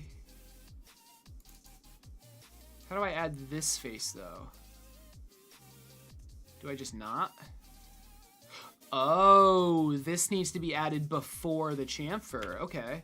So we've got to move that back in time a bit. Yep, before the chamfer. And now we'll add that face to it. And now the chamfer should still work. Perfect. Perfect. Cool. Hopefully that answers your question though. Crit Whale. Can I give an artist confession, Acer? Sure. I'm not sure if I actually enjoy making art. I just enjoy the end result. Oh, that's awkward. I feel like you should enjoy making art, but what do I know? As you make stuff, you're always thinking of whether or not it's good. Oh, I see. I mean, you could be enjoying the process, but also stressing about whether or not it's good. But yeah, I can see how you wouldn't like that. Ambition is strong. Yeah, I know, right? Yeah, there's no way I was finishing this. Button on top that says design, change it to render. Button on top. Oh, okay. Okay. Yeah, let's render it. Oh, but I want to move it really quick.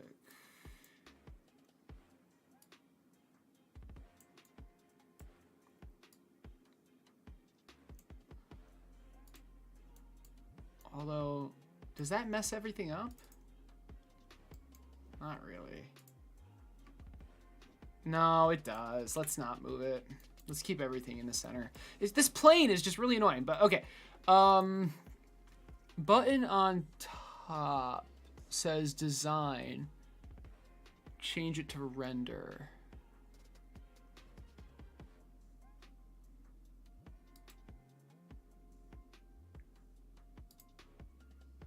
Oh my god. Let's go. Okay, this isn't gonna make a good thumbnail, but it's sick. What was the warning? I don't know what that means. Oh, yeah. Wait, can I work like this? What? Wait, you could just work in this mode? Oh, that's kind of cool. Look at that. It's so pretty. Oh my god.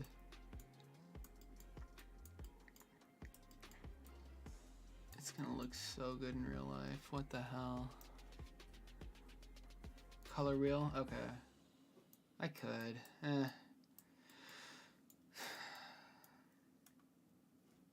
That's really cool. Let's put it back to this though.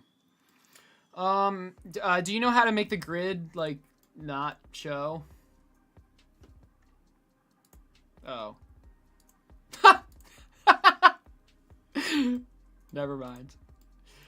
I wish I had that off the entire stream. All right, that's the thumbnail. Let's zoom in a little bit more.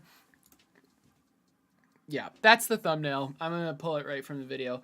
I'm trying to get through comments now. Okay, but I really hope you guys enjoyed the stream. Oh, you meant like slices? It's 2 slices, right? So I sliced it. It's the top. It's the pink slice and the blue slice. How are you doing the color thing? Someone told me earlier it's, oh god, is it inspect? It's inspect, display, component colors, okay?